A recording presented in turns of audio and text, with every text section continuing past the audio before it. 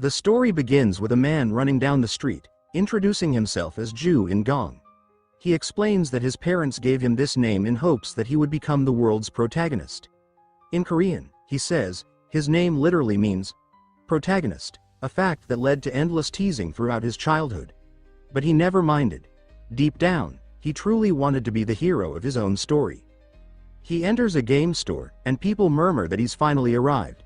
He brushes it off and tells the shopkeeper that the teasing needs to stop.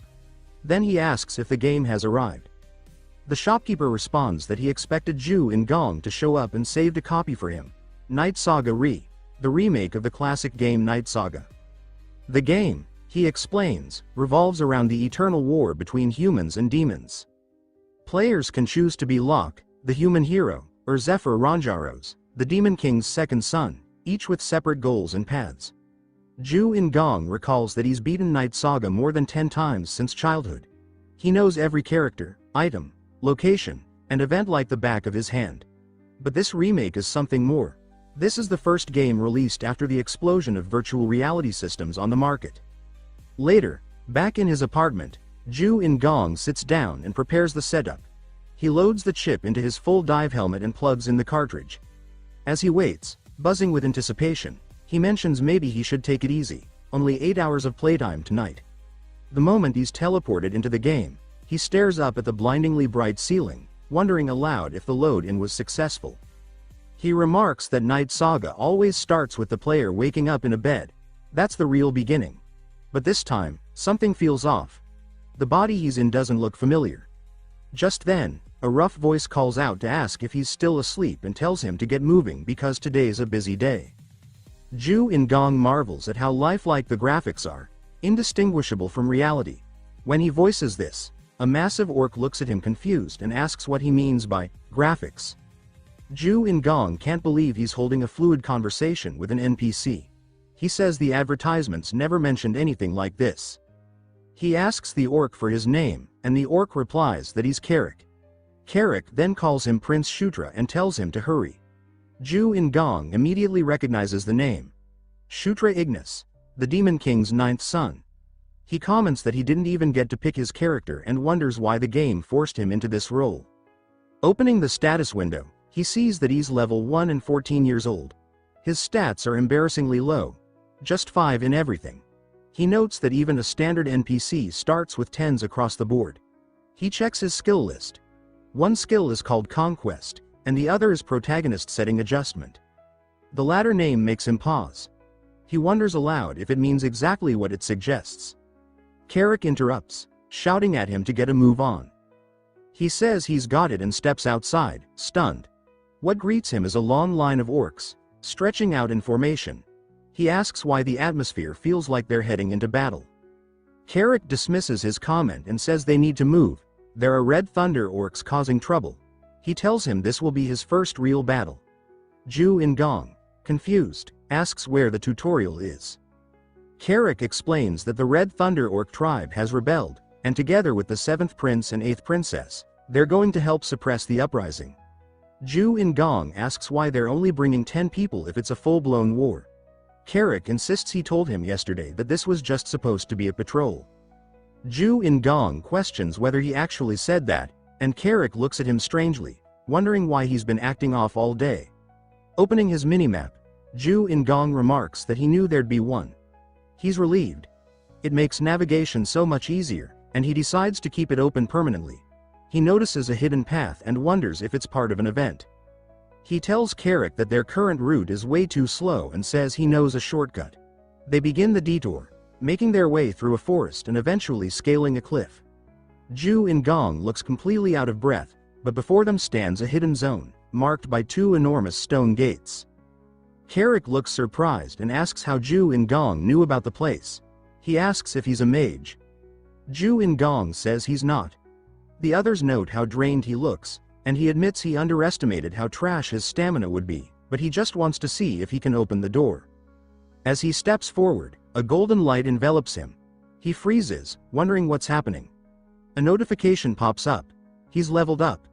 He questions if he really just gained a level from walking. Even stranger, all his stats rose by 2 points. He mutters that this is insanely broken. The sound of crumbling stone follows. Carrick asks if they're moving in. Joo In-gong doesn't know what's inside, but since he's not alone, he says it should be manageable. He reflects that a real protagonist doesn't die when falling off a cliff. He gets a chance instead. They move through the gaping entrance of the cave. Carrick mentions it looks like a dwarf tunnel. Joo In-gong objects, saying dwarves aren't supposed to be in this region. They're meant to live in the demon realm.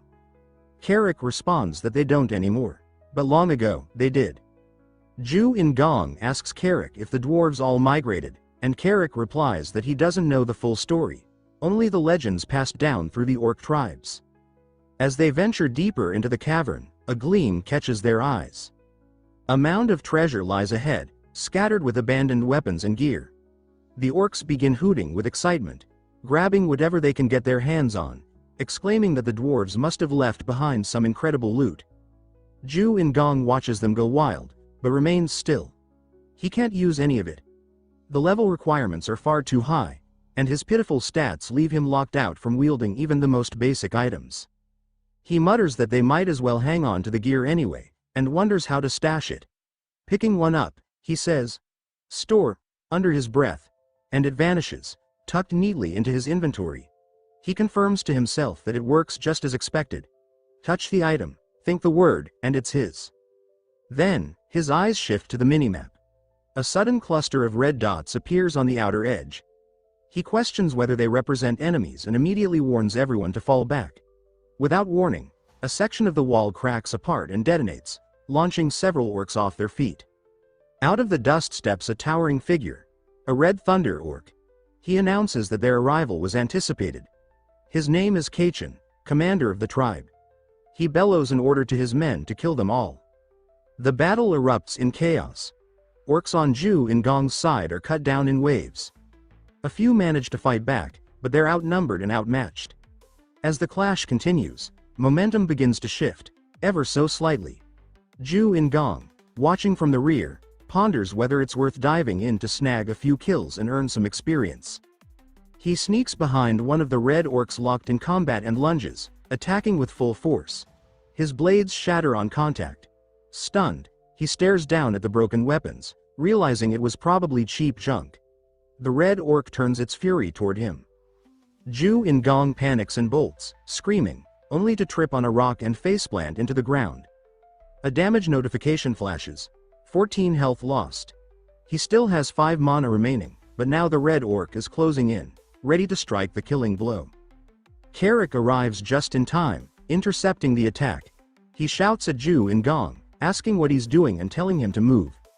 But Joo In-gong is paralyzed, his entire body trembling. He tells himself it's just a game, but the fear feels too real. He doesn't want to die, not like this. He declares that he's had enough for today and pulls up the menu, trying to escape. He says the realism is overwhelming, terrifying. A glance at his character sheet reveals something unexpected. His species is listed as Gondarva. Even stranger, he has no active skills. No logout option either. He begins to panic, wondering if he's trapped inside the game. As he searches for answers, Kachin locks eyes with him and begins chanting. A volley of magical attacks rains down, piercing Joo In-gong's body. Pain flares through him, knocking him against a cliff wall. His vision begins to blur. He gasps for breath as his consciousness fades. Suddenly, he finds himself in a different space, a void, perhaps within his own mind. He questions if this is the afterlife, convinced that Kachin finished him off. But then, a golden light blooms ahead. A woman's voice echoes in the darkness, declaring that he is bound by fate to this world. She tells him to conquer and rule through absolute subjugation. As she extends her hands, Joo In-gong notices her heterochromatic eyes, 2 different colors staring into him. Before he can ask who or what she is, the light engulfs him completely. Back on the battlefield, the green orcs continue to struggle. Kachin moves to reinforce his warriors and mocks the audacity of such a small group to challenge his tribe. He decides that there's no point in dragging things out. He commands his troops to slaughter every last one of them. Joo In-gong rises to his feet, bewildered. He wonders if he just experienced some kind of awakening. Kachin notices him standing and demands to know how he's still alive. A notification flashes in Joo In-gong's vision. telekinesis level 1 acquired. He mutters in disbelief, questioning when he even obtained that skill. Another surprise hits. His secondary job is now listed as Knight of Conquest. Kachin yells at his forces to focus all attacks on the boy. Carrick instantly realizes what's happening. He roars that they must protect the prince at all costs. No harm must come to him. Joo In-gong stands frozen, eyes glued to his status window. He says this class, this job, it never existed in the original game. He then plunges his blade into the ground, murmuring that it feels like second nature, as if the knowledge of it has always been inside him. He looks forward, proclaiming that the power of conquest is the power of kings. Raising his voice, he invokes the phrase, "Under the king's banner." A golden light swirls around him and flows outward, enveloping the orc warriors. The buff takes hold. Orcs begin shouting that they're filled with strength. They charge at the Red Thunder tribe like a tidal wave. One orc punches straight through an enemy's chest with bare hands. They no longer need weapons, they're unstoppable. Kachin panics. He demands to know how the enemy's strength surged so suddenly. His eyes trace the golden energy back to its source. Joo In-gong. Furious, he launches a barrage of 4 attacks straight at him.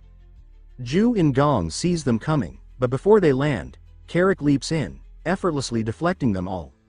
Watching Carrick in action, Joo In-gong gains confidence. He tells Carrick to push forward, his buff amplifying every movement. Kachin realizes the tide has turned. He pleads for them to stop, but it's too late. Carrick barrels into him and sends his head flying. The remaining Red Thunder orcs see their leader's head roll across the ground and immediately flee in terror. The green orcs give chase, shouting that none shall escape. A system message appears in front of Joo In-gong. A general's achievements belong to his king. 3 level-ups hit him in rapid succession. Still catching his breath, Joo In-gong wonders aloud what's happening. Carrick stares at him from a distance, eyes wide, questioning where this power came from. He looks at Joo In-gong again, this time with awe, unsure if the prince is the source of the miracle they just witnessed. Later, back at camp, Joo In-gong frantically scrolls through his menu. He says the same thing over and over. There's no exit button. No matter how hard he looks, it's just not there. He repeats to himself that he needs to calm down. Just breathe. There are only 2 possibilities. 1. He's trapped in virtual reality, and a bug on the outside might eventually be patched out. 2. And this is the crazy one. This isn't a game anymore. Like a novel or a manga, he's somehow crossed into a world that only resembles the game he knew. The environment is so vivid, so detailed, that Joo In-gong can't help but feel like it's no longer a simulation. The textures, the temperature of the air, the way every sound echoes through stone, it all feels too real. He notes with some quiet amusement that even his body, down to the most private details, is rendered without any censorship. That small fact reinforces the idea that this world might not just be virtual.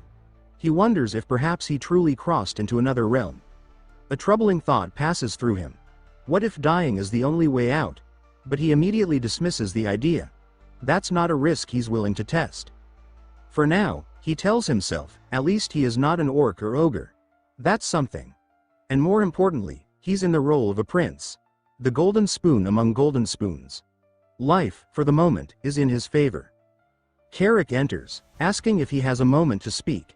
Given the strange permanence of his situation, Joo In-gong mentally accepts his new name, Shutra, as it's what everyone here calls him.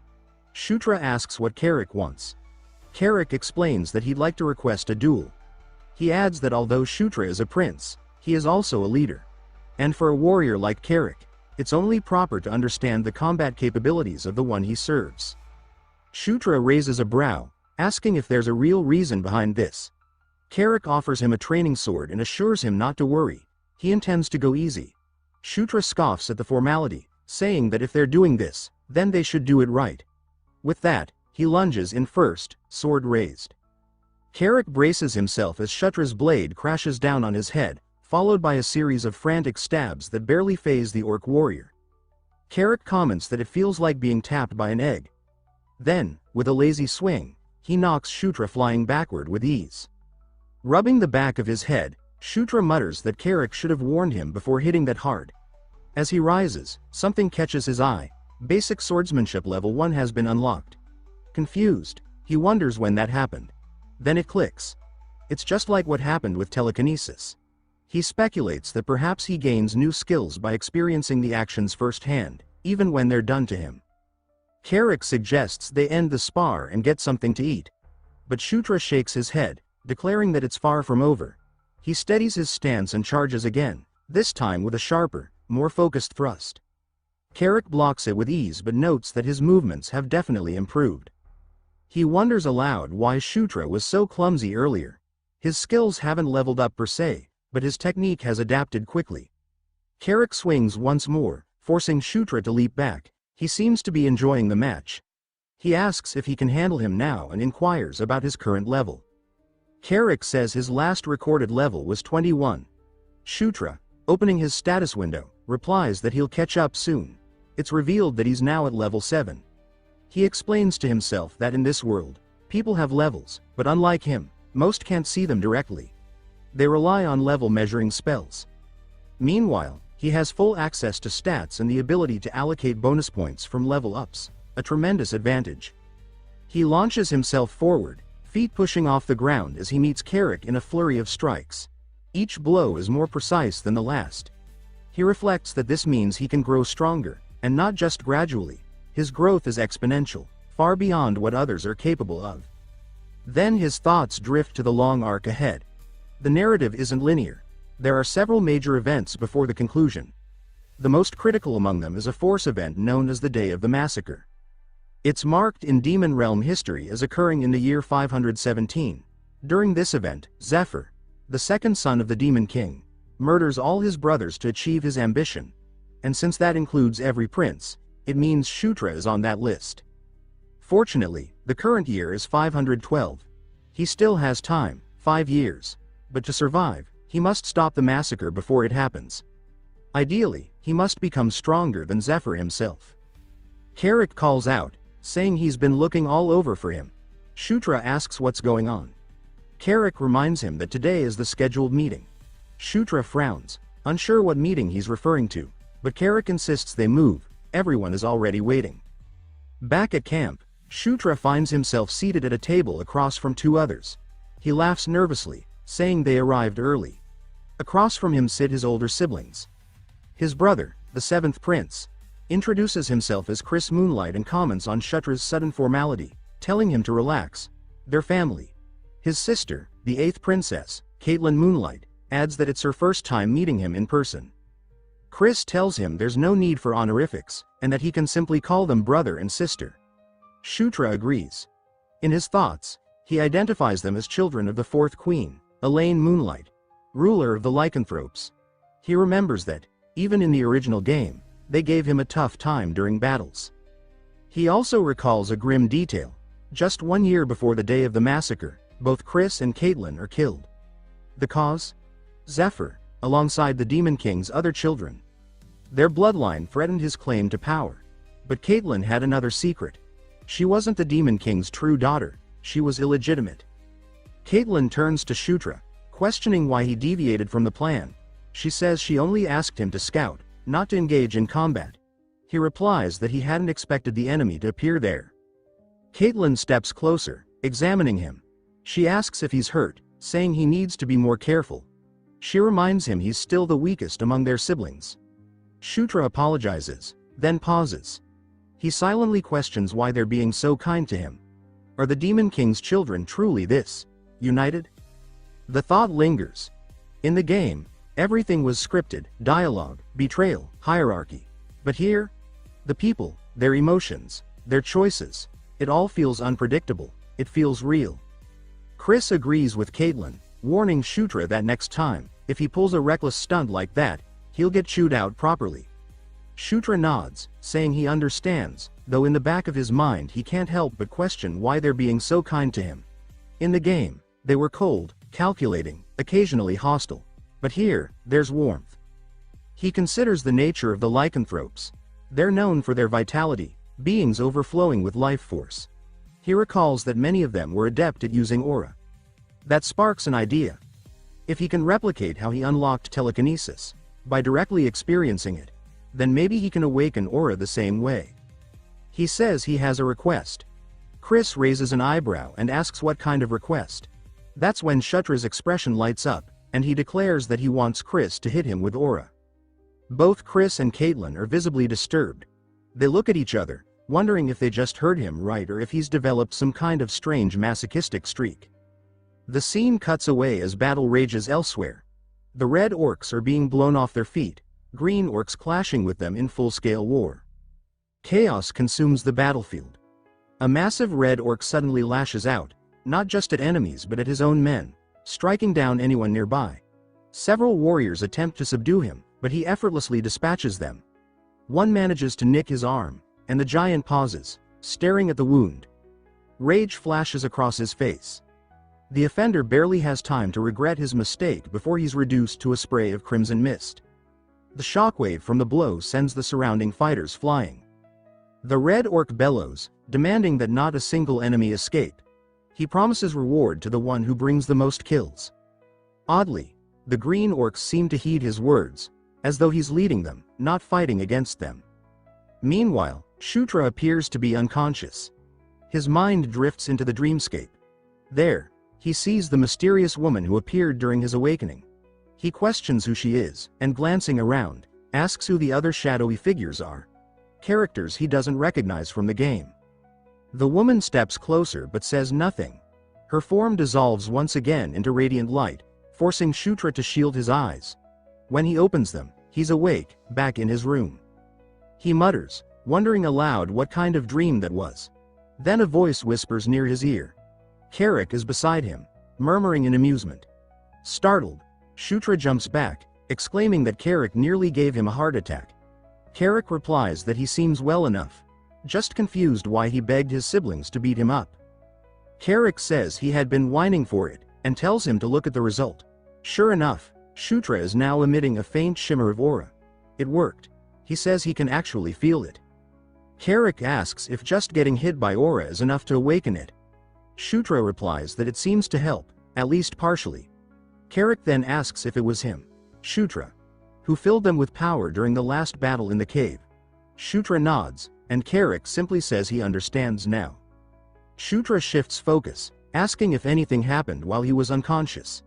Carrick informs him that the main force triumphed over the red orcs. Shutra raises an eyebrow.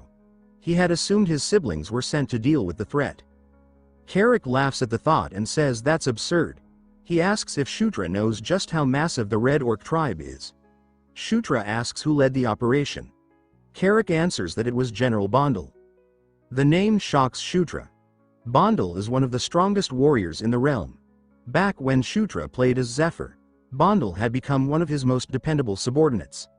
That memory sparks another realization. Bondel doesn't become Zephyr's subordinate until the year 515. It's currently 512. That means Bondel is still free.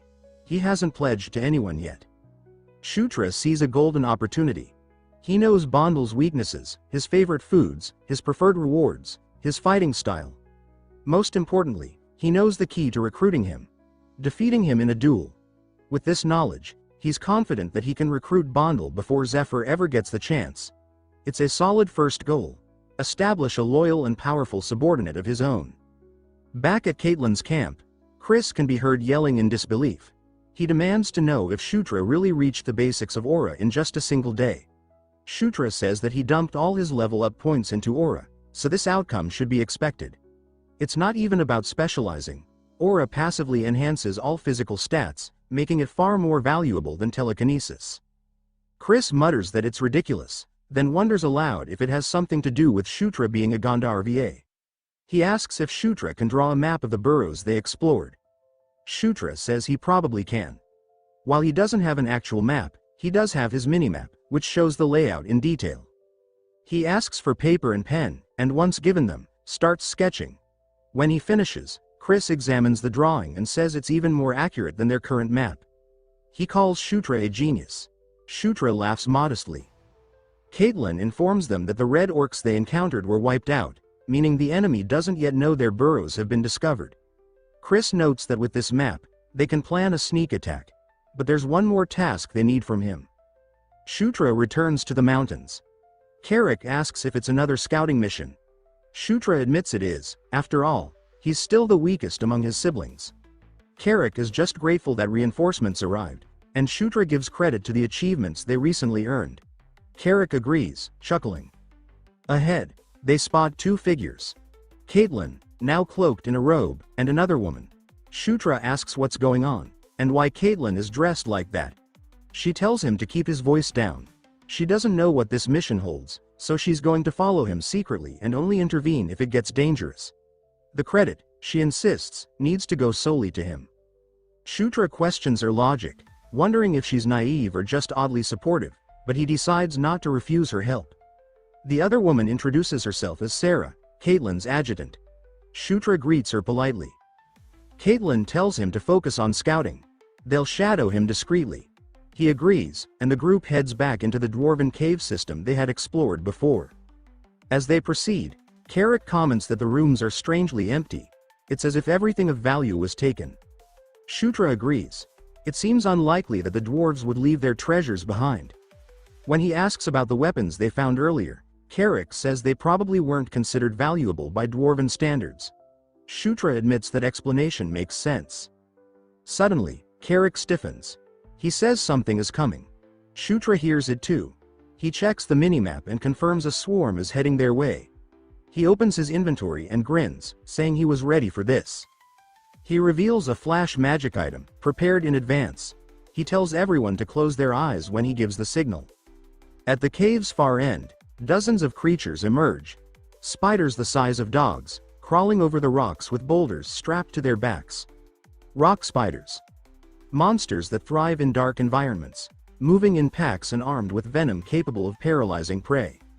Shutra gives the signal and hurls the flash magic high. The moment it detonates, the cavern erupts in blinding golden light.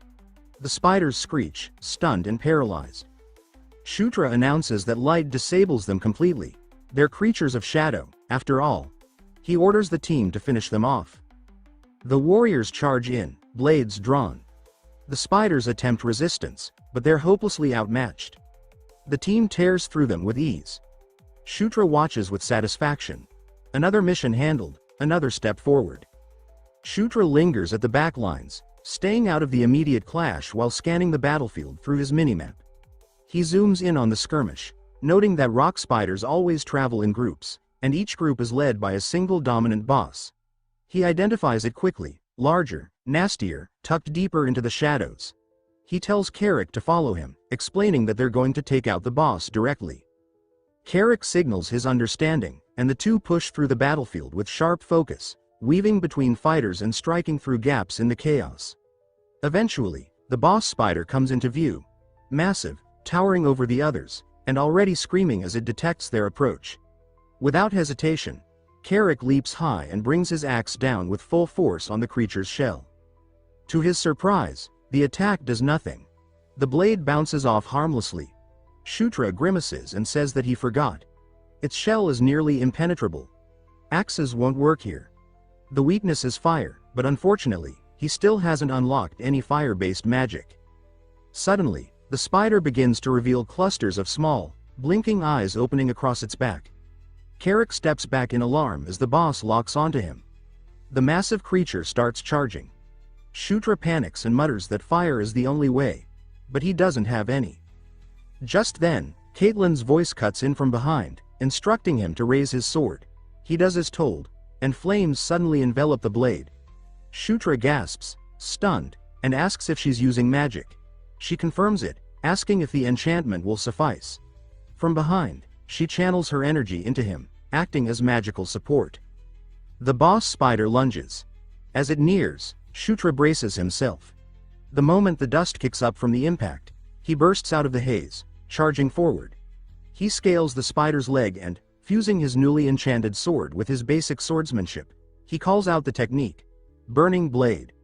The flame-imbued blade begins slicing into the creature's thick armor, leaving glowing red lines across its hide. The spider shrieks, its body engulfed in flames as Shutra continues slashing. The flames consume it completely. Then the glow hits him, a familiar golden light, signaling multiple level ups. Notifications flash across his vision, and his level climbs to 9. He shouts in excitement. Caitlin asks if he's alright and what that light was. He hesitates, then claims it's a kind of blessing, nothing to worry about. She questions whether it's a gift tied to being a Gandharva. He affirms it.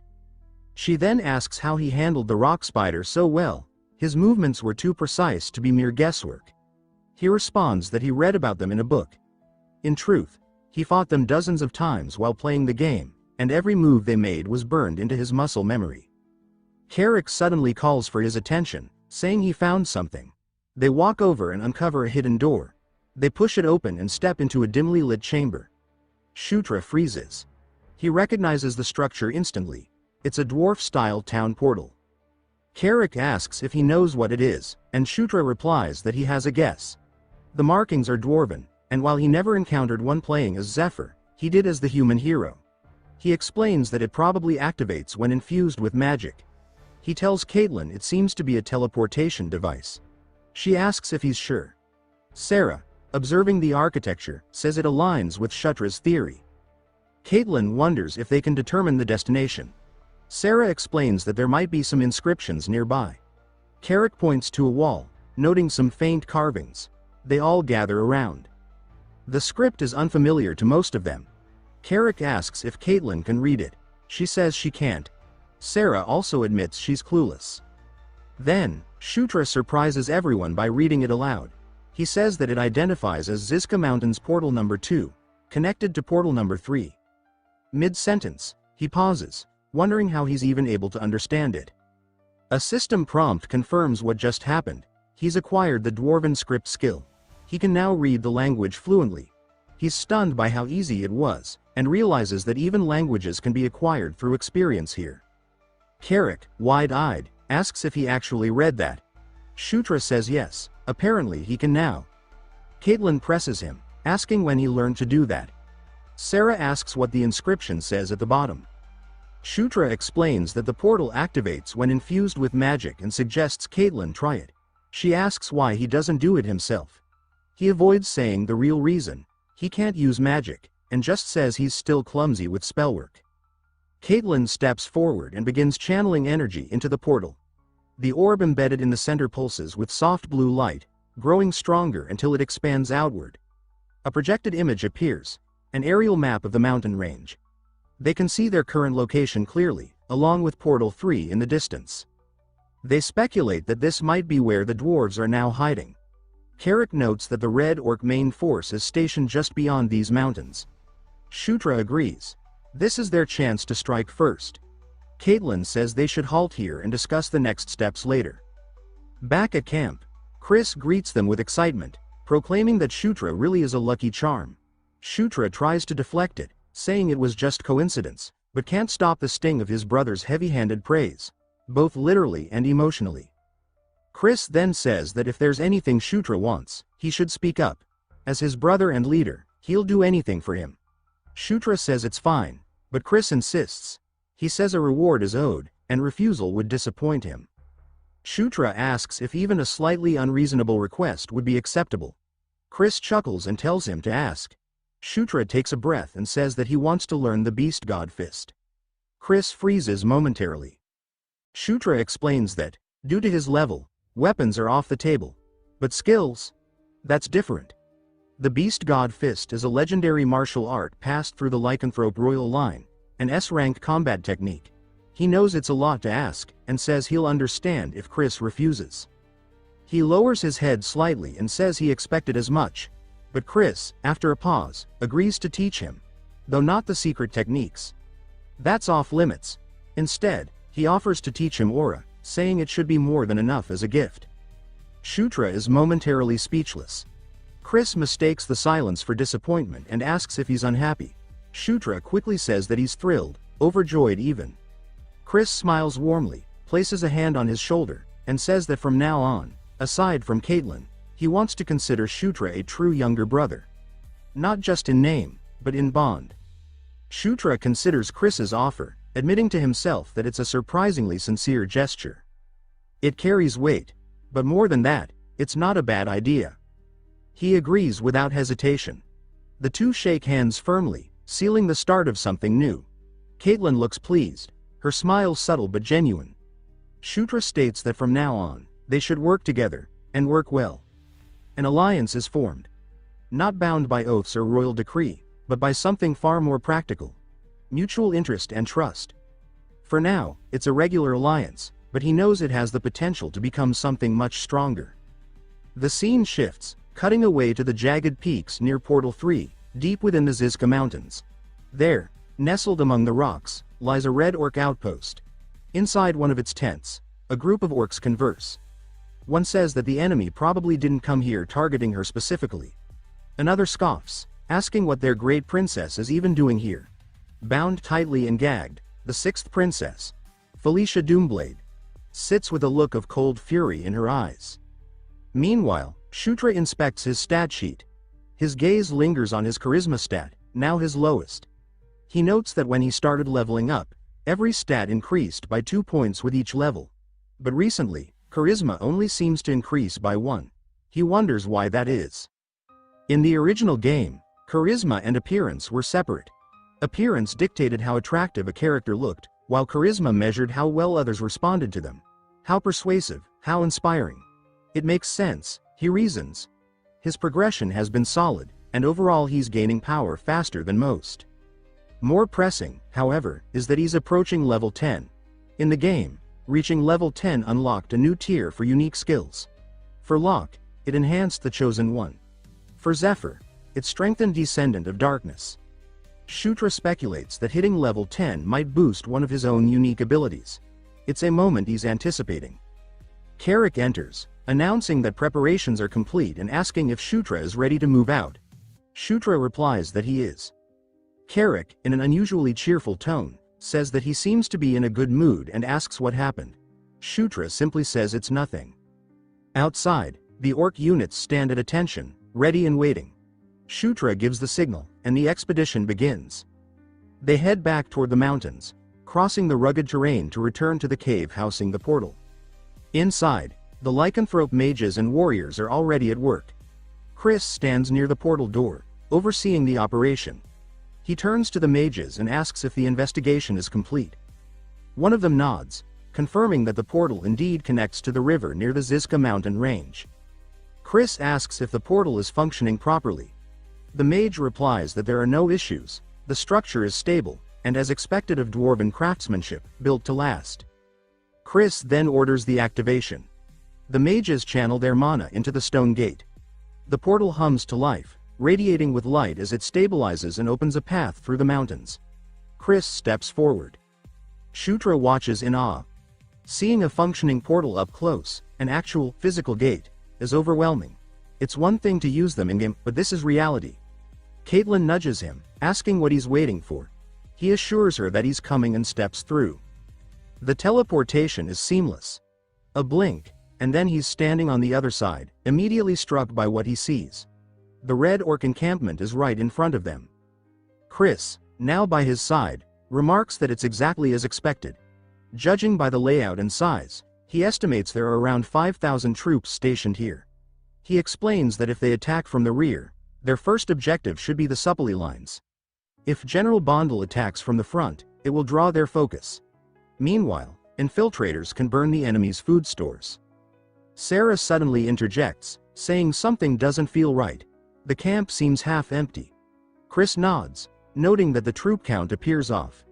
He speculates that they might have already launched an attack elsewhere. Shutra turns his head, hearing something. A distant echo of steel clashing against steel. He asks what that sound is. It's faint, but unmistakable. Chris instructs him to focus his aura into his eyes. Shutra complies, and as he enhances his vision, the battlefield ahead comes into focus. Red orcs are engaged in a fight, but the group they're battling isn't Bondel's. Caitlin notes the same thing, asking who the other fighters are. Chris confirms that Bondel wasn't scheduled for any engagements today. The timing doesn't add up. Shutra narrows his eyes and finally sees them clearly. Agile warriors with smaller frames, mounted on swift dracos. He recognizes them instantly, dark elves. He states it aloud, saying that the mounted warriors are definitely dark elves. Caitlin is stunned, asking if he's sure. He replies that the smaller builds and Draco mounts make it obvious. Chris, watching the battle shift, notes that the Dark Elves seem to be retreating. Their leader must have fallen, he says, and now they're pulling back fast. Carrick, watching the aftermath, asks if that really was the end of the fight. Shutra's mind races, wondering why Dark Elves would be out here at all. Back at their encampment, General Bondel is in conversation with Chris. He mentions that word has reached him. Prince Chris's forces discovered the dwarf portal. He says he's impressed but also curious. How did they know where it would lead? Chris clarifies that it wasn't his doing. It was the 9th prince, Shutra, who discovered the portal's destination. Shutra modestly says it was just luck. Seeing Bondel again brings a strange warmth. In his past playthroughs, Bondel had always been a key figure, formidable, loyal, deadly. Bondel says that such sharp work deserves recognition and promises that Shutra will be properly rewarded at the Demon King's castle. Chris shifts the subject, asking about the earlier skirmish outside the encampment. Bondel explains that the Dark Elves had unexpectedly joined the battle on their own initiative. Chris questions their reasoning, asking if they were dispatched as reinforcements from the castle. Bondel admits that the situation is unclear. He says the Dark Elves claimed they were conducting a preliminary scout before formally joining the campaign, but things spiraled out of control, and now, there's a larger problem. Chris asks what that is. Bondel reveals that the Dark Elf unit's commander was captured by the Red Orcs. Chris says that explains the sudden retreat, and Shutra, now fully invested, asks the question on everyone's mind. Who exactly is their missing commander? Bondel says that the captured commander is someone they all know well. It's none other than the 6th princess, Felicia Doomblade, their sister. Chris and Caitlin exchange startled glances, both visibly caught off guard by the revelation. Felicia, as Shutra recalls, is the daughter of the 3rd queen, a former Dark Elf princess who once held the name Doomblade. She is also the twin sister of the 5th prince, Sylvan. In the original game, both Felicia and Sylvan were loyal to the faction of the 4th princess, Anastasia Nakrian, a political rival to the protagonist's path. Because of that, they were always positioned as antagonists. So what is Felicia doing here, now, in this timeline? Shutra ponders whether she inserted herself into the conflict just to claim credit or disrupt operations. Chris speculates that maybe the Red Orcs don't realize who they have. Perhaps they're unaware she's a royal. Bondel, however, says he hasn't been able to confirm that yet. Chris asks what their plan is. Bondel says that, ideally, they'll rescue her, but not at the cost of their entire force. If the opportunity arises, they'll strike.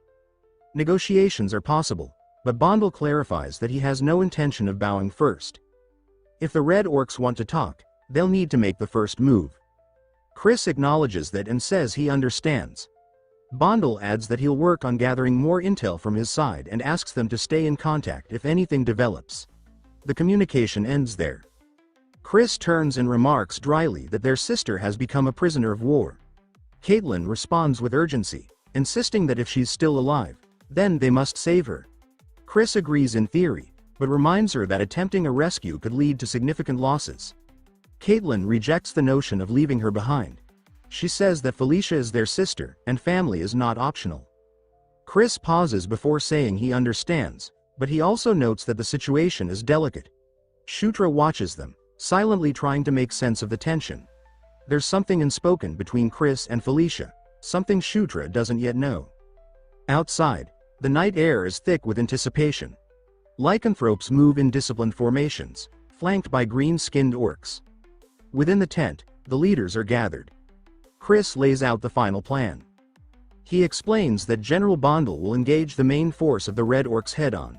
While their attention is diverted, Chris's units will launch a surprise attack from the rear. The goal is to destabilize the enemy lines, create chaos, and disrupt logistics. Caitlin and Shutra will each lead their own squads with assigned tasks. Shutra asks for clarification, whether the mission includes rescuing Felicia. Chris says that it does, but not as the top priority. First, they are to destroy the enemy's food supplies and armory. Only then should they attempt a rescue. And if things spiral out of control, the order is clear. Retreat immediately. They cannot sacrifice more lives just for one person. Caitlin clenches her fists, anger bubbling to the surface. Chris tells her to remain silent, reminding her that he is the commanding officer. She fires back, accusing him of treating Felicia like a liability instead of family. He responds coldly, saying he can't allow emotional attachments to jeopardize the mission. Shutra observes the exchange, quietly wondering if there's more between them than politics. Maybe something personal had happened between Chris and Felicia. A conflict not known to others. Whatever it is, it runs deep. The night arrives in full, blanketing the operation under a veil of darkness. From the cliffs overlooking the Red Orc encampment, Chris and the others watch.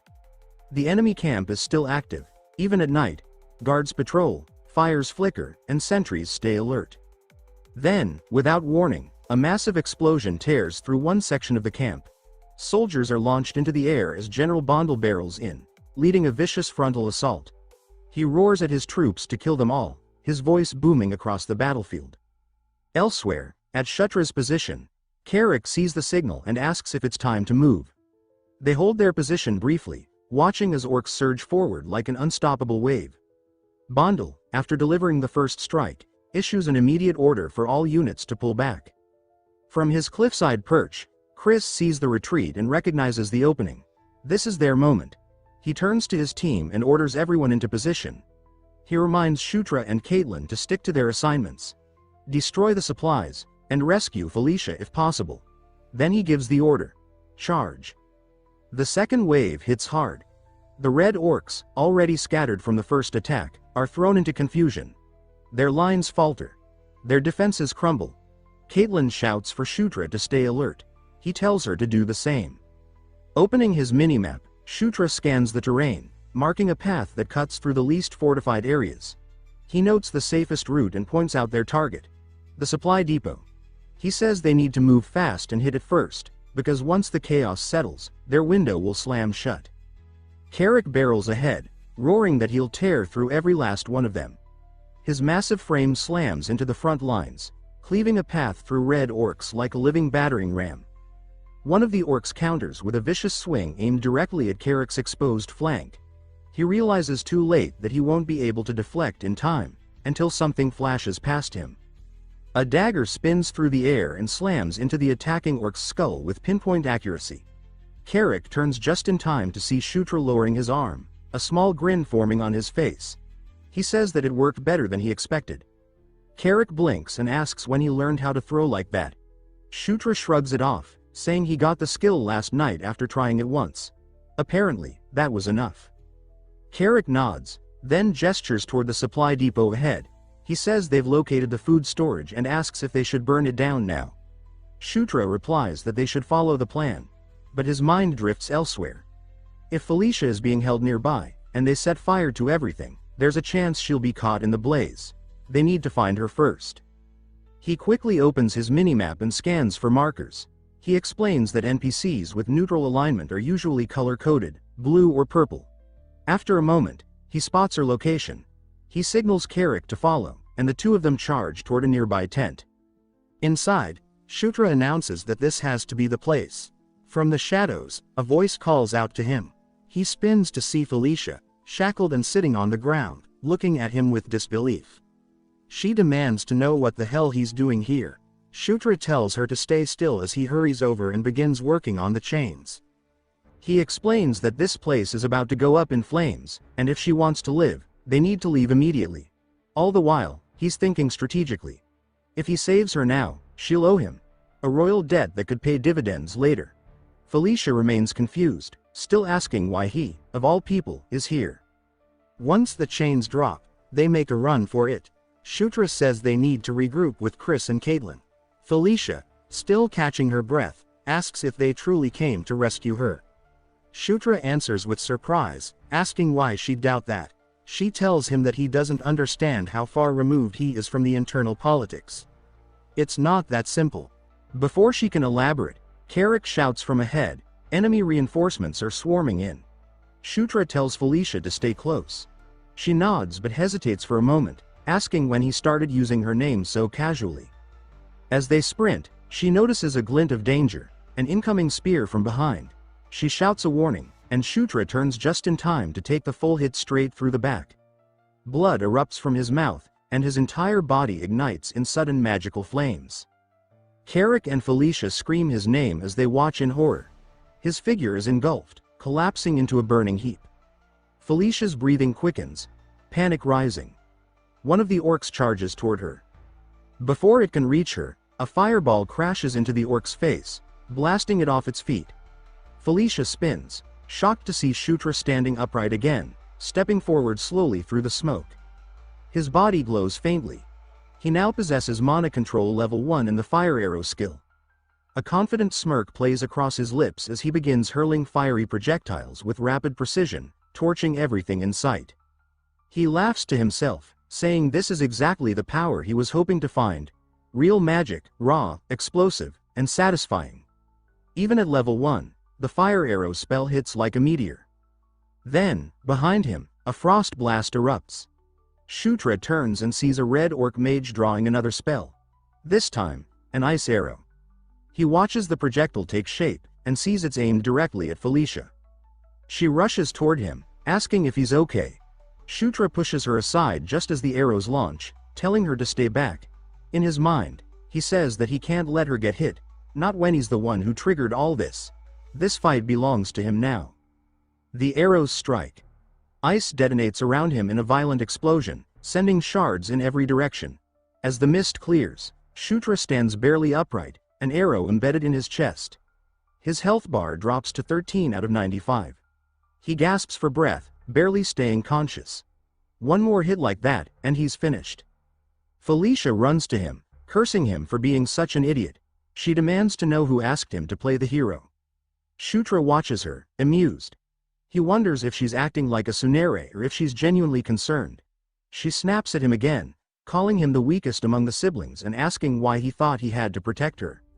He smiles weakly, thinking that her misunderstanding is working in his favor. He looks toward the enemy mage, ready for another attack, but finds the orc slumped over, unconscious. Felicia kneels beside him, asking where he learned magic. Shutra realizes she's much stronger than he originally thought, and now she believes he did all of this for her. A soft green light begins to glow around his chest. She's healing him. Her hands shimmer as the magic seeps into his skin, sealing the wound. Shutra is stunned. He just gained the heal skill, another ability to add to his growing arsenal. He muses that if he keeps surviving attacks like this, he'll eventually learn everything. He mutters that her healing magic is insane, but it's to be expected from the so-called genius mage of their generation. Felicia asks if he's feeling better, if he can move. Shutra says he's okay now, thanks to her. She starts to ask what he means by that, but before he can explain, thunderous stomping begins to echo through the cave. They turn in unison, and what they see sends a chill down their spines. A towering red-skinned brute storms into view, its size immense, its presence suffocating. Felicia demands to know what the hell that is. Shutra identifies it grimly. It's a blood ogre, a mutated variant, far more dangerous than the standard breed. Felicia asks if they have to get through that to escape. Shutra confirms it. The ogre towers above them, snarling and pounding its chest. They run. And Shutra, still bleeding, still recovering, wonders how in the world he's supposed to take on something like that this early in the game. The colossal blood ogre slammed its fist into the earth, the ground cracking under the impact. A shockwave burst outward, tossing the siblings through the air like ragdolls. The young prince reeled in disbelief, stunned by the creature's speed. He thought it impossible that something so massive could move with such terrifying swiftness.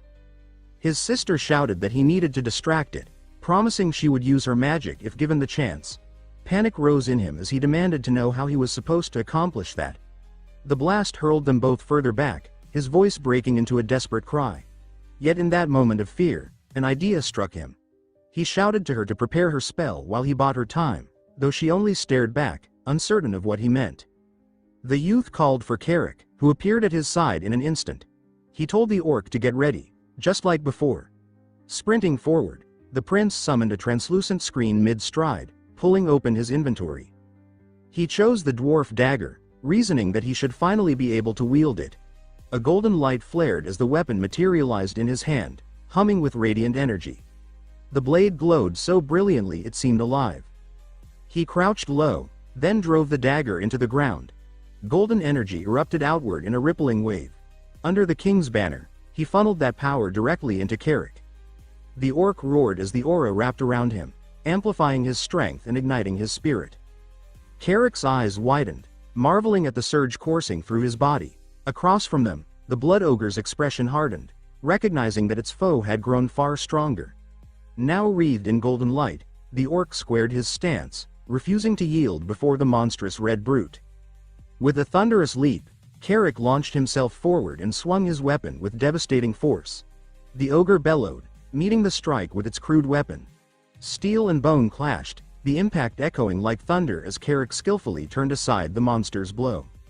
The battlefield shook as the empowered orc and the blood ogre locked into a furious struggle. Muscles strained, ground split beneath their feet, each combatant refusing to give ground. Meanwhile, the princess lifted herself into the air, her form glowing with soft pink light.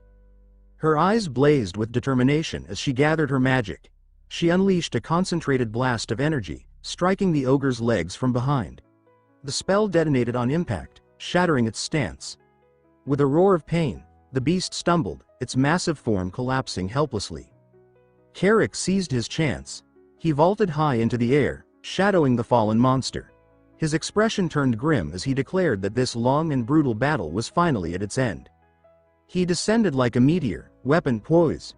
The ogre's final cry split the air as the blade pierced its chest with unstoppable force. The golden energy surged through Carrick's strike, silencing the monster forever. When the dust settled, the prince walked calmly across the battlefield. Relief softened his features. He believed the worst foe in the camp had been defeated. But before he could savor the victory, a golden aura erupted around him. Startled, he glanced about as a translucent window materialized before his eyes. The system announced his advancement. He had finally reached level 10. Another prompt informed him that his unique protagonist buff had increased as well. A smirk crossed his lips as he thought of the new power in his grasp. The system then revealed an additional gift, a passive skill newly unlocked. Opening his present box, he froze in disbelief. The reward was none other than the legendary Stormtrooper effect.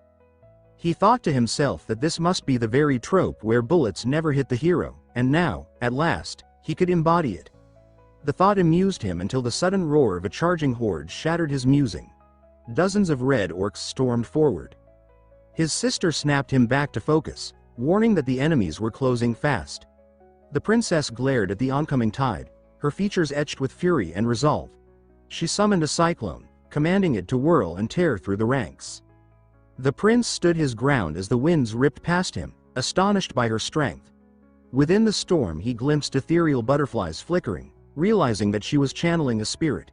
He recalled then that Felicia was born a spirit user, a trait of her elven blood, even the corrupted dark elven kind. He watched her command the tempest as if it were alive, their foes powerless within its grasp. A sly thought crept into his mind. He wondered if he could summon spirits as well.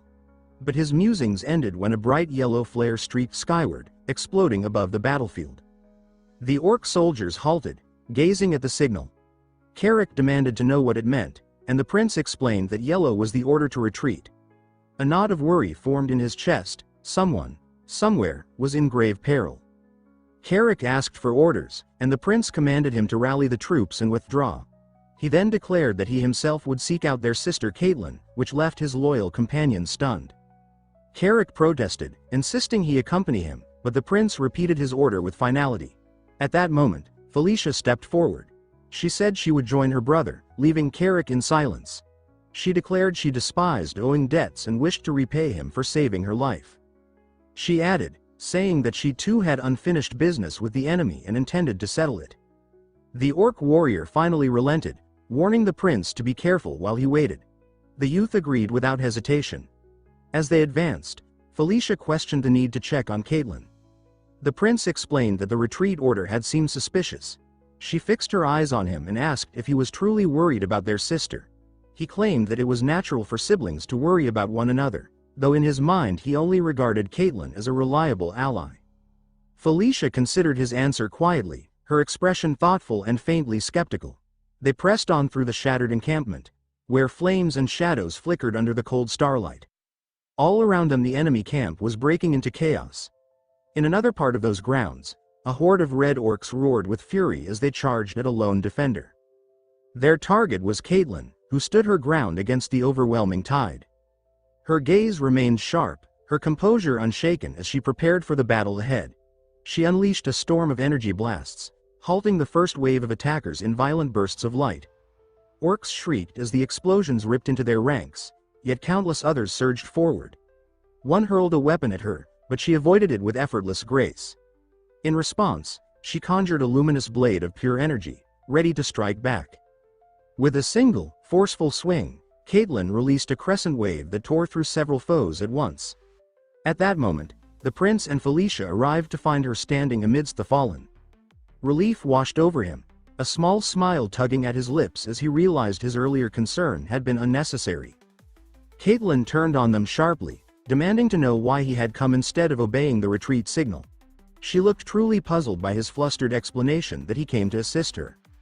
Then Caitlin rushed forward, throwing her arms around Felicia with a tight embrace. She exclaimed her sister's name, relief breaking through her composed exterior. She admitted how glad she was that Felicia had survived captivity. Felicia, cheeks tinged pink, replied that Caitlin worried too much over things that did not matter. The prince observed the reunion with a faint smile, remarking inwardly on how well they seemed to connect. He then glanced at his map, quickly noticing enemy units converging on their position. A system window appeared, confirming the danger. He urged them to retreat at once, and Caitlin instructed him to lead while she and Felicia guarded the rear. They reached a hidden portal guarded by allied orc soldiers who had been awaiting their arrival. The circle beneath them glowed bright blue as they stepped upon it, the portal igniting with power. Light engulfed them, carrying them far from the battlefield. As the magic faded, Felicia asked if Shutra had discovered the portal. Caitlin confirmed that he had played a crucial role. Carrick voiced his curiosity, wondering aloud how much the prince had changed in such a short time. His words carried the weight of genuine surprise. Their older brother Chris stood waiting as they emerged, his face stern and unreadable. The broad-shouldered warrior called to his younger brother, his voice echoing across the chamber. Caitlin eagerly reported that she had returned with Felicia safely in tow.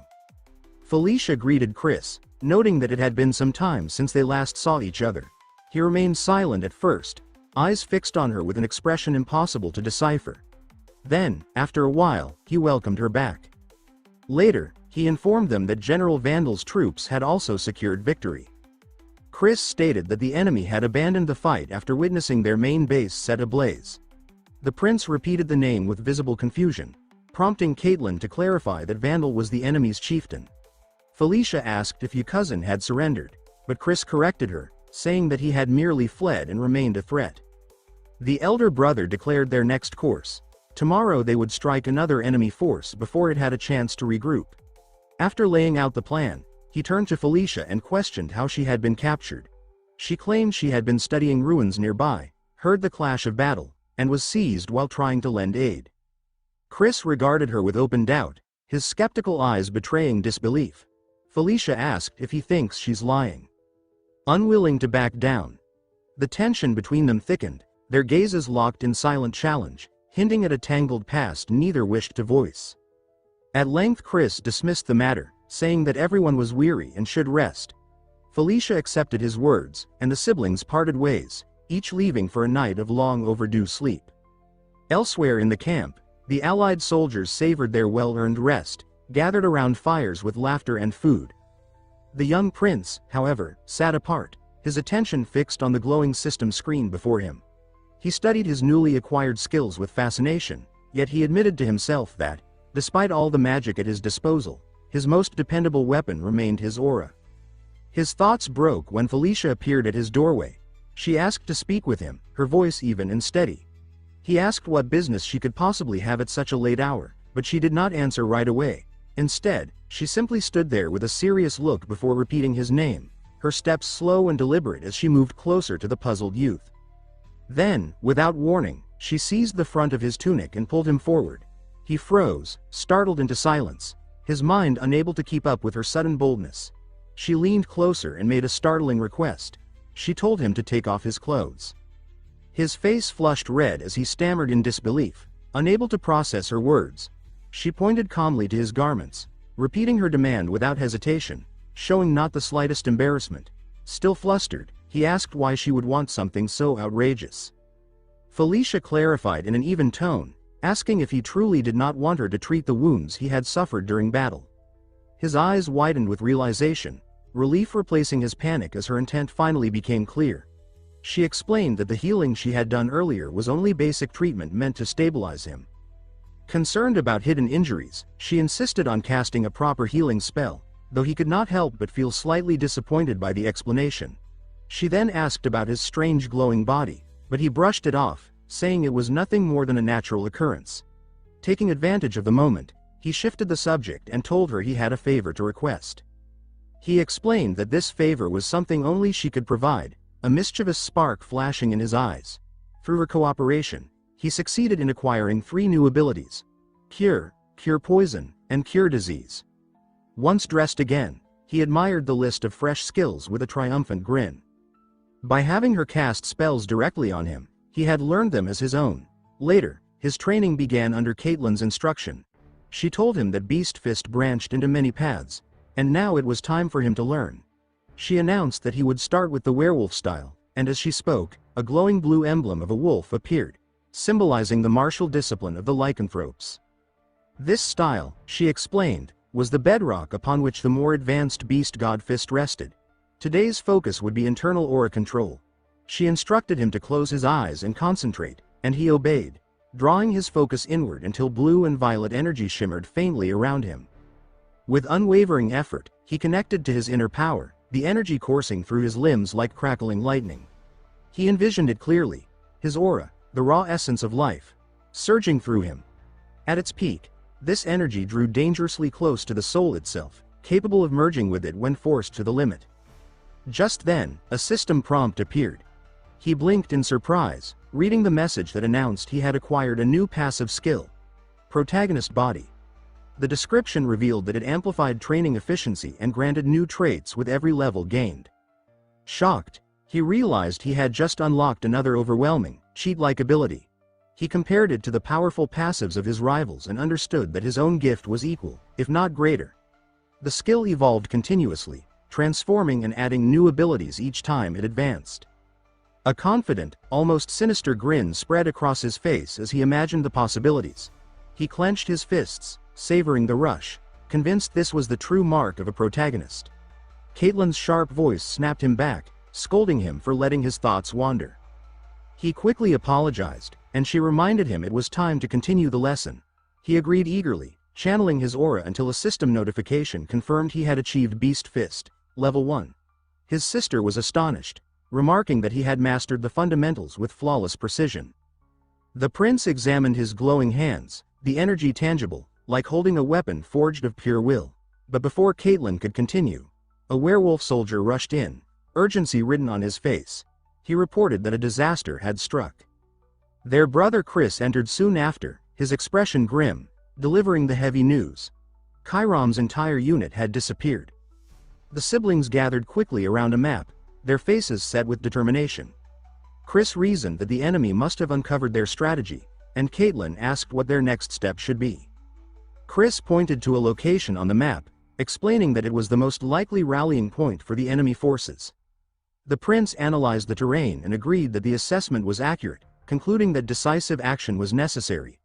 Chris then declared that they would unite their strength with General Vandal. The perspective shifted to the main army's base, a sprawling camp built against the jagged mountains. There, a towering red-skinned general greeted Chris, welcoming him to the headquarters of the subjugation force.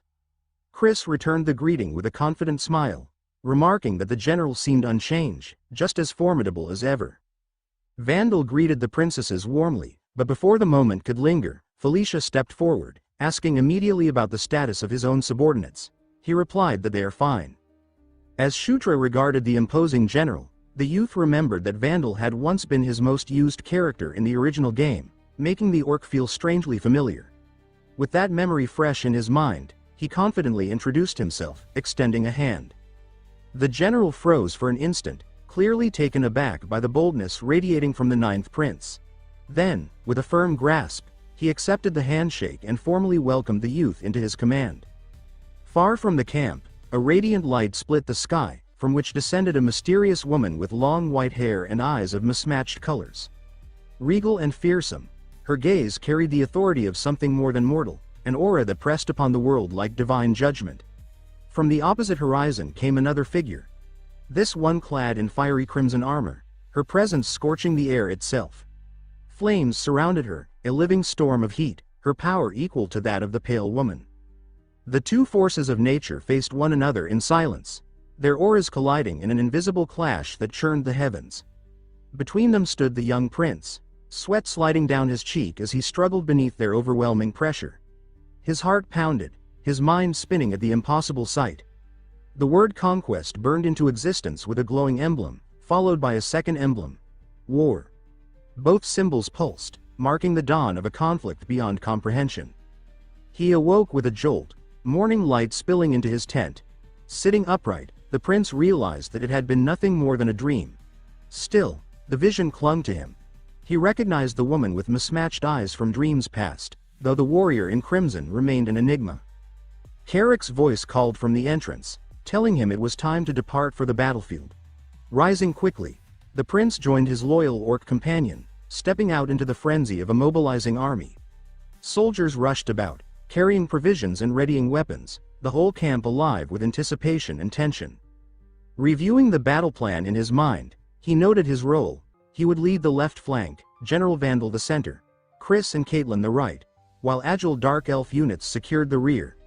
Time slipped away, and soon the combined army marched in steady waves toward their foe. Moments later, he stood upon the battlefield, an ocean of warriors stretching across the plain.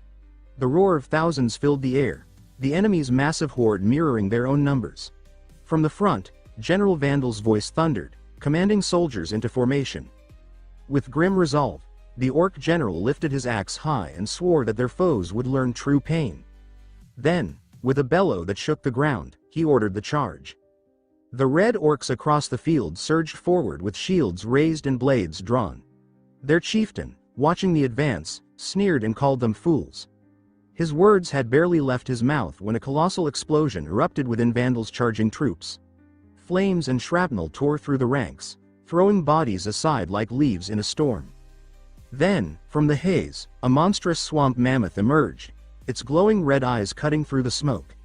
The ground trembled beneath its massive steps. Vandal's face paled, dread twisting his features as he named the beast. More magical explosions rained down upon the allied lines, chaos spreading like wildfire. The battlefield dissolved into fire and ruin. Soldiers screamed, flung aside by the mammoth's rampage and the relentless bombardment.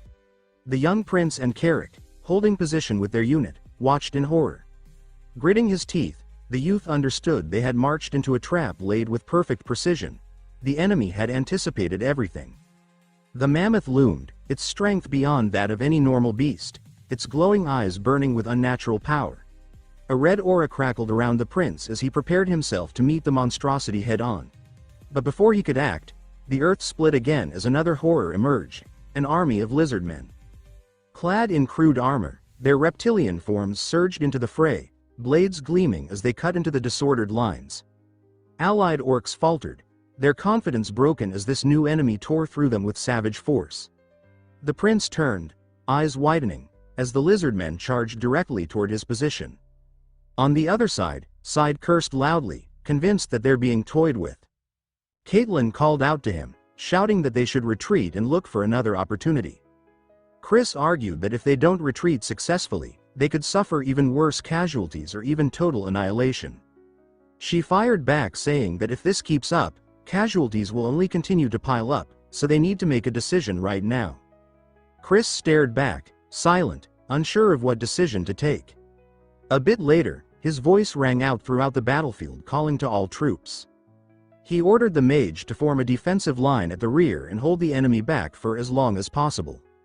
The rest should quickly form ranks and prepare to retreat. Back to Shutra, the battlefield became chaotic as orc and lizardmen fought. One massive reptile hurled itself at him, roaring, weapon poised to cleave him down. He stood frozen for an instant until Carrick's voice bellowed over the carnage, demanding that everyone snap back to reality before death claimed them all. Jarring back to his senses, the prince recognized the truth. This was no game, no simulation. This was war. On the right, Chris fought ferociously, his blade cutting down foe after foe, shouting that survival was their only duty now, His voice carried across the battlefield, demanding that his troops live to fight another day. Hours later, the remnants of the Allied force regrouped within a narrow canyon, transformed into a temporary camp. Healers worked without rest, green light spilling from their hands as they tended to the wounded. Within the command tent, Chris admitted his own arrogance, saying he should have been more suspicious from the start. General Vandal, grim but steady, told him that regrets were meaningless now. The choice left to them was retreat or reinforcements. Chris agreed, unwilling to throw away more lives for a lost gamble.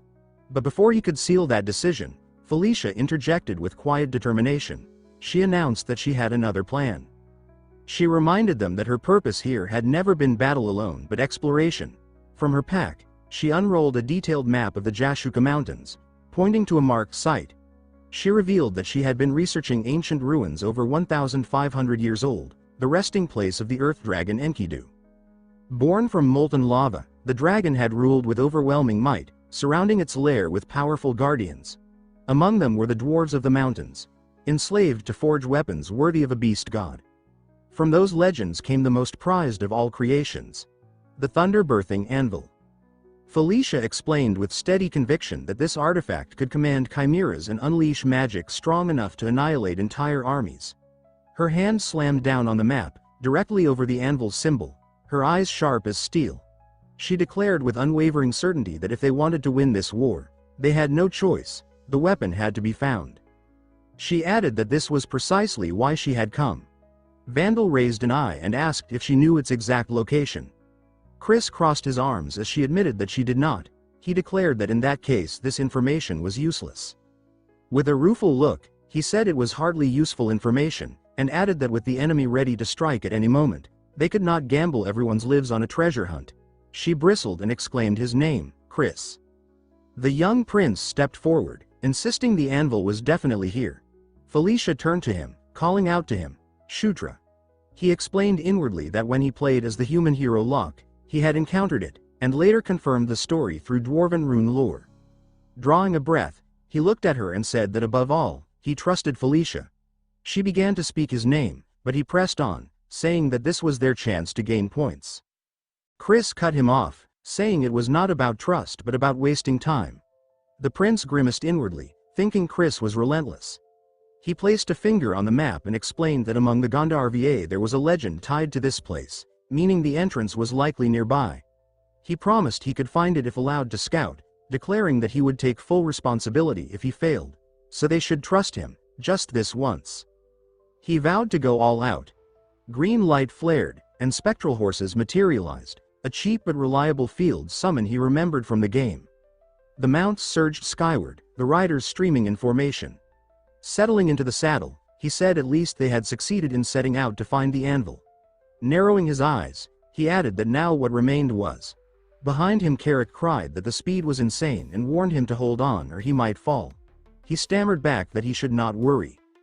Leaning forward, he thought grimly that he would not fall. When he played as Zephyr, he had ridden like this constantly. Wind whipped his cloak as he calculated that they would reach the ruins in an hour, and with his minimap, finding the entrance would be easy. The real problem, he thought, was how to guide the group naturally without giving himself away. He hummed and decided to think it through during the flight. Later, as the moonlit range stretched beneath them, he recalled studying tunnel maps while activating the portal. He noted their consistency and reasoned that combining those patterns with the terrain would pinpoint the ruins. He glanced at his companions and asked himself if his bullshit explanation had worked. Caitlin and Carrick stared back in silence, eyes fixed on him. They then shouted that his explanation made no sense. The prince thought wryly that he should gloss it over, but then a firm voice told him to lead. He turned and said Felicia's name. She folded her arms, stating she understood and that he should take charge. He blinked, surprised his bluff had convinced her, then raised a hand and ordered everyone to follow. She gave a sharp exhale and muttered a quiet HMPH, but fell in line. They pressed through the forest until jagged rock barred their path. Someone pointed out the blockage, and Carrick asked if the prince truly knew the entrance, because this looked wrong. The prince chuckled and said he never claimed they were heading to the entrance. He walked along the cliff, placed a palm on a scarred patch, and told Caitlin to break through here. Startled, she asked if he meant her, then hesitantly said she could try. Felicia narrowed her eyes, then said in disbelief that he thought the anvil was inside this cliff. The prince tilted his head and explained that according to his calculations, if they broke through here they could bypass the dungeon guardians. He began to outline a plan, saying that if Caitlin struck the wall, when Felicia cut him off, calling him an idiot, she demanded how Caitlin was supposed to smash stone with her fists and asked if he thought she was a siege weapon. He blinked and asked how else, then. Felicia slid forward with a smile, pale energy swirling around her arms. She snapped her wrists and said ruin explorers always carried a sub-major in destruction. Blue-white blasts hammered the cliff, fissures racing across the rock until the wall crumbled in a roaring collapse. Smoke and shards filled the air as the team staggered back. Lowering her hands, Felicia whispered in disbelief that they had actually found it. Dust cleared to reveal a carved corridor, the black mouth of ancient stone.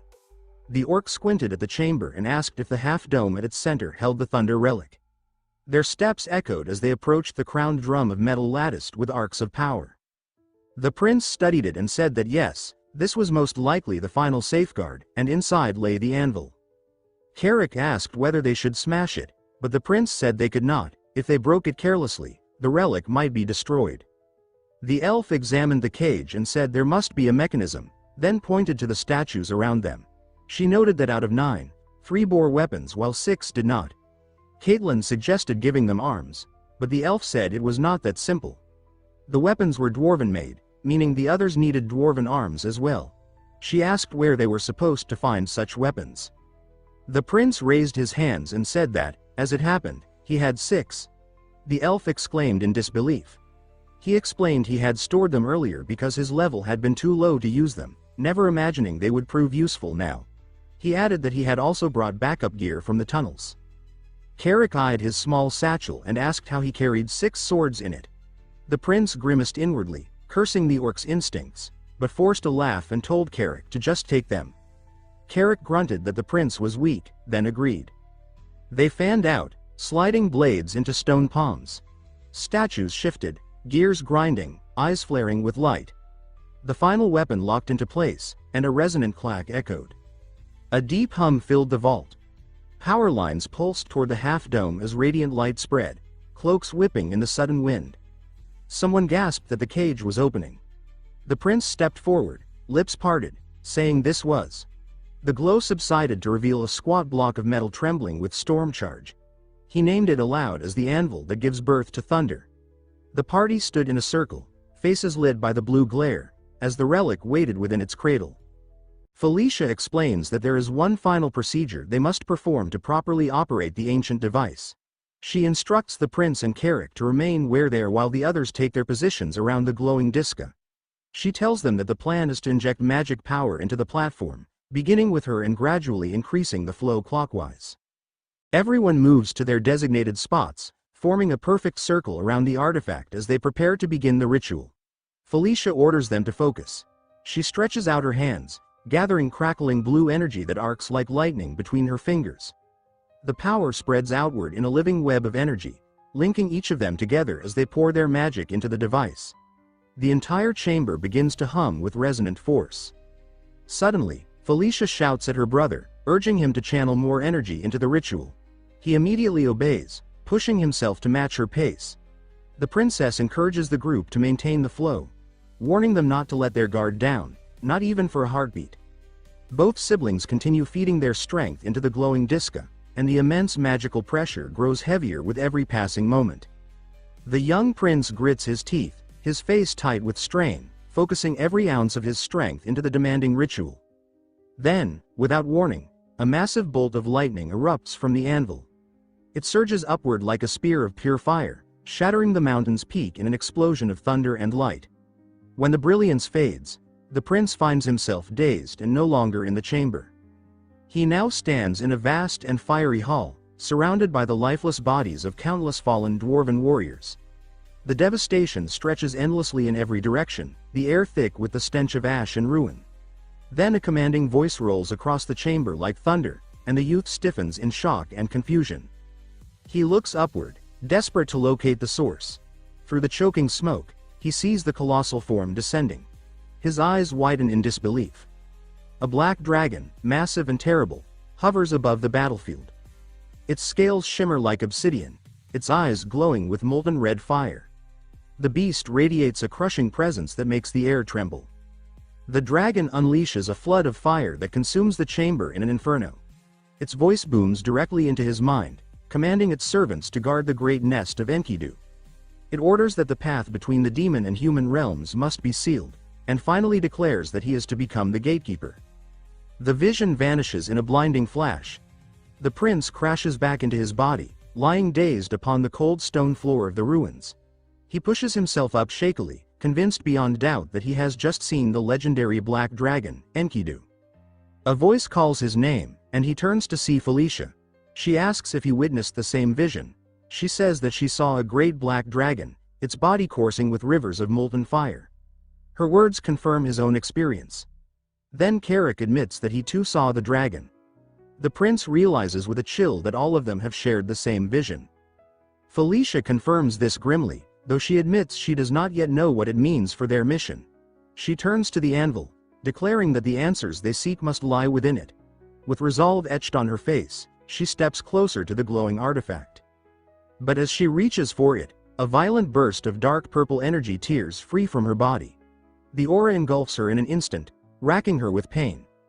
Her features twist with agony as the wild energy whips around her, uncontrolled and merciless. The prince cries out her name, panic rising in his voice. He watches helplessly as the darkness overwhelms her. She weakly commands him to stop, but her words are drowned by the violent storm. He reaches out anyway, grasping her hand in desperation. The moment he touches her, the surge drags him into its chaos as well. A massive explosion of violet energy detonates outward from the siblings and the anvil, shaking the chamber to its foundations. Their companions can only watch in horror, shouting their names as the storm consumes them both. The prince screams in pain as the raw power tears through him, threatening to rip his body apart. Then a single word echoes within his mind: conquer. The earth dragon's voice reverberates inside him, declaring this to be a trial for those unworthy to touch the anvil. The word burns into his consciousness, searing itself as conquest. His vision is consumed by blinding light. When the eruption finally subsides, the chamber lies in ruins. A haze of purple smoke lingers in the air, drifting like ash. Carrick and Caitlin stare in shock at the devastation. Through the settling dust, the prince emerges, kneeling on the cracked stone floor. His body still flickers with tendrils of purple energy. He now clutches a strange, dark weapon. A shadowed aura spreads across half his face, and one of his eyes burns with an eerie violet light. Meanwhile, far from the ruins, the Allied soldiers rest in their temporary camp, unaware of the storm that has just been unleashed.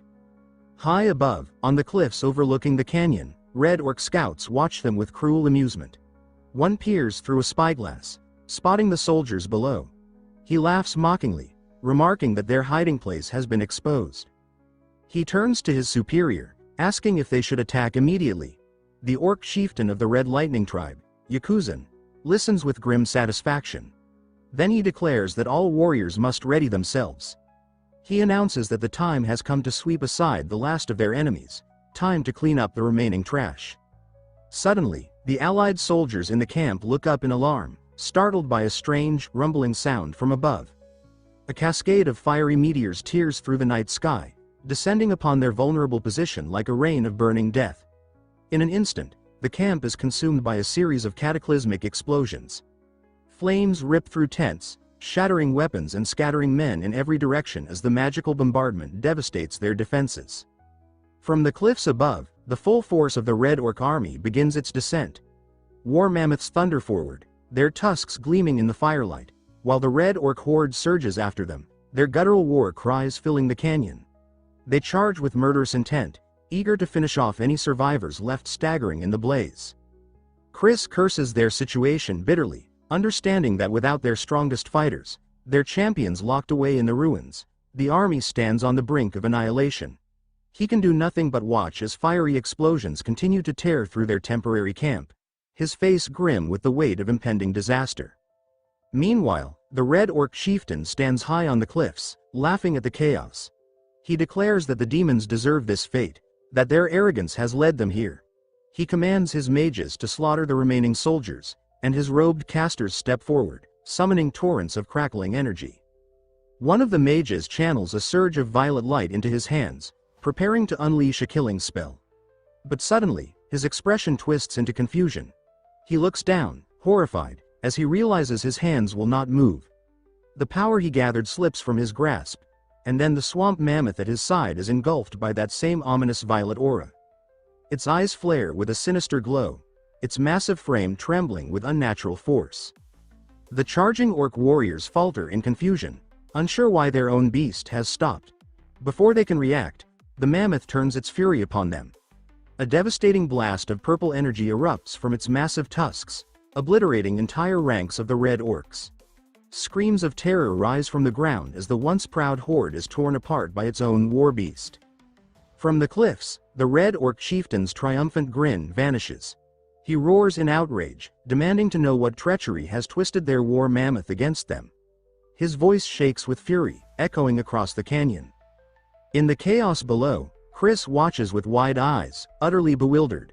The mammoth, their doom only moments ago, now wreaks havoc upon the enemy. He struggles to understand, his mind racing, until realization strikes him. He mutters to himself that the prince must have found the anvil. Back within the ruins, the young prince kneels, still crackling with violet energy. In his hand he grips a weapon glowing with dark, destructive power. It is the Thunderhammer, the legendary weapon paired with the anvil itself. A dark elf helps Felicia to her feet. She tells the youth that it seems Enkidu, the earth dragon, has chosen him. The prince stares at her in disbelief, his voice caught in his throat, unable to fully grasp her words. His sister steadies herself and tells him firmly that he must use the hammer. All eyes are upon him, his companions waiting silently for his next move.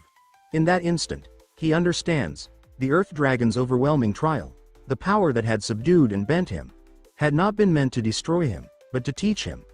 The meaning of conquest had been carved into his soul. To conquer is to dominate. To dominate is to rule. This is the essence of the anvil's power. A smirk of confidence spreads across his face. He decides that his first act of domination will be the swamp mammoth. With firm resolve, he raises the Thunderhammer high, its purple lightning coursing across his arm, then strikes it down upon the anvil. A massive wave of energy bursts from the ruins, racing across the land. On the battlefield, the mammoth bellows, its body consumed by the same violet aura. Now bound to the prince's will, it turns fully against the red orcs, trampling, goring, and annihilating them in a storm of destruction. Orc soldiers scream in panic, their cries of rage replaced with terror as their strongest beast ravages their own ranks. The red orc chieftain watches in disbelief from his vantage point. His once mighty army is being torn apart before his eyes. On the opposite ridge, General Vandal sees the mammoth's betrayal of its masters and understands at once. He declares that the prince and his companions must have succeeded and seizes the moment. He orders his forces to charge, rallying the allied army to crush the red orcs while they're in chaos. The clash is immediate. Allied orcs, fueled by vengeance and desperation, smash into the disorganized Red Lightning tribe. The battlefield erupts into a storm of steel and blood, but the tide has turned. On the cliffs, the red orc chieftain stands frozen, his face twisted with disbelief as he watches his forces crumble.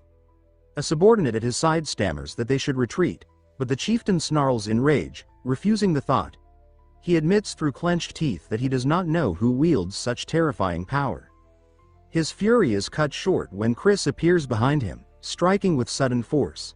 The blow catches the chieftain off guard, sending him staggering. The prince's brother fixes him with a hard glare, his voice sharp as steel. He tells the orc leader that this is as far as his conquest will go. He offers him one last chance, surrender, and he will grant him a swift death. But the proud red orc chieftain only answers with a roar of pure fury, his defiance echoing into the night.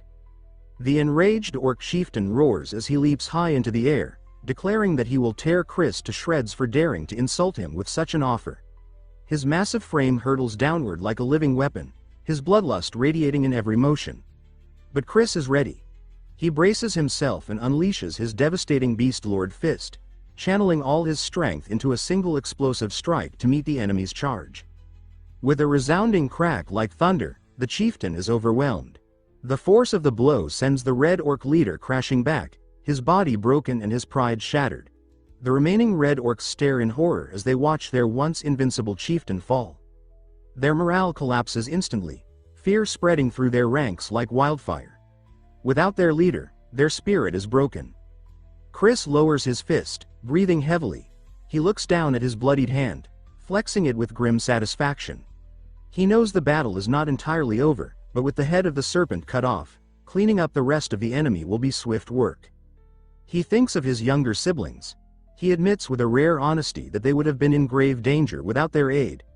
His expression softens for a moment, but then his gaze drifts to the horizon. Concern flickers across his face as he wonders aloud if they are safe. Back in the ruins, the others stand before the anvil. A magical projection ripples above it, showing the swamp mammoth rampaging through the red orc army, tearing through their ranks with devastating fury. The dark elf stares at the vision, still awestruck. She says that with the anvil's power unleashed, the Red Lightning tribe is being completely annihilated. Her voice is filled with awe, but her expression hardens into grim satisfaction as she remarks that their enemies are being utterly destroyed. But her words falter. Her body trembles, and suddenly she collapses to the ground, weakened by the backlash of the artifact. Her companions rush to her side in alarm. She reassures them weakly, insisting that she will be fine after she has rested. The dark elf offers to prepare a resting place for her, but then suddenly notices something alarming. The young prince is gone. Moments later, they find him outside the ruins. He exhales slowly, relief washing over him. Then, before his eyes, a series of shimmering notifications appear. Signs of his growth. He blinks in surprise as the messages inform him that he has leveled up multiple times.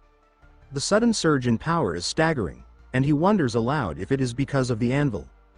Another notification appears, declaring that his conquest skill has also advanced. Excited, he quickly opens his status window. His eyes widen as he sees that his Under the King's Banner skill has also leveled up. A confident smirk spreads across his face when he realizes his primary ability has grown stronger. He notes another discovery, a brand new skill, King's Knights. From its name, he guesses that it must be some kind of summoning power. Just then, a voice calls out to him, snapping him from his thoughts. He turns to see his sister Caitlin approaching, her face lined with concern. He greets her with a bright smile, admitting cheerfully that he had stepped out without telling anyone. But before he can apologize further, Caitlin delivers a sharp chop to his head. She scolds him angrily, demanding to know why he disappeared without a word and worrying everyone in the process. He rubs his head sheepishly and apologizes sincerely. She relents, saying that it is fine as long as he is safe, but then her tone shifts as she explains that they now face another problem. Confusion washes over him, and he asks what she means. Caitlin explains that Felicia has collapsed into a deep sleep and has not awakened since. She says that their sister had been captured and drained by the Red Lightning tribe, and even though Felicia insisted that she only needed rest, her body has clearly reached its limit. Without her, Caitlin explains, they cannot summon the phantom steeds needed to fly back to the main camp. The young prince nods in agreement, though unease gnaws at him. He cannot help but feel the weight of worry over Felicia's condition. That night, the group sets camp within the silent ruins. The fires burn low, the air heavy with unease, as they wait for Felicia to recover. The prince sits quietly, glancing at his status once again. His health is fully restored, likely due to the surge of levels he gained. What surprises him more is that he feels no exhaustion at all. He wonders aloud if he will remain like this until morning. Then a thought sparks in his mind. He glances around the ancient stone walls, the carvings faintly glowing in the dim light. A realization hits him. This is no ordinary chamber. They're deep within an ancient ruin, and that means there may be more hidden secrets buried further within. Perhaps treasures. Perhaps weapons. Perhaps answers. His eyes gleam with curiosity as he contemplates what might still lie ahead. Of course, he knows that such treasures never lie unguarded. Ancient ruins like these are built on foundations of death, with traps and guardians designed to slaughter any who trespass. Yet as he clutches the thunderhammer, a confident smirk pulls at his lips. The anvil's power thrums through him, a steady reminder that here, within these ruins, he is no longer a mere intruder. He is ruler. The dungeon's power bends to his will, and within these walls, he wields unmatched authority. It dawns on him that this makes the entire ruin his playground. The guardians cannot touch him. The traps cannot harm him. He has, in essence, been handed a free pass to explore every hidden corner without fear. With this thought burning bright in his mind, he turns toward Carrick, who is still sprawled on the cold stone floor, snoring. The prince nudges him awake with the toe of his boot, amusement flickering in his eyes. With a mischievous grin, he tells his groggy companion to follow him. As they walk deeper into the ruin's shadowed halls, Carrick rubs at his eyes, his steps unsteady. The orc admits nervously that he is unsure if they should be wandering this place so freely. The prince only reassures him with calm confidence, pointing out that ruins such as this always conceal treasures and weapons worthy of discovery. The moment he opens the door to the next chamber, Carrick's nervousness spikes into terror. He gasps sharply and points with a trembling finger. On the floor lies a massive, slumbering form. His voice shakes as he warns the prince of the beast before them. The youth, however, does not flinch.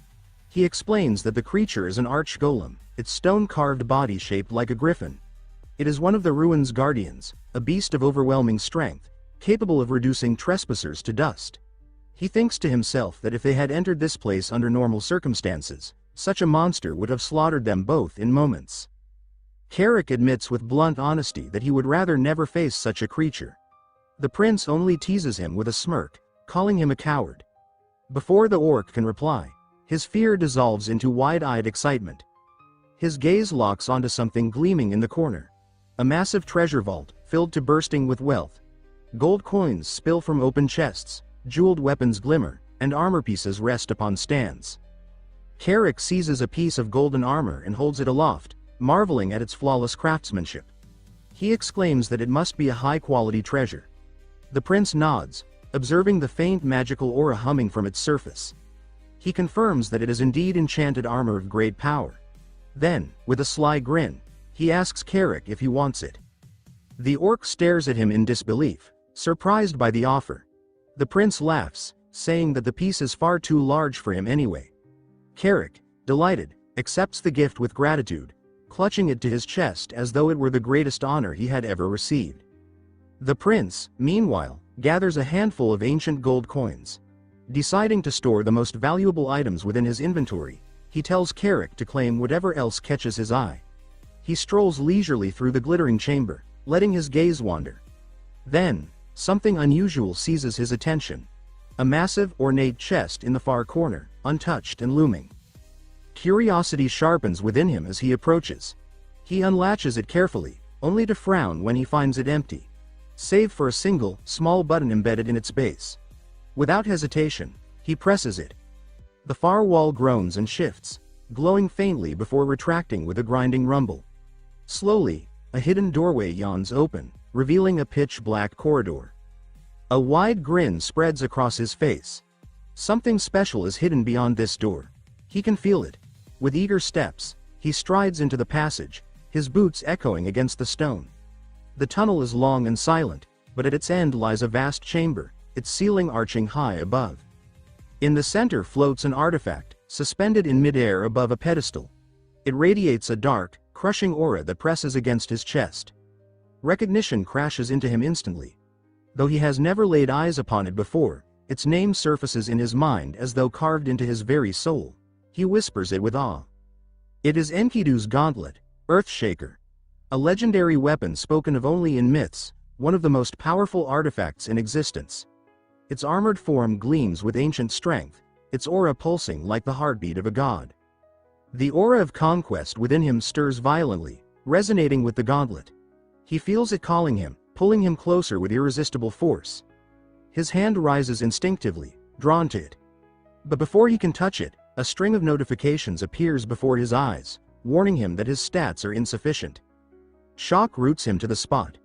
Even after his recent surge in levels, he is not strong enough to wield this artifact. And yet, despite the warnings, the gauntlet continues to glow, its aura refusing to release him. A new message appears, stunning him. Earthshaker has acknowledged him as its master. The words barely register before a brilliant flash of golden light engulfs him. The gauntlet shimmers and dissolves into radiant energy, flowing into his arm. He gasps, momentarily blinded as the power fuses with his body. The ancient armor reshapes itself, materializing around his hand in a seamless, gleaming fit. He stares in wonder. The Earthshaker now rests upon his arm, its weight both physical and spiritual. Notifications confirm an immense surge in his stats, numbers skyrocketing far beyond his expectations. A confident smirk curves his lips as realization sets in. With each level he gains, his bond with this artifact will only grow stronger. He has not just gained a weapon, he has secured a piece of power that could shape the future itself. Enkidu's gauntlet is his. His thoughts race with visions of conquest, of how this artifact might change the course of his destiny. But before he can savor the moment, a voice startles him. He spins around, instinctively hiding the glowing gauntlet behind his back. Carrick stands at the chamber's entrance, his expression uneasy. The orc admits that he saw everything, his voice trembling as he points out that he witnessed the gauntlet itself vanish into the prince's hand. The prince feels a bead of sweat slide down his cheek, his chest tightening with unease. For a moment, he fears his greatest secret, the truth about his inventory, has been exposed. But Carrick only shakes his head with a calm, reassuring expression. He tells the prince not to worry, saying he understands perfectly well that such knowledge could cause trouble if revealed. With a grin both fierce and loyal, the orc vows that even if a blade were pressed against his throat, he would never betray the secret. The youth is struck by his companion's words, deeply moved by the unshakable loyalty. He nods in gratitude, silently acknowledging that Carrick is more than just a subordinate, he is a true brother in arms. Carrick then asks if they should head back. The prince agrees, his lips curling into a mischievous smile as he reflects on the treasures they've uncovered. The weight of accomplishment sits warmly on his shoulders, mixed with the thrill of knowing this is only the beginning of what lies hidden in these ruins. Together, they retrace their steps through the glittering treasure vault. Their footsteps echo softly in the silence, the air thick with the lingering hum of magic. Just as they near the exit, the prince halts abruptly. His sharp eyes catch something half buried among the scattered piles of wealth.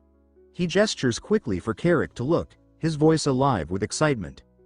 He points to a small vial resting in the shadows, its contents glowing with an ethereal light. With a grin of triumph, he declares that this potion is exactly what they need. The scene shifts. Felicia lies pale and motionless, her breathing shallow. Then, with gentle care, the magical potion is pressed to her lips. She swallows, and at once the liquid's radiant energy surges through her body. Color returns to her cheeks, her exhaustion melting away as the ancient elixir restores her vitality. Slowly, her eyelids flutter open. The prince leans over her, concern etched into his features, and asks softly if she feels any better. Relief floods his chest when she nods weakly, though her eyes still dart around in confusion. She asks what has happened, her voice faint and uncertain. Caitlin steps forward with a proud smile and explains that their brother brought her a recovery potion, praising his quick thinking. Felicia blinks in surprise, clearly baffled. She wonders aloud where he could have possibly found such a rare and valuable item. The youth only chuckles, reminding her with playful arrogance that they are standing inside a ruin, the resting place of treasures beyond imagining. For a moment she stares at him, then realizes he is right. A small, sheepish smile crosses her face as she admits she had forgotten. He straightens with a confident smirk, declaring that he is the ruler of these ruins now. He tells her that she has nothing to fear and only needs to rest. By the time she awakens again, he promises, her magic will be fully restored. His words bring a sudden warmth to her, and to his surprise she thanks him, her voice soft, her cheeks faintly flushed. The prince falters, caught off guard by her sincerity. But Felicia repeats her gratitude, this time with a genuine, glowing smile that leaves him momentarily speechless. The next morning, golden sunlight pours across the land as the small group makes their way back to the main camp. They are weary, but their spirits are lighter. General Vandal greets them at the gates with booming laughter and a triumphant grin. He exclaims that they have finally returned, congratulating all of them on their success. Chris emerges soon after, clearing his throat with awkward formality. The prince blinks in surprise at the sight of his older brother, who still seems weighed down by their earlier argument. For a moment, Chris struggles, his pride warring with his emotions. Words do not come easily to him. But at last, with effort, he admits that Felicia's performance had been splendid. Felicia only smirks, brushing off the rare praise with a mixture of confidence and quiet satisfaction. The prince watches this small exchange, his heart warming at the sight. For the first time in a long while, he allows himself to smile genuinely. Chris then tells them all to rest, assuring them that he will take care of the finishing touches. The prince tilts his head in confusion, asking what he means. His older brother explains that remnants of the Red Lightning tribe still linger in the surrounding region, and someone must deal with them. The youth considers this for a moment and smirks to himself, already imagining 2 weeks of rest as a well-earned vacation. But Caitlin suddenly seizes him by the arm, her expression sharp with anger. She tells him firmly that it is certainly not a vacation for him. Then, with a sly smile of her own, she adds that her younger brother has important tasks to carry out, tasks that will be done by her side. Sun spills over the jagged mountain line and sinks into the forest canopy as dust trembles across the training ground. The boy lunges forward, only to stiffen in shock as he is struck hard. He says that the strike caught him off guard, the air jolted from his lungs. She darts in, her movements a blur wrapped in blue force, and she says that if he loses focus now he will be in serious danger. A heel stamps, a hand sweeps, and a gust kicks grit across his face as she says that he must get up.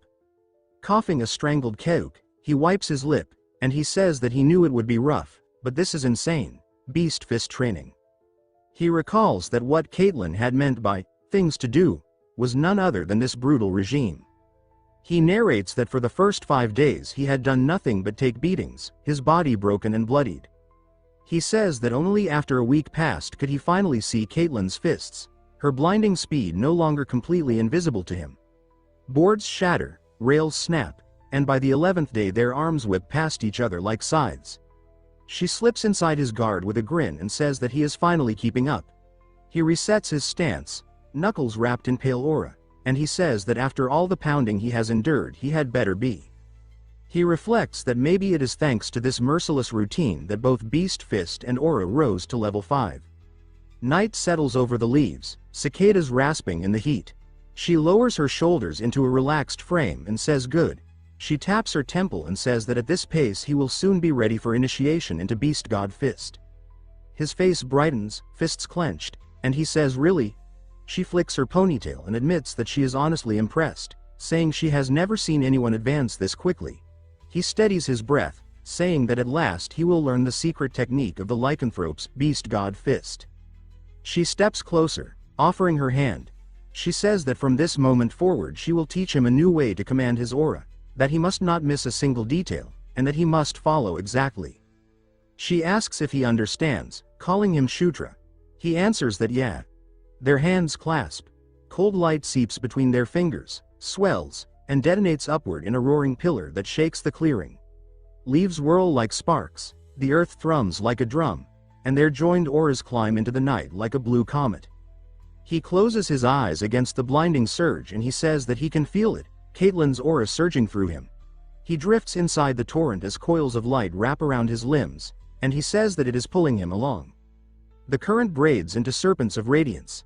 He studies their motion and says that it resembles Beast Fist, yet it is fundamentally different. Depth unfurls beneath the flow, and he says that he can feel it, the depth within aura itself. A star glimmers far below.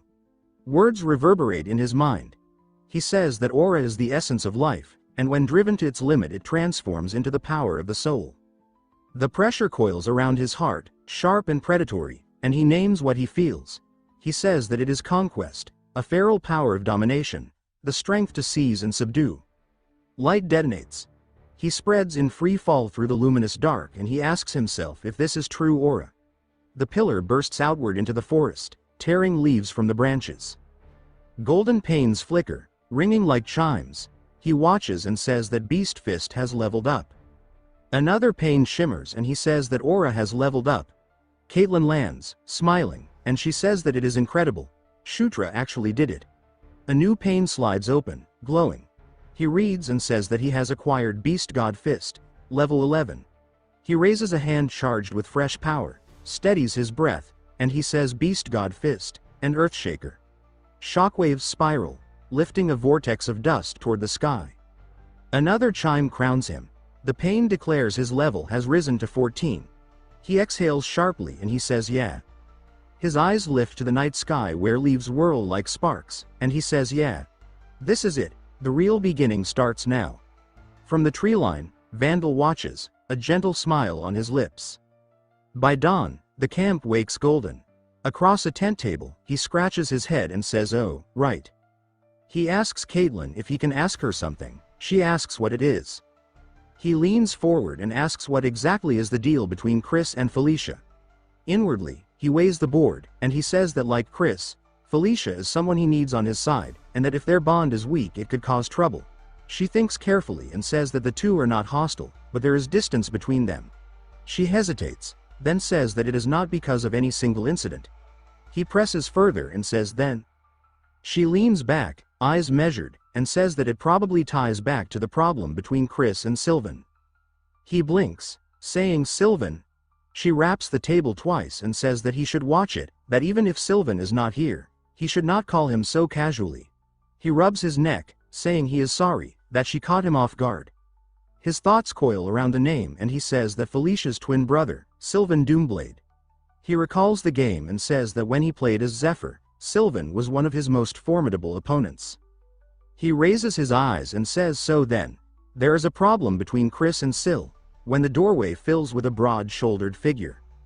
A familiar voice cuts in, casual and bright, saying, "So, they are both here." They jolt upright, exclaiming in surprise. He twists in his seat and says, "Ch Chris." She tilts her head with a wry smile and says that he has come early, brother. The blonde warrior hooks a thumb toward the exit and says that they should pack. He grins and says the work wrapped up quicker than expected, so they are leaving this afternoon. The boy startles and says, "Huh?" He asks, "Leaving? Where to?" Chris arches a brow and says that he is seriously asking because he does not know. He explains that once a mission is complete, they must report it. The scene shifts to the yard where tents glow in the low sun. Vandal clasps forearms with them and says that they have done well, prince and princesses. He rumbles with a smile and says that he looks forward to meeting again, ninth prince. The boy returns the grip and says, "Same here, Vandal." Chris rolls his shoulders and says that, "Well then, shall they head out?" He pumps a fist and says, "Yeah." Chris' eyes sweep toward the horizon, and he says that they should move straight to the Demon King's castle. The world shifts to crimson spires and echoing halls. Footsteps hiss along a vaulted nave. A vast figure waits upon a throne, armor glowing faintly as shadows gather for the audience to begin. The return plan is already mapped out in his mind with crisp clarity. He explains to himself that the route back to the Demon King's castle is straightforward. First, reach the nearest teleportation circle capable of long-distance warping, and then use transfer magic to arrive directly at the castle gates. He runs the numbers and says that the journey will take 3 days in total. With a sigh, he notes that no inns line the road ahead, meaning yet another night spent sleeping under the stars. By the fire that evening, he idly turns a stick between his fingers. The flames flicker across his pale face as he admits that being so close to the Demon King's castle makes him oddly nervous. He scratches patterns into the dirt, drawing names as he lists them aloud. Zephyr, Baikal, and Anastasia, the 3 dominant factions within the court. He outlines the structure with a steady voice. The second prince, Zephyr Ragnaros, is called the Demon King's greatest enemy. The first prince, Baikal Ragnaros, is the eldest son and a towering figure in his own right. The fourth princess, Anastasia Nikrian, commands her own sphere of influence. He explains that in the struggle for succession, birth order has no weight. Only achievements and ability dictate who rises to claim the throne. He goes on, saying that Baikal and Zephyr are full-blooded brothers, both bearing the draconian bloodline inherited from their mother. Their power and prestige, he adds, are overwhelming. He weighs the matter aloud, remarking that if one were forced to choose, the moderate and level-headed Baikal would likely be the better candidate. But then he shrugs and says that in truth it hardly matters. After that fateful day, everything will change anyway. His voice lowers, more solemn. He says that this is why he must prepare himself now, raise his level high enough to truly wield Earthshaker, and harness the new power that destiny has handed him. He clenches a fist and declares the king's order of knights. A sharp ping from the system answers him, and he announces that the skill under the king's flag has been activated. His eyes widen as the golden pane unfolds before him. He admits aloud that he had expected a simple summoning skill, nothing more. But the interface tells another story. He reads it carefully. Order of Knights LV1. Knight Captain. Blank. Order capacity. 0 of 2. Knight training. Blank. Blessing of the Order LV1. Increases members' health by 5%. Special skill.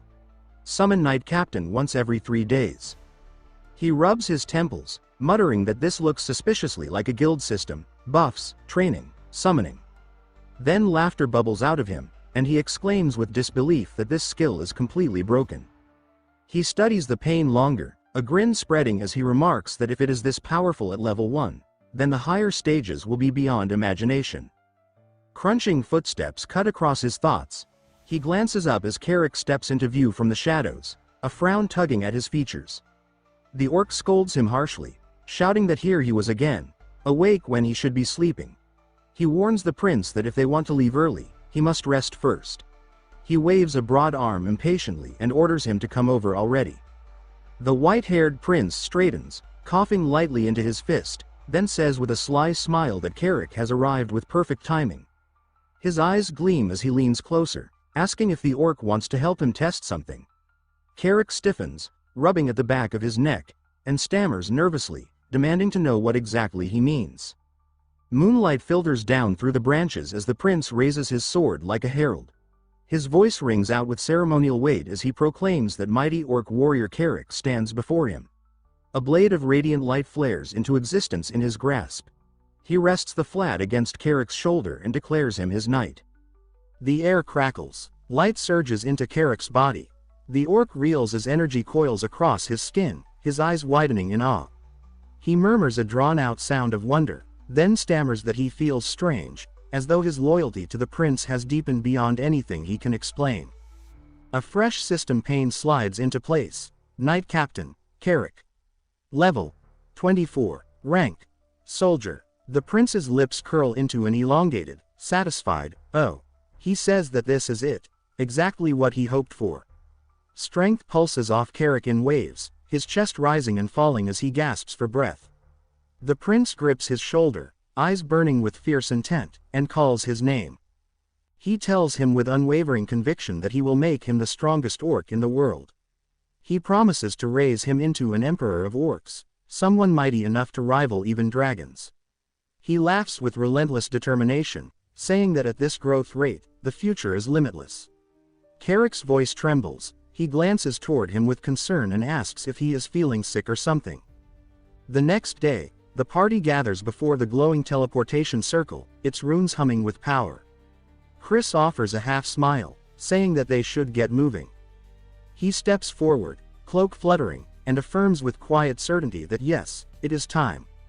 The group closes ranks around him as the blue light surges upward, swallowing them whole.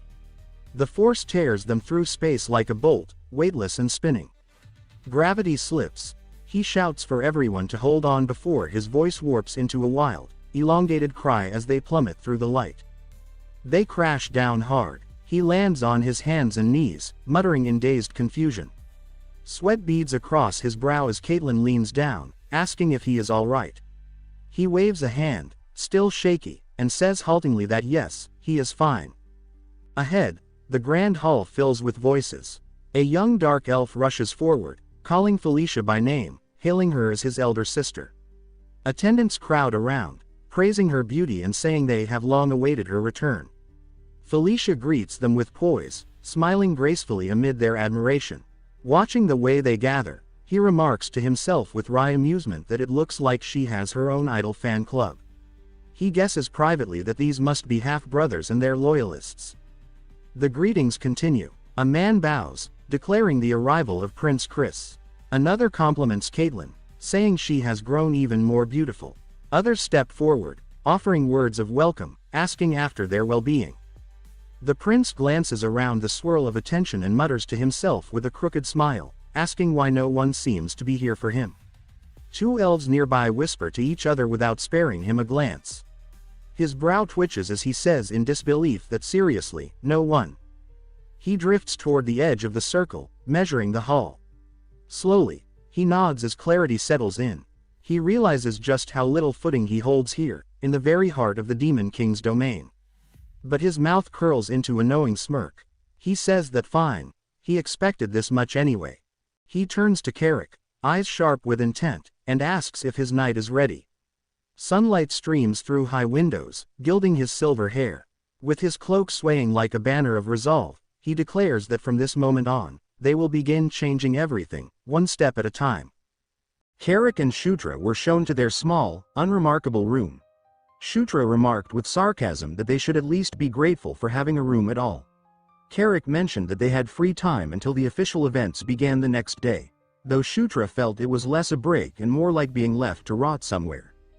A sudden series of knocks startled him. Wondering who could possibly visit them, he opened the door to find a well-dressed woman standing there. She introduced herself as Flora Sevensword, an agent from the Real Estate Management Bureau. Shutra asked what brought someone from such a prestigious department to him, and Flora explained that his public merit level had risen dramatically. She informed him that he was now qualified to select a new residence suited to his status. The news left him in complete disbelief and awe.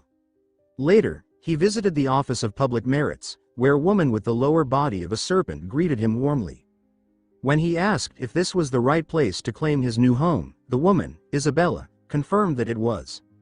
With a graceful motion, she summoned a magical display that listed his achievements. She revealed that his merit level had reached 5, granting him higher access privileges and an enormous salary of 500 gold. She added that no other prince had accomplished such a feat on their first mission, which left Shutra embarrassed yet secretly delighted. When he asked to see the available residences, Isabella agreed with enthusiasm. Not long after, Carrick stood frozen in front of a mansion so magnificent that he could hardly breathe. He asked if the golden-gated estate before them was truly their new home, unable to believe it was real. Inside, Flora awaited them in the grand foyer, commenting that they had arrived sooner than she had expected. Now dressed in a pristine maid uniform, she bowed deeply and said that it was her honor to serve him as his new butler. Carrick whispered to Shutra, utterly confused, and Shutra explained with a grin that he had used his new points to hire her. Seeing his friend's bafflement, he told him not to worry about the details, leaving Carrick muttering about his prince's odd choices. The next morning brought the day of the formal audience with the Demon King. In the lavish dressing room, Carrick nervously complained about needing to use the restroom. Shutra, holding a drink, told him with irritation to just go already, adding that his friend's whining was making him nervous too. A voice suddenly cut through the tension, praising how sharp they both looked in their formal clothes. Caitlin and Felicia entered, radiant in elegant gowns. Caitlin said that all credit belonged to Felicia, who proudly admitted that her efforts in choosing their outfits had paid off. Caitlin then teased Shutra, saying that he looked particularly good in the suit they had chosen for him. Flustered, he thanked her and added that both she and Felicia looked incredible. Caitlin beamed at the compliment while Felicia, trying to hide her smile, remarked that of course they looked good. Prince Chris then joined them, his presence commanding as always. He reminded Shutra that this was his first official audience ceremony and said that today he was the star, the one who had to prove his worth. Shutra met his gaze with determination, saying that he was ready. The great doors opened, flooding the hall with blinding light. Shutra knew many would think his success was just luck, that he didn't belong among them. But he was ready to silence every doubt. With unwavering resolve, he stepped forward, leading his siblings into the throne room. The vast hall was filled with the most powerful nobles of the demon realm. The royal children knelt before the throne of Demon King Nitra. Chris spoke first, introducing himself as the 7th prince and addressing their father with deep respect. The ancient king's expression was unreadable, his crimson eyes glowing faintly beneath a heavy crown. An attendant stepped forward to announce that the evaluation of the prince's achievements would now begin. As the report started, Shutra looked up at his father and was struck by a chilling realization. In his focus on ambition and plans, he had forgotten a fundamental truth. The Demon King was not just his father, but the one being no one in the realm could ever underestimate. A crushing, invisible pressure suddenly filled the hall. Shutra's body trembled as he struggled to stay upright under the sheer weight of his father's aura. Pain twisted his face, but deep within his mind, he heard the goddess of Conquest. Her golden light appeared before him, whispering a single command, to conquer. He remembered the power he had grasped before, the light that symbolized his will. The goddess told him that a true king must endure the gaze of another and bend that pressure to his own will. With clenched fists and teeth, Shutra focused inward. A golden radiance erupted from within him, colliding with the demon king's oppressive energy. The light spread like fire, forcing back the suffocating aura.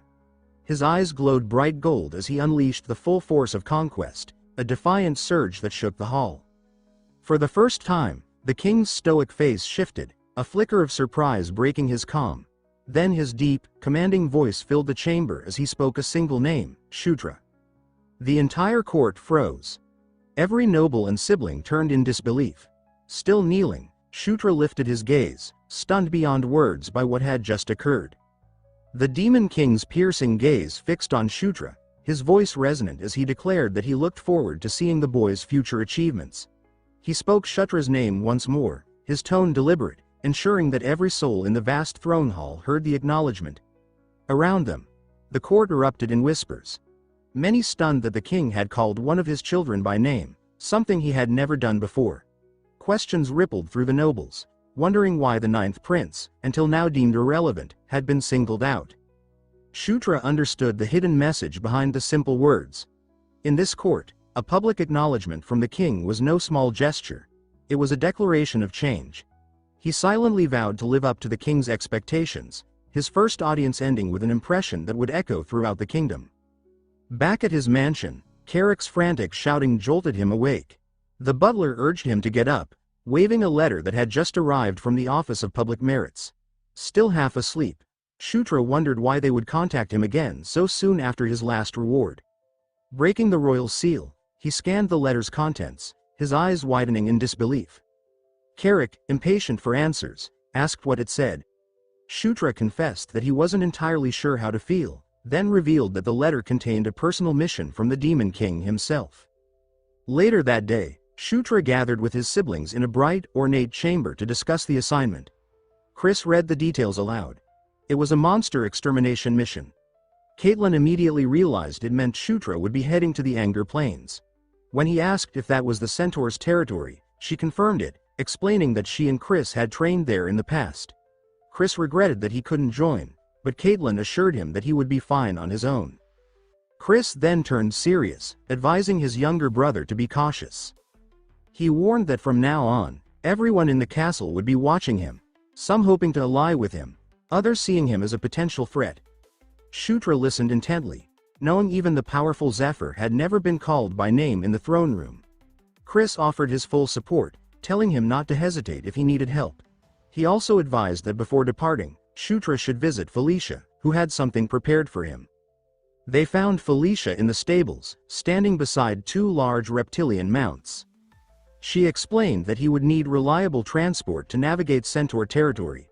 Shutra thanked her, clearly grateful, but Felicia wasn't finished. She extended her hand, revealing a necklace with a radiant blue gemstone. The legendary Dark Elf's tear. Shutra was stunned, recognizing it as a sacred relic that, in the game, could only be obtained by defeating her.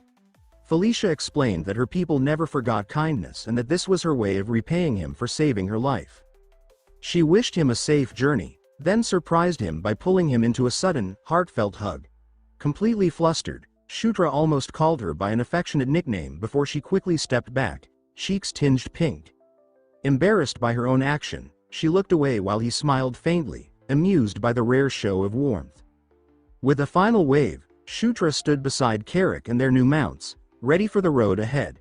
They stepped onto the teleportation circle, and a brilliant blue light enveloped them as Felicia watched silently. When the light faded, she smiled softly, whispering a quiet wish for his safety. A blinding flash marked their arrival in the vast expanse of the Anger Plains. When the glow subsided, Shutra, Carrick, and their mounts stood atop a stone platform surrounded by windswept dust and endless horizon.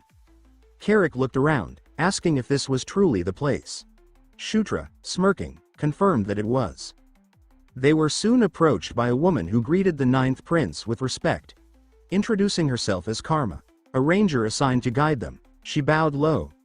Shutra noticed that she had the upper body of a human and the lower half of a beast, identifying her as one of the Sati. Karma appeared pleased by his recognition and suggested that they begin moving immediately. Their journey across the barren plains began, their reptilian mounts stirring up plumes of dust as Karma ran ahead effortlessly. She explained that the trip would take 2 days and asked if he minded few breaks, which he didn't. Curious, she asked if any soldiers would be joining, and Shutra replied that it was only them for now, though they would later join the Centaur forces for a larger confrontation. He began analyzing the situation, deciding that a long spear would serve him best in a mounted fight. Then his sharp ears caught a faint, strange sound in the distance. He alerted Karma, who told him to stay back while she investigated. Moments later, the earth split violently before them, a burst of unseen energy tearing through the ground. Dirt exploded into the air as Karma dashed forward, her expression turning pale when she saw the source. A massive herd of Cassius beasts was pursuing a lone satyr across the plains, an attack that shouldn't have been happening yet. The monstrous pack surged like a wave of shadows and teeth. The satyr ran in blind panic, his terror clear as one enormous wolf lunged, jaws wide to strike him down.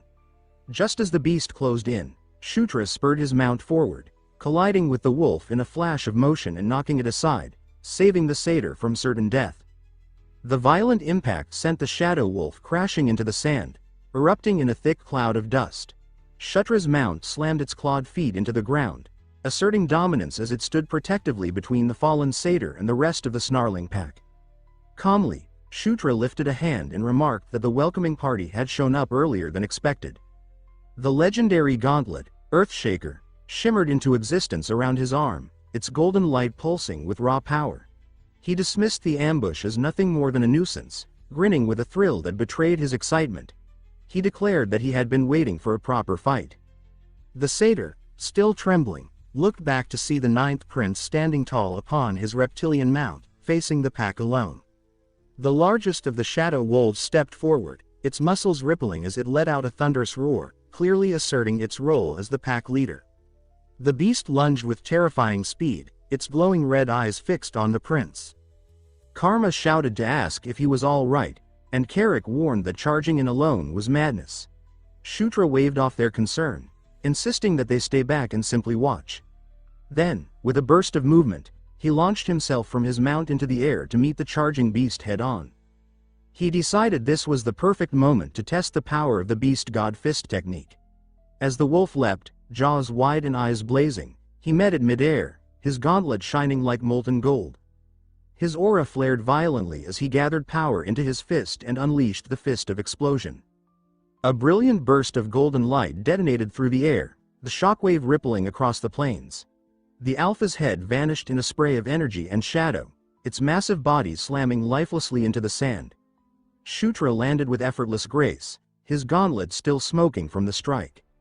The remaining wolves froze, their snarls replaced with whimpers of fear as they backed away from the boy who had just obliterated their leader. Shutra studied his gauntlet in awe, wondering if it had amplified his aura. A confident grin crossed his face as he realized that the strength he'd unleashed rivaled even Caitlyn's power. Karma and Carrick were speechless, their shock slowly turning into admiration. The rescued satyr, recovering his breath, introduced himself as Swift Wind, a scout assigned to escort them. Now indebted, he offered to guide the group to their destination. But before they could depart, the Alpha's headless body began to glow faintly with a strange purple light, a sign of lingering corruption. Ignoring the unsettling sight, they continued on, and after a long trek across the harsh plains, they reached a ridge overlooking a vast centaur settlement. Below them stretched the homeland of the 4 great centaur tribes: Fierce Wind, Heavy Rain, Raging Flame, and Rough Night. The Raging Flame tribe held dominance, led by their high chieftain, Savage Eyes, who soon emerged to greet them. The towering centaur warrior introduced himself with calm authority. Shutra immediately recognized the name, an infamous character from the game, one who had been an enemy rather than an ally. Carrick whispered nervously that the chieftain's glare could kill, while Shutra confidently introduced himself as the 9th prince. Savage Eyes studied him silently, his sharp gaze assessing the young demon's poise. Shutra met the look without flinching, asking for an evaluation of the situation. Inside the main yurt, Savage Eyes stood over a large map and admitted bluntly that the circumstances were dire. The Cassius herd had migrated south far earlier than usual, a troubling omen. He explained that some claimed it was only a splinter group, though Shutra quietly remembered from the game that such optimism was always misplaced. The chieftain outlined his plan. In 3 days, warriors from all 4 tribes would unite to annihilate the herd. Shutra agreed, hoping events would unfold differently this time than they had in the game. As the meeting ended, Savage Eyes called out to him again, asking with a sly grin if the rumors were true, that the prince had crushed a Cassius beast's skull with his bare hands. Shutra's smirk returned as he confirmed it and offered to demonstrate his strength later if the chieftain desired. A rare flicker of intrigue crossed the warrior's face before he accepted the challenge, saying he looked forward to witnessing that power himself. As Shutra walked through the settlement that evening, murmurs followed him. The centaurs whispered about the 9th prince, the young demon whose feat had already become legend. Carrick noted that his popularity was soaring, joking that it must be due to his irresistible charm before realizing he'd said too much. He advised Shutra to rest before the coming battle. That night, Shutra fell into a deep, peaceful sleep, unaware that something extraordinary was stirring beside him. A soft green glow began to pulse from the gauntlet resting on his arm. The light intensified until it woke him. Blinking in confusion, he looked down at Earthshaker, now fully manifested, and called its name aloud. A serene voice echoed through the room, and when he looked up, he saw the ethereal image of a beautiful, elf-like woman surrounded by a gentle emerald radiance. His eyes glowed faintly as she addressed him, stating that she needed his help immediately. Still disoriented, he asked who she was. The spirit's gaze softened as she introduced herself as the Green Wind. The name struck him like lightning. He remembered it well from the lore.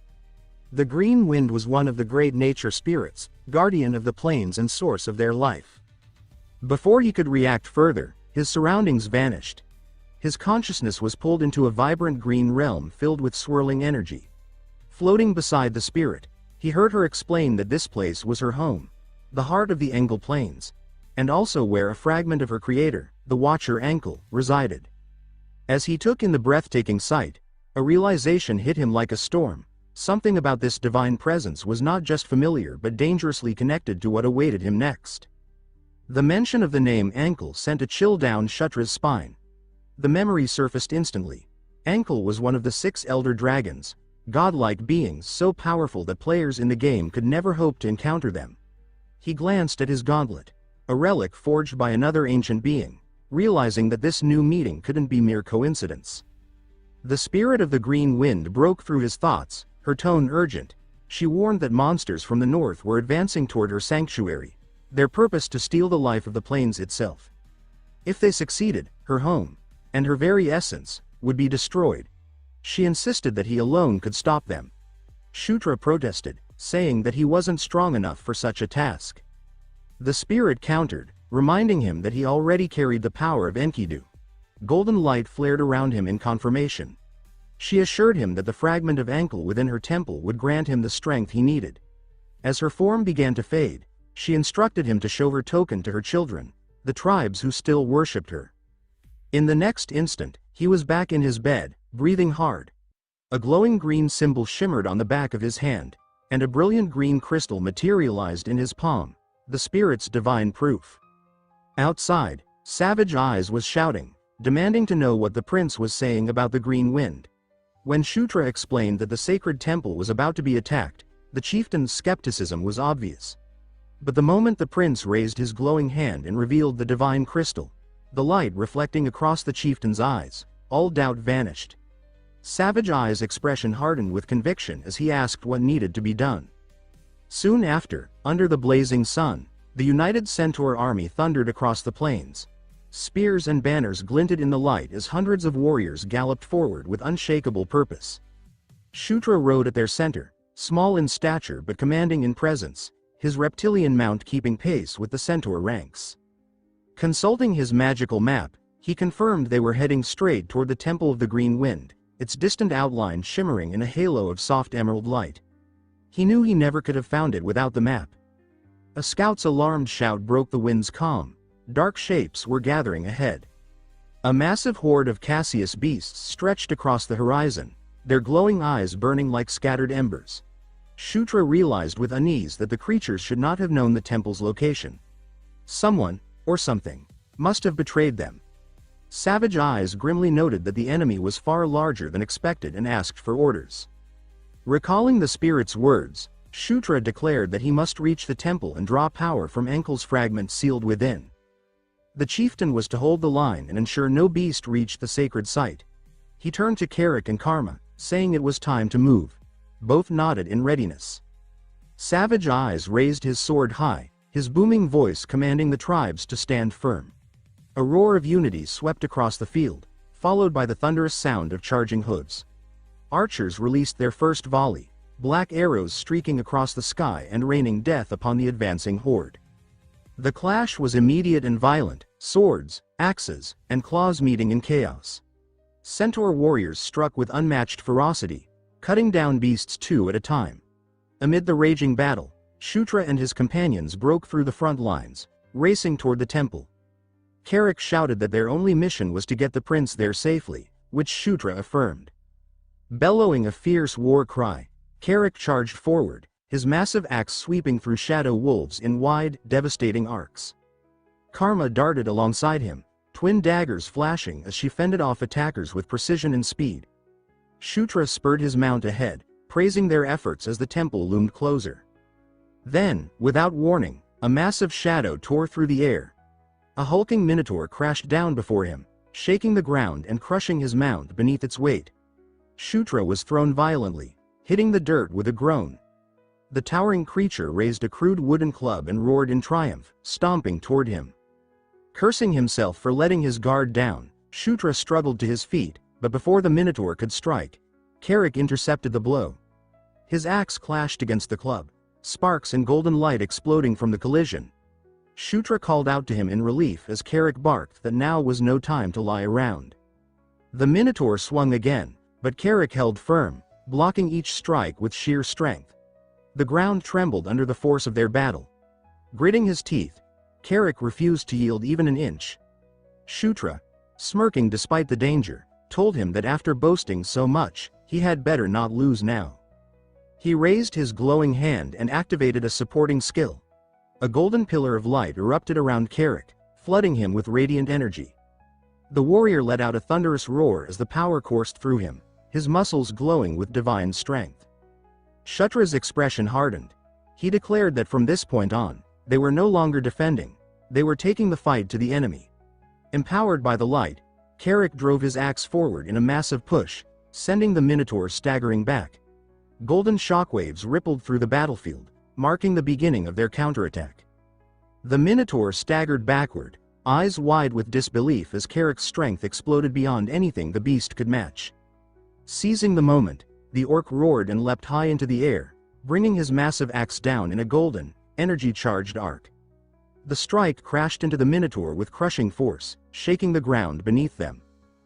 The battle ended in an explosion of dust and silence. Breathing heavily, Carrick called out that the prince should keep going. Trusting his knight, Shutra sprinted toward the temple, his crimson cape whipping behind him as he raced up the massive stone steps and into the glowing sanctuary. Inside, the spirit's voice urged him to hurry. His gauntlet pulsed with green light, releasing a stream of energy that wound deeper into the temple, guiding him through ancient, cracked corridors. The trail of light led him to a vast inner chamber where enormous roots covered the floor. At its center stood an immense, ancient tree radiating divine green energy. The air vibrated with life, and shimmering leaves swirled around him as the spirit of the green wind appeared again, extending a luminous hand toward the tree. Within the trunk, a brilliant object pulsed, a dragon heart. Shutra's breath caught as he realized this was the fragment of Enkel, the source of an elder dragon's power. The spirit explained that peace in the Engel plains endured only because of the Watcher Enkel's protective magic, which flowed from this sacred place. If the temple fell, that balance would collapse. She asked him to awaken the magic and stop the horde. Outside, Savage Eyes rallied his troops, shouting that they must protect the temple at all costs. Carrick's axe carved through another minotaur in a storm of sparks, while Karma fought off waves of shadow wolves, her daggers gleaming. Even one of the tree guardians nearby sensed the overwhelming enemy presence. The spirit's voice trembled with urgency as she pleaded for him to defend the plains and her children, offering him the dragon heart. Shutra placed his hand on the artifact, accepting the responsibility. Instantly, a surge of green energy exploded outward, flooding through him like a living storm. His head snapped back as his vision faded into blinding light. He suddenly found himself standing within a vast star-filled void, facing a colossal, serpentine form, the Elder Dragon Ankle. Its 3 ancient eyes gleamed with cosmic wisdom, and as it gazed down at him, its voice rumbled through the heavens, commanding him simply to take it. Back in the physical world, the temple erupted in a burst of green brilliance. A pillar of light shot skyward, visible for miles. The battlefield fell silent as friend and foe alike stared at the sight in awe. Carrick, bloodied and panting, looked toward the temple, realizing it could only be the prince's doing. Then the earth trembled. Thorn-covered vines tore through the soil, coiling and twisting together. From within the storm of magic, a massive wooden foot slammed down, followed by towering figures of bark and stone. The ancient forest guardians had awakened. The newly risen titans stormed the battlefield, their branch-like arms crushing beasts by the dozen. A minotaur's roar was silenced as a guardian's blow smashed it into the ground. The battle turned instantly. Where chaos had reigned, now nature itself fought alongside them. Inside the temple, the green wind sighed with relief, declaring that Ankle's magic had finally been reawakened. She turned to Shutra with gratitude, thanking him for saving the Engle Plains. But her relief quickly turned to horror. The Dragonheart's energy was not stopping, it was still pouring directly into the prince. Her eyes widened as she demanded to know why the mana was flowing into him instead of fortifying the temple. Realization dawned with fear. He was absorbing the Elder Dragon's power. Shutra's body convulsed violently, white light flooding his eyes as the raw energy tore through him. She screamed for him to stop, warning that his mortal form would be destroyed. But amid the agony, a golden radiance erupted from within him. Notifications echoed in his mind. His level had risen. His wounds sealed instantly, skin glowing as the divine light mended his body. The spirit could only watch, stunned, as the impossible unfolded before her eyes. The golden aura grew brighter, his strength surging again and again as his level climbed higher. Deep within his consciousness, the goddess of Conquest appeared, her voice powerful and commanding. She ordered him to subdue the Dragonheart, to conquer its ancient power and make it bow before his will. Shutra clenched his fist, determined to claim the ancient dragon's power, no matter the cost. The goddess's voice rang in his mind, proclaiming that even the remnant of an elder dragon would bow before his indomitable will. Back in the temple, the glowing green Dragonheart sank into his chest, fusing with his body. The ancient tree at the chamber's center pulsed one final time before releasing a magnificent burst of light. The brilliance slowly faded, leaving the room bathed in a calm, green radiance as motes of light drifted through the air. Bent over, gasping from the ordeal, Shutra steadied himself. His body was surrounded by a shimmering emerald aura as the transformation completed. Straightening, his shadowed face revealed the sharp glint of new power. The goddess's fading voice named him anew, the Knight of Conquest. A cascade of notifications appeared before him. Dragon body, dragon blood, immunity to all poisons. His level had risen to 17, and his title now read Dragonborn. He knew what it meant. A being who had awakened dormant dragon genes, capable of wielding true draconic magic. The realization struck him. His rival, Zephyr, had possessed the same power through inherited dragon lineage. Now, he stood as his equal. The green wind's spirit reappeared, her tone filled with awe. She said she could feel Ankle's essence flowing within him, proof that he now possessed the spirit and body of a dragon. Though she admitted this power had been sealed for 1,000 years, she expressed no regret in seeing it reborn through him. Calling him the successor of the Watcher, she gave him one final plea: to protect the Engle Plains and her children, the centaurs and satyrs. A confident smile crossed Shutra's face as he accepted without hesitation. Outside, the battle still raged. The tree guardians crushed the horde with thunderous might, tearing through monsters like weeds. Yet amid the chaos stood a colossal minotaur commander, larger and fiercer than the rest, its aura commanding the enemy forces. The creature bellowed orders, rallying its army against the centaurs and guardians. Emerging from the temple, Shutra immediately fixed his gaze on the beast. Recognizing it as the leader, he crouched, then launched himself from the temple steps in a burst of power. Landing amid the battle, he called out to Carrick, who turned in shock to see him alive and transformed. The commander snarled, its crimson eyes glowing with fury as it swung a massive axe toward the intruder. Shutra met its glare without fear and countered with a golden, energy-infused punch aimed straight at its chest. The beast dodged swiftly and retaliated, striking him with a brutal backhand that sent him skidding across the dirt. It leapt forward, axe raised high, but Shutra steadied himself, eyes burning with focus. He promised the beast that this time, it would not withstand his power. Channeling energy into his fist, he unleashed the Fist of Explosion once more, sending a massive wave of golden energy crashing into the commander. The attack struck dead on, yet the Minotaur only staggered slightly, its hide was too thick. Gritting his teeth, Shutra realized brute force alone wouldn't be enough. The beast swung again, forcing him to dodge back as sparks and dust filled the air. Then he smirked. It was time to show the commander something entirely new. He activated Dragonblood. A violent surge of purple energy erupted from him, twisting around his body like living flame. A system alert rang in his mind. His gauntlet, Earthquaker, had unlocked its true form. Its surface crackled with lightning as power flooded through his arm. Focusing all his might into the gauntlet, Shutra vowed to stake everything on one decisive strike. The Minotaur roared and charged, raising its axe, but he met its fury head-on, unleashing an immense blast of golden and violet energy. As the two powers collided, he shouted for Carrick, telling him it was his turn. With the skill summoned the King's Knight, Carrick materialized behind the commander in a flash of light. Before the beast could react, Carrick's axe came crashing down onto the back of its skull with explosive force. The commander roared in agony, stumbling from the unexpected strike.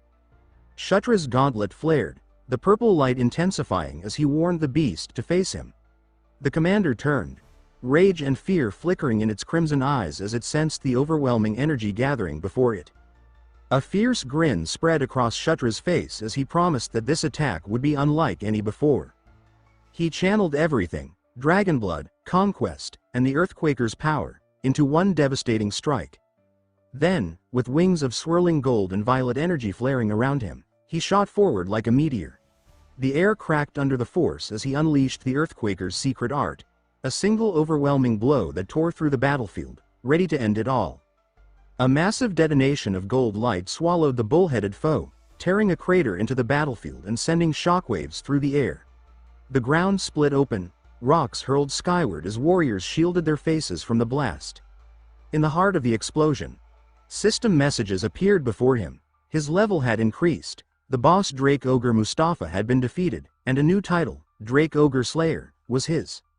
Shutra stood at the crater's edge, cloak fluttering as smoke and golden motes drifted through the air. The monster's remains hissing away into shadow.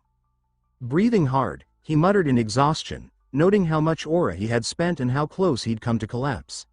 He mused that controlling Earthshaker's true techniques clearly required an advanced aura mastery skill, something he didn't yet have. That meant Gigantic Piston wasn't even the weapon's ultimate form. A sharp grin cut across his face as light shimmered faintly on his knuckles. There was more power waiting to be unlocked. Carrick shouted that the enemy was retreating. Startled, Shutra looked up as the centaurs surged forward with renewed vigor. Warriors roared their war cries, cutting through the fleeing monsters while the commander bellowed for none to be spared. Blades flashed crimson under the sinking sun as the pursuit swept across the plains. Night soon cloaked the battlefield. Beneath a sky of cold stars, the land lay scarred and silent, save for the distant flicker of torchlight from the centaur shrine. At the camp, laughter and song filled the air. Warriors celebrated their victory with sloshing mugs and shouts of triumph, their joy echoing across the plains. Amid the noise, Shutra slipped quietly away, drawn toward the ancient tree where green motes floated like fireflies. From the tree's glow emerged Green Wind, smiling as she teased that he had seemed to be enjoying himself earlier. He explained that he had come to ask her a few questions. She agreed, saying she owed him answers for fulfilling her request, but first, she asked if he would release the dominion he now held over her. Confused, Shutra repeated the word, and she clarified that because he had absorbed Ankle's magic, she, being born from that same power, was now bound to him. Realization dawned on him, and he awkwardly admitted he didn't know how to release her. She stared in disbelief, calling him a careless master who might turn permanent out of ignorance. He protested that no one had ever taught him such things, prompting her to accuse him of pretending otherwise. Flustered, he asked her to calm down and explain her current condition. She answered that she was entirely his body, magic, and will, and that she was now bound to him as her master. Waving his hands, he clarified that wasn't what he meant and asked instead if she felt any discomfort. She assured him she didn't, but warned that if she vanished, the Engel planes would lose their life and color, as she was the essence of its magic. He pondered this and suggested she could remain there, saying she didn't need to follow him. Her expression fell, hurt by the implication, and she asked if he was abandoning her. He quickly denied it, asking if she wanted to go with him. She replied earnestly that she did. It was only natural for a spirit to stay with her master. He nodded, realizing he had accidentally formed a spirit contract. Remembering her earlier words, he asked if they could create something to sustain the planes in her absence. Her eyes widened. She said it was possible, though it would take time and much of her strength. The great tree behind her shimmered in agreement. He declared that was perfect. They would leave a substitute behind so she could come with him. She hesitated, saying that doing so would weaken her for a while, but he brushed it off cheerfully. A nature spirit as a companion, he thought, was more than a fair trade. Relief softened her features as she clasped her hands and called to him fondly as Master. He smiled and said that if that matter was settled, he had questions. Looking up at her, he asked when and how Ankle had died.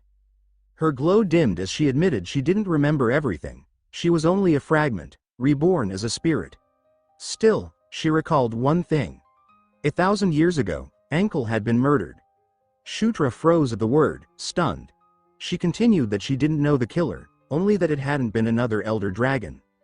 He whispered the word, murder, chilled by the thought that someone could slay a being worshipped as a god. Green Wind drifted closer, her voice softening as she said he should speak more casually. It was awkward for a master to sound so formal. Rubbing his neck, he agreed and changed the subject, asking if, as Ankle's successor, he could also absorb the powers of other elder dragons. She tapped her lips thoughtfully and said that, normally, it would be impossible, but in his case, it might be. He was already wielding the opposing powers of Watcher Ankle and Great Enkidu, proving his body could contain both. Therefore, she reasoned, he might also withstand the strength of other elder dragons. Amazed, he laughed to himself, calling it a typical protagonist advantage. Then, growing serious again, he asked one final question: what she knew about the strange power within him. She replied that her memories were incomplete, so her understanding was limited. Before he could ask more, her form blazed with sudden light. Shielding his eyes, he shouted in surprise. Her voice deepened, echoing with divine resonance, proclaiming that he was a knight of Conquest, a being born with the destiny of a king. She declared that his power was that of dominion itself, the authority to conquer and rule all things under the heavens. And as the words echoed through the night, Shutra stood beneath her radiant glow, the truth of his terrifying potential finally beginning to sink in. Morning sunlight spilled across the temple columns as soft footsteps echoed against the stone. Shutra stirred with a faint groan, pushing himself upright and blinking blearily. He muttered that he remembered speaking with the Green Wind, though the memory felt distant and hazy.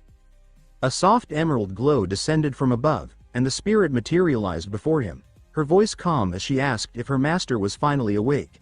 He breathed her name, recognizing her gentle presence. She explained that a trace of Ankle's consciousness had surfaced through her the previous night, likely overwhelming him and causing him to faint. As she spoke, faint visions rippled through the air, images of swirling leaves and an echoing voice proclaiming that a knight of Conquest is born with the destiny of a king, meant to rule all creation. The words faded like wind through branches, ending with a vow of loyalty as she declared herself bound to him. Piecing the fragments together, Shutra realized this was the power of the king, the very essence of Conquest. Startled, he wondered if Ankle had foreseen his awakening all along. The Green Wind bowed her head and said that since he was now her master for eternity, she must share something she had withheld the day before. A grid of glowing runes formed in the air, and she revealed that at the northernmost edge of the Engel Plains lay one of Ankle's lost relics. He repeated in awe that it was Ankle's relic. She continued, explaining that it was an artifact imbued with an elder dragon's power, an item known as the Shield of Life. The spirit recounted how, over a millennium ago, The Watcher Ankle bestowed the shield upon the bravest centaur warrior, one who led his people to countless victories and never suffered a single wound. Yet, despite his valor, the warrior met his end not in battle but in betrayal, stabbed in his sleep by a woman sent by those who coveted his power. Because only its chosen wielder could carry it, his followers buried the shield alongside him in the frozen north. As centuries passed, the relic became legend, renamed after its fallen owner, White Suri. At the mention, Shutra's eyes widened. He recognized the name immediately. It was the mythical artifact that only appeared in the Night Saga's lore, a shield no player had ever found. He thought with exhilaration that it truly existed, and that it was an elder dragon's relic. The Green Wind asked if he knew of it, and he nodded, quickly inquiring about the tomb's location. She replied that she could guide him there once she finished creating her replacement in the plains. He asked how long the process would take, and she estimated 2 days. Shutra agreed that they would depart then, deciding that reaching the far north would be difficult but possible. Excitement flickered through him. If they obtained White Suri, their path ahead would become much easier. As he paced the temple grounds beneath the brightening sky, his mind raced. Traveling north could easily be justified as a mission to hunt the last Cassius remnants. The real issue, he reasoned, was that the temple's activation likely drew the Demon King's attention. He suspected an inspection team would be dispatched soon and calculated that they had less than a week before it arrived. Leaving early would be best. His thoughts were interrupted when Savage Eyes rushed over, reporting that someone from the Demon King's castle had already arrived. Shutra froze, muttering in disbelief that it was too soon. Moments later, a familiar white-haired woman strode into the hall with attendants, remarking that his expression looked as though he had seen a ghost. He recognized her instantly, Felicia, and demanded to know why she was here. Before he could continue, she reminded him that introductions came first and called over someone to introduce themselves. A blue-green woman stepped forward gracefully, bowing as she introduced herself as Daphne, daughter of Echo, the 5th concubine. Shutra's mind raced. He recognized her as the Dryad-born druid and one of the half-siblings he knew from the game's lore. Someone invaluable to secure as an ally. Felicia folded her arms and explained that Daphne was a skilled druid whose abilities would be useful, given the connection to the spirit of the plains. Daphne smiled warmly and said she looked forward to working with him. Shutra decided he would need to make a strong impression. Turning to Felicia, he asked why she wasn't at the Giska Mountains studying the thunder-forging anvil as planned. She replied that she had intended to go, but he had completed his mission too quickly. She added that his rapid success had drawn attention. What was supposed to be a simple Cassius subjugation had taken him only 2 days instead of 2 weeks. Because of that, she said, his name was spreading, and under normal circumstances, someone else would have been sent to interrogate or observe him. When he asked if that was why she came, she admitted that was part of it, though she was also curious about the temple's magic and the strange behavior of Cassius. Shutra silently noted that beneath her sharp demeanor, Felicia had a thoughtful side. He thanked her for her concern. She clapped her hands lightly and asked what his next move would be. He said he planned to head north to check for the remaining Cassius and inwardly added to locate White Suri. Savage Eyes, the centaur chieftain, stepped forward and declared that he would accompany him. Startled, Shutra hesitated, but the chieftain insisted that as leader, he couldn't let others go in his stead. Shutra rubbed his head, conceding that it made sense. Felicia then raised her hand and said she would go too, reasoning that studying living Cassius was better than studying corpses. Nodded in agreement, saying that more people meant more strength. Shutra sighed inwardly. Hunting Cassius had only been an excuse, and now it was turning into a full expedition. Watching the horizon, Carrick muttered that he had a bad feeling things were about to get complicated. Days later, the northern mountains stretched beneath a wide, cloudless sky. A monstrous wolf's roar shattered the silence as the party formed ranks. Carrick grinned, saying his instincts had been right all along. Shadows surged from the rocks, fangs flashing, as the group braced for battle. Cloak snapping in the wind, Shutra stepped forward, eyes sharp and ready, as the howling pack closed in from every side. Immediately, the elf and centaur warriors move into formation, ready to meet the beasts head-on. One of the wolves suddenly charges straight at the prince, who braces himself for the impact. Yet the young man slips aside with ease, wondering how these creatures appeared so suddenly. He thinks that they wiped out every monster the last time, so their return makes no sense. Things worsen when winged, stone-skinned creatures that resemble gargoyles swoop in from above. Shutra recognizes them as geists and understands that this group will be a serious problem. With a green glow rising in his eyes, he says that the enemies are not the only ones who can fly. He activates his wind blessing, his body growing light until he lifts off the ground, moving faster and higher. Greenwind, still in her tiny fairy form, watches in shock and asks how he can use her magic. He ignores her question and shoots forward in a burst of speed toward the geists. One of the creatures stares at him, stunned, as if unable to understand how that kid is flying straight at him. The young man channels his explosive fist and slams his punch into the monster's face. The blow hits with such force that the geist is hurled away violently. Hovering in the air, he glares at the rest of the monsters and tells them to stop being annoying and vanish already. Down below, the little fairy Greenwind watches the scene unfold and wonders what the purpose of her existence even is. On the ground, Daphne is caught alone in the chaos. She looks up with pure panic on her face as a flying monster dives toward her. She screams, trapped with nowhere to run. Carrick reaches her in time, shoving the creature away with brute strength and yelling at Daphne that she must focus and fight back.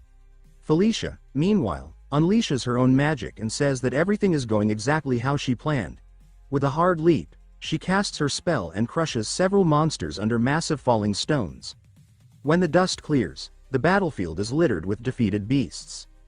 Felicia steps closer and draws attention to a faint purple aura around the monsters that Shutra had not noticed before. He asks what it is, and she explains that the aura is likely a type of curse magic. It strengthens the creatures, but at the cost of their life force, leaving their emotions dull and empty. The elf concludes that someone must be controlling the monsters from afar with this spell. Shutra feels lost because they already defeated the last manipulator, and he wonders who the new one could be. Carrick then calls his attention to Daphne, pointing out that she has been tense through the entire fight. He suggests that this might have been the girl's first real battle. The young man agrees, realizing that this version of Daphne is far less experienced than the one he knew. The Dryad says she can sense the spirit's fear and that the sinister energy keeps growing stronger the farther north they travel. Greenwind confirms it, saying she also feels a dark force coming from that direction. Savage Eyes proposes that they reach the northernmost point and learn more. Shutra admits he only wanted to grab the White Eagle and that things have grown unnecessarily complicated. Still, he agrees and decides they should head to the observation tower on the northern border. A tall stone tower rises under a starry sky as the group gathers on its upper platform, staring at the distant horizon. From there, they spot a massive cluster of purple energy, with hundreds of enemies gathered around it. Felicia explains that only a high-level undead like a lich could command such a force. Suddenly, Daphne drops to her knees, overwhelmed by the crushing weight of the dark energy. Carrick helps her stand and asks if she is all right, and she stutters that she is. The elf explains that the sinister energy is direct and harsh, and that because Daphne is half-spirit, it hits her harder than the others. The prince sees that they are outmatched and suggests they retreat. Before they can act, Felicia senses something approaching and goes completely rigid. She warns everyone that someone is coming straight toward them, leaving Shutra confused by her alarm. He checks his holographic map, wondering who would be approaching in a moment like this. He spots multiple red enemy dots surrounding them. Then Carrick points upward and tells the prince to look immediately. Several enormous fireballs are falling from the sky right toward the tower. Shutra looks up with a face of absolute panic as the attack closes in. Realizing it is a trap, he shouts that everyone must get out of the tower at once. The meteors crash into the structure, triggering a devastating explosion that wipes out the tower in seconds. The stone frame buckles and collapses in fire and smoke while enemies watch from a distance. The tower crumbles completely under the impact of the flaming meteors. Carrick cries out as debris slams into him, though he still shields his teammates with his own body. Felicia reacts instantly, her expression sharp with determination. She uses her wind control magic to soften everyone's fall and keep them safe from the explosion. Debris continues to crash around them, but no one is harmed thanks to her quick intervention. After the dust finally settles, Felicia asks if the prince is all right, and he confirms that he is. Savage Eyes thanks the sixth princess, saying that they only survived because of her magic, but she warns that it is far too early for gratitude since the enemy numbers are overwhelming. They are surrounded on all sides, and the elf tells them to hold the line while she creates an opening in the enemy formation. She gathers her magic, her focus sharpening as she prepares to cast something powerful. Shutra watches her with a mix of admiration and worry, whispering her name under his breath. He draws a glowing dagger and says that he will buy as much time as he can as well. The young man then activates his skill under the king's banner, granting a boost to all his allies. The warriors feel a sudden surge of strength rushing through their bodies, shocked by the sensation. Greenwind asks if he truly plans to fight, and he confirms it with firm resolve. Shutra says that he has no choice but to trust Felicia while she prepares her spell. His Earthshaker gauntlet manifests on his arm, glowing with raw force. He shouts for everyone to brace themselves for the fight as a golden aura spreads across him. The group charges together toward the rapidly approaching horde. With a fierce cry, he leads the advance, refusing to retreat no matter how dire things look. Carrick, energized by the prince's skill, storms forward with his axe held high. Savage Eyes rushes in as well with his sword ready, fighting without hesitation as he slashes through the skeletons.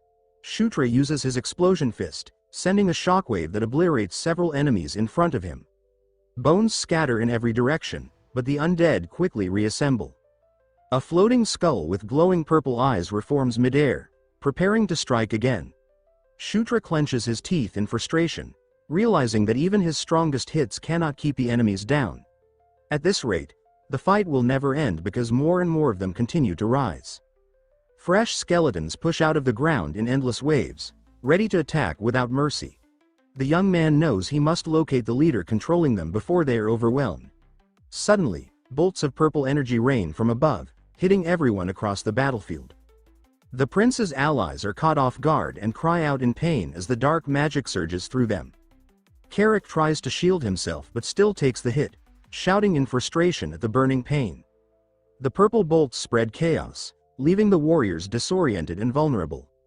One elf drops to the ground, groaning as the purple magic clings to his body like poison. From amidst the debris rises a tall, imposing figure wrapped in sinister purple energy. It is a giant skeletal knight wearing a crown and full black armor, an enemy meant to intimidate. Shutra spots him immediately and recognizes him as the commander of the entire undead force. Savage Eyes seizes the opening and charges with a fierce cry at the towering knight. With unwavering resolve, he leaps in and strikes with all of his strength. But the skeletal knight blocks effortlessly and knocks him away with a single brutal swing. Carrick sees this, cries the knight's name, and rushes to help his ally. The orc is struck down just as easily, sent flying by the monster's crushing blow. He grits his teeth in agony and frustration at being overwhelmed so quickly. Shutra uses the momentary opening and sprints toward the giant knight at high speed.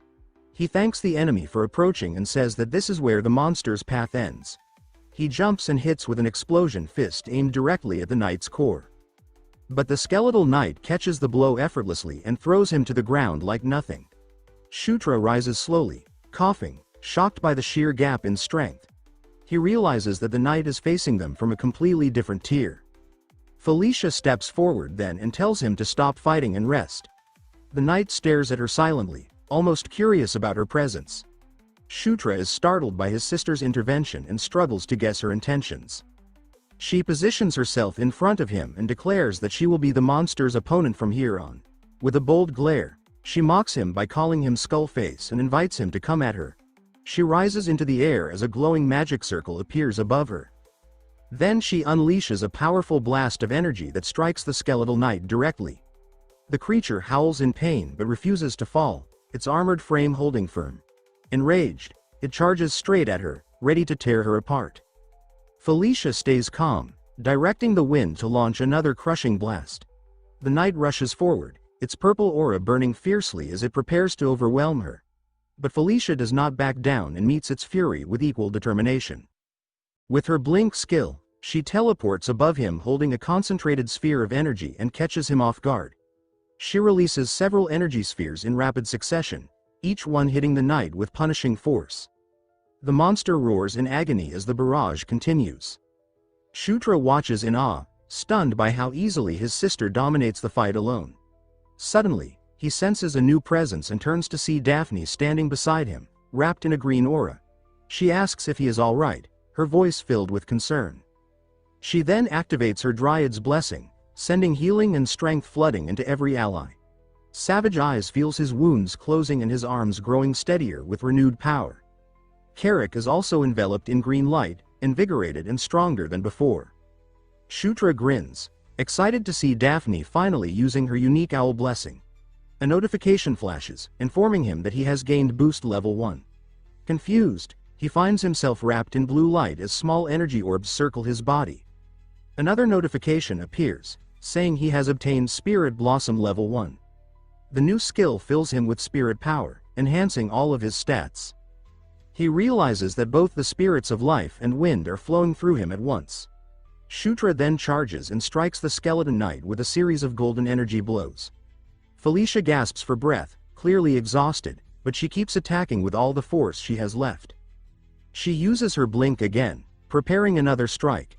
Felicia forms purple energy blades and sends them slicing toward the knight. She calls him a stubborn brute and tells him to just vanish already. She pushes forward with a fierce attack, but the monster manages to defend with his sword. She is stunned to see her assault fail to bring him down. Suddenly, Carrick, powered by the green aura, bellows the knight's name. The orc charges and smashes his axe down with a blow so strong that the knight struggles to hold it back. The skeleton knight is caught off guard by the force but manages to stay upright. Shutra praises his sister's effort as he floats beside her, ready to continue the fight. Felicia turns in shock when she notices her brother floating beside her, ready to deliver the final strike. He tells her to let him handle the finishing blow as his gauntlet burns with intense light. With a fierce shout, he unleashes his explosion fist, landing a crushing hit on the enemy. The skeleton knight takes the impact head-on and begins to crumble under the sheer force of the blow.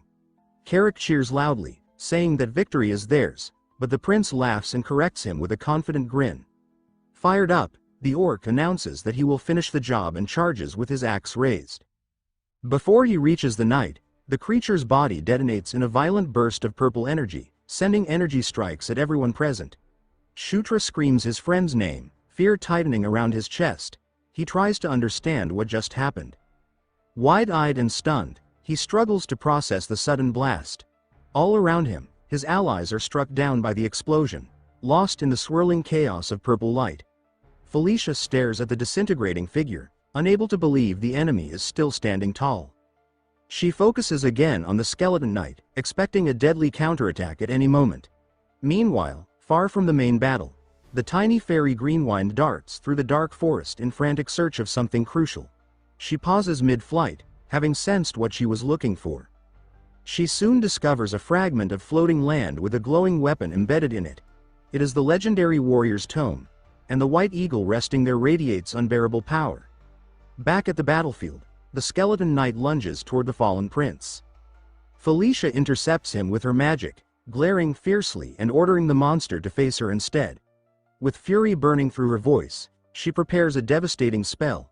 She fires her triple explosion, a massive burst of raw energy that crashes into the knight.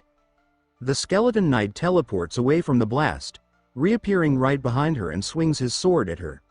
She tries to blink out of the way but is caught by the attack. The knight follows up with a brutal punch that sends her flying. Felicia barely manages to shield herself with a magic barrier, but even so the impact hurls her back. She clenches her teeth in anger, realizing this enemy is far tougher than she expected. The skeleton knight answers with a purple energy blast that smashes her barrier to pieces and knocks her down again. He then summons another wave of undead, unleashing them across the battlefield. Amid the chaos, Shutra lies unconscious after being struck by the Bat of Bones. As he drifts in darkness, a mysterious voice calls him master and tells him to rise. He awakens in a serene green space and stares around in confusion, unable to grasp what is happening. Greenwind appears and insists that he must hurry and awaken Enkel's power inside him. He asks how he is supposed to use Enkel's power when he has no idea how to activate it. A tremendous green light flashes overhead, making him lift his gaze in shock. The forest spirit warns him of something important, holding a glowing artifact in her hands. Meanwhile, his unconscious body murmurs the words dragon blood as if struck by sudden insight. A stream of green and blue energy descends from the heavens like a falling comet. Felicia and the warriors, trapped in a sea of undead, keep fighting desperately. The green energy spills across the battlefield, healing wounds and empowering allies. Felicia looks behind her and notices her brother rising from the ground, wrapped in a shining green aura. He stands with effort, confused as the energy coils around him. Suddenly, the white eagle shield materializes before him, glowing with overwhelming force. He asks how this is possible, and Greenwind appears at his side. She explains that she searched for the tome and managed to make the shield recognize him as its new master. He thanks her, but she tells him to save the praise for later because something far more urgent is happening. The skeleton knight turns to face him, sword in hand, ready to end everything. The creature charges forward with blinding speed, trailing purple energy behind him. The prince tries to react, startled by how impossibly fast the monster has become. He wonders why the knight is moving with such speed. The skeleton knight fires a bolt of purple energy, but Shutra blocks it with the shield. Felicia screams his name, terrified as she sees the knight's headless form through the smoke, but the prince rises into the air, glowing green, shield steady in his hands. He grips the white eagle and feels its immense power flow through his veins. Greenwind explains that Enkel's fragment has turned his body into a hybrid. She asks if he notices the additional strength coursing through his transformed body. A millennium of Enkel's magic, preserved within the shield, now surges through him. He marvels at the sensation and says that the power feels unbelievable. The skeleton knight watches him, purple eyes blazing with hatred. Shutra insults him, calling him bonehead, and invites him to keep fighting. With full confidence, he says that this time he will crush him for real with no mistakes. He fires a green energy blast from the shield, wiping out several undead nearby. The green force expands across the field, obliterating the enemy horde. Felicia stares in disbelief, unable to grasp the magnitude of what her brother is doing. The skeleton knight roars with fury and charges again, sword held high. Shutra blocks the strike with the shield, which responds by glowing brighter. It splits into multiple green energy blades that shoot toward the enemy. The blades twist together, forming a massive energy bird that speeds across the battlefield. The skeleton knight pivots to strike the bird, but the prince distracts him with a taunt. Taking advantage of the opening, he slams an explosion fist into the knight's side. The monster howls in agony as the impact lands, and though the surrounding fire washes over Shutra, he shields himself with the white eagle. He pushes forward with a green aura radiating from his body, preparing a counterattack. With a swift motion, he launches a blast of green energy that slams into the knight. The shield blazes as the power spreads outward. Several green blades pierce through the skeleton knight's armor, making him scream in pain. The prince leaps into the air, his gauntlet glowing fiercely, gathering energy for the final strike. With unwavering resolve, he uses his giant piston skill and drives a punch into the knight's chest. The skeleton knight grinds his teeth and recoils as the crushing impact tears through him. The young man says that it all ends there and prepares to deliver the mercy kill. With a precise flick of his fingers, he gathers the green energy into a single blazing point. He releases an energy beam that tears straight through the monster's chest with overwhelming force. The skeleton knight begins to crumble, his entire form dissolving as the energy devours him. The surrounding undead stare in shock, witnessing their commander's downfall. A notification flashes before Shutra, informing him that he has defeated the boss, Skeleton King Valkarova. He levels up twice, feeling new strength flooding his body. Wearing a satisfied smile, he obtains the title Kingslayer level 1. Felicia quickly warns him about the Bad of Bones curse and says that they should flee. That night, the group gathers around a crackling campfire to rest and talk. Felicia asks if the shield he carries is truly the White Eagle's relic, and the prince nods. Savage Eyes and Carrick stare in amazement, impressed that the legendary weapon actually existed. Daphne says she senses an immense life force radiating from the shield and believes it still has not revealed its full strength. Shutra realizes the shield is holding back its power to stay in sync with him. Felicia tells him the relic is his now and promises not to report anything to the castle. Savage Eyes then steps forward and acknowledges him as the successor of the great warrior White Eagle. The Centaur chief pledges that they will stand with him whenever he calls. Shutra smiles and says he will rely on them in the future as well. Then a thought hits him, something he nearly forgot completely. He remembers that they still had not checked the warrior's tome for loot. Inside, he finds a chest overflowing with treasures and gold coins. Before he can enjoy it, the green one appears and says that something is not over, because he still has not praised her. Carrick jumps in fright at her sudden appearance, and the prince apologizes for forgetting. He pats the small fairy on the head, thanking her sincerely for her help during the battle. She forgives him but insists he must praise her properly as compensation. He agrees and tells her she is the best of them all and absolutely incredible. With the fight finished and the treasure claimed, the incident in the north finally concludes. Yet Shutra cannot shake the uneasiness in his heart. He wonders if Valkarova was truly the origin of the purple aura or if something else was behind it. He also questions how the enemy knew about the small sanctuary hidden deep in the forest. With a serious expression, he understands that several mysteries remain unsolved. He tells himself that someday he will uncover the true source of the purple aura. Once they return from the northern border, the days pass quickly for the group. Savage Eyes prepares his warriors to head north and eliminate the remaining Cassius. The prince joins them and, after 15 days of work, the entire pack is wiped out. Back at the Demon King's castle, life continues normally within the dark and towering fortress. Felicia watches her brother and comments that he seems even stronger than before. He grins and says that he is in his growth spurt, so gaining strength is natural. He then asks how the sanctuary investigation turned out, and she replies that the results were average. However, the elf says she discovered something remarkable during her search. She found evidence that the sanctuary's magic was cast by Enkil, one of the 6 ancient dragons. Shutra feigns surprise and says that the discovery is incredible, trying not to look suspicious. Felicia eyes him closely and asks if he already knew that, but he quickly denies it. Greenwine suddenly appears and says that he looks strange trying to pretend ignorance. The scene shifts to the Demon King's castle, its Gothic towers rising ominously. When Felicia arrives, a group of elf girls rush toward her, calling her name excitedly. They greet her warmly, asking how she is and if she has eaten yet. Carrick watches the cheerful scene and comments that nothing has changed here, and the prince agrees. Greenwind asks if it is fine to leave the plains in that state, and Shutra replies that the only ones who changed were them. Carrick approaches the prince and asks if he did something wrong to attract so much attention. He gestures toward a group of female elves glaring at them with obvious hostility and suspicion. Shutra identifies them as succubi and wonders if they belong to Anastasia's faction. Anastasia Nekrian, the 4th princess, leads one of the 3 major factions in the castle. Her faction is the largest, and even Felicia and her twin brother Sylvan were once part of it. Shutra realizes word of what happened in the plains has already reached her. With a confident grin, he tells Carrick to get used to this kind of attention. The scene shifts to the merit office inside the Demon King's castle.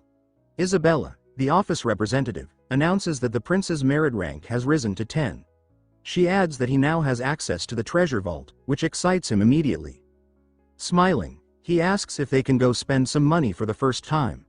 They head to the arsenal, where they are granted permission to enter the first treasure vault.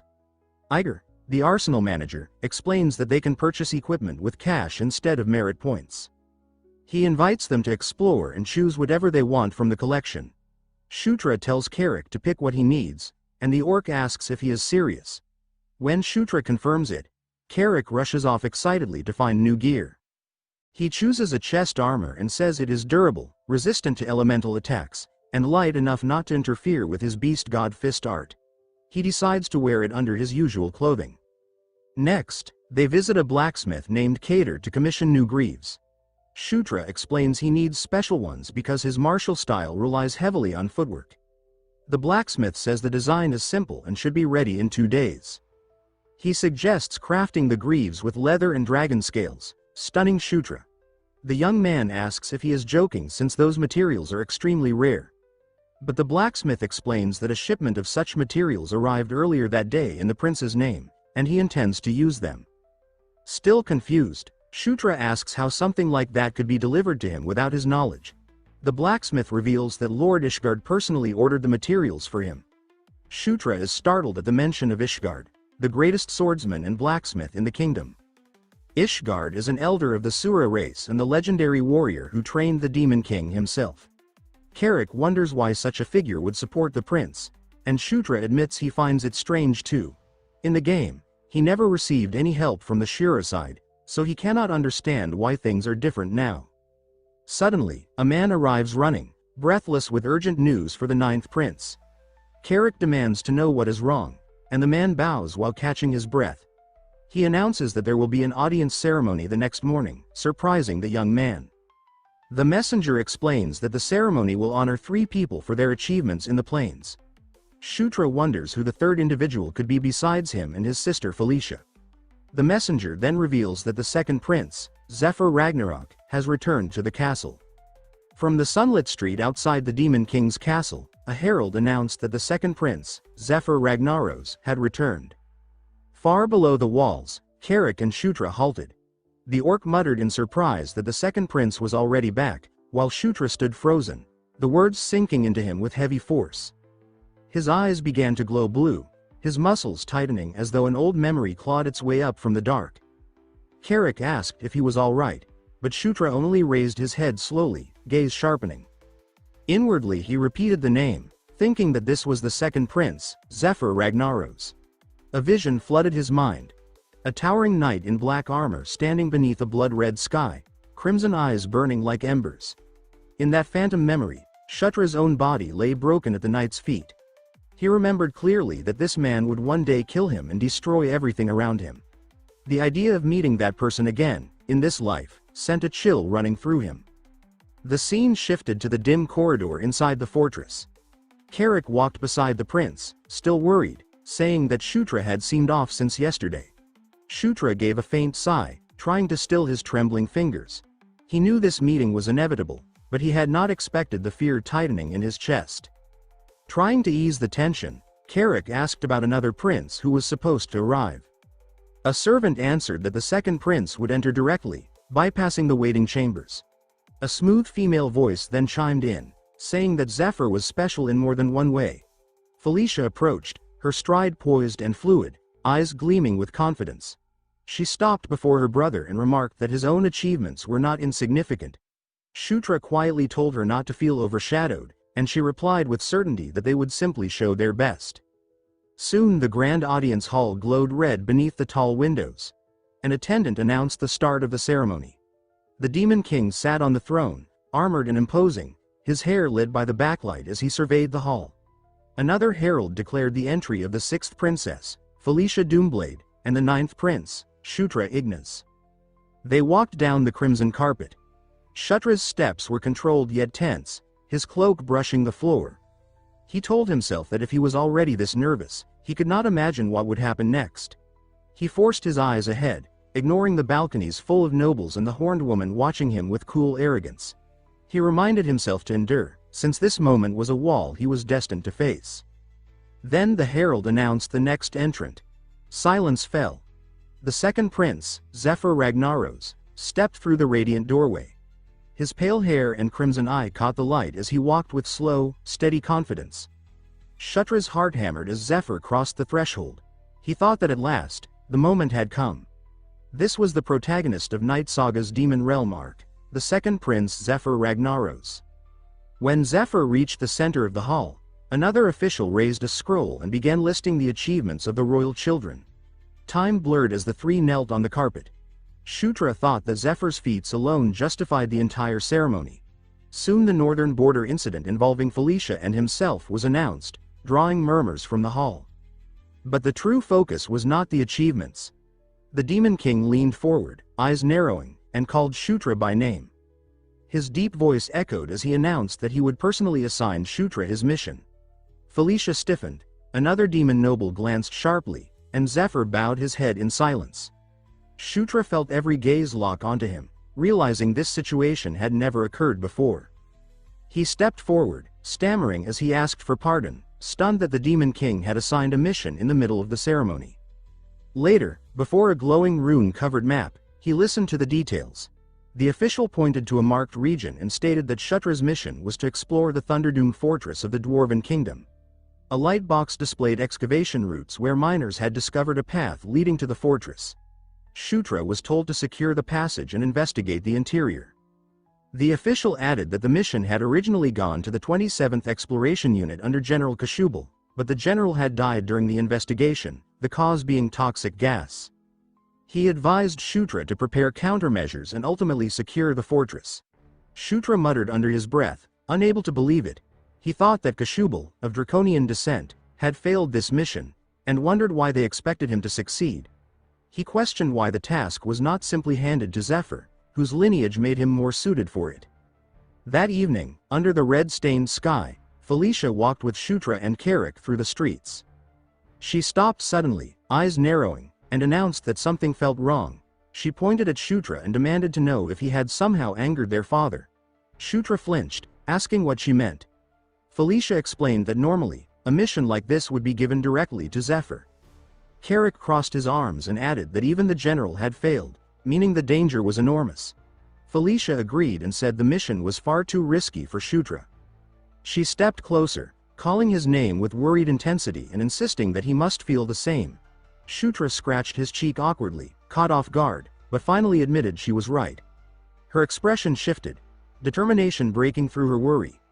Light shimmered faintly around her as she announced that she would go with him. She reached toward him, saying that they would face the Thunderdoom fortress together, side by side. Felicia pretends to be irritated, though Carrick teases her for inviting herself along without hesitation. Shutra sees through the act and responds with a warm smile, clearly grateful for her loyalty, and he gladly accepts her decision to join them. At the same time, a blue-haired siren steps forward with an intense smile, seeking Prince Shutra's permission to join the group as well. Felicia immediately recognizes him and states that his name is Khodorov. With mild surprise, Shutra responds courteously but firmly, explaining that the team is already complete. Khodorov bows in understanding, excuses himself, and walks away without protest. Felicia questions Shutra's choice afterward, pointing out that the male siren is exceptionally capable. Shutra admits to himself that she is right, acknowledging that he is an extremely powerful magic user. As Khodorov departs, however, he discreetly activates a teleportation spell and vanishes from sight. Shutra understands the truth though, knowing Dorov is a fanatically loyal spy serving Princess Anastasia. In another location, Khodorov kneels within a darkened chamber and reports back to his master. Shutra smirks elsewhere, realizing that Anastasia must be deeply concerned if she is willing to deploy her finest spy. He silently challenges his sister, daring her to keep watching him from the shadows. Anastasia calmly sips her wine while admitting that her younger brother is more cautious than she anticipated. Later, within Shutra's quarters, Felicia asks what information he has about the fortress they are heading toward. He explains that it once belonged to dwarves, a people renowned for waging brutal wars against dragons. Felicia clarifies that this dwarven high kingdom fought dragons to protect their vast treasures. Carrick is left stunned by the thought, while Felicia continues by describing the various types of dragons that once threatened the realm. Carrick innocently asks whether she could defeat a dragon herself, which immediately flusters her. Carrick bluntly states that she could not, prompting Felicia to angrily remind him that dragons are overwhelmingly powerful creatures. Carrick merely laughs and compliments her impressive knowledge of history. She responds by puffing out her chest proudly and explains that the fortress is famous among scholars. Her eyes gleam with greed as she suggests they could strike it rich. Carrick points out that she is practically drooling, though Shutra agrees with her assessment, stating that it truly is a jackpot. From his past life, he knows the fortress is a legendary high-risk, high-reward dungeon. Because of the ancient wars, countless priceless treasures were buried within its depths. More importantly, Shutra knows there is something inside that he must obtain at all costs. The legendary Dragonslayer's sword rests there, a weapon capable of killing Dragonkin. To defeat Prince Zephyr, who carries dragon blood, Shutra knows the sword is essential. At the entrance to the northern region, he stands ready for the mission ahead. His newly acquired A-rank greaves, crafted from dragon scales, gleam brilliantly in the sunlight. Shutra smiles with satisfaction, clearly pleased with his powerful, custom-made armor. His party stands assembled behind him, alert and awaiting his command. He pulls up his mask, his eyes sharp with focus, and signals that it is time to move. They enter the dark, dust-filled opening of the newly discovered mine. The group advances carefully through the vast and ancient dwarven hall. Carrick observes that the fog ahead is growing thicker, realizing that it is actually a dangerous toxic gas. Felicia suggests that they proceed slowly, and Shutra agrees that caution is their best option. Carrick notices the odd coloration of the gas and wonders aloud whether it should be yellow. Without warning, several members of the party begin choking and gasping for air. Carrick and a female attendant collapse to the stone floor, overwhelmed by the poison. Felicia and Shutra are stunned by the sudden turn of events. Felicia curses as she realizes that the composition of the toxic gas has changed. She quickly summons a powerful vortex of wind, attempting to create a pocket of clean air. However, her magic reacts violently with the unfamiliar poison. The clashing forces trigger a massive and unstable magical explosion. The resulting shockwave tears through the chamber, hurling everyone off their feet. Shutra slams into the ground and weakly calls out Felicia's name. Slowly, the dust and poisonous fog begin to settle. The entire party lies scattered and unconscious across the cold stone floor. From the lingering mist, 3 massive, shadowy figures emerge. One of the monstrous beings steps forward with slow, deliberate weight. The creature towers over the helpless group, its silhouette dark and terrifying. It releases a deep, guttural roar that echoes throughout the hall. At that moment, Shutra's eyes snap open. He immediately recognizes these creatures as the same ones that killed the general. The white Suri shield suddenly materializes and launches itself toward the monsters. In a burst of light, the shield slices one of them cleanly in half. The shield continues its assault, effortlessly cutting through the remaining creatures. Green Wind comments on how convincing Shutra's acting was, but he sharply tells her to remain silent. The shield then releases a wave of purifying light, causing the monsters to scream in agony. One of the creatures emits a piercing shriek as its body begins to dissolve. The holy light proves fatal, completely vaporizing its dark form. Shutra stands his ground, his new armor gleaming as he grips the shield. He surveys his fallen companions and notes just how potent the poison must have been. A smirk crosses his face as he reflects on his unique constitution, which grants him complete immunity to poison. Suddenly, the entire fortress begins to tremble violently. Huge chunks of stone rain down as the ceiling starts to collapse. Shutra looks upward in alarm, wondering what new disaster has been triggered. He curses the fortress for its seemingly endless array of lethal traps. He orders Green Wind to stay behind and protect the unconscious party members. His eyes glow with a purple hue as he activates his dragon blood power. Surrounded by a powerful aura, he gently lifts Felicia and the others into his arms. With incredible speed, he leaps through the collapsing cavern, narrowly avoiding falling debris. He desperately searches for a way out and spots a massive structure ahead. He lands safely before an enormous sealed gate. It is the fortress's true entrance. The white Suri's wings spread wide, forming a barrier that shields the party from the falling rubble. Green Wind calls out urgently, warning her master that the situation is rapidly getting worse.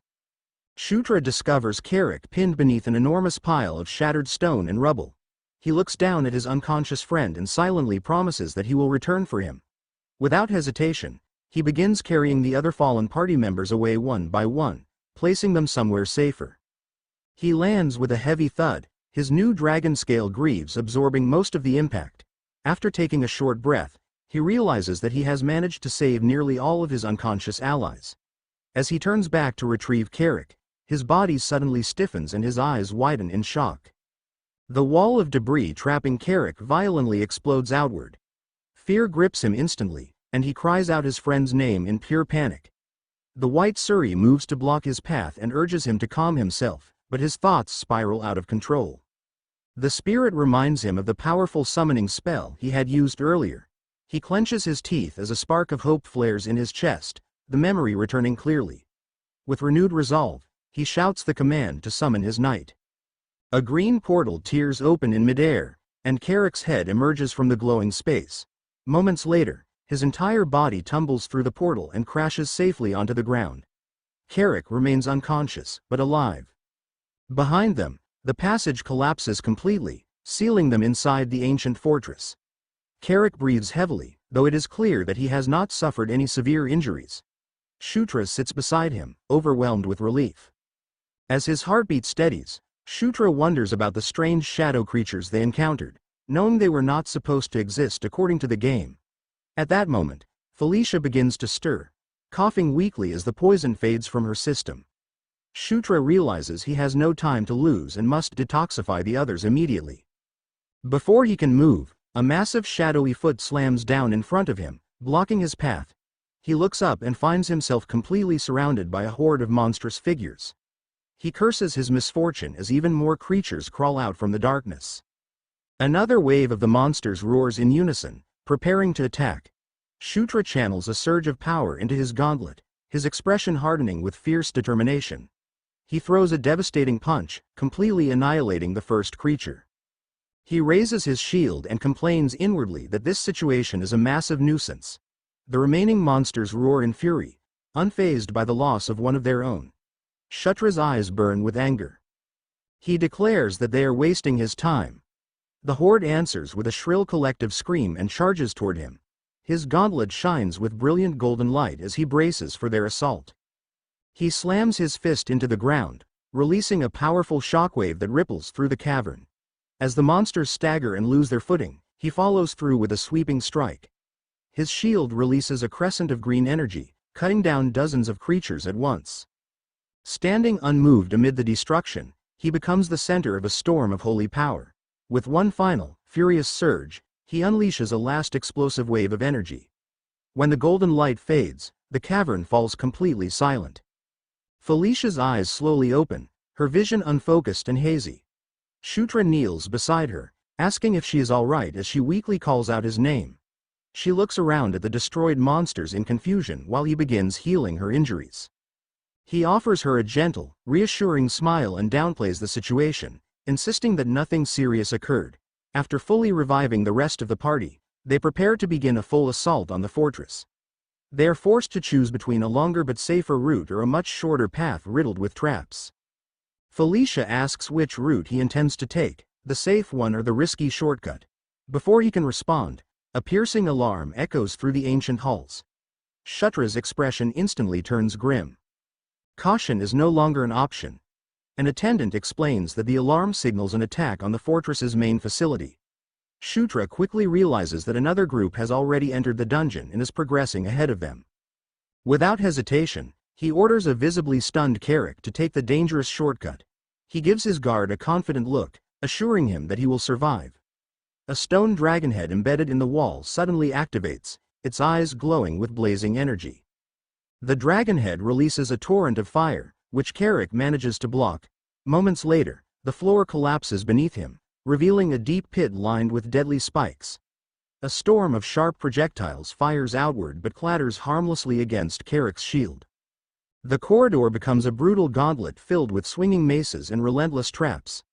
When Carrick finally emerges, he is drenched in cold sweat and gasping for breath.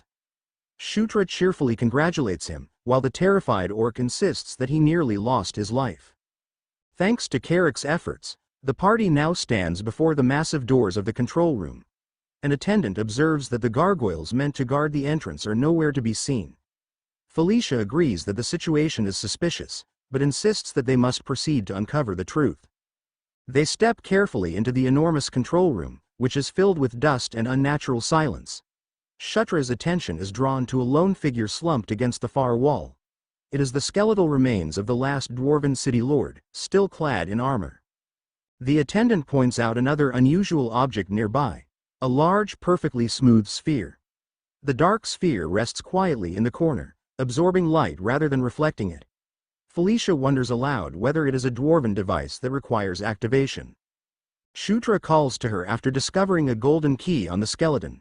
He lifts the ornate key, its surface gleaming faintly, and inserts it into the sphere. Instantly, blue electricity surges across its surface. The sphere hums to life, glowing with soft blue light. Dozens of holographic screens burst into existence, filling the room with shifting images. The party watches in stunned silence, awed by the sophistication of dwarven technology. Suddenly, Carrick cries out in alarm, sensing something wrong. A distant noise draws his attention as Daphne points toward one of the screens. The image shows a violent battle raging elsewhere within the fortress. They see shadow monsters clashing with a massive army of stone gargoyles. Shutra's expression darkens as he realizes these forces are the true invaders of the fortress. As he scans the projection, A colossal figure in the background catches his eye. His breath catches as realization strikes. The hologram zooms in on the corpse of a massive monster pierced by a glowing golden spear. Shutra struggles to breathe as he whispers that they have finally found their true prize. The weapon is revealed to be Ascalon, the legendary Dragonslayer's spear, a relic of terrifying power. The screens begin displaying the fortress's past, recounting the story of the wicked dragon Partisan. Partisan and his monstrous legion laid siege to the fortress without mercy. After breaching its defenses, the dragon unleashed his full strength, confident in his invincibility. That arrogance proved fatal when he exposed himself at a critical moment. The greatest warrior of the fortress seized the opportunity and drove Ascalon straight into the dragon's chest. With their leader slain, the dragon's army descended into madness. Unable to contain the chaos, the dwarves were forced to abandon their home. The fortress became a vast tomb, sealing away both the fallen dragon and countless dwarves. Carrick confirms that the corpse belongs to Partisan and that the weapon is indeed Ascalon. The holographic screens continue to show the ongoing war between the gargoyles and the shadow monsters. The party quickly realizes that the shadow creatures are also pursuing the legendary spear. Felicia scoffs at the idea and declares that she will never allow them to steal such a prize. Shutra asks whether it is possible to command the gargoyles, but Felicia states that controlling them is completely impossible. At that moment, a massive dwarven golem awakens, its enormous hammer crackling with violent arcs of lightning. The construct brings its weapon down with devastating force, instantly obliterating a cluster of shadow creatures. Felicia explains that the city lord must have transferred his authority to the golem before his death. She suggests that they wait and observe, but Shutra immediately rejects her cautious approach.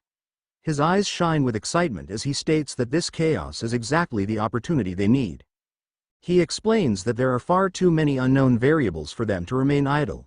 He tells Felicia to stay where she is, then sprints out of the control room without hesitation. With the map firmly memorized, he charges straight into the battlefield, moving with purpose toward his objective. Shutra knows that if he can claim Ascalon first, victory is guaranteed. He visualizes the outcome clearly in his mind. No matter how the battle unfolds, he is certain they will come out on top. As he races across the battlefield, he checks his minimap and realizes he is already close. Soon, the massive corpse of the dragon Partisan comes into view. While sprinting past the golem, he briefly marvels at how invaluable the minimap has proven to be. Suddenly, the golem turns and swings its massive, lightning-charged hammer directly at him. The sheer force of the blow sends him flying backward. He recovers quickly and shouts that he has no intention of fighting the construct right now. The golem ignores him completely and smashes its fist into the ground, releasing another powerful shockwave. Its glowing eye remains fixed on Shutra, recognizing him only as an intruder. The massive construct hesitates briefly, tilting its head as if confused. A flash of green light streaks past the golem, drawing its attention away. Shutra surfs forward atop his shield and jokingly thanks Green Wind for her perfect timing. She angrily protests the nickname, while he insists that it sounds fashionable. Ignoring their brief exchange, Shutra makes a final sprint toward the dragon's corpse. He plants his feet firmly and prepares to claim his long-sought prize. Standing before the spear, he is struck by how much more dazzling its golden light appears up close. With a broad grin, he grips the shaft and expresses his gratitude to the fortress itself. He places one foot against the dragon's body and pulls with all his strength, but the spear does not move. He strains harder, yet the weapon remains firmly embedded. Grinding his teeth in frustration, he realizes just how impossibly heavy the spear truly is. Letting out a roar, he pours every remaining stat point into strength. The dwarven golem watches as a blinding pillar of golden light erupts around him. With one final, overwhelming pull, the legendary spear tears free. Shutra stands tall, Ascalon now firmly in his grasp.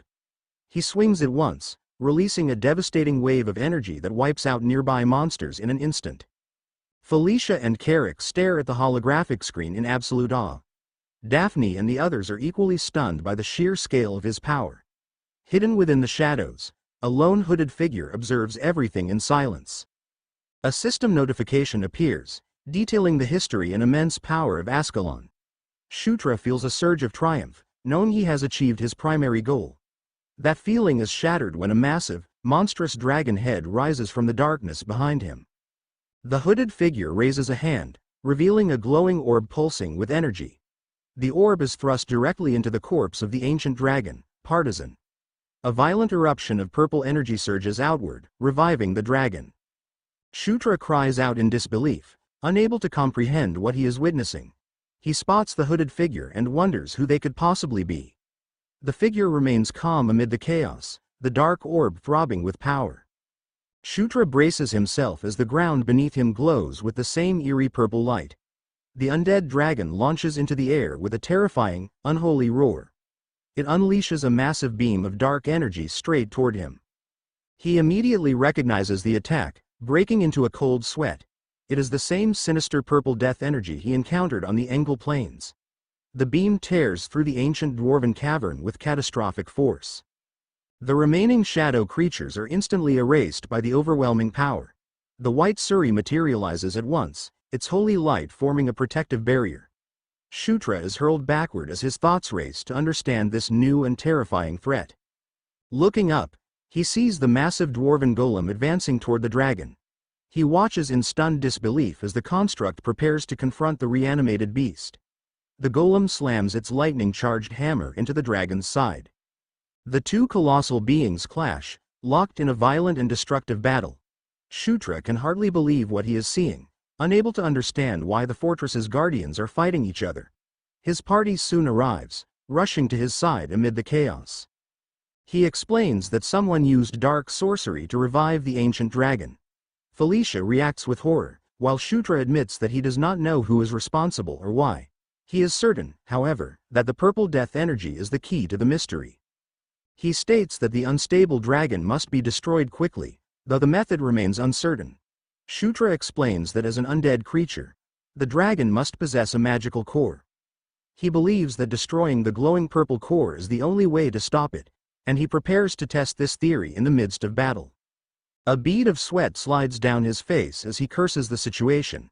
He shouts a warning for his allies to evade as the dragon unleashes another massive torrent of purple energy.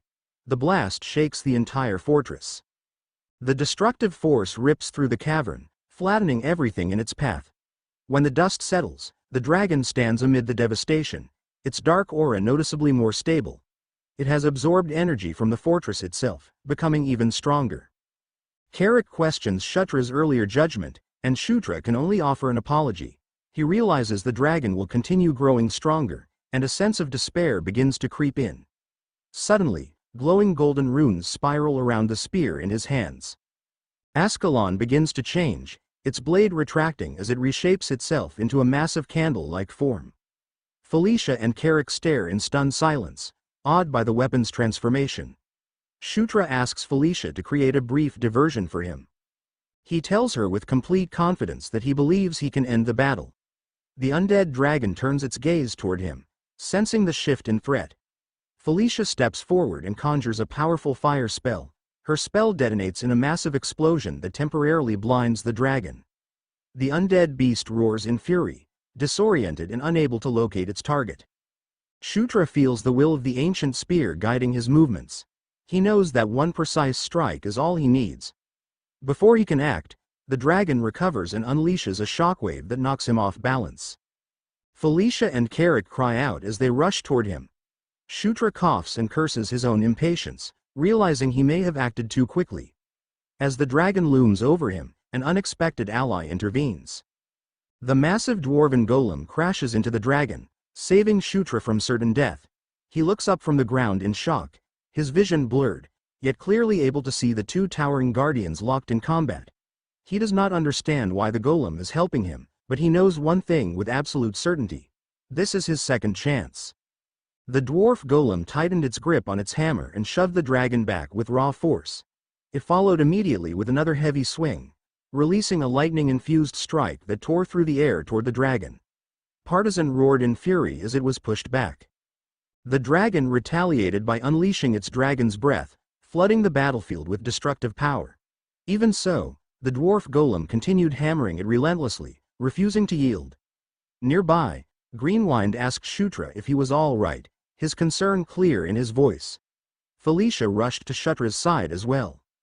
She healed his wounds while scolding him sharply, saying that he had been reckless.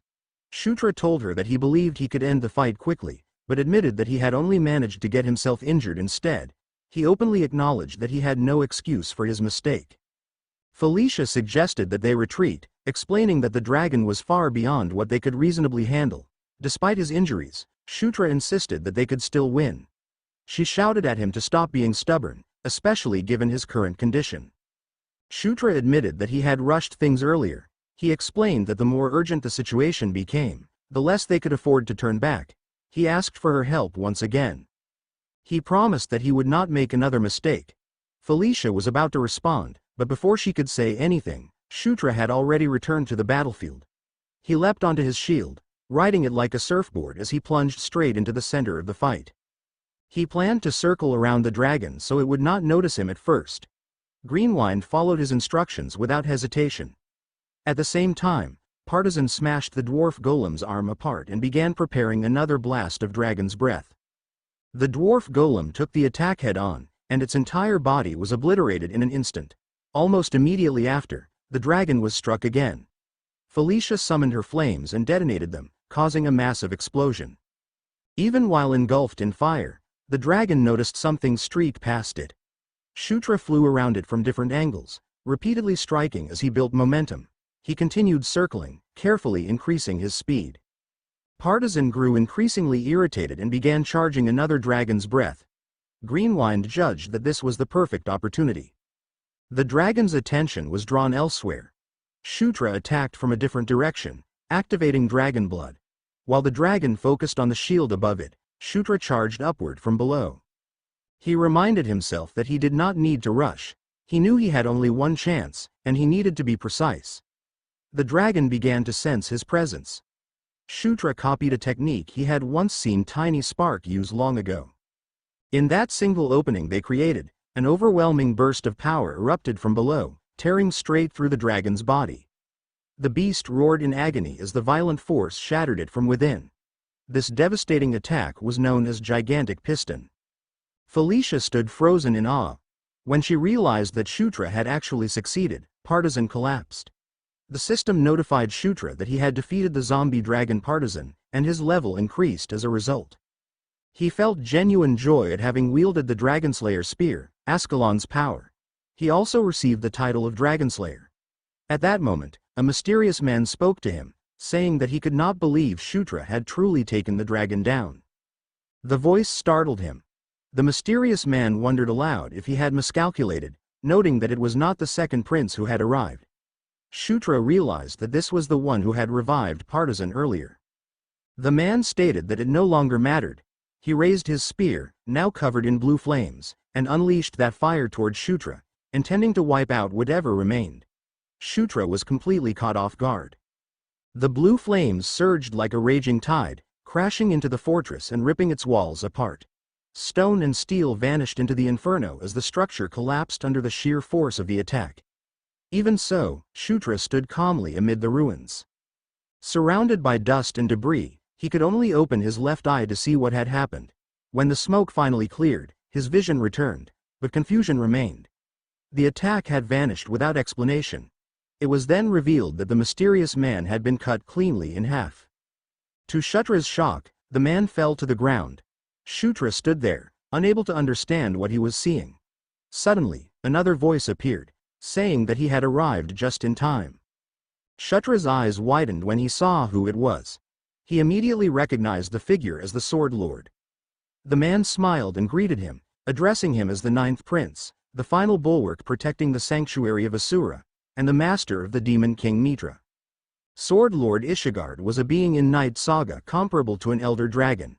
He was an extraordinary and overwhelming presence, yet he existed only in the background of the story, making him impossible to encounter during the actual narrative.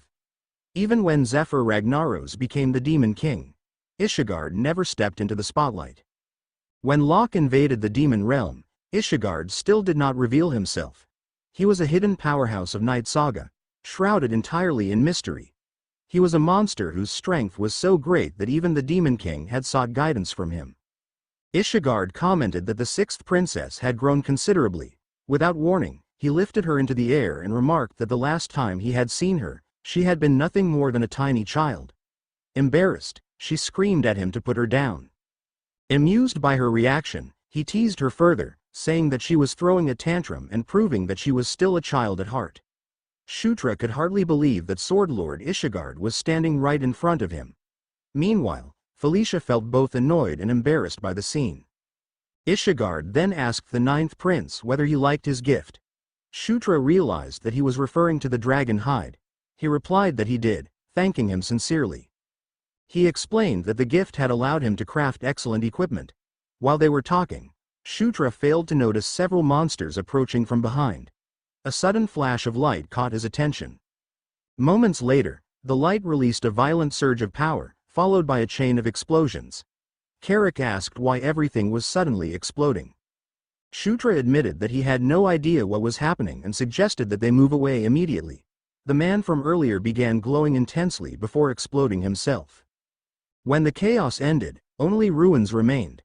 Fortunately, Ishigard had erected a barrier to protect them. He asked calmly whether everyone was all right. Shutra replied that they were, thanks to him. Felicia, however, could not understand why the explosion had occurred at all. It left her wondering what their enemy's true objective had been. Shutra recalled the man mentioning the 2nd prince, and the more he thought about it, the stranger it felt. Ascalon clearly was not their objective, since the man had shown no interest in it at all. That realization made Shutra question what they were truly after. Then the answer finally clicked. His expression hardened as the pieces came together. He told Felicia that their real target might have been the 2nd prince. The statement shocked and confused her. She questioned why he would suddenly come to that conclusion. Shutra explained that the man wielding the spear had mentioned they were watching because the 2nd prince did not appear. He added that those enemies chose to show themselves now, even though half a month had already passed since General Kashubal failed his mission. To Shutra, it felt as though they had been lying in wait for someone all along. Felicia's expression darkened as she understood the implication. She stated that General Kashubal had likely been killed from the very beginning as bait to draw out the 2nd prince. She further pointed out that Zephyr was usually the one assigned to missions of that nature. Because of that, she reasoned, those people probably assumed it would be the same this time. That realization made her wonder who would specifically target Zephyr and for what reason. Shutra replied that whoever orchestrated this was extremely meticulous.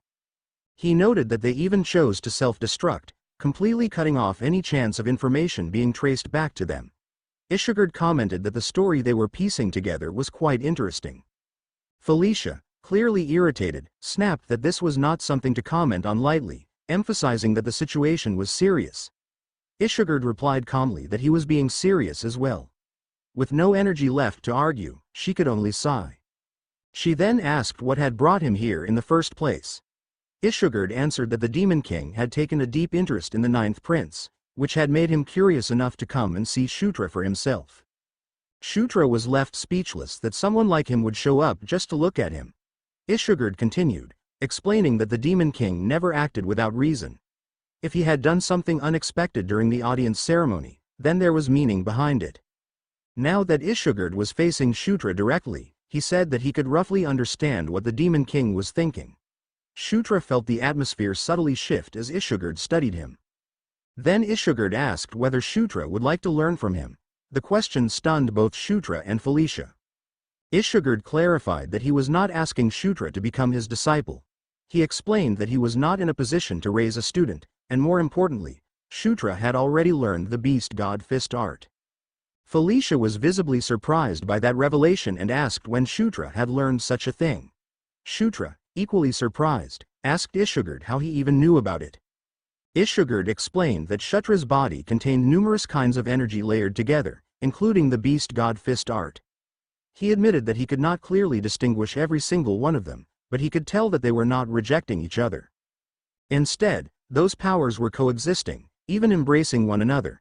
He said that the phrase mutual coexistence described Shutra perfectly. Ishigard stated that this was why he had taken an interest in the 9th prince and wanted to pass on some of his insights. He then asked Shutra what he thought. Shutra knew how unprecedented this was. Aside from Demon King Matera, Ishigard had never offered his teachings of his own accord. With no reason to refuse such an opportunity, Shutra agreed. Ishigurd was clearly pleased with the answer. He explained that he would teach Shutra one method of aura manipulation along with several techniques, adding that how those techniques evolved would depend entirely on Shutra's own skill. He placed a hand on Shutra's shoulder, and in that instant, Shutra began to emit a golden light. That glow marked the beginning of the instruction. The golden aura surrounding Shutra was Ishigurd's own. Shutra closed his eyes and focused on the sensation. It felt completely different from when he learned the beast god fist art. Ishigurd's aura seemed to fill every corner of his body, leaving no space untouched. The system then notified him that he had acquired Ashura cultivation technique level 11. Additional notifications followed. Ashura cultivation technique Wind God level 11, Ashura cultivation technique Great Mountain level 11, and Ashura cultivation technique Lightning level 11.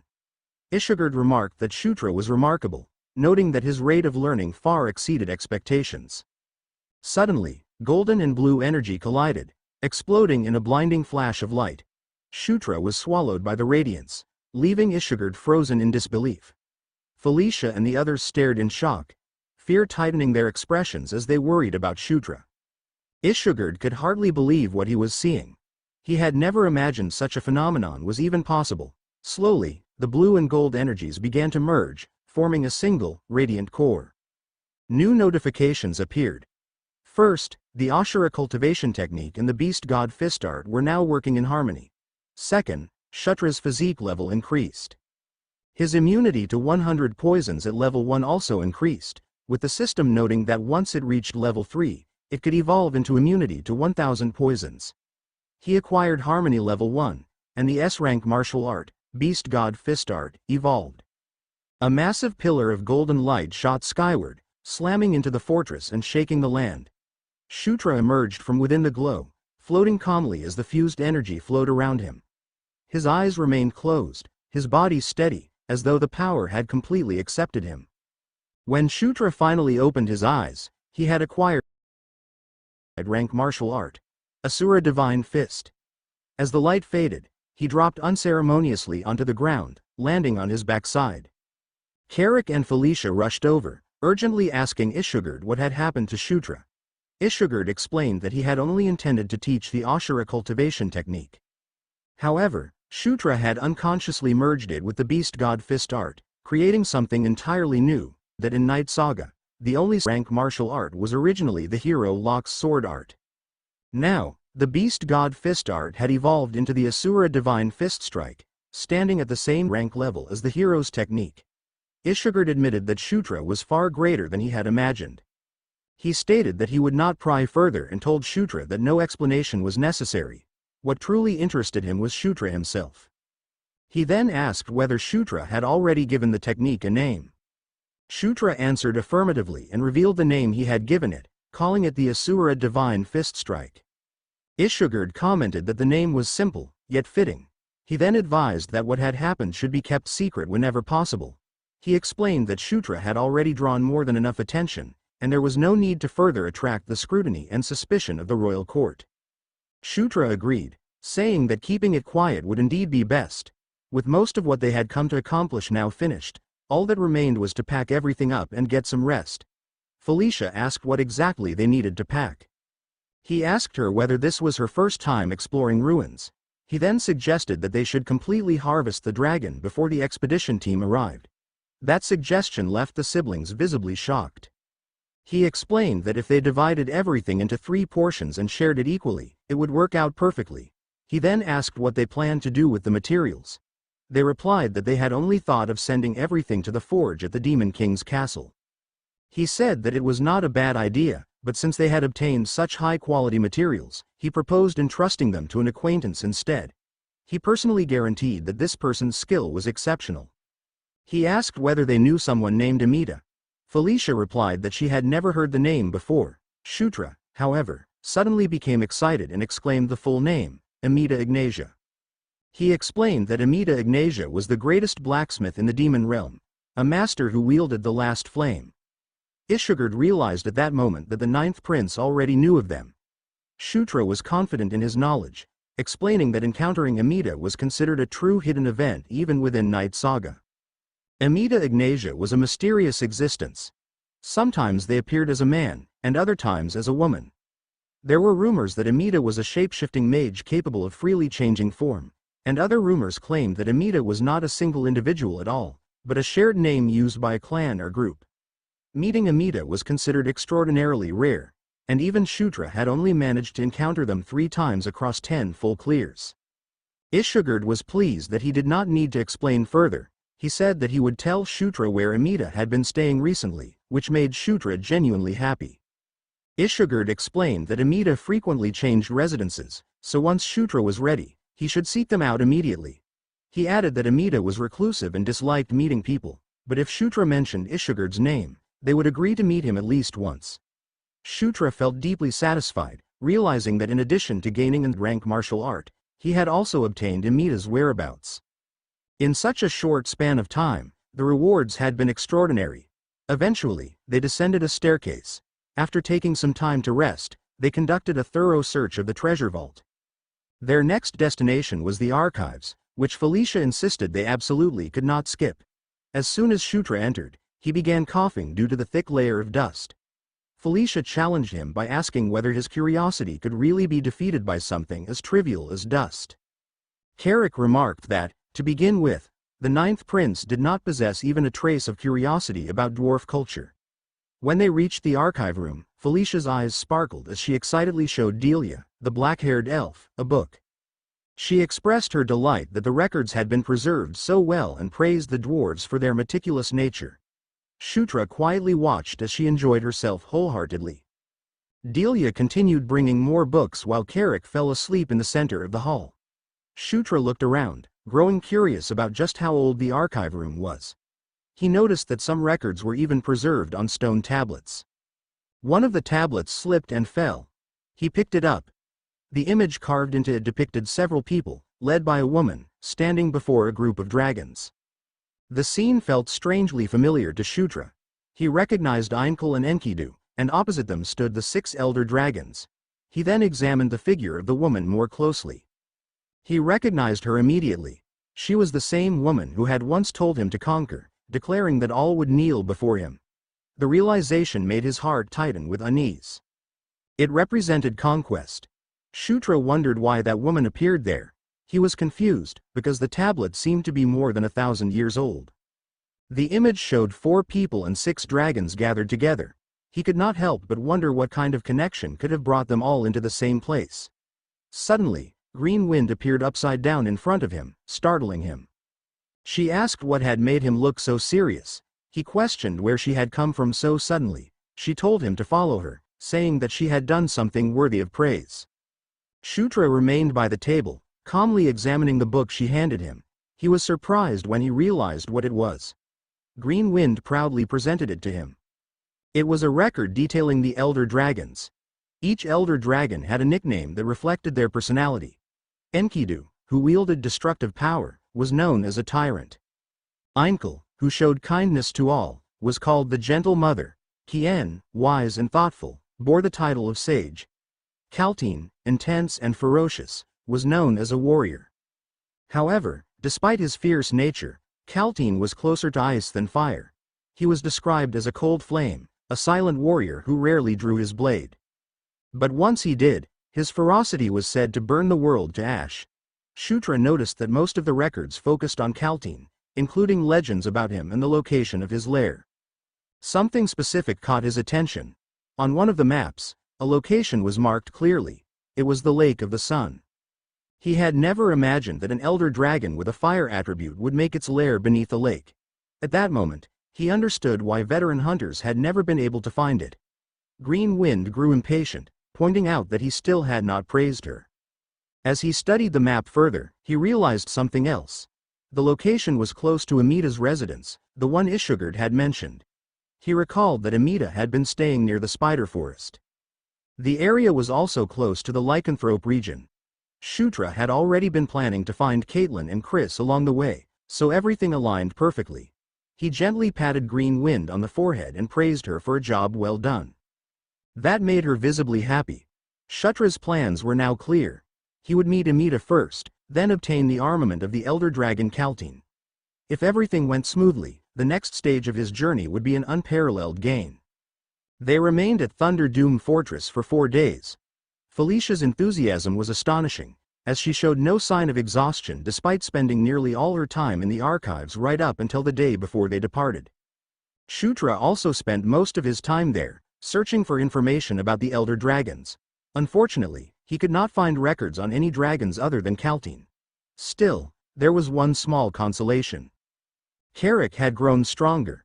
Shutra noted his promotion within the King's Knights and asked whether he felt any stronger. Carrick replied confidently and punched the air to demonstrate. Carrick also stated that all the intense training he had endured had paid off. His rank as Knight Captain Carrick had advanced to Barracks Commander. The following morning, a new mission plan sent by Felicia arrived at the Demon King's castle. A report was delivered alongside the others, stating that there was a high probability that General Kashubal's death itself had been a trap designed to draw out Zephyr. By the time the report was finished, the sun was already high in the sky.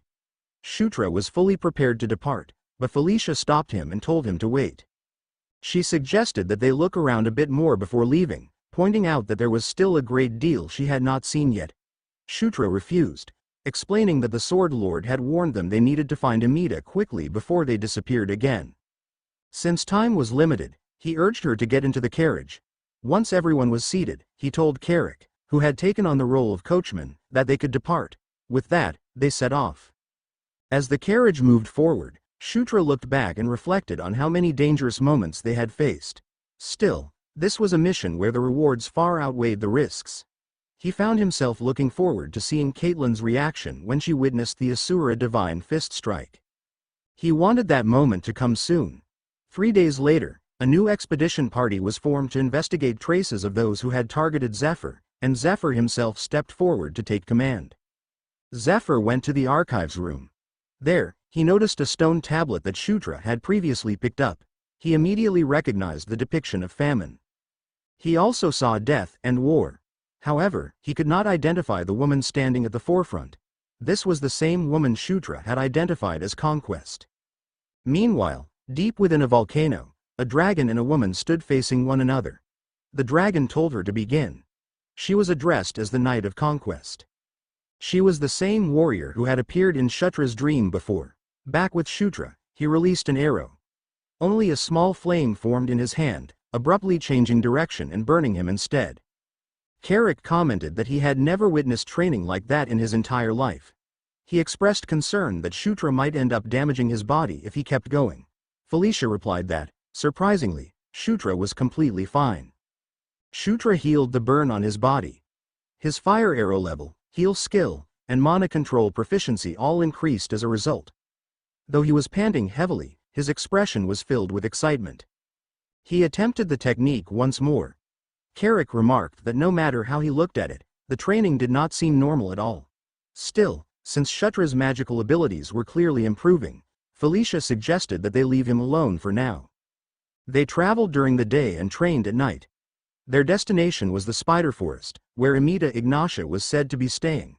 To reach it as quickly as possible, they chose to cut straight through lycanthrope territory. Suddenly, they were ordered to stop. The road ahead had been closed. Carrick asked what was going on. The guards explained that it was official business of the lycanthrope royal family and ordered them to withdraw.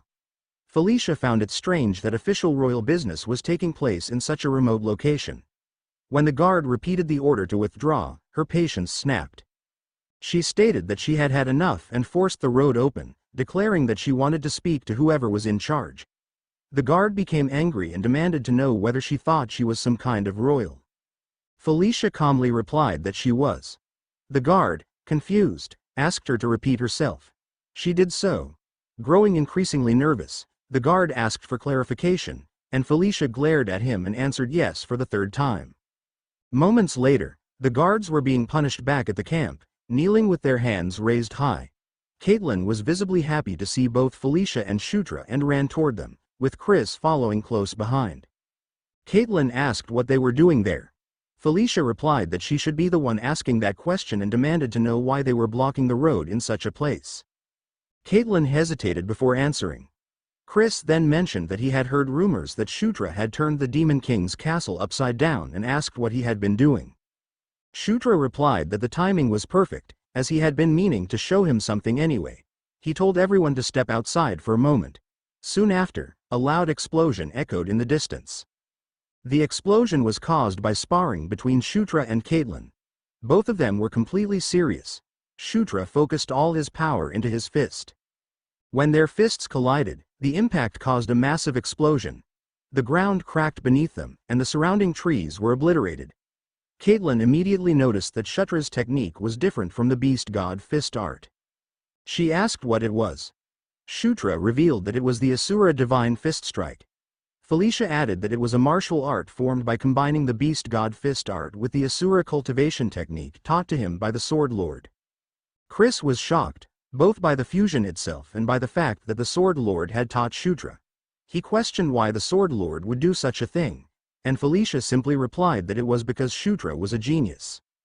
Caitlin was amazed and wondered aloud if she could learn it as well. Shutra apologized, explaining that he had not created it as a structured technique and did not believe he could pass it on. Chris commented that a martial art even its creator could not teach made Shutra absurd. Shutra wondered whether that was meant to be a compliment. Deep down, Chris found Shutra's growth rate terrifying. If he did not want to fall behind, he knew he would have to train even harder. Now that they had seen how much Shutra had grown, it was time to discuss their own situation. They went inside a tent and sat down. Chris warned them that what he was about to say needed to remain strictly confidential. Felicia wondered what could have made him so serious. Chris revealed that a prisoner who had been locked on the lowest floor of the Grey Tower had escaped. Shutra knew that the Grey Tower was the prison reserved only for the most vicious lycanthrope criminals. If the escapee had been imprisoned on the lowest floor, Shutra already had a guess as to who it was. Chris revealed the name. Gerard Moonlight, their maternal uncle. Felicia was shocked to learn that the two of them even had a maternal uncle. Chris explained that Gerard had been imprisoned 20 years ago, so it was natural she would not know. He added that Gerard had once been a powerful warrior of the lycanthrope royal family. If he had not gone insane, the throne would have gone to him instead of their mother. Gerard had pursued strength obsessively. Unsatisfied with the beast god fist art alone, he turned to countless heretical methods. Eventually, he completely lost his sanity. Gerard's madness became a catastrophe, costing the lives of hundreds of lycanthropes just to subdue him. Fortunately, the incident ended within the palace, allowing it to be buried internally. Felicia asked whether this meant that a highly dangerous individual was now roaming free. Caitlin added that according to reports, Gerard appeared to have headed east. Chris reassured them that Gerard had lost half of his aura in his final battle, so there was no need for excessive worry. He pointed out that east was in the opposite direction from where they were headed. Shutra asked how Gerard had managed to escape. Chris replied that the investigation was still ongoing, but it appeared that he had received help from outside forces. There was a sub-event in Night Saga during Zephyr Ragnaros's storyline where the player could free Gerard to weaken the lycanthropes. Shutra wondered if that event had somehow been triggered. That night, a man was being strangled. A rugged figure told him that if he wished to live, he should speak. The man had already killed the others. He demanded to know the location of the moonlight herb. Shutra felt a sudden sense of disorientation, unsure of where he was or how things had reached this point. Conquest appeared before him without warning. He asked her what was happening. Instead of answering directly, she pointed toward a black hole forming behind him. When he focused on it, he saw a figure trapped inside. He recognized it instantly. It was Famine. Shutra suddenly jolted awake, gasping for air. His heart was pounding, and the image of that black aura refused to fade from his mind. The hostility he had felt from it lingered, clinging to him like a shadow. What disturbed him even more was that the name Famine kept echoing in his thoughts. Before he could sort through it, Carrick burst into his tent, urgency written all over his face, and announced that something terrible had happened. Shutra demanded to know what was going on, and Carrick hurriedly reported that an enemy had broken into the camp. He described a man with a long scar stretching across his left cheek, radiating strange black energy, slaughtering soldiers with his bare hands. There was no weapon involved. Shutra understood immediately who it was. It was Gerard Moonlight. Chris and Caitlin had already seen the destruction left behind. Shutra and Carrick rushed to join them. Shutra was confused. Gerard was supposed to have fled east. Yet he had returned here. He could not understand why Gerard had come back. He demanded the truth and pressed them for the real reason they were in this area. Caitlin finally revealed that it was because of the moonlight herb. Chris was surprised that she spoke so openly. Caitlin explained everything, saying that their true objective had always been the moonlight herb. They had only learned about Gerard's prison break afterward. The herb was a rare medicinal treasure that bloomed once every 100 years and was one of the lycanthrope's most prized relics. It was a consumable item with an absurd effect, capable of pulling someone back from the brink of death. In Night Saga, it was an item obtained by defeating either Chris or Caitlin. Everything fell into place. Gerard was here for the moonlight herb to restore the aura he had lost, nearly half of it. Suddenly, golden light lit up the sky. It was Felicia's magic. The opposite side of the camp had already turned into a battlefield. Felicia raised her staff and unleashed a massive wall of fire. Her exhaustion was clear, but she pressed on regardless. Even so, Gerard forced his way straight through the flames. Felicia's heart sank as she believed this was the end. At the last possible moment, Shutra arrived and hurled his shield at Gerard with full force. He asked Felicia if she was all right. The impact forced Gerard to stagger backward. Chris and Caitlin immediately followed up, leaping toward him. Gerard recognized them instantly as Elaine Moonlight's children. He steadied himself and raised his arm. Caitlin ordered him to surrender quietly. Instead, he sneered and declared that he had inherited their mother's will. Caitlin hesitated for only a moment, but it was enough. Gerard's punch sent her flying. Chris rushed toward his sister in panic. At the same time, a wolf soldier crept up behind Gerard. Gerard caught the soldier by the throat without even looking. He drained him dry. Thick black mist was ripped from the wolf's body, sending a chill straight through Shutra's spine. The wolf's eyes turned pitch black as the dark energy continued pouring out. In that moment, Shutra understood what the black energy truly was. It was famine. When Gerard finished, the wolf soldier vanished completely. Gerard then slammed his fist into the ground, shattering it and throwing Chris off balance. The black mist surged forward and struck Chris head-on. Shutra could not believe what he was seeing. In Night Saga, Gerard had never been this powerful. After such a long imprisonment, his body should have been completely broken. Gerard noticed Shutra's moment of distraction and mocked him for it, saying that he had some nerve. He grabbed Shutra by the throat. Shutra struggled desperately, pouring every ounce of strength into resisting him. Gerard smothered him in black mist and whispered that he should dry up. Suddenly, there was movement behind him. It was Chris. Chris struck Gerard from behind, forcing him to release Shutra. Shutra screamed as pain tore through his body. Gerard turned immediately, prepared to counterattack. Chris stopped him, declaring that Gerard was his opponent. He lunged forward, his body engulfed in raging blue energy, and slammed into Gerard with crushing force. The impact drove Gerard into the ground and shook the surrounding area. Gerard blocked the barrage and mocked him, saying that Chris did not even greet his uncle first. Chris roared back, telling him to shut up. To him, Gerard Moonlight of the lycanthrope royal family had died 20 years ago. What stood before him now was nothing more than an escaped convict. Shutra summoned a golden dagger and activated under the king's banner on Chris, catching him completely off guard. Chris felt a surge of exhilaration as overwhelming power flooded his body. Energy overflowed through him, and he wondered if this immense strength truly came from Shutra's magic. Gerard immediately noticed the change in Chris's movements. At the same time, Caitlin, also empowered by Under the King's banner, slipped behind Gerard and landed a solid punch. Gerard groaned as the blow connected. Chris followed up instantly with another strike.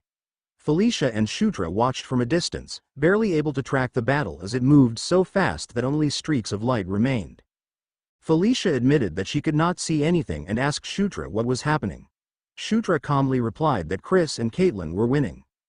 They moved in perfect sync, forcing Gerard to block with his forearms. For the first time, Gerard acknowledged it. They truly were Elaine's children. With that realization, he decided there was no reason to hold back any longer. He released his wolf form.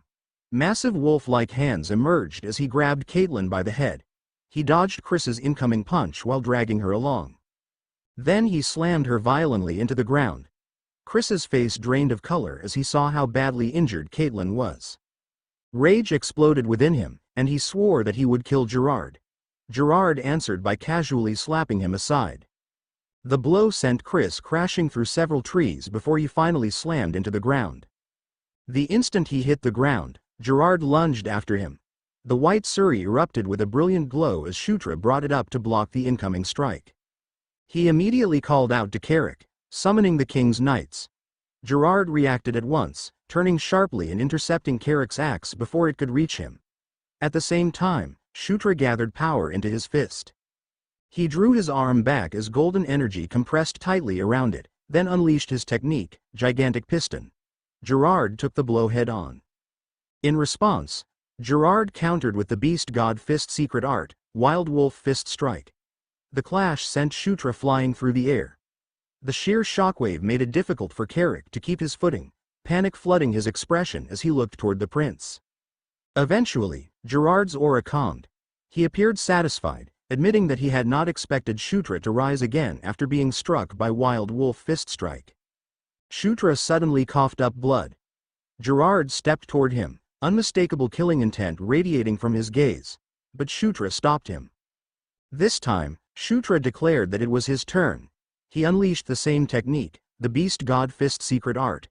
Gerard froze in disbelief. The attack landed squarely. At that moment, Shutra saw a system notification appear, informing him that he had learned the Beast God Fist secret art, Wild Wolf Fist Strike. It was a wolf skill. Shutra thought that it was finally time for Gerard to taste his own power. Gerard groaned in pain, unable to comprehend how Shutra had learned the Wolf Fist Strike. Shutra pulled his fist back once more and struck again, this time using Fist of Explosion. The intense heat forced a growl from Gerard. Gerard retaliated immediately, sending Shutra flying backward once again. Shutra clicked his tongue in frustration, thinking that he had aimed to blow Gerard's head clean off. Gerard released a surge of black mist that locked directly onto Shutra. Shutra summoned the white Suri just before the mist detonated, his only reaction being disbelief at what he was seeing. When the smoke cleared, Gerard had vanished. Shutra wondered if he had managed to escape. The system notified him that his level had increased.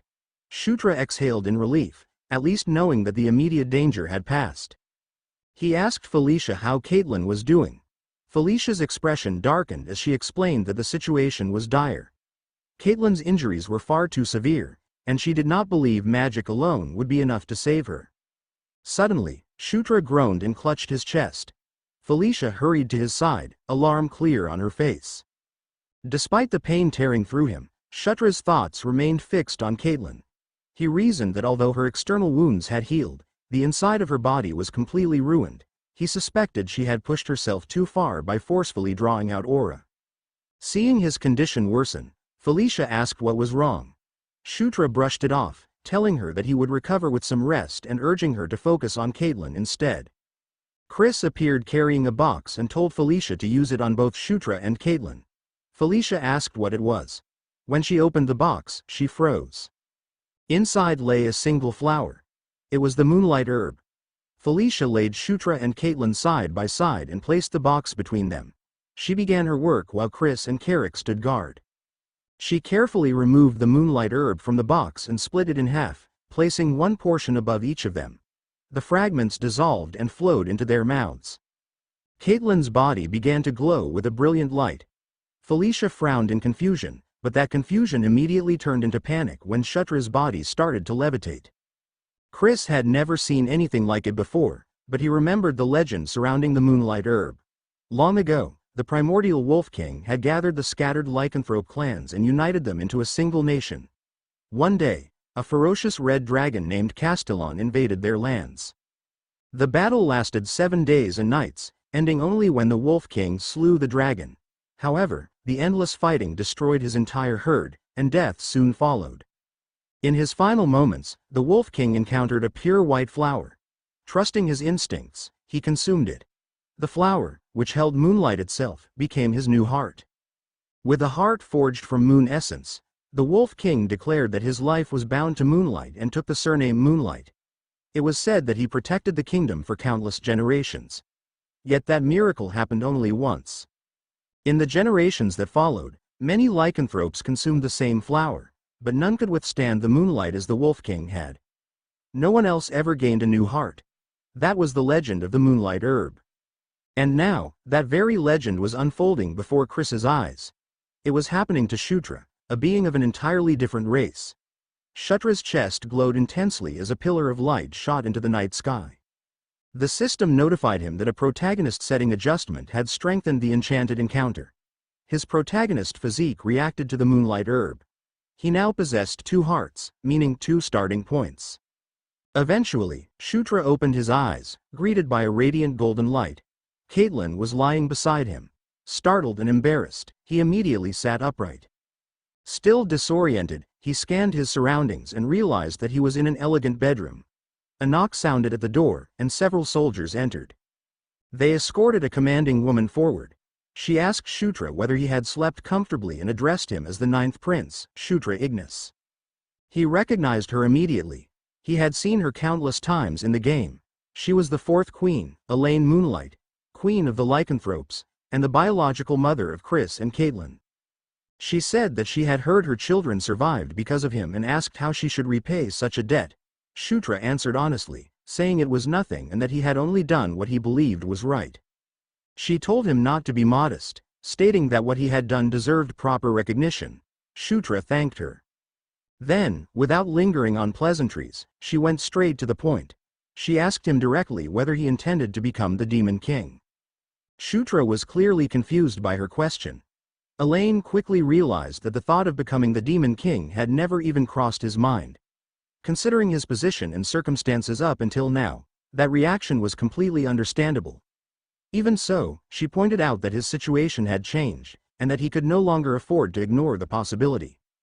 She advised him to start weighing every action carefully from this point forward and to think about which choices would benefit him the most in the long run. Through Greenwind, Shutra learned that he had been unconscious for 4 full days. Greenwind added casually that she had remained by his side the entire time. Now that he understood, Shutra urged her to continue explaining everything that had happened. She told him that they were currently staying in a villa reserved exclusively for the lycanthrope royal family. She also explained that he and Caitlin had been placed in the same bed to maximize the healing effect for both of them. Shutra asked what she meant by that. Greenwind questioned whether he truly did not remember consuming the moonlight herb. Shutra was stunned by the revelation. He immediately opened his status window to confirm it. At the same time, he could feel something new within himself, an unfamiliar layer of power resting atop his existing aura. It felt as though a second heart of aura had formed inside him. Greenwind explained that Chris had told her the closer the two of them were, the more strongly his life force would activate. She suggested that if he tried holding Caitlin's hand, he would understand. So he did. In an instant, power surged violently through his body, overwhelming his senses.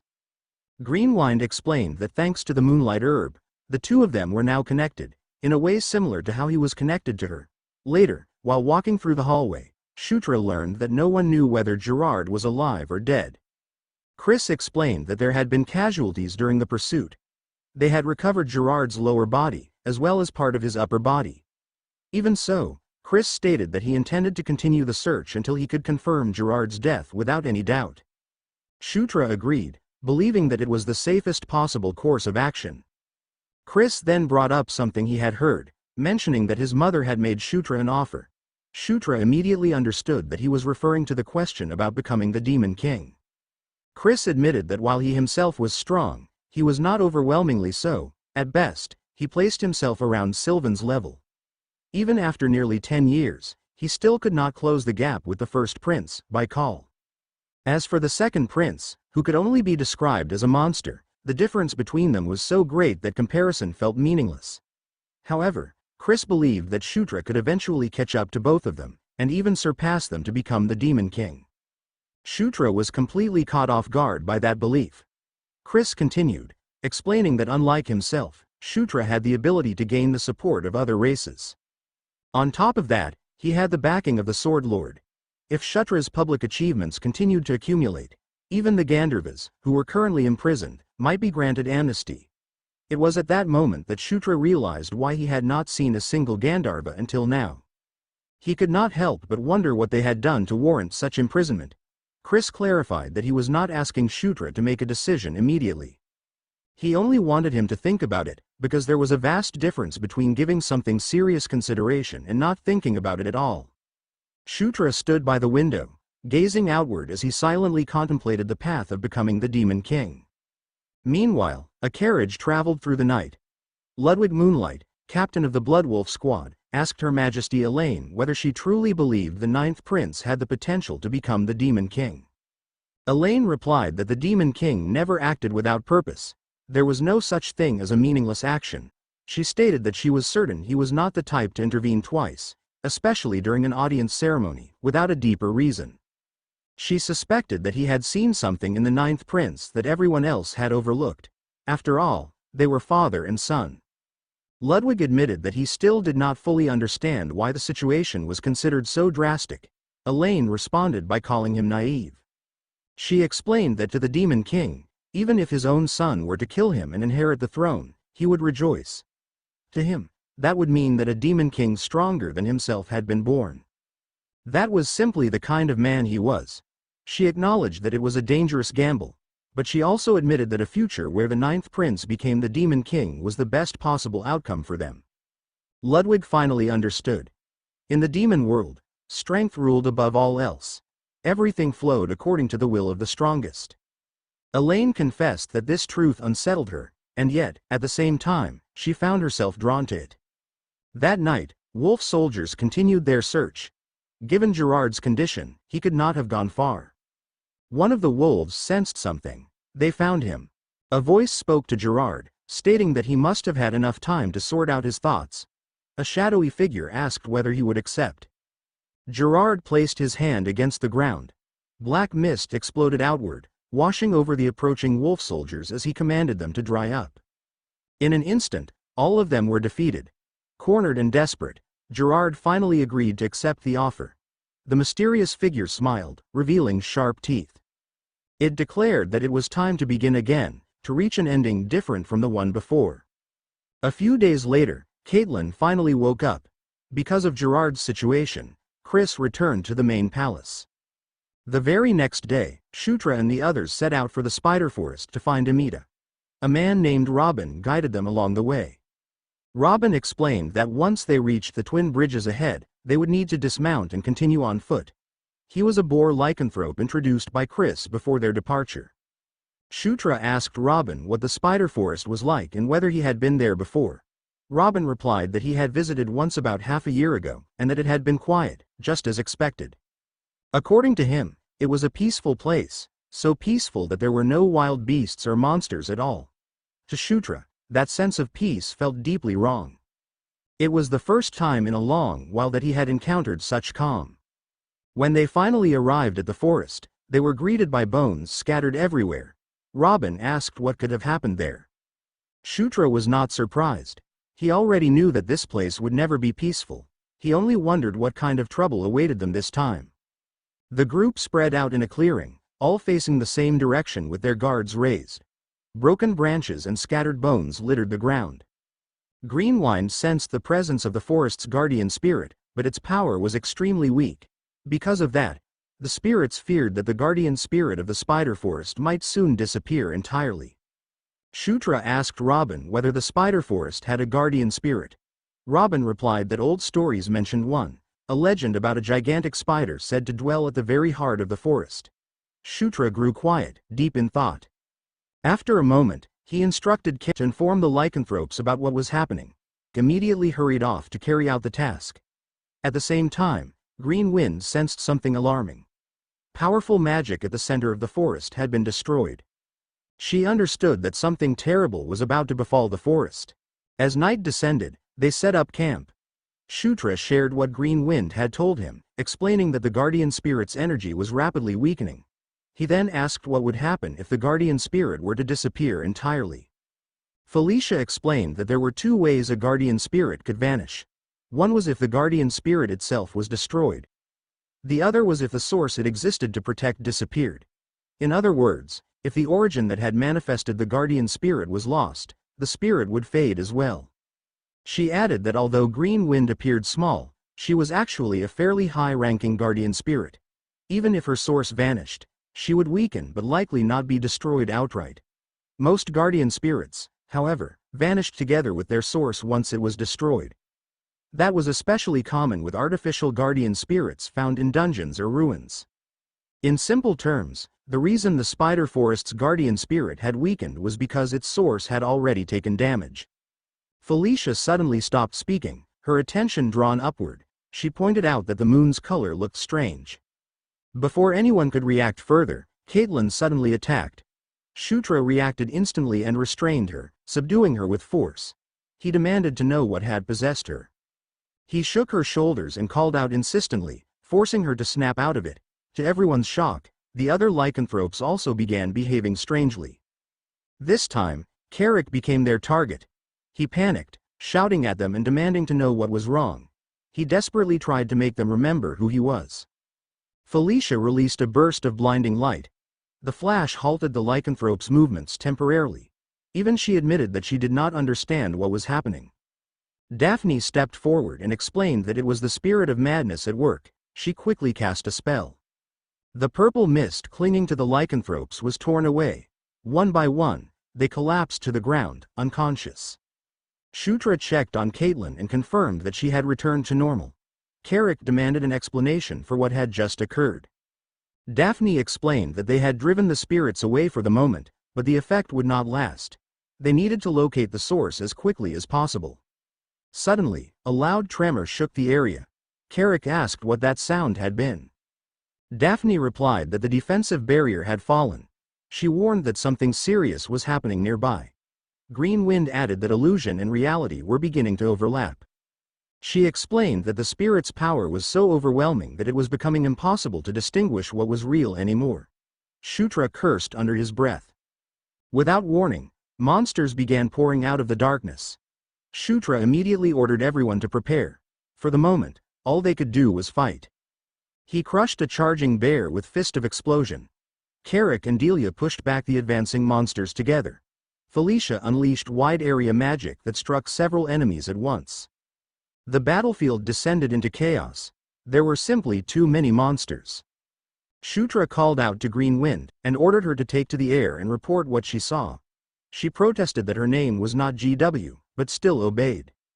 Green Wind shot upward, her body glowing green as she leapt into the sky. At that same moment, a blue beam erupted from the ground below. The collision of energies lit up the night sky. Standing before that beam was a massive figure. Green Wind froze in midair. It looked like a giant. The ground trembled beneath them. Shutra wondered what kind of disaster this was supposed to be now. Carrick shouted that it looked like even more monsters were approaching. Then, without any warning, the monsters suddenly retreated. Everyone stared in confusion as the creatures pulled back. Relief followed shortly after, but Shutra sensed something else approaching. He demanded to know who was there. Something small struck Carrick on the head and rolled across the ground. Shutra stared at it in disbelief. It was a raccoon. The raccoon stood upright and began speaking, sounding deeply offended. It demanded to know whether Shutra could not see how incredible it was. Daphne, Shutra, and Carrick all froze, their jaws dropping at the same time. The raccoon puffed out its chest and loudly declared that his name was Amida. He proclaimed that he was the artisan who protected the last flame. The sight of a raccoon boldly proclaiming himself as Amida surprised Shutra, and that very surprise seemed to irritate the raccoon even more. He asked sharply whether Shutra found it disturbing that he happened to be a raccoon. Shutra hurried to correct himself. After all, in Night Saga, Amida's appearance had always changed. Sometimes he appeared human, other times as an animal. The raccoon pointed at Shutra and questioned him and the others about who they were supposed to be. Shutra introduced himself, revealing his name and his title as the 9th Prince.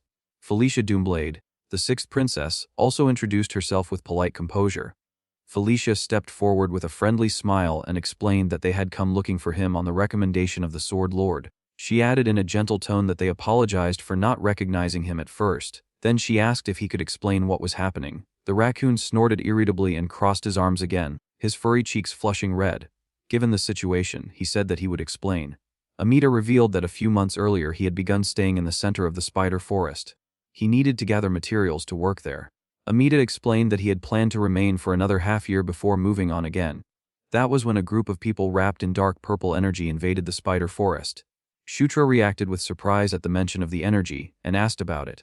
Amida noticed his reaction and questioned whether he was familiar with such people. Shutra revealed that he had fought them before while protecting the guardian spirit of the angel planes. After learning that Amida was in the forest, Shutra asked whether he was also protecting the guardian spirit. Amida did not deny it. He admitted that he owed a few favors to the guardian spirit of the spider forest. Looking away, he added that the lycanthropes regularly patrolled the area. He had assumed that if he built a barrier and stayed put for the time being, they would eventually handle the problem. Greenwind stepped forward and placed a hand on Shutra's shoulder when he asked about the barrier. He said that it would be faster if his master saw it for himself. Greenwind then led Shutra above the treetops. From there, they saw the white giant striking the center of the forest. The giant's fist was charged with immense power as it smashed into the barrier created by the raccoon and shattered it. Shutra was stunned by the sight and quickly informed Amida that the barrier had been broken. The raccoon crossed his arms and stated that there was still one barrier left. The real problem, he explained, was that those who had long sought the last flame had begun to unite. He revealed that the moon turning green and the forest spirits going mad were their doing. Daphne approached Amida and asked who exactly these attackers were. The raccoon explained that they had once been guardian spirits, but now they were natural spirits driven insane. He shared his thoughts, saying that he believed they thought that if they absorbed the last flame they could return to what they once were, before they lost their origins and descended into madness. He then revealed the core of the problem: these spirits had joined forces with the men of dark energy, making them even stronger. He went on to explain that the guardian spirit of the spider forest had even used the power of the ley lines to reinforce the barrier. The result, however, was that the last flame had fused with the ley lines. Now they were trapped in a situation where escape was no longer possible. Felicia asked what would happen if the last flame were taken. Amida admitted that he did not know, since it had never happened before. He said that perhaps the world might truly end, adding that this was what the rumors claimed. The raccoon then turned to Shutra and declared that they would need to help him. Shutra was taken aback by the request. Before he could respond, someone stepped between him and the raccoon. Karak interrupted and warned the raccoon that nothing came for free. He demanded, with a sly laugh, that Amida craft a piece of equipment for each of them, adding that surely he could manage at least that much. The raccoon bristled with outrage and shouted that Karak had no idea what kind of situation they were facing. He reminded him that this was an unprecedented crisis in which the last flame could be extinguished. Karak casually cleaned his ear as if he did not wish to hear any of it, and remarked that perhaps the flame would simply fade and nothing would happen. He added that since they would be risking their lives, perhaps they should just give up instead. Fury overtook Amida. He ground his teeth, trembling with anger. In the end, he accepted the deal. He muttered that it was fine and that he had already spoken. He told them to simply follow him. Karak looked satisfied, and even Greenwind requested a piece of equipment for himself. The next day, Shutra explained the entire situation to the 3 lycanthropes in their group, who had been unconscious the whole time. Caitlin and Sierra were stunned, shaken by what they had done. As the situation spiraled after they sent Karma away, Shutra decided to send Robin back to the base as well, instructing him to inform the lycanthropes of the current crisis and request reinforcements. The rest of the group remained in the forest, gathering to form a plan. Amida opened the meeting. He explained that up to this point, the enemy's pattern could be divided into 2 main phases. In the first phase, monsters and beasts driven mad by the spirit of madness hurled themselves at the barrier. He clarified that it was exactly what it sounded like: brutal, mindless body blows meant to weaken it. He added that, due to their latent ferocity, the lycanthropes were especially vulnerable to the spirit of madness and advised them to prepare countermeasures. After hearing this, Sarah and Daphne admitted that they could already feel that influence in the air. Amida then described the second phase. He explained that once the barrier weakened, a white giant would appear and destroy it. He revealed that the giant was formed when the insane guardian spirits fused into one being. It was already powerful, but it became even worse when those men wrapped in purple death energy joined in. He stated that he would deliberately open a hole in the barrier and funnel the first wave of attackers into a single point. He stressed that they would need to strike with full force. According to him, if they could eliminate the weakened section before it fully collapsed, the white giant would be unable to destroy the barrier. He added that in the morning, when the barrier remained intact, the giant always retreated. During the day, they would restore the damaged portion and repeat the cycle. Before he could finish explaining, Caitlin suddenly pulled the raccoon Amida into her arms. She declared confidently that if they could hold out for 2 days, they would win. The raccoon found himself unable to continue speaking as Caitlin squeezed his fluffy cheeks as if he were a pet. Karak leaned toward Shutra and whispered that it did not seem like Amita was enjoying that treatment. Shutra quietly replied in a teasing tone, wondering if Amita might be weak against beautiful women. Felicia, seated close to Caitlin and Amita, asked whether he intended to win within 2 days by relying on reinforcements. Amita clarified that he viewed reinforcements more as support than as the main solution. He crossed his arms while forcing a smile, even as Caitlin continued tugging at his cheeks. He revealed that at the center of the last flame, a weapon he had crafted was charging. Once it finished charging, they would be able to use it to defeat the white giant. That night, with the moon high in the sky, the group headed toward an altar in the middle of a ravine. Karak gripped a golden axe, the weapon Amita had given him.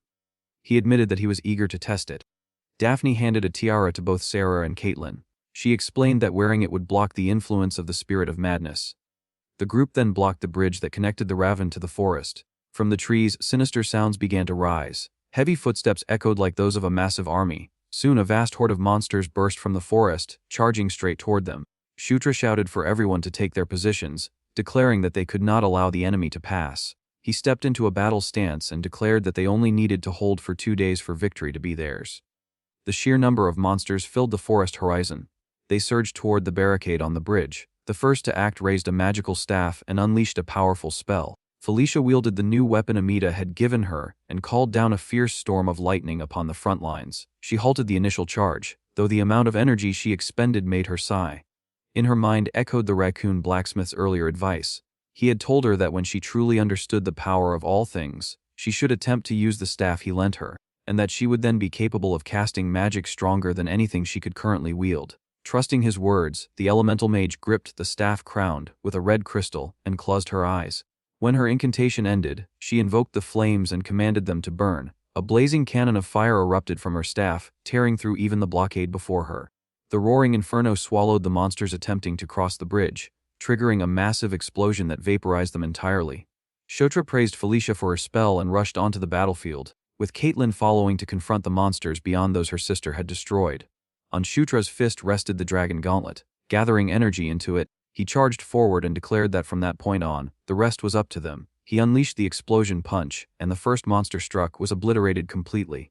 At his side, Caitlin mirrored him, executing the beast god fist, yet the area around Caitlin remained dangerous. Several giant insects swooped toward her, fangs and claws poised to kill, but she was not alone. Using the tiara Daphne had provided, Sarah activated her lycanthropic transformation. Taking on a bestial form, she tore apart the monsters that dared approach her princess. Karak also joined the fray. The orc roared fiercely and swung his axe. When he slammed it into the ground, the shockwave triggered a powerful explosion that consumed the surrounding monsters. His axe glowed with energy, and even after that devastating blow, it bore not a single scratch. Karak declared that the weapon the raccoon had lent them was no joke. The battle raged on with Shutra and the others holding the front line. During a brief retreat, Shutra turned to Daphne at his side and remarked that they were performing impressively. Amita, overhearing, recalled that the prince's name was Shutra. Watching the prince fight with worn equipment, Amita commented that the boy's gear clearly needed improvement. A measure of respect for Shutra formed in his heart. He admitted that if they survived safely, he would like to craft at least one piece of equipment for him. Together, they defeated the first wave of monsters and the battlefield grew quiet. As they pulled back, Amita warned that the white giant was about to appear. He ordered everyone to retreat inside the barrier. The barrier rose quickly, forming a dome of energy above them. At that same moment, the white giant began to rise, and the moon shifted color, turning green. A brilliant glow emerged in the forest's center. The white giant had taken shape directly before the barrier, its clear target. Seeing it in person, Shutra finally grasped just how enormous it truly was.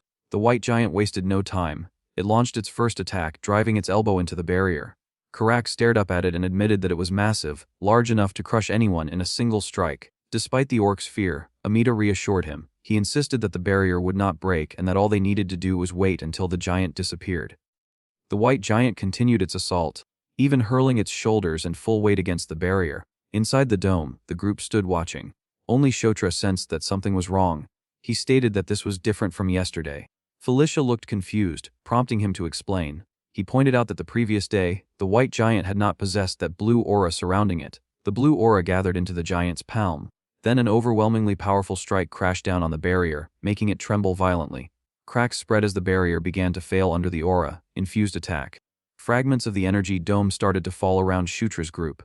Amita stared at the power the giant wielded and felt shock grip him. He questioned in disbelief whether that power could possibly be death itself. as pieces of the barrier rained down around them. The protagonist quickly called upon the aid of the White Shield Suri and ordered everyone to take cover however they could. Shutra stood at the very front of the group, which made him the White Giant's immediate target. The giant's punch struck him head on.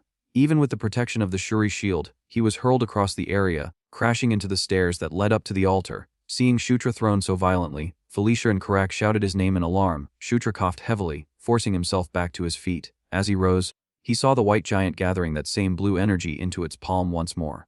Karak suddenly pointed upward, saying that there was a ship floating in the sky above the White Giant.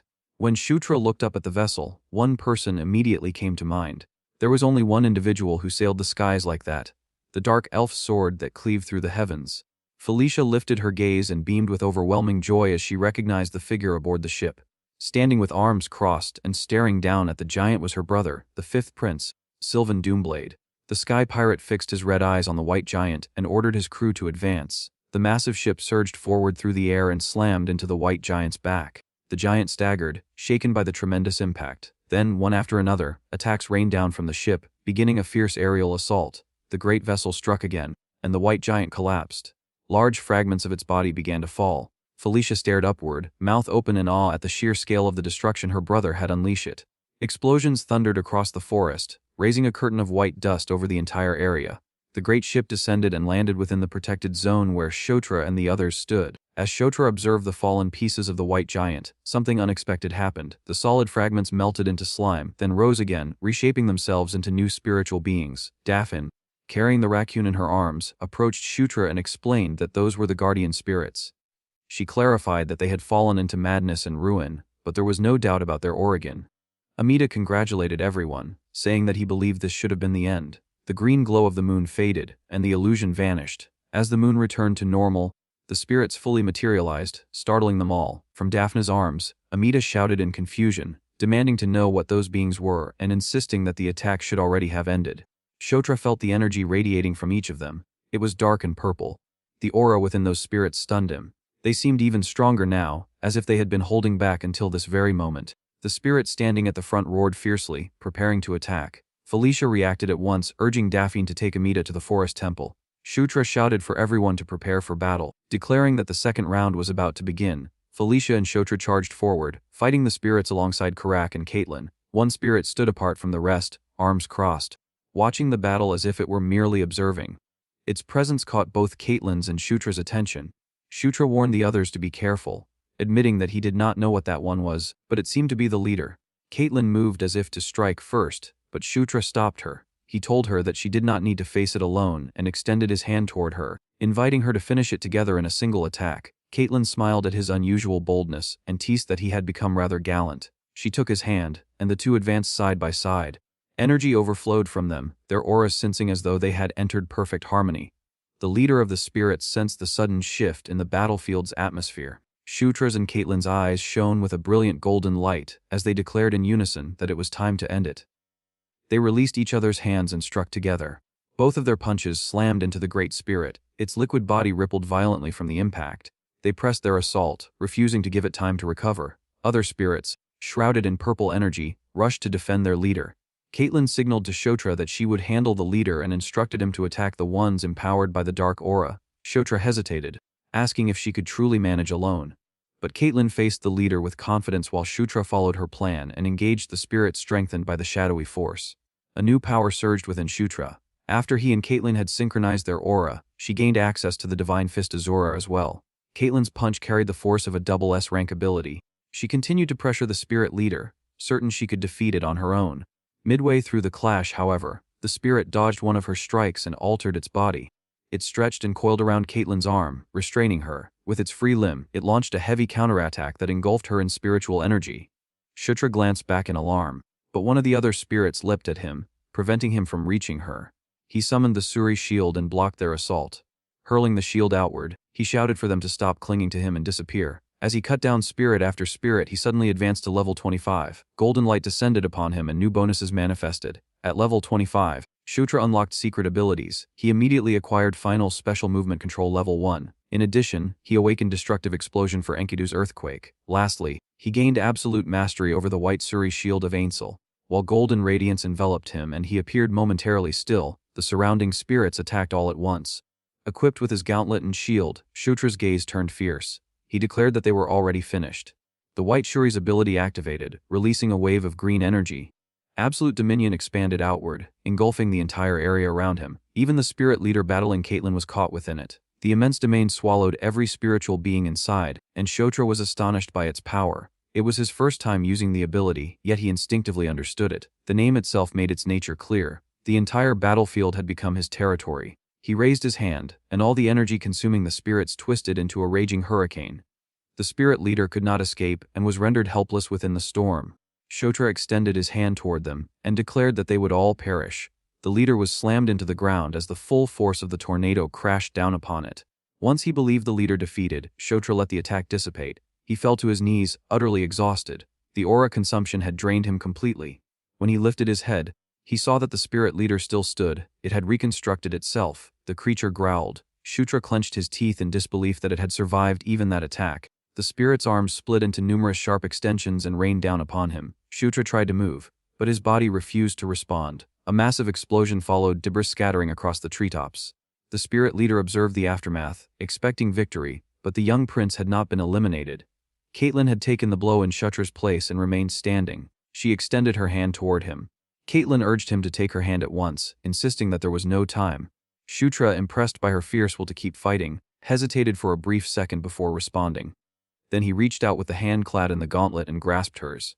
The moment their hands met, the aura overflowing from their bodies surged upward, forming a towering pillar of energy. As he felt Caitlyn's aura intertwine with his own, Shutra realized that his depleted energy was being restored.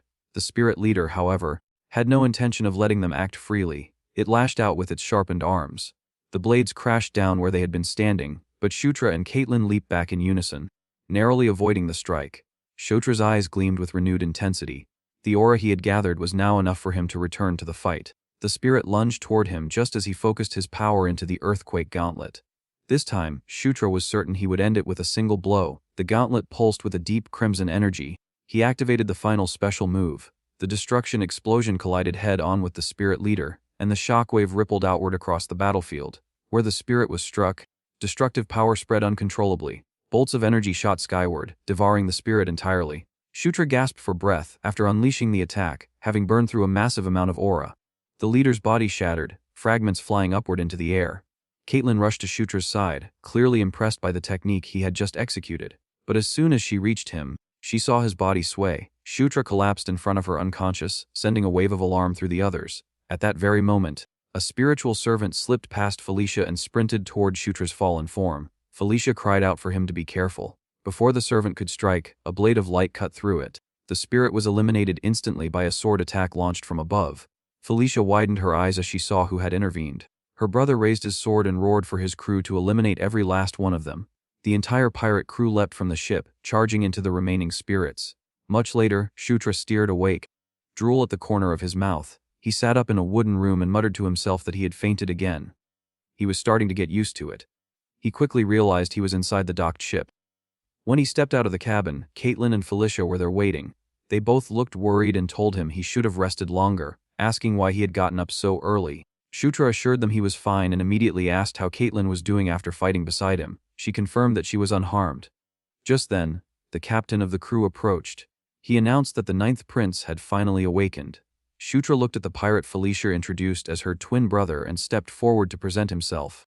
The white-haired pirate with a black eye patch stroked his chin and introduced himself with a confident smile. He declared that he was the prince who sailed the skies, Sylvan Doomblade, and proudly added that he was the benefactor who had saved Shutra the night before. Hearing him call himself a benefactor so boldly, Shutra expressed his gratitude but asked, somewhat confused, how he had arrived there. Felicia explained that when she passed through the lycanthrope village, she had contacted him, saying she had only intended to briefly inform him about what was happening and had not expected him to actually come. Sylvan brushed back his hair and declared that if his beloved little sister was in danger, he could not simply stand by. Setting aside his bravado, Sylvan turned to Shutra and praised him. He admitted that he had heard much about him but had never imagined he would be that capable. He stated plainly that Shutra Ignis was strong. The sudden compliment left Shutra slightly open-mouthed in surprise. Sylvan continued, telling him he should be proud, since Sylvan Doomblade himself had acknowledged him. Felicia dismissed her brother's grand declaration, pointing out that the Sword Lord had already recognized Shutra. Sylvan reacted with visible surprise at realizing he had fallen behind in that regard. To Shutra, Sylvan still felt like a stranger, yet he seemed to be a good person. Daphne approached while carrying Amita in her arms. The raccoon crossed his arms and said he was relieved that everyone was safe. He thanked them for protecting the last flame and the guardian spirit, and reminded them of his promise to craft equipment for each of them. They expressed their thanks, but Amita revealed that there was something he needed to do first. Shutra looked surprised, yet Amita refused to explain further. He simply told Shutra to follow him, stating that the last flame wished to meet the ninth prince. A powerful blue flame burned within a great pyre. When they reached the temple, Amita instructed everyone to remain focused and behave respectfully from that moment onward, explaining that the last flame was watching them. The temple housing the last flame was the same one they had defended the previous night.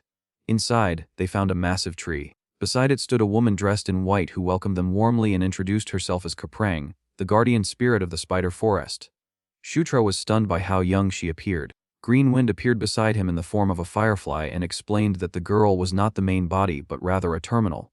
Judging by her appearance, Green Wind sensed that the original spider guardian had likely been young as well. The gigantic spider from legend had met its end, and Kaprang must have succeeded it. He added that her absence from the previous night's battle was likely because she was still young and too weak to fight. Thinking of the former guardian spirit, Shutra wondered in confusion whether guardian spirits could even have children. Amita walked toward Kaprang and announced that from that point forward, only he and the ninth prince would proceed. He asked the others to wait. Shutra followed after him and called out playfully for Little Wayne to come along. Green Wind responded irritably that his name was Green Wind. Shutra wanted Green Wind to speak with the guardian spirit. A meeting between spirits was not something that happened every day. Hearing his intention, Kaprang looked at Green Wind with visible anticipation. The spirit of wind thought for a moment before agreeing. Amita, already several steps ahead, impatiently called for Shutra, who hurried after him. They walked deeper into the temple. Perched on Shutra's shoulder, the raccoon led him toward a stone door from which a mysterious light seeped through the cracks. From his shoulder, Amita warned him not to make mistakes and to move carefully. Shutra did not take the warning too seriously and simply nodded, saying that he understood. He pushed the stone door open. Inside, a blue flame danced quietly atop a great pyre. Shutra stared at it, impressed by its calm yet powerful presence. Amita instructed him to approach the flame and place his hand into it, assuring him that it was no ordinary fire and that it would not burn him. Hesitant but trusting, Shutra extended his hand. The moment he touched the flame, it reacted as though triggered. It flared wildly, expanding to fill the hall and spiraling around him in a vortex of blue light. Shutra looked around in confusion, wondering what was happening. Then the flame reshaped itself into the form of a woman. She greeted him warmly, saying she was glad they had finally met. The spirit of fire extended her hand toward him and addressed him as the Knight of Conquest. Mouth slightly open, Shutra asked if she was the last flame. The woman of fire rested her hand against her chin, studying him with interest. She observed that his eyes were full of confusion and disbelief, and asked whether he did not know what a Knight of Conquest was. Shutra admitted that he truly had no idea what she was talking about. The fire spirit smiled, even more intrigued. Small flames appeared around Shutra, making him tense. Yet those flames shifted into shapes: a crown symbolizing conquest, a sword representing war, a scythe of death, and a bowl of famine. The last flame explained that these were the Knights of the End, beings who longed for the destruction of the world and sought to bring about the end of days. Yet she said she sensed that Shutra was different, so different that she could not even understand why he had become the Knight of Conquest. She explained that the Knights of the Apocalypse were chosen because they already thirsted for ruin. It was not that they became knights and then desired destruction. They were selected precisely because that desire already existed within them. Normally, she continued, such knights were heavily influenced by the four beings who chose them. Acting in the name of their power and will, they fell under their influence and sought to bring about the end. She shrugged slightly and remarked that Conquest, in particular, did not seem to be attempting to conquer him. It was almost as if Conquest had been conquered by him instead.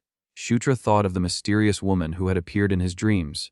The last flame asked him what he intended to do, knowing that one of the knights still pursued the end of days. She asked what he truly desired in this world. For the first time, Shutra seriously asked himself that question. He thought of his past life.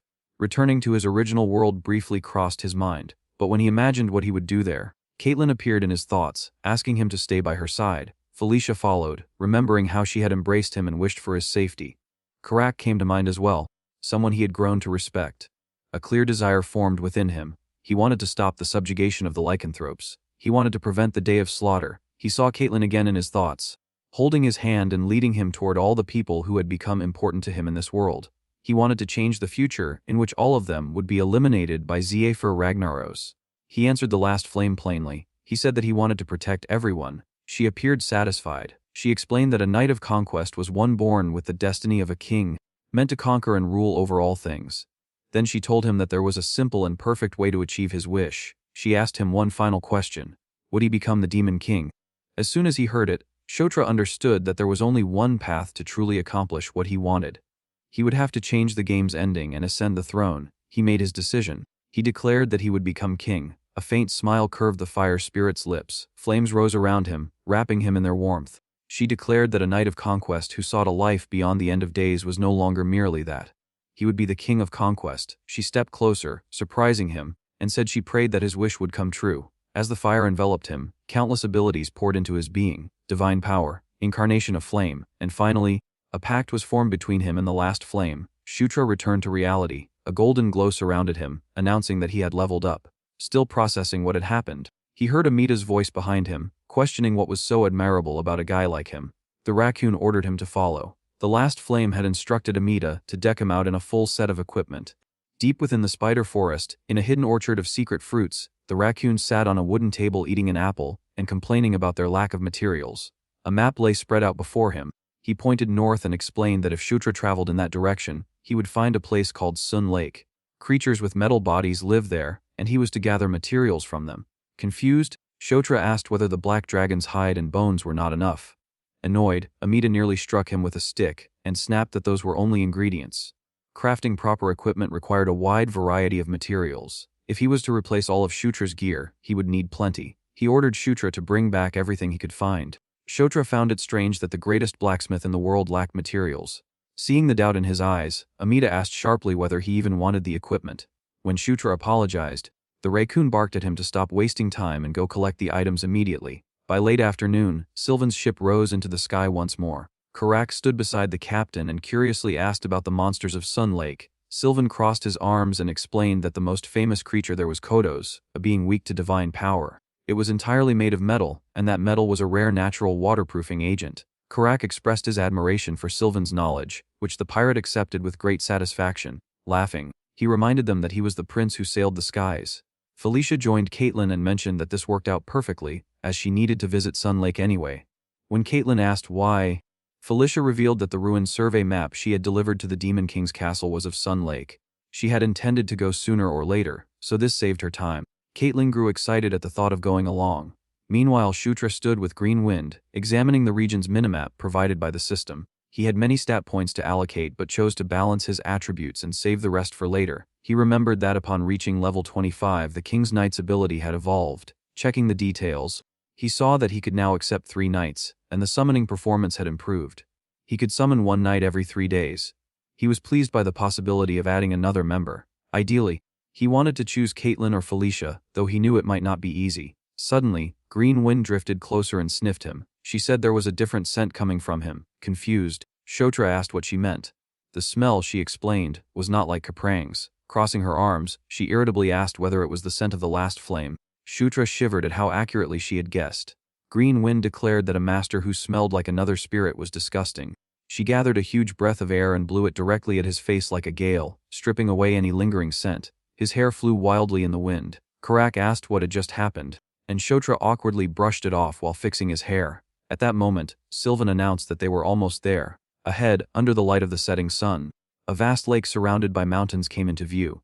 Sylvan studied the surface of the water and sensed something was wrong. Suddenly, a massive lake monster attacked the ship despite it flying dozens of meters above the water. A sea serpent roared furiously after failing to reach them. Sylvan stared at the creature in shock, questioning why something usually found in the ocean was here. He quickly warned the crew that they could not remain in place and needed to move at once.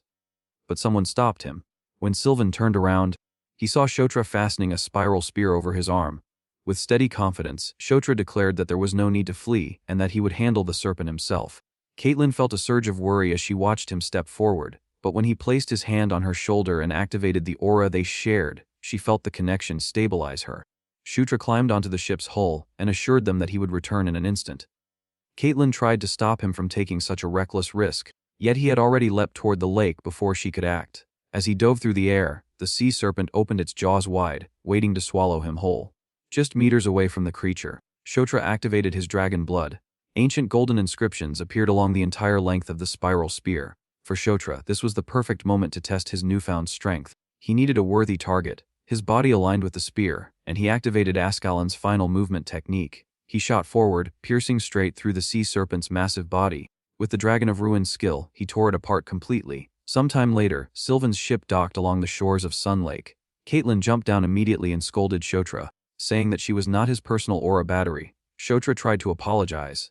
In the end, she admitted she understood why he had done it, given the situation, but she firmly asked that he warn her in advance next time he intended to draw on her aura. Shutra gave an awkward smile and agreed.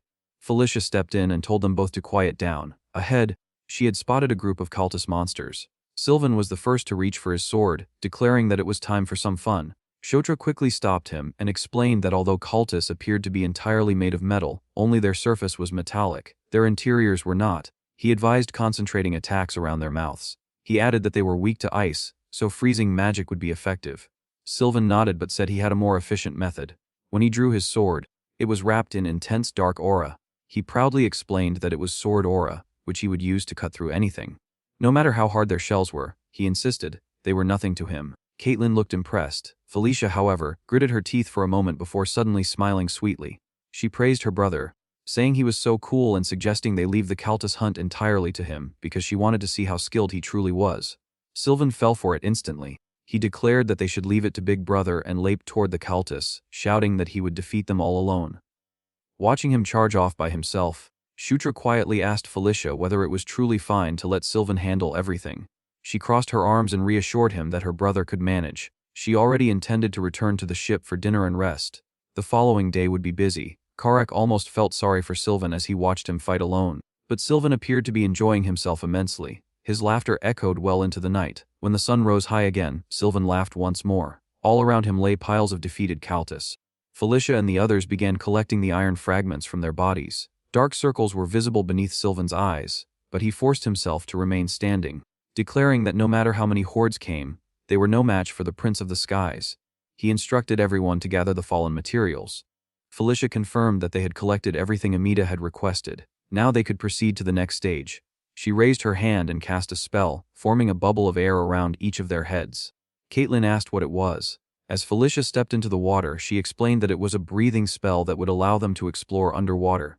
She tied her hair into a ponytail and smiled, inviting them to follow. She asked if everyone was ready. It was time for underwater exploration. They all dove into the lake and swam toward a deep trench that led to an even lower area.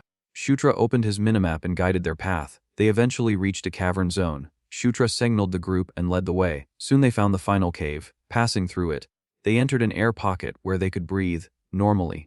Karak looked around in amazement at the hidden space inside the lake. Felicia dispelled the breathing spell and asked Shutra how he had found the entrance so precisely. He offered a simple excuse, saying he had just felt it was the right direction. Sylvan eagerly tried to take the lead, asking Felicia for the coordinates. But since Shutra had proven reliable at navigating, she insisted he remain at the front and told Sylvan to guard the rear. Sylvan could not believe his sister was ordering him to stay behind. Felicia laughed and flattered him, saying that since he was the strongest, he had to protect them from the rear. Sylvan naively accepted the praise and immediately retreated to the back, proudly declaring he would take full responsibility for their safety. Felicia ignored him and joined Shutra at the front. The cave stretched on for a long distance. As they walked, Shutra noticed scattered swords and skeletons along the ground. He remarked that the place seemed even older and more abandoned than Thunderdome Fortress, which had been deserted for centuries. Felicia agreed, estimating that the lair had likely been inactive for at least 1,000 years. Green wind fluttered above them. Upon spotting something unusual, she called for her master's attention. She pointed to a wall covered in carved inscriptions. Shutra stepped closer and asked what the writing was. Even Felicia, the archaeologist, had never seen those characters before. As Shutra stared at the unknown script, golden light suddenly enveloped him. He had learned Ruined Precursor Script Level 1. Murmuring as he read, he deciphered fragments of meaning ruins, nights, 10,000 years, end of days, 6 pillars collapsed, we failed to protect them. He admitted that the words felt overwhelmingly negative, though he could not fully grasp the context. Felicia was stunned that he could read what even she could not. At that very moment, something else happened. The earthquake gauntlet glowed with intense golden light. Simultaneously, a path deeper within the cave illuminated like a beacon at the end of a tunnel. Shutra silently turned toward the glow and began walking. Felicia hurried after him, trying to stop him from rushing into danger. But Shutra moved as if entranced, unaware of her concern. When he reached the source of the light, he stepped into a vast chamber. On an altar before him rested a cape radiating fierce energy. Shutra recognized it immediately. It was the equipment of the fierce cotton. Shutra reached the altar and realized that this was where the relic had been hidden. He stared at the blue, flamed figure on the pedestal, and thought that it was the equipment of the fierce Kalteen. Sylvan glanced at it and says that one look was enough to tell it was a great item. He immediately rushed forward and declared that something like that should belong to whoever grabbed it first. But the instant he reached it, he was slammed back and let out a pained cry. He clicked his tongue and wondered why a barrier had suddenly appeared. When Shutra stepped closer, the others noticed something through the barrier and remained unaffected. Sylvan blurted out in disbelief and asked how that was possible as Shutra walked straight through the barrier alone and approached the altar. He reached toward the cloak. A violent blue whirlwind burst out around Shutra. He looked up in confusion as the cloak, like relic, wrapped around him, and a system message announced that the Night Watch had acknowledged him as its master.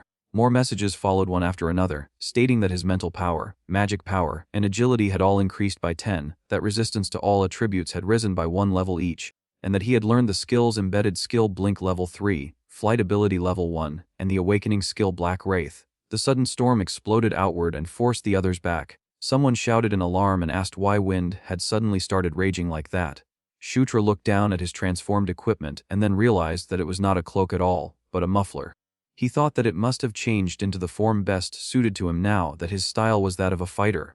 Another message announced that he had obtained the equipment of the fierce Kalteen, the Night Watch. One of his companions remarks that, just as expected, Shutra had been chosen as the master again. Caitlin happily congratulated him, and Shutra thanked her. Not long after, a message arrived from the Demon King's castle. When Shutra asked what it said, the report came that the prince was ordering all princes and princesses to gather at the Demon King's castle within 10 days. Shutra froze for a moment and thought that a full mobilization order was not something seen often. He immediately realized that something major must have happened at the Demon King's castle. At dawn, the group returned to the Spider Forest Temple. Amida glared at them and complained about all the noise so early in the morning, grumbling that they could have at least come later if they were going to visit him. An apology followed as they explained that they had to return to the Demon King's castle urgently and had no choice but to trouble him. Amida snapped back and demanded to know what was supposed to happen to the equipment he had planned to make for them if they were leaving already. Karak then shamelessly asked whether the raccoon did deliveries.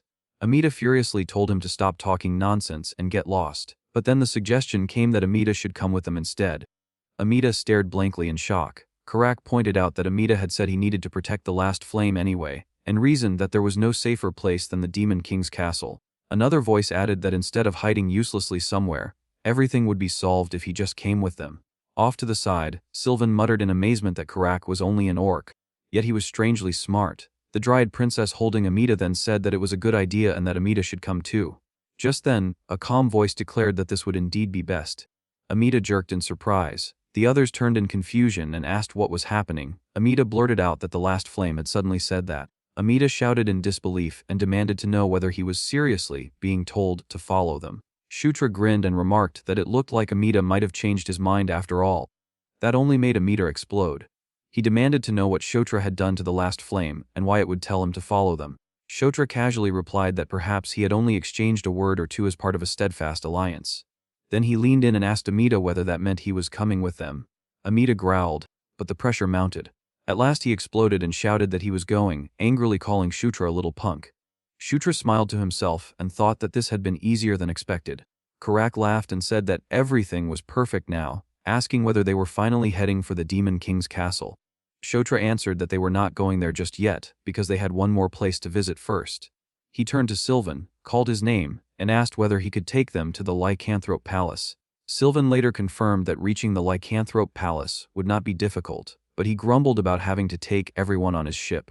Felicia answered that there was no point separating when they were already heading to the same destination, and added that going together would look better. Sylvan was asked whether he was still uncomfortable around them, and he barked back that it should have been obvious. Felicia then told him that if that was the case, he should at least manage his expression and avoid upsetting the fourth queen. Sylvan only clicked his tongue in irritation. The flying ship soon arrived at the Lycanthrope Palace. Once inside, the group was welcomed by the fourth queen, Elaine Moonlight. With a warm smile, she asked whether they had enjoyed their trip to the Spider Forest. Shutra politely answered that they had returned safely thanks to her concern.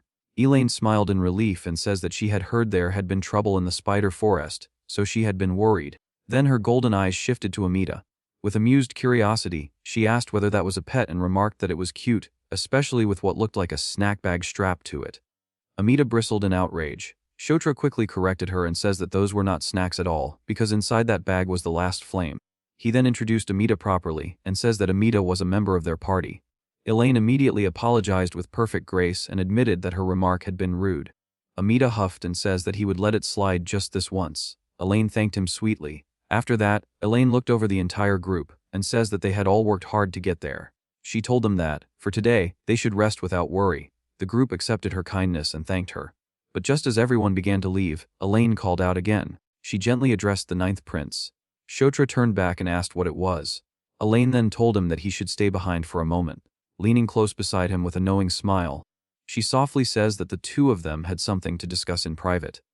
As Shutra walked with Elaine through the palace grounds instead of heading straight for the Demon King's castle, Elaine looked at him and says that his decision to stop there first already told her he had found the answer to the question she had asked before. She then urges him to speak and asks what his answer is. Once they were alone, Elaine turns fully toward him and asks whether he truly intends to become the Demon King. Shutra answers without hesitation that he does, and he says that he will become the Demon King. When Elaine asks for his reason, he replies that there is something he wants to protect. Hearing that, Elaine smiles faintly and says that his answer is interesting. She then tells him that, in that case, the lycanthropes will support him. Shutra is caught off guard, but Elaine explains that she too has something she must protect, just as he does. She openly says that if the next Demon King comes from the first prince, the second prince, or the fourth princess, there is a high chance the lycanthropes will lose the standing they presently hold. She adds that the current Demon King's side, and those princes are all burning fiercely with ambition. Elaine goes on to say that the Dark Elves are probably troubled by something similar, so Shutra should try to bring them to his side as well, because they would be a great help to him. Shutra says that he will remember that. When she asks how he plans to return to the Demon King's castle, he answers that he intends to have everyone travel together aboard Sylvan's airship. Elaine reacts in surprise and repeats the word airship. Shutra says that he is already in the spotlight anyway, so now that things have reached this point, he might as well stir things up properly. Later that night, Elaine looks out beneath the moon and remarks that the matter still feels strange no matter how she thinks about it. Ludwig wonders why the 9th prince chose an airship when a teleportation circle would have been faster. Elaine tells him that he is being naive again and urges him to think more carefully. She reminds him that the 9th prince is already being watched, then asks what would be the better move now, to waste time lowering his rival's guard again, or to shift attention toward forces beyond those rivals. When Ludwig asks her to explain it more plainly, Elaine tells him that Sylvan would never leave the airship. She explains that if Shutra used a teleportation circle, Sylvan would return alone on the ship, and that would look wrong. When Ludwig still struggles to grasp it, Elaine finally says that Shutra wants everyone at the Demon King's castle to see that a new faction has appeared. As the airship cuts through the sky the next day, Elaine watches it leave and quietly says that the fate of her people now rests on 9th Prince Shutra Ignis. She prays that he will become stronger than he is now, stronger and more steadfast. On the journey back, Sylvan happily hums to himself over a plate of grilled fish and says that it is his favorite. He cheerfully gives thanks for the meal, only for irritation to break out again almost at once seeing Chris. Chris also reacts with annoyance, and soon a complaint is shouted toward the chef about there being far too many fish bones. Nearby, Felicia lets out a weary sigh and wonders what she is supposed to do about those two. Karak then mutters that he is starting to get nervous, because every time they head for the Demon King's castle, some unexpected mess seems to explode right in front of the Demon King. Shutra immediately snaps at him to stop talking because he will jinx it. Karak shoots back that Shutra talks as if he is not already a walking jinx himself, and asks why he is acting so bothered now. Shutra argues that maybe nothing will happen this time and asks what Karak will say then. Karak replies that if nothing happens, that would be good in its own way, then awkwardly adds that he is only saying all this because he is worried about Shutra and should not be misunderstood.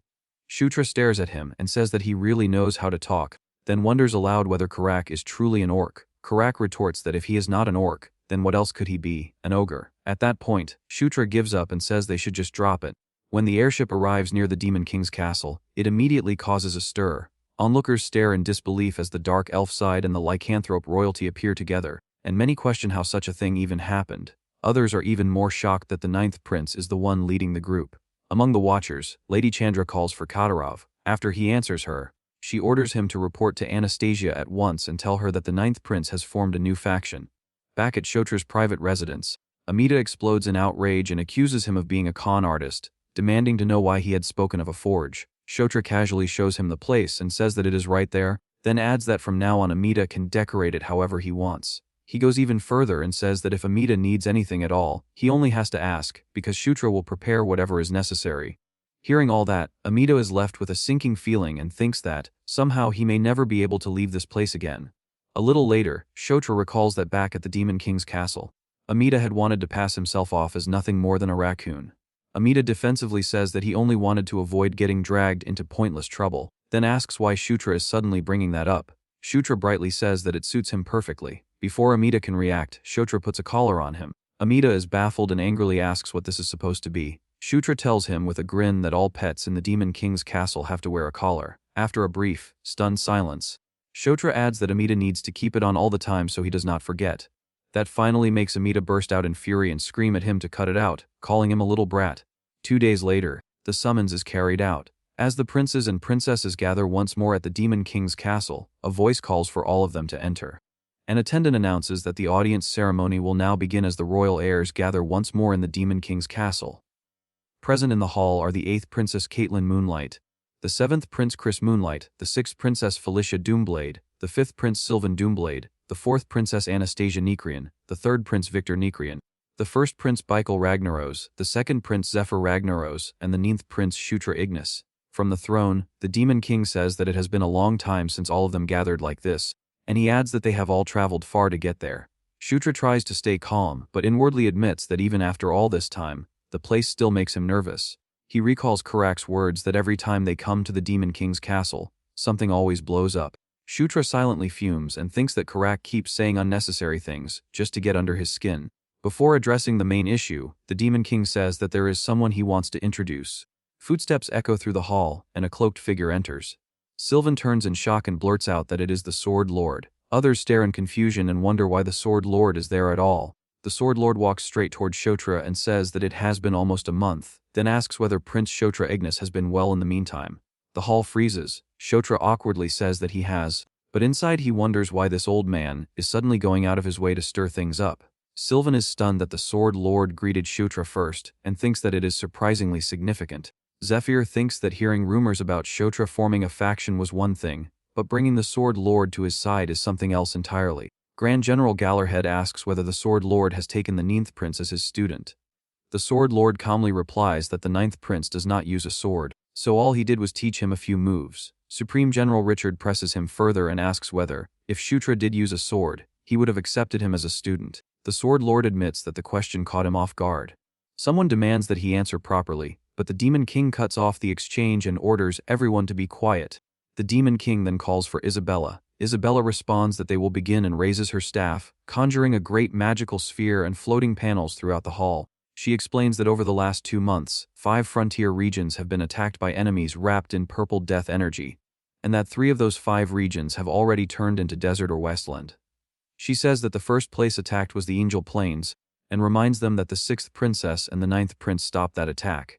She then states that the most recent place attacked was the Spider Forest near Lycanthrope territory, and that the same 2 defended that location as well with help from the 5th Prince and the 8th Princess. She emphasizes that the Spider Forest case is especially strange because it was not merely a frontier region, but a point inside the demon realm's interior. Hearing that, Shutra thinks that the Death Knight has been far busier behind the scenes than he expected. As he studies the pattern, he realizes the attacked places may share a single trait and wonders whether the enemy's true goal is to kill the guardian spirits. Isabella says that after compiling all the incidents, she has concluded that a hostile faction has emerged and can no longer be ignored. To crush them, a mobilization order has been issued. She displays the regions where the next attacks are expected and explains that the princes and princesses will be assigned to defend each region, block future attacks, and support efforts to locate the enemy's stronghold. Because Shutra and Felicia discovered the pattern and have already stopped the enemy twice, Isabella says that the right to choose first will be granted to the 9th Prince and the 6th Princess. She tells Shutra that if he examines the map, he will see each region's characteristics and the commanders already assigned to them, then asks whether there is a region he wishes to take. Shutra studies the map and thinks that the safest choice would normally be a place that is naturally easy to defend. Then he notices that General Bandal has been sent to a particularly brutal region. Realizing it is a perfect opportunity, he decides on the spot that this is his chance to make Bandal his subordinate. He raises his head and says that he will go to Evian. Isabella confirms that the ninth prince has chosen Evian. Sylvan remarks that Evian is not even a very important place and is not particularly easy to defend. Isabella then turns to Felicia and asks her to make her choice as well. Felicia says that she too will go to Evian. Someone questions why she would do that, and Felicia explains that, as everyone knows, she is closer to a civil official than a martial one. She says that rather than taking direct responsibility for a region herself, she wants to support the ninth prince. The Demon King gives permission and tells her to do as she pleases. Isabella accepts the decision and announces that the sixth princess has also chosen Evian. With that settled, Isabella declares that the remaining locations will be assigned according to the amount of public merit each person has earned. After the audience, a carriage rolls along a forest road beneath the red evening sky. As soon as the audience ceremony ended and all the princes and princesses finished making their choices, Shutra let out a long breath and thought that the tension had left him completely drained. Afterward, the assignments were finalized. Sylvan headed for Horn near Evian, while Chris went to Kaltu. Caitlin chose Evian so she could accompany Shutra, insisting that it would be better for a warrior like her to support him and Felicia, who was more of a scholar. That reasoning was accepted, so in the end Shutra, Felicia and Caitlin were the ones set to go to Evian, but Shutra could not stop thinking about Zephyr's reaction. When he had chosen Evian, Zephyr had shown obvious killing intent. Shutra began to suspect that Zephyr might also be aiming for General Bandal. If that was true, he thought that he needed to move quickly as well. Back at his residence, he checked on Amida's progress. Amida immediately bristled and asked whether he was being pressured. Shutra hurriedly says that he was only curious. Amida then told him to stop talking nonsense and hand over Earthquaker and White Suri. Since they were already doing this, he says that he would tune them too, explaining that recalibrating them would make them much easier to use. Shutra brightened and asked if he was serious. Amida snapped that he was, then told him to hurry before he changed his mind. Shutra eagerly agreed and rushed off. Not long after, Flora found him, and says that she had been looking for the ninth prince. When Shutra asked what it was, she informed him that a letter from the first prince had arrived. Shutra reacted in surprise and immediately realized it was from Baikal. At Chris's estate, the contents of the letter were shared. Baikal proposed that all the siblings hold a joint tea party together. Caitlin repeated the idea in surprise, and Felicia remarks that it was probably Baikal's way of building camaraderie, since that was the sort of thing he valued. Caitlin cheerfully says that it sounded fun and asks whether everyone would go. Felicia answers that there was no real reason not to. Chris adds that he would normally have skipped such an event, but now that he was no longer alone, he would go along with everyone else's decision. Caitlin then turns to Shutra and asks what he would do. He hesitates, but before he can properly answer, Caitlin clasps her hands and asks him to come with them. The brightness of her smile makes Shutra think that it is blinding, and he awkwardly agrees. Someone praises his choice, while Shutra quietly thinks that this is going to be exhausting. Caitlin happily reminds them that the tea party is in 2 days and that everyone must attend. Later, Shutra went to the Grand Library to search for information related to the Death Knight. But because his current public merit level was still too low, he could only access the surface level section. As he searched through the books, he grew frustrated and thought that maybe he needed access to deeper levels to find anything worthwhile. He could not understand how there could be so little on what he actually needed. Even so, fragments remained in his mind. He thinks about the Death Knight's purpose in killing a guardian spirit, the water called Ankle that had been destroyed 1,000 years ago, the intense love and hate relationship that Death and Famine had shown toward Conquest, and the ruined precursor race. He feels that all those scattered clues had to be tied together by one central thread, but he still could not see what it was. As he sighed in frustration, Felicia appeared. Shutra asked why she was there, and she says that the Grand Library was her favorite place in the Demon King's castle. She adds that she had something she was curious about, so the timing was perfect. Then she directly asks whether he had chosen Evian because of General Bandal. Shutra answers that, since he had met Bandal before, he thought it would be a little more comfortable. Felicia says that it is not a bad idea, and that it is also a good chance to strengthen ties with the general. Shutra then says that there is one more reason, because there is somewhere near Evian that he wants to visit. When Felicia asks what place he means, Shutra asks whether she knows Takar's slave auction house. Felicia is stunned into silence. Shutra explains that Takar is the entertainment city of the demon realm, practically its pleasure district. He then reveals that one of the subordinates he cherished most in Night Saga is their Nyatra, a succubus escort knight. He thinks that he needs to secure her before Zephyr makes a move, in case something unexpected happens. Felicia stares at him, then says that he really is a man after all. Shutra is confused, but she bluntly says that it sounds like there is something he wants to buy there. He immediately protests and says that she is completely misunderstanding him. Felicia coldly says that she is disappointed, while Shutra keeps insisting that it is not what she thinks. The next day, Shutra headed to the tea party. As he approached the estate, he looked around at the enormous grounds and thought that it was unbelievably grand, exactly what one would expect from the first prince. He then reflects that it had been a very long time since he and Baikal had faced each other like this. Before he could go further, Baikal himself stepped forward and warmly welcomed him. Shutra met him calmly and says that it is good to see him too, addressing him by name. With every sibling present, the tea party hosted by the first prince, Baikal, began. Tea was poured, plates filled, and the gathering unfolded with polished smiles and measured manners. Shutra remembered that, in Night Saiga, tea parties were never simple meals. They existed for socializing, exchanging information, discovering and recruiting talent, protecting one's reputation, and even carrying out subtle media plays. They could be used for almost anything. Most of the conversation flowed around 4 people: Baikal, Anastasia, Felicia, and Caitlin. Meanwhile, Victor kept staring at Shutra from across the table, as if he were searching for the smallest excuse to start a fight. Shutra thought that Victor was an exhausting man to deal with. As he watched the room, Shutra reflected that the Demon King had never wanted his children to harm one another. There was supposed to be rivalry, caution, and restraint among the siblings, not hidden struggles for power where they truly sought each other's lives. But Zephyr had destroyed that atmosphere completely. Shutra remembered the future massacre that would one day come, the day the Demon King's children failed to unite and all lost their lives at Zephyr's hands. Nearby, Baikal grimaced and muttered in frustration, wondering why things had become like this. Later, Karak excitedly called Shutra over and told him to look at the new shield, proudly asking whether it suited him. Amita remarked that it looked somewhat brutish, but added that such a design probably meant it was sturdy. Shutra asked whether he could hold it too, and after taking it in his hands, he admitted that it definitely felt solid. At once, system messages appeared before him, announcing increases to strength, mentality, and durability by 5 each, followed by a notice that he had learned the equipment, embedded skill combine. Shutra stared in surprise and repeated the word combine, and Amita says that he had figured it out. He explains that there are extra parts and that the shield has a gimmick allowing it to fit into armor as well.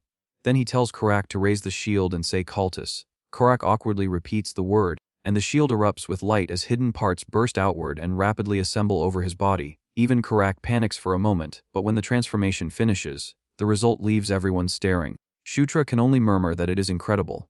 Karak exclaims that it is amazing, and Amita proudly explains that it now reflects magic and has also greatly increased physical defense, making real combat much easier. Shutra then nervously asks about his own equipment. Amita tells him not to worry because his is finished too. Shutra brightens instantly. Amita then reveals the completed white suri, now transformed into something completely different from its old form, wrapped in a darker, sharper design and glowing with green light. The next day, before the faction's own tea party began, Felicia told Shutra that he was the main character of the day.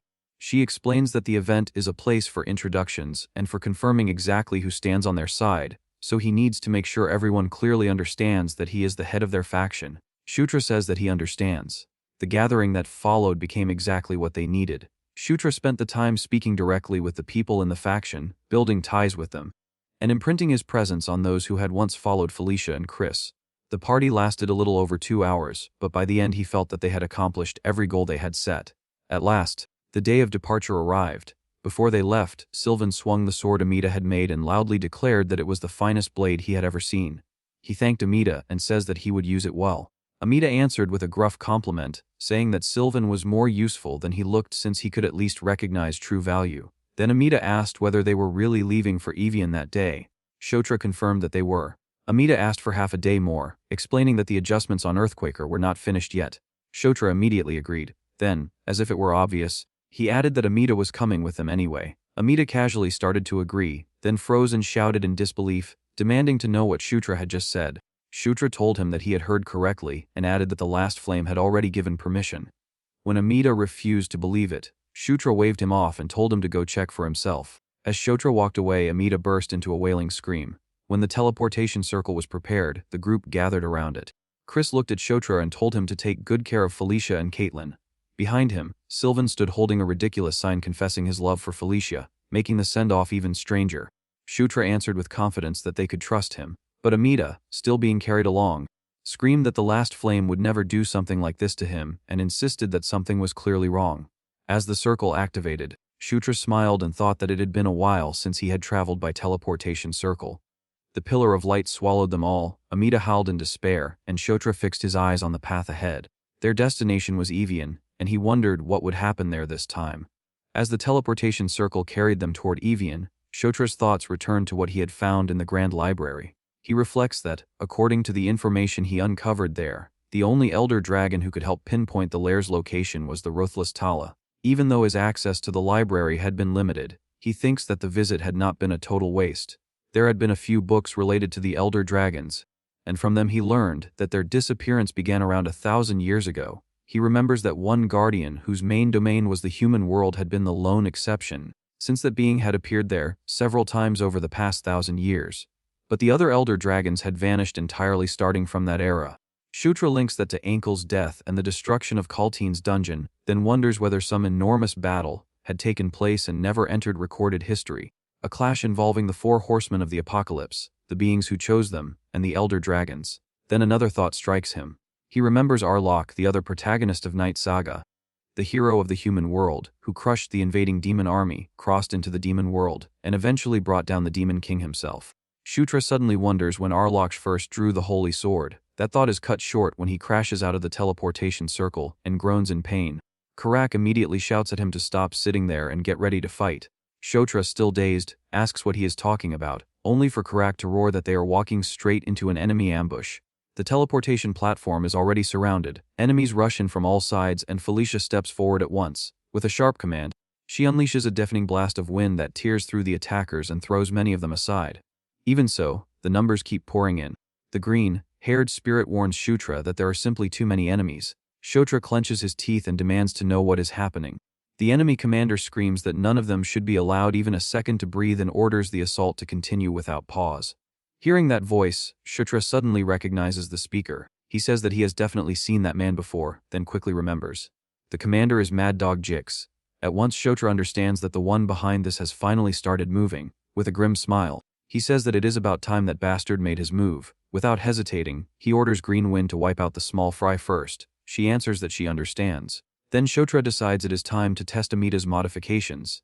He raises the new shield and calls for White Suri. The weapon shoots forward in a streak of green light. It splits apart and moves like a living construct, smashing through the attackers and cutting down the front ranks in an instant. One of the onlookers gasps in amazement, and Amida proudly boasts that a gimmick like this is nothing for him. He says that he named the pair White Suri and Black Suri, then asks whether they are not incredible. Green Wind excitedly adds that now she can protect her master twice as much as before. Shutra admits that it is impressive, though he asks whether she can really control both at once. She confidently declares that she can and promises to prove it. Jix, enraged by the sudden reversal, bellows that they little punks are dead and charges in personally. He swears that he will kill Shutra with his own hands. Shutra braces himself and says that will not be easy. White Suri and Black Suri move to intercept, but Jix tears through their pattern. He snarls that a cheap trick like that will never work on him, then invokes Draconian Dragon fighting arts and lunges straight at Shutra.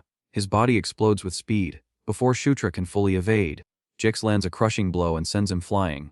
Green Wind cries out for her lord, while Jix laughs darkly and says that it was a perfect hit.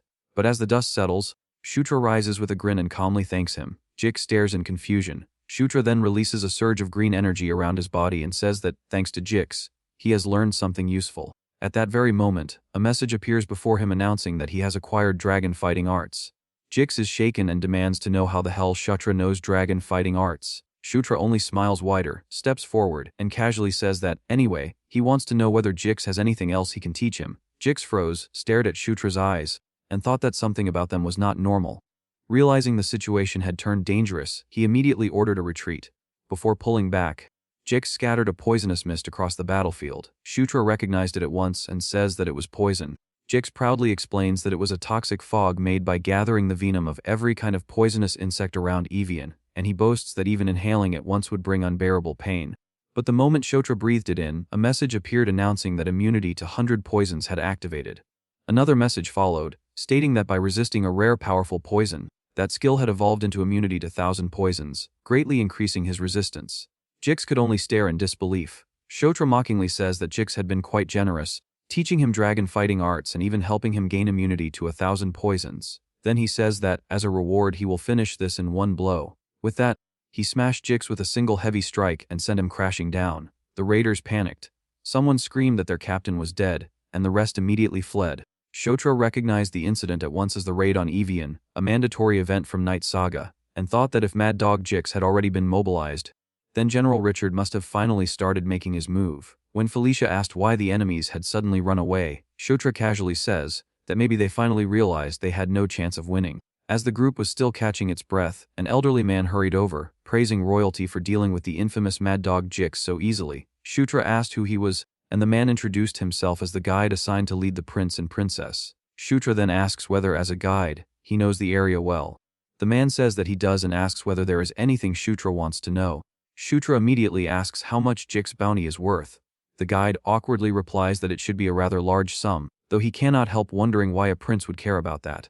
Shutra answers that he is more frugal than he looks, because the more money he gets, the better. To him, Jix's bounty was a very satisfying reward. Elsewhere, a report reached General Richard that Jix had been taken down. Richard says that, as expected, the ninth prince had become even stronger than he had thought. His subordinate asks whether Richard knew from the start that Jix would end like this. Richard replies that the sixth princess and the eighth princess were both with him, so if he had truly intended to eliminate them, he would have mobilized someone much stronger than Jix. After that, he orders preparations to return to the northern front the next day, then thinks to himself that his bad feeling had been right all along. He quietly wonders just how strong the ninth prince had become. From the Demon King's castle's perspective, Evian was an irritating but necessary place. It was a border region at the far eastern edge of the demon world, and beyond it lived barbarian tribes who had chosen to remain outside the castle's rule. That was why lawless filth like Mad Dog Jix could rampage there. Yet even so, the region could not simply be abandoned. It was exactly the kind of place they could neither keep comfortably nor let go of completely. There were two ways to reach Evian Fortress. One route passed through Takar, while the other went straight to Evian. From Shutra's perspective, going through Takar was better, so he awkwardly brought up the need for supplies and the need to exchange the treasure they had earned from dungeon clearing. Felicia immediately understood and teasingly asks whether that was why he wanted to go to Takar. Then she playfully asks whether there might be some other reason. Shutra flusteredly denies it and insists that it is nothing strange at all. Felicia laughs and says that she is only joking, then reminds him that the Rendezvous point had already been decided as Takar anyway.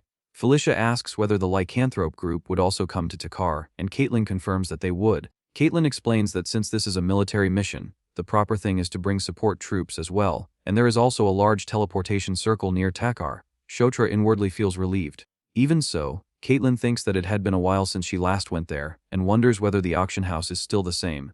By night, they arrived in Takar. The city was exactly as infamous as he remembered, overflowing with noise, vice, and all kinds of dangerous people. Karak remarks that it is just like he had heard, a place unlike anything else. Felicia warns everyone to stay alert, because a city where all sorts gather is naturally dangerous. Once their lodging was settled, Felicia suggests that, since there is nothing to do until the auction opens, each of them should take some free time.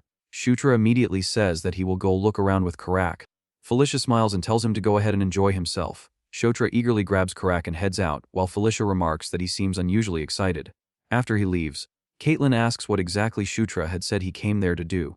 Felicia lightly answers that who knows, maybe he really did come because of women.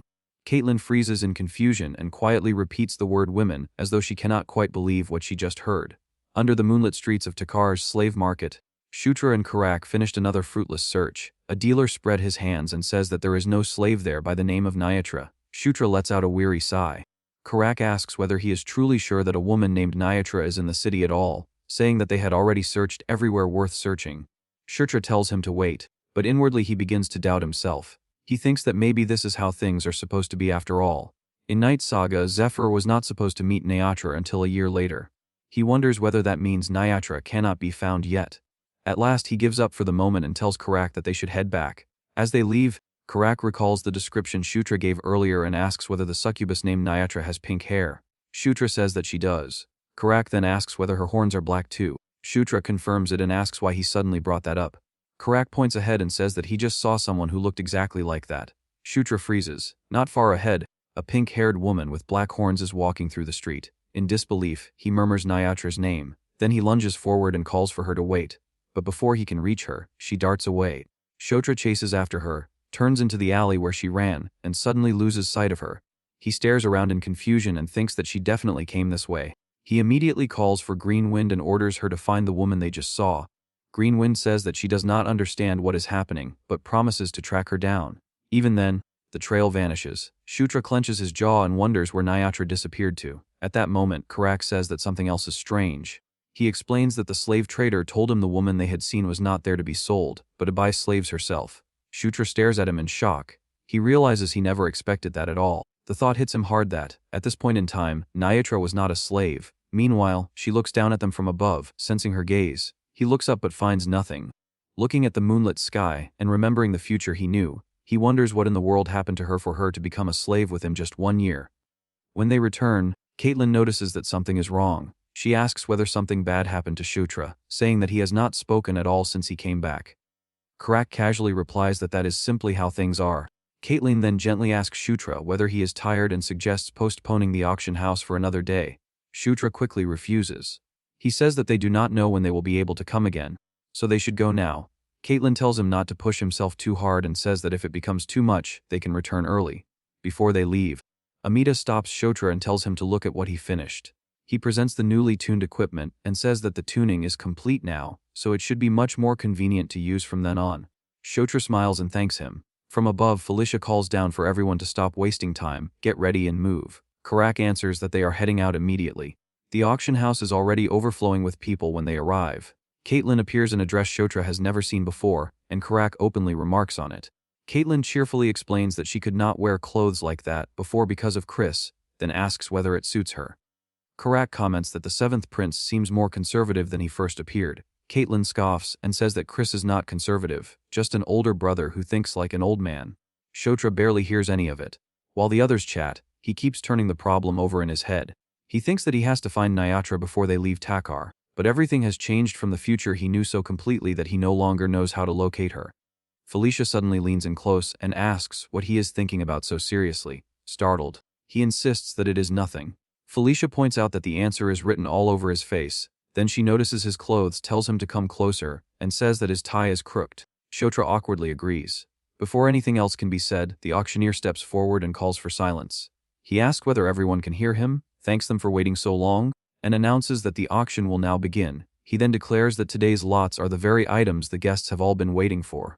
At that exact moment, Shutra sees her again. His eyes widen as he realizes that the one appearing there is Nyatra. He is so shaken that he abruptly tells Felicia he has to go to the bathroom for a second. Felicia protests that the auction is only just starting, but Shutra is already moving. As he runs through the hall, his thoughts race. He asks himself why Nyatra is there. He wonders whether she came to participate in the auction somehow, or whether something even worse is happening. Then he spots a rough-looking man nearby and instantly recognizes him. He freezes in shock and wonders what the hell he is doing here in Takar.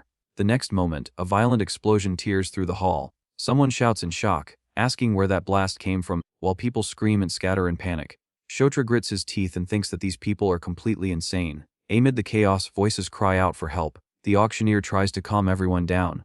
He pleads with the crowd to stay where they are and says that he will first assess the situation. But before he can do anything, the burly attacker charges in, crashes into him, and slams him down without mercy. With fury in his eyes, the man accuses them of daring to lay hands on their merchandise. Then he declares that, from that point on, his group will be taking over the entire place. The room collapses into instant chaos. Guests scream and scatter in every direction while armed men flood the hall, seal off the exits, and drag people down without mercy. One woman cries for help as a brute lunges after her. Shutra intervenes and takes him down. In the middle of the panic, Shutra stares at the leader and realizes who he is. The man is Paratus, the younger brother of the barbarian king Karatus. Shutra cannot hide his shock and wonders what someone like Paratus is doing in a place like that. Elsewhere in the hall, Carrick, Felicia, and Caitlin are still trying to understand what just happened. Carrick blurts out that everything had gone mad in an instant. Felicia notices that Shutra is nowhere nearby and immediately realizes he is missing at the worst possible moment. She clicks her tongue and complains that he had to disappear right then of all times. Even as another raider rampages through the crowd, she tells Carrick that he will have to find Shutra on his own. Purple magic begins to gather in her hand as she says that she will hold the place together for now. While the main hall descends into violence, Paratus moves through a quieter corridor and stops in front of a glass display case. Inside, a relic gleams under the light. He smiles in satisfaction and says that he has finally found it. It is the golden helmet of the Heavenly Dragon King. Before he can take it, a voice behind him alerts him. Paratus turns and sees a pink-haired succubus in a mask staring at him. He asks who she is. In the next heartbeat, she snatches some artifacts and bolts. Paratus snarls that if she wants to escape, she will have to put down what she just stole. The girl moves like a flash of white and pink through the corridors. She leaps over rubble, slips through narrow gaps as Paratus crashes after her like a charging beast. She spun away from his grasp and fled through the corridor, but he only sneered and called her an arrogant bitch. Then he hurled debris and display pieces after her, bellowing that she was not going anywhere. She dodged through the wreckage while valuables and decorations exploded around her. Paratus kept chasing, taunting her to keep running and calling her a slippery loach. Then, everything changes. Just as Paratus closes in, another figure cuts between them and catches the attack. Shutra glances over his shoulder at the masked succubus and says that they have finally met again, Nyatra. Nyatra freezes in shock. Paratus also recoils and demands to know who Shutra is. Shutra ignores the question, raises White Suri, and sends the shield surging forward. The green weapon splits into multiple floating pieces that whirl around Paratus like blades with minds of their own. Paratus jerks back in surprise as the fragments circle him, hem him in, and slash through the air around him. Furious, he snarls and struggles to break free of the trap. Without taking his eyes off Paratus, Shutra turns to Nyatra and asks whether she is all right. She stares at him in confusion and demands to know who he is and how he knows her name.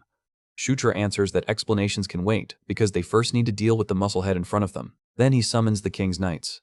Green light erupts across the corridor, and Carrick suddenly appears, looking thoroughly confused as he tries to understand where he is and what is going on. Shutra immediately says that there is no time to explain. He orders Carrick to take Nyatra and get out at once. Carrick asks what about him, and Shutra calmly answers that he still has unfinished business. Carrick studies him for a brief moment, then agrees. He hoists Nyatra over his shoulder and says that he will go ahead and that Shutra should catch up when he is finished. Nyatra thrashes and screams for him to let her go, but Carrick keeps moving. Shutra watches them leave and thinks with relief that, at least, Nyatra is finally out of immediate danger. Only then does his attention shift back to the relic case. His eyes narrow as he recognizes what he is seeing. It is the golden helmet of the Heavenly Dragon King. At that exact moment, Paratus blasts free and charges. Shutra barely raises White Suri in time. The impact detonates through the corridor and sends him flying backward, shaking the entire room. Dust and broken glass burst everywhere. Through the debris, Paratus accuses him of mocking him.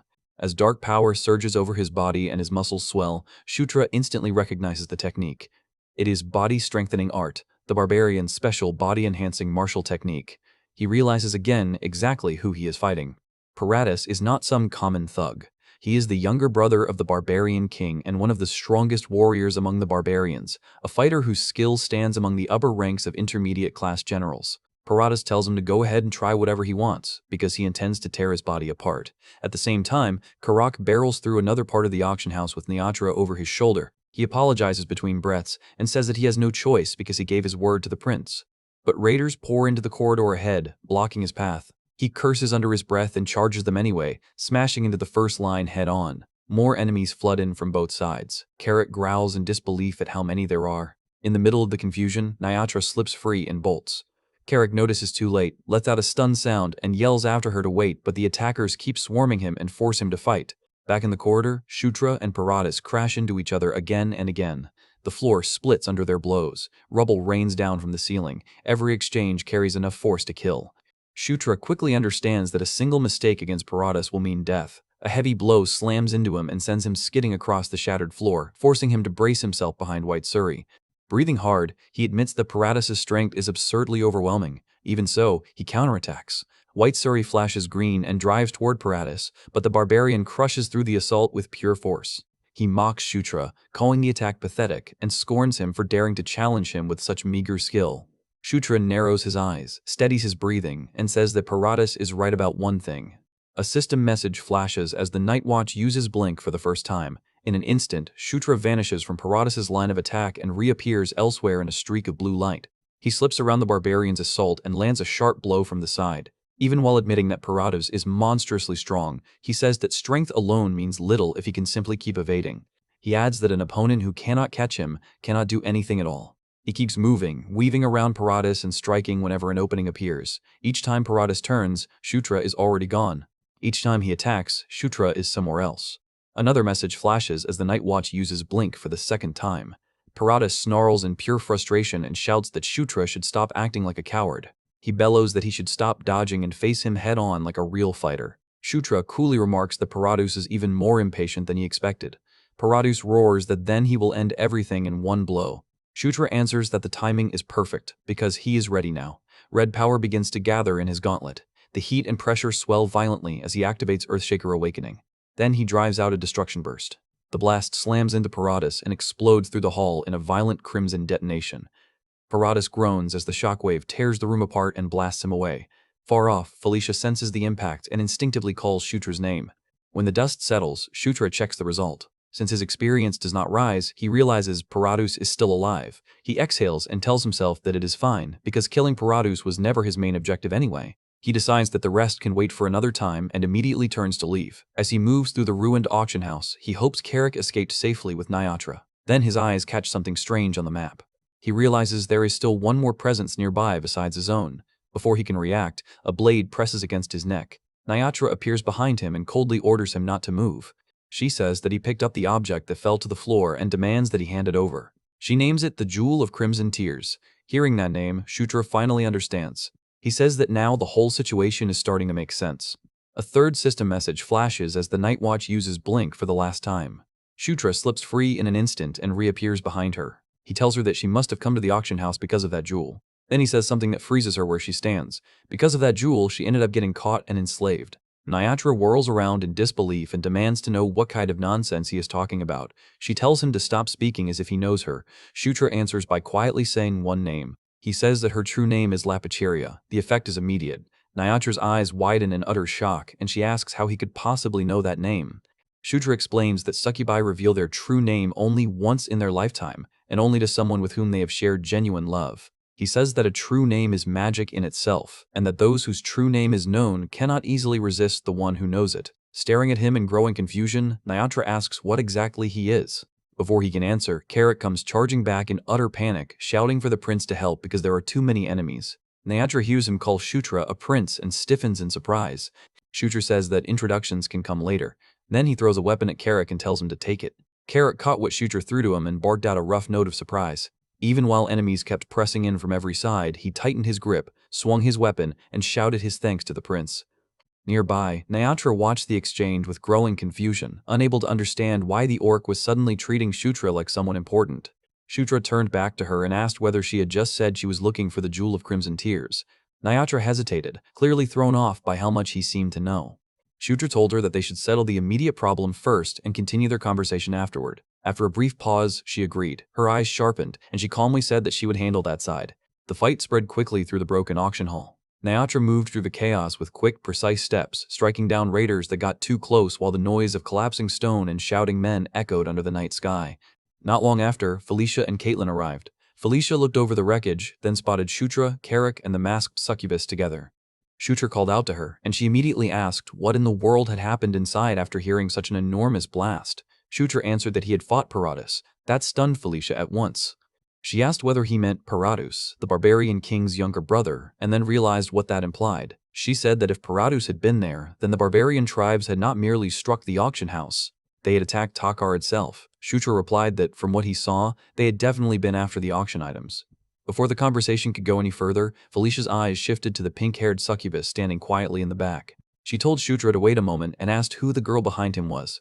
Shutra glanced back, then introduced her by name. He said that she was Nyatra and added that, due to a complicated set of circumstances, it looked like they would be traveling together for a while. Felicia repeated the word succubus in disbelief, clearly caught off guard by how suddenly Shutra had brought such a person into their group. That conversation ended almost as soon as it began. A breathless messenger came running in and shouted that there was trouble. Felicia turned toward him and demanded to know what had happened. The messenger announced that the barbarian army had crossed the border. The words froze everyone in place. Shutra stared at him in shock while Felicia demanded confirmation. The man insisted that it was true and added that they had even confirmed the barbarian king himself had joined the march. Caitlin and Felicia both reacted sharply to that news, while Shutra's thoughts began moving faster than ever. Felicia immediately asked for the current situation. The messenger reported that General Bandal was already leading troops to intercept the advance and that a request for support would likely reach them soon. Felicia muttered that their own reinforcements had not arrived yet, which meant their side was far less prepared than it should have been. Shutra finally understood what had been bothering him. Looking back on everything Paratus had done, he realized the man's reckless heist had never been a random act of greed. The barbarian side had planned to strike Evian and the auction house at the same time, creating confusion while trying to seize the golden helmet. That had been the real plan from the beginning. He let out a slow breath and admitted to himself that the situation had become far more complicated than he expected. Then his mind turned to an even darker thought. The barbarian king, Karatus, was no ordinary enemy. Even in the future of Night Saga, in the year 515, Karatus had remained a terrifying opponent even for Zephyr. but now it was only year 512, 3 full years before that point. Shutra quietly asked himself whether he could truly stand against someone like that already.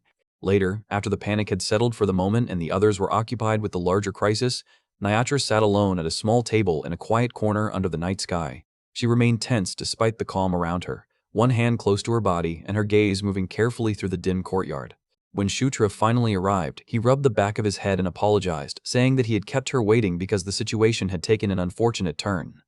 Nyatra answered that it was fine, but she did not let the matter drift. She looked straight at him and asked whether he would answer her question now. She wanted to know how he knew her real name. Shutra paused before answering. He admitted that the truth was tangled up in too many difficult and complicated situations, things that would be extremely hard to explain and just as hard to understand.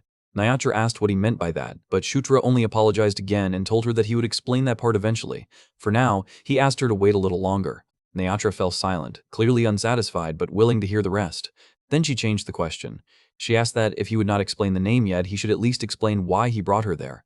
Shutra leaned forward slightly and answered without hesitation that he had a proposal. He said that he wanted to hire her as his subordinate. The answer stunned her. She blinked, repeated the question in disbelief, and struggled to process what he had just said. Shutra, however, stayed completely calm. With an easy expression, he assured her that compensation would not be a problem at all. Shutra calmly says that, since he intends to hire Nyatra as a local escort knight, he will pay her properly for the work. Nyatra immediately refuses. She rises from her seat, apologizes, and says that she has no choice but to decline. She explains that her younger sibling is waiting for her at home, so unfortunately she cannot accept his offer. For a brief moment, Shutra simply stares at her. Then, with a chilling certainty, he says that she is talking nonsense. He tells her that she does not have a sibling. The color drains from Nyatra's face. Shutra continues without hesitation. He says that her parents died when she was young, and that she grew up as an only child with no brothers or sisters. Then he asks whether that is not the truth. Nyatra trembles where she stands. Hugging herself tightly, she asks how he could possibly know so much about her. Her voice shakes as she admits that she is honestly starting to get scared. Shutra's expression softens just a little. He tells her to stay by his side. He says that someday he will explain everything. Nyatra closes her eyes for a long moment, then slowly lets out a breath. At last, she says that she understands. She says that she will give it a try and agrees to become his royal escort knight. Shutra lights up at once and asks whether she really means it. Nyatra says that, if she refuses now, she will never be able to leave with peace of mind anyway. She says that he seems to know everything about her, from where she lives to the kind of life she leads. Then she asks whether he can really employ her as a guard when he does not even know where she came from. Shutra answers that he is not worried about that at all because he knows her very well. That only makes Nyatra more flustered. She blurts out that she understands already, so he needs to stop saying unsettling things like that. Satisfied, Shutra says that this is good.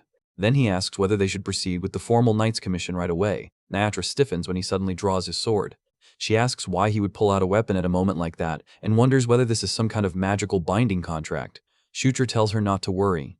He explains that it is merely a procedure, and adds that Carrick went through the same process too. At that, Nyatra kneels. Shutra calls her by name and declares that he appoints her as his knight. The moment the words leave his mouth, pale blue light erupts around them. The radiance coils around Nyatra's body, climbs into the night sky, and bursts upward like a pillar. Startled, she looks around and asks what that light is. Far away, beneath that same moonlit sky, Zephyr halts and turns his gaze toward the rising beam. In silence, he realizes that fate has changed. He wonders what result that change will bring and how far fate itself can truly be twisted. Elsewhere, the Demon King lifts a glass of red wine and asks Smita whether she can see it as well. He wonders aloud how much their child will end up changing the world. At the same time, messages appear before Shutra's eyes one after another. King's Knights has risen in level. The maximum number of members has increased from 3 to 5. King's Knights has acquired the Crest of Conquest, level 1. Conquest itself has also risen in level. Shutra smiles as he takes in the notices and says that it is done. Looking at the transformed Nyatra, he thinks with complete certainty that, from that point on, Nyatra belongs to his side. Not long after, Green Wind flies up in a flutter of excitement and declares that she wants to become his knight too. Shutra stares at her in confusion and asks what she is talking about. Green Wind hurriedly explains that, although she already belongs to him, her situation is different from Carrick's and different from that succubus's as well. She says that she wants to become like them. When Shutra hesitates and wonders whether there is really any need for that, she immediately begins pleading over and over that she wants it, repeating herself with childish persistence. Shutra thinks it over and concludes that, even if he later gives Bandal a knight position, there will still be one slot left anyway, so it is not a serious problem. In the end, he gives in and tells her that he gets it. Watching this, Green Wind beams and cheerfully says that, with this settled, there is no longer a single thing left for her to worry about. That is when Felicia opens the door and tells Shutra that she wants to speak with him for a moment. Overhearing Green Wind's strange declaration, she asks what she means by saying there is nothing left to worry about. Shutra says that the timing is actually perfect because he had something he wanted to discuss as well. Then he announces, as casually as if it were the most natural thing in the world, that Nyatra has decided to begin serving as his escort knight starting that very day. Nyatra, standing at his side, lowers her eyes and politely says that she looks forward to working with them. Felicia is visibly taken aback. She asks what brought about such a sudden change and admits that, to be honest, she is rather surprised by the whole thing. Even so, after a moment of thought, she tells Shutra that this is his decision, and since he chose it himself, she trusts him to handle it properly. Shutra thanks her sincerely. Then Felicia recalls something else. She says that she heard the auction items disappeared during the chaos and asks him directly whether he happened to take them. Shutra awkwardly admits that he did, but asks why that matters. Felicia answers that her suspicions were correct after all, then asks him to show her the items. When Shutra reveals the haul, even she is shocked into silence for a moment. Treasure chests, ornaments, relics, weapons, and valuables lie stacked before them. She stares at the collection and asks what in the world all of it is. Then, half amazed and half exasperated, she says that Shutra really has some nerve to steal that many things. Shutra defends himself by saying that it was still better than letting Parada steal them. That is when Felicia's gaze settles on one particular item.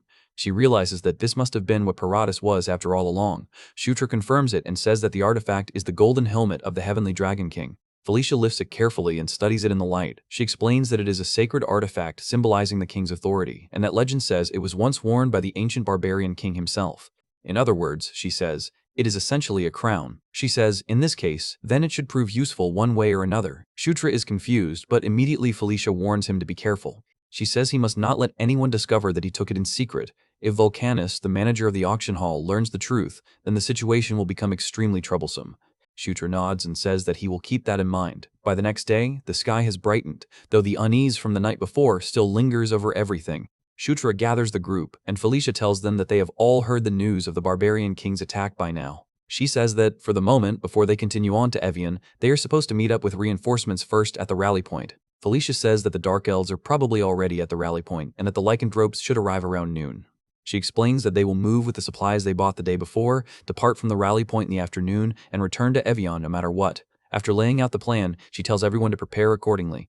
The others immediately agree. Karok says that he understands, and another voice tells her not to worry. Following Felicia's instructions, the group finishes its preparations in Takar and leaves the city. They soon reach the rally point, where a woman formally greets Felicia and says that she welcomes the sixth princess. The woman is Alita Doomblade. Felicia warmly says that it is good to see her and calls her Aunt Alita, then asks how she has been. Shutra watches them quietly and remembers who Alita is. In Night Saga, she was the final escort knight who protected Felicia. He recalls always seeing her with a stern expression, so seeing her smile now makes him think that the smile suits her much better. As time passes and noon slips by, the lycanthropes finally arrive. Once both groups join together, the total number of reinforcements reaches 400. Shutra notes to himself that it is not a large force, but given the urgency, they had no choice except to move quickly. That brief calm ends when an urgent report arrives from the stronghold. The messenger says that the enemy has already begun attacking several strongholds at the same time. Felicia is startled and asks whether the attacks have already started. Alita quickly analyzes the situation and says that, based on the reported numbers, the enemy is using its main army to pin down General Bandal while sending special units to seize the strongholds. She warns that, if they are careless, General Bandal could end up isolated. Felicia asks which stronghold lies closest to the source of the urgent report. Alita answers that it is the 7th stronghold, but adds that even if they leave immediately, it will still take at least 2 days to get there. Felicia realizes that 2 days will already be too late, and says that the stronghold will probably have fallen by then. At that point, Shutra says that they need to depart quickly. Felicia turns toward him, but before she can press him, he says that they should store the supplies first. Then he activates his inventory. In a flash, crate after crate vanishes until all 999 boxes are stored inside it. The gathered officers stare in shock. Alita says in amazement that she has never seen anyone store so many items at once, and wonders just how powerful the magic tool must be to contain that much. Shutra does not dwell on it. Instead, he asks Felicia whether she can gather the troops for him. When she repeats the request in surprise, he says yes, and asks her to gather them into one place in the densest formation possible. She does as asked, and once the soldiers are assembled, Shutra praises the work. Felicia then asks what he plans to do and whether he actually has a strategy. Shutra admits that it is his first time trying such a thing, and says that he is not even sure it will work. Before she can question him further, wind begins to swirl around him. Green wind appears beside him, wrapped in luminous currents. Shutra tells her that they should simply try it, and she answers with complete confidence that he can count on her. The green light thickens and spirals around them, and Green Wind smiles as if she has been waiting for that moment all along. Green Wind lowers her gaze beneath the swirl of emerald light, then smiles with quiet confidence as power gathers in her hands. She tells Shutra that he can count on her. Shutra raises his arm, and the green current surges upward, wrapping around the troops gathered beneath him. A brilliant white banner appears in the sky, fluttering inside the storm of wind. Shutra looks up with glowing eyes and declares that they will move under the king's banner. The soldiers below are swept into the wind before they can understand what is happening. Dark elves, lycanthropes, and allied warriors are lifted from the ground, their bodies carried by Green Wind's power as if the air itself has become a road. Some gasp in shock, others brace themselves, and even seasoned fighters stare wide-eyed as the green vortex surrounds them. Shutra watches the spell succeed and says that it worked well. Then, with a faint smile, he tells Green Wind that they should soar in one stroke. The wind answers his will, faster than the swift wind itself, and the entire unit rockets across the land in a single massive surge. At the same time, at the third stronghold, General Bandal kneels amid corpses and snow. He breathes heavily, gripping his weapon while struggling to stay upright. He groans in pain, then curses under his breath. Before him, a massive shadow steps forward through the storm. The figure looks down at him coldly and gives a simple order, saying to kill him. Meanwhile, at the seventh stronghold, the defense line is collapsing under the barbarian assault. Warriors clash in the snow as monsters and beastmen flood the battlefield. Caligula, the Lizardman defense commander, fights desperately among his soldiers. He curses the overwhelming enemy numbers and wonders when the reinforcements will finally arrive. Just then, a green light pierces the sky. The defenders look up in disbelief as a gigantic emerald vortex crashes down into the battlefield. Barbarians are thrown into the air, the snow and rubble exploding beneath the force of the landing. Caligula stares in shock, unable to understand what he is seeing. Felicia exhales in relief and says that they seem to have arrived at exactly the right time. The dark elves and lycanthropes land around her, their weapons already drawn, while Green Wind's magic still howls around them. Shutra steps forward, golden gauntlet gleaming, and orders all units to prepare for battle. His command cuts through the battlefield. He tells them to throw everything away and cut the enemy down. The allied forces charge. Dark elves sprint ahead with blades and spears, striking with sharp precision. Lycanthropes tear through the enemy ranks with wild speed, ripping apart the barbarian formation. Shutra drives forward with overwhelming force, his golden gauntlet shining like a small sun. He screams as he unleashes gigantic piston, and the impact erupts through the battlefield, smashing the barbarian line apart in a single explosive blow. The battle does not last long. With the elite dark elves and lycanthropes joining the assault, the morale of the barbarian tribes shatters. After losing their commander, they can only flee in panic. The seventh stronghold ends in complete victory for the demon tribes. But there is no time to rest. The other strongholds are still under attack, so Shutra's group immediately moves to the next battlefield. They rush from one stronghold to another, cutting through the barbarian forces before the enemy can recover. After fierce fighting, they finally drive back the barbarians at both the 6th and 5th strongholds. By the time they secure the 5th stronghold, everyone is exhausted. Caitlin says that securing 3 strongholds in only 3 days is amazing and praises Shutra. Felicia admits that may be true, but complains that it is too much, since she has not slept for 3 days. He half-jokes that they should just leave the other strongholds alone before they fall, making Felicia quickly clarify that this is not what she meant. As soldiers from each stronghold join their forces, their numbers grow considerably. Having won 3 battles in a row, morale rises to an extreme level. Shutra notes that, if they keep moving like this, they should be able to secure the next stronghold without serious problems. However, Carrick warns that the 4th and 3rd strongholds are different from everything they have faced so far. The report shows that the 4th stronghold has already fallen, and that no message has come from the 3rd for a long time. The silence weighs heavily on everyone. Shutra studies the situation and says that the Demon King's castle must already know what is happening, so they are likely preparing additional reinforcements. He adds that General Bandal should be holding out well too, meaning they should be fine for a while. Shutra first says that Carrick should interrogate the captured barbarians and gather as much information as possible. Carrick thinks it over briefly, then agrees. Night falls over the stronghold, but Shutra cannot rest. Lying alone in his room, he thinks that no matter how much he considers the situation, something still feels wrong. The current crisis is the uprising of the Barbarian King, an event from the Night Saga Demon Realm arc. In the original story, the Barbarian King used the golden helmet of the Heavenly Dragon King to unite the barbarian tribes. But in this timeline, the helmet is in Shutra's inventory.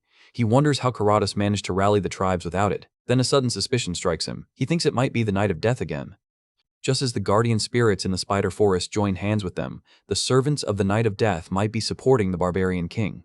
Shutra admits that it is only speculation, but if it is true, he wonders how far the Night of Death's reach has already spread. Suddenly, golden light bursts open in his room. A glowing system window appears, announcing his birthday.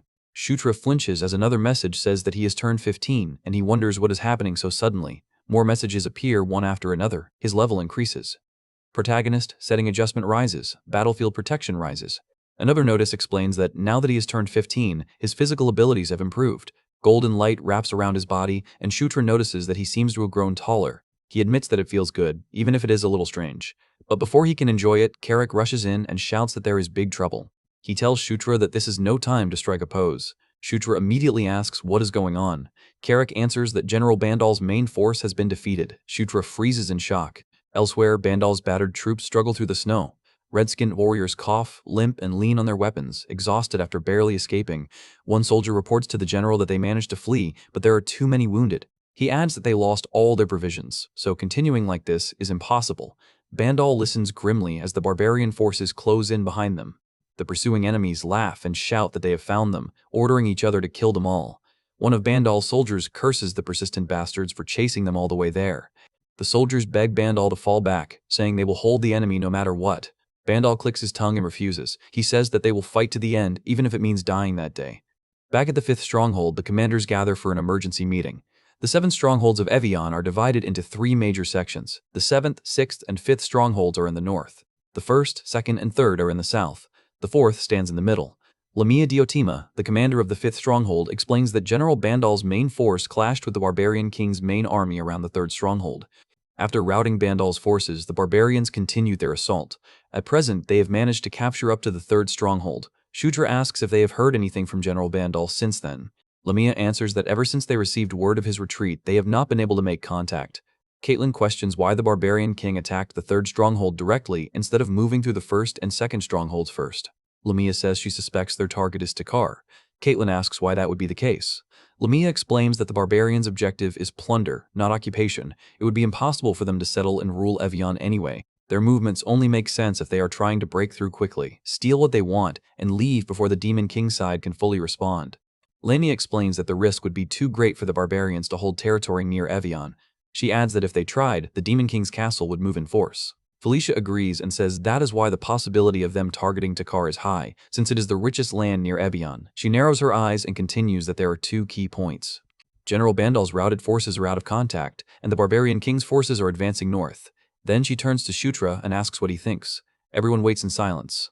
Carrick stands behind him with a grave expression, while Nyatra watches quietly. Felicia and Caitlin also look toward him, expecting an answer. Shutra lowers his gaze and says that he thinks. Meanwhile, in the rain-soaked battlefield, the barbarians continue their assault. Bare feet pound across the ground as warriors laugh wildly and cut down their enemies. One barbarian laughs as he strikes, while another shouts for their enemies to die. Then a furious roar shakes the battlefield. A massive red-skinned warrior charges forward, smashing through the enemies in front of him. The barbarians freeze in shock, and one of them exclaims that it is Bandal. Another immediately orders everyone to push him back at once. General Bandal throws himself into the center of the battlefield. He swings his weapon with brutal force, cutting through the barbarians while deflecting their attacks with his shield. Even surrounded, wounded, and exhausted, he refuses to fall. He laughs bitterly and says that he thought they would climb higher, but he supposes this is as far as they go. Still, he warns them not to be too happy, because he will not die alone. He declares that he will take as many enemies as possible with him. At that moment, a green light cuts through the storm. A glowing wind spirit shoots across the battlefield and crashes down near Bandal. The barbarians stare in confusion as a violent green tornado erupts among them, tearing through their ranks and scattering bodies through the air. Through the swirling wind, a familiar voice says that it has been a while, General Bandal. Bandal's eyes widen. He recognizes the figure standing in the storm and mutters in disbelief that it is the 9th prince. Shutra appears with blue light crackling around him and calmly asks if he is not too late. The barbarians roar in anger, demanding to know who that brat is. Their leader orders everyone to kill them all. Shutra's eyes sharpen as blue energy coils around him. Dark smoke spreads across the battlefield. The barbarians panic as the black mist swallows their vision. One asks what the black smoke is, while another screams that he cannot see anything ahead of him. In the darkness, Shutra activates Nightwatch's special ultimate move, Black Wraith. Shadowy figures surge through the smoke like ghosts. The barbarians stagger, unable to understand what is attacking them. They cry out in pain and confusion, asking what those things are as the wraiths tear through their formation. One begs for help, while another asks what is happening. The battlefield collapses into chaos. Bandal and his soldiers stare in shock as the invisible attackers rip apart the barbarian line, and Shutra stands within the storm of black smoke and blue light, having arrived just in time. Alita raises her weapon and orders all forces to charge. The allied soldiers surge forward through the snow and smoke, cutting into the confused barbarians. One barbarian looks around in shock, unable to understand how the battlefield suddenly turned against them. Alita pushes ahead and commands them to wipe the enemy out. Her troops answer with momentum, striking from every side while the black wraiths continue tearing through the barbarian formation. General Bandal watches the battlefield shift before his eyes, then lowers his weapon with a grim smile. He says he sees now, and it seems it is not his time to die yet. As the battle reaches its end, blue-black wraiths swirl across the battlefield and swallow the remaining enemies. Shutra stands among the fallen barbarians, surrounded by the afterimage of Nightwatch's power. Felicia approaches him and says it looks like things are almost wrapped up. Shutra thanks her and says she did great work. Felicia then asks how he knew General Bandal was in this area. Shutra explains that the barbarian king's target is Takar, so he figured General Bandal would have gone in the opposite direction. Felicia admits that makes sense, but asks how he found him so quickly when Evian is so vast. Shutra calmly tells her to look above them. Felicia looks up in confusion and sees Green Wind floating high in the snowy sky.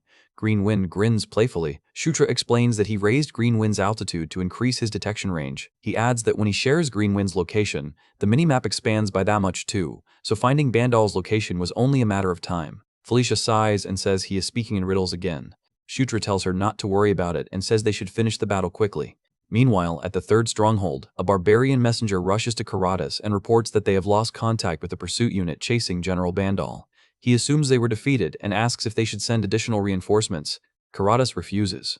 He says the plan remains unchanged and orders them to proceed toward Takar as planned.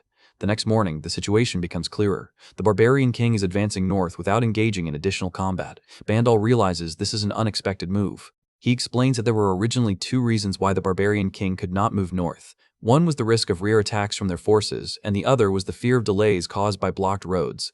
Felicia asks if he means the path that loops beyond the eastern boundary. He confirms it and explains that something is blocking the road beyond the boundary line. Because of that, it is impossible to cross the eastern boundary from Evian without going through Takar. Felicia wonders if the barbarians have been avoiding delays because the Grand Generals might get involved. But Bandal says that may have been true before, though things seem to have changed now. General Bandal faces them with a grim look and says that the barbarians seem determined to take Takar no matter what happens. Shutra stays silent, understanding the danger in that decision. He explains that instead of worrying about what comes later, the barbarians are focused entirely on the present situation.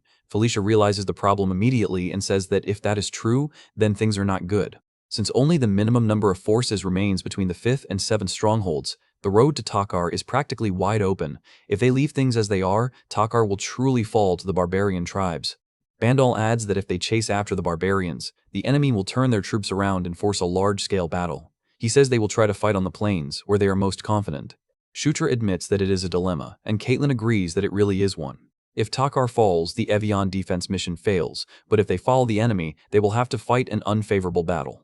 After thinking it through, Shutra concludes that what matters most is the struggle for initiative. On the battlefield, whoever seizes the initiative will become the victor. The barbarian force numbers 13,000, while the Demon King's army numbers 8,000. Excluding defensive personnel, this is essentially Evian's full strength. From the start, there is a considerable distance between the Barbarian King's main force and the Demon King's army, so Shutra's side increases their speed to close the gap. By the time the Barbarian King's force reaches the 5th stronghold, they narrow the distance to half a day's march, but that is as close as they can get. For a while, both armies maintain exactly half a day's distance, neither closing nor separating.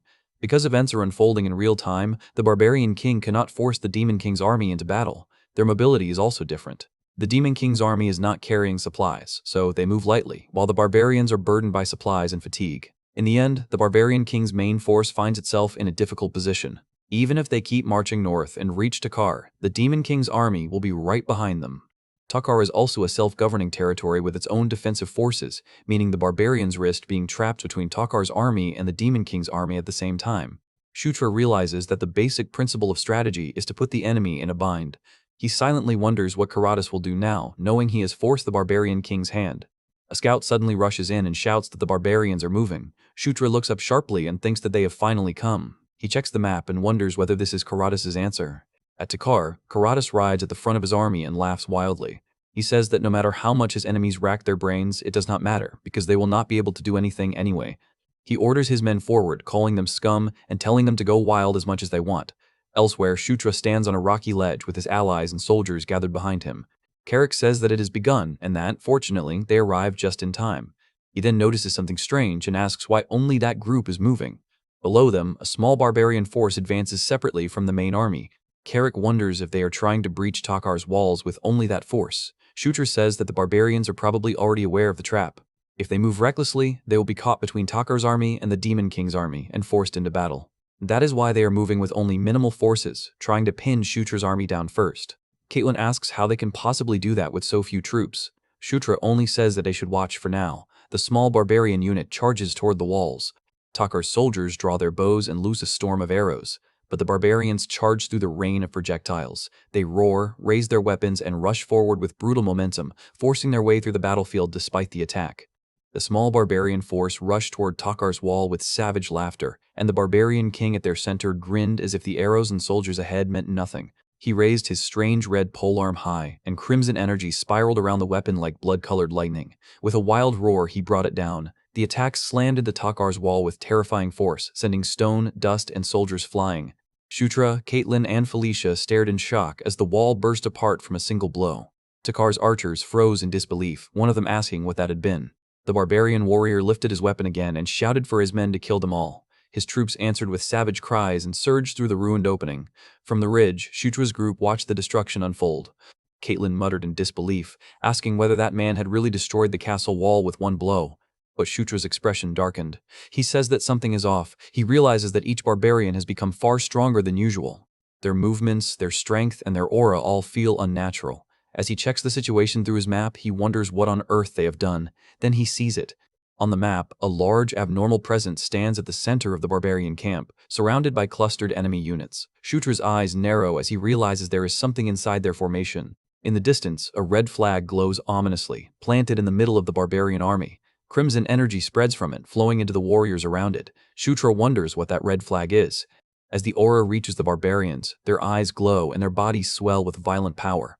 One warrior throws back his head and laughs wildly, drunk on the strength pouring into him. Shutra clenches his teeth, finally understanding. He realizes that the flag is empowering the barbarians. At that moment, Carrick calls out urgently that the enemy's main force has begun to move. The barbarian army advances toward Takar in a massive wave. Shutra curses under his breath, then immediately raises his voice and orders all units to prepare for battle. He declares that they absolutely cannot let the barbarians cross into Takar, then commands every unit to charge. Carrick roars forward at the head of the allied troops, swinging his weapon as the Demon King's army clashes with the barbarian front line. Soldiers, lycanthropes, and dark elves plunge into the battlefield, meeting the enemy head-on. The ground shakes under the collision of both armies. Shutra darts through the chaos, cutting down enemies as he analyzes the situation. He thinks that it is no wonder General Bandal's main force was defeated so easily. If the barbarians had been strengthened by that crimson aura, then their earlier victory made sense. His gaze shifts back toward the glowing red flag. He decides that he needs to end this quickly, and that the first thing he must do is destroy that flag. He breaks away from the main battle and rushes toward the barbarian camp. But before he can reach his target, a massive shadow drops into his path. A powerful blow crashes down in front of him, forcing him to stop and leap back. A black-armored barbarian wrapped in crimson energy rises from the impact crater, his body radiating a far more dangerous pressure than before. His eyes burn with rage as he says that he has finally found Shutra, calling him a thief. Shutra stiffens and recognizes him at once. He mutters Paratus's name, realizing the barbarian king's younger brother has appeared again. But this Paratus is not the same as the one he fought at the auction house. The red energy around him is far denser, sharper, and more violent. Shutra thinks that the effect of the crimson energy is far stronger than he expected, and that Paratus feels completely different from the last time they fought. Paratus bares his teeth and demands to know where the golden helmet is. His crimson aura surges as he raises his weapon and orders Shutra to hand it over before he tears him apart. Rocks and dust rained through the air as Paratus crashed down with crimson power wrapped around his body. He charged straight at Shutra, driving his fist into the ground with enough force to tear the battlefield apart. Shutra was thrown back by the shockwave, but he twisted his body midair and avoided the direct blow. Paratus kept rushing forward, his red aura boiling around him like flames. Shutra slipped past his attack and struck back in the same motion, landing a sharp hit against Paratus's body. The blow connected cleanly, but Paratus barely reacted. Shutra's eyes widened as he wondered why Paratus was so tough. Paratus only grinned and shouted that it tickled. Then he swung again, sending Shutra flying with a brutal counterattack. Shutra flipped through the air and steadied himself with green wind. A floating green shield formed beneath his feet, and he landed on it like a platform. His expression tightened as he says that this is seriously annoying. Paratus roared at him, calling him a filthy rat and accusing him of running away again, but Shutra vanished from Paratus' sight. Paratus looked around in confusion and muttered that Shutra was gone. A blue flash appeared behind him. Shutra reappeared with cold eyes and asks who said anything about running. He adds that Paratus seems to have forgotten getting pummeled by him before. Shutra struck again, forcing Paratus to twist away. Their bodies crossed in a blur of red and blue aura, each clash shaking the ground. Shutra used Green Wind's shield to move through the air, landing and launching himself again before Paratus could catch him. Paratus was briefly caught in the green current, but instead of panicking, he grinned. A low laugh escaped him. Shutra noticed and asks if he is laughing. Paratus's crimson aura swelled darker and heavier. He says that what happened back then was the past, but this is the present.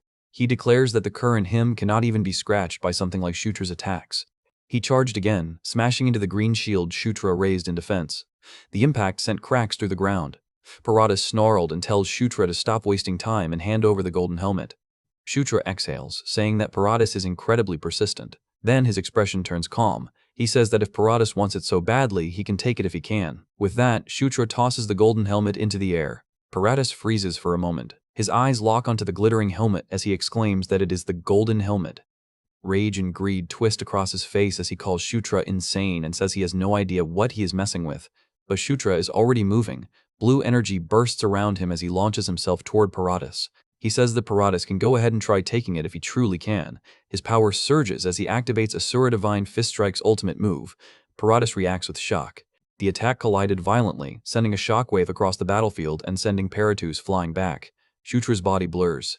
Nightwatch uses Blink, marking 1 use out of 3. Shutra vanishes from Paratus's vision and reappears in a better position. Paratus coughs and staggers as the sudden attack leaves him exposed. Golden energy gathers around Shutra's fist. He drives it down with explosive force, activating Gigantic Piston. The strike slams into the battlefield like a falling pillar, blasting Paratus into the ground and sending debris flying everywhere. The nearby barbarians stare in horror and shout Paratus' name. The dust clears. Shutra stands calmly while the golden helmet floats above, still untouched. He looks down at Paratus and says that he is too greedy for someone who cannot even digest what has already been given to him. The helmet glows and returns to Shutra's possession. Shutra lowers his hand, his expression cold and steady. He tells Paratus to stop acting up and stay down. Then he declares that Paratus is no match for him anymore. Paratus crashes back from Shutra's attack, and the nearby barbarians stare in disbelief. One of them shouts Paratus' name as the dust spreads around the battlefield. Shutra stands calmly before the crater while the golden helmet floats beside him in a soft golden glow. Without showing any fear, he tells Paratus that he is too greedy for someone who cannot even digest what was already given to him. Then he lowers his hand and says that Paratus should stop acting up, stay down, and accept that he is no match for him anymore. The insult enrages Paratus' followers. Several barbarians rush toward Shutra, shouting that he dares to insult Lord Paratus. Their weapons swing down from behind him, but Shutra does not even bother turning around right away. A blue flash cuts through the battlefield. Nightwatch activates Blink for the second time out of 3. Shutra vanishes from their sight and slips through their formation in an instant, leaving only a streak of blue light behind. Before the barbarians can react, he appears beyond them and says that the small fry should get out of his way. The enemies are blown aside by the sudden movement. Some stagger, others fall, and green shields formed by Green Wind flicker around Shutra as he pushes deeper into the barbarian camp. A few barbarians try to block him, but their attacks are scattered by the emerald current. Shutra reaches the red flag planted in the center of the enemy formation. Crimson power still pours from it, spreading through the barbarian army like a curse. He stares at it and thinks that he finally made it. But he cannot understand where the barbarians obtained such a flag. Then a strange force answers inside him. The power of Conquest activates. Golden light bursts from Shutra's hand and surges toward the red flag. The crimson aura wrapped around it trembles, then begins to collapse. The flag's energy is drawn into Shutra, and a warm golden radiance fills his vision. For a brief moment, a mysterious figure appears within the light, smiling as if acknowledging him. The red flag loses its power. Across the battlefield, the barbarians suddenly falter. Their strengthened bodies weaken, and the violent crimson aura around them disappears. Carrick notices the change immediately and says that the enemies became weaker all of a sudden. He realizes that the crimson aura is gone, then laughs and says that it seems the prince has done something again. Shutra looks down at his glowing hand, unsettled. He wonders whether that crimson aura came from the flag itself, or whether it was the power of war.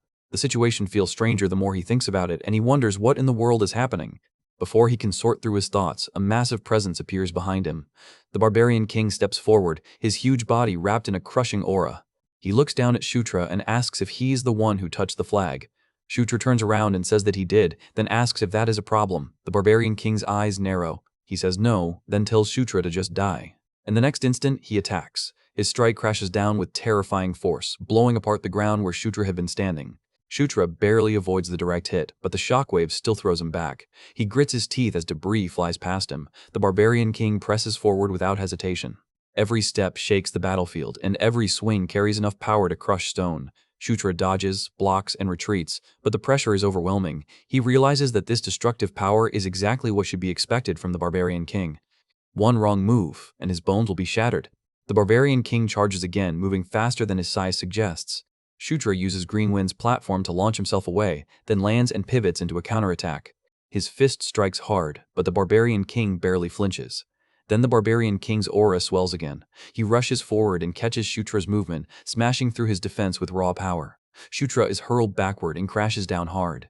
Pain spreads through his body as he pushes himself up on one knee. His breathing turns rough and sweat runs down his face.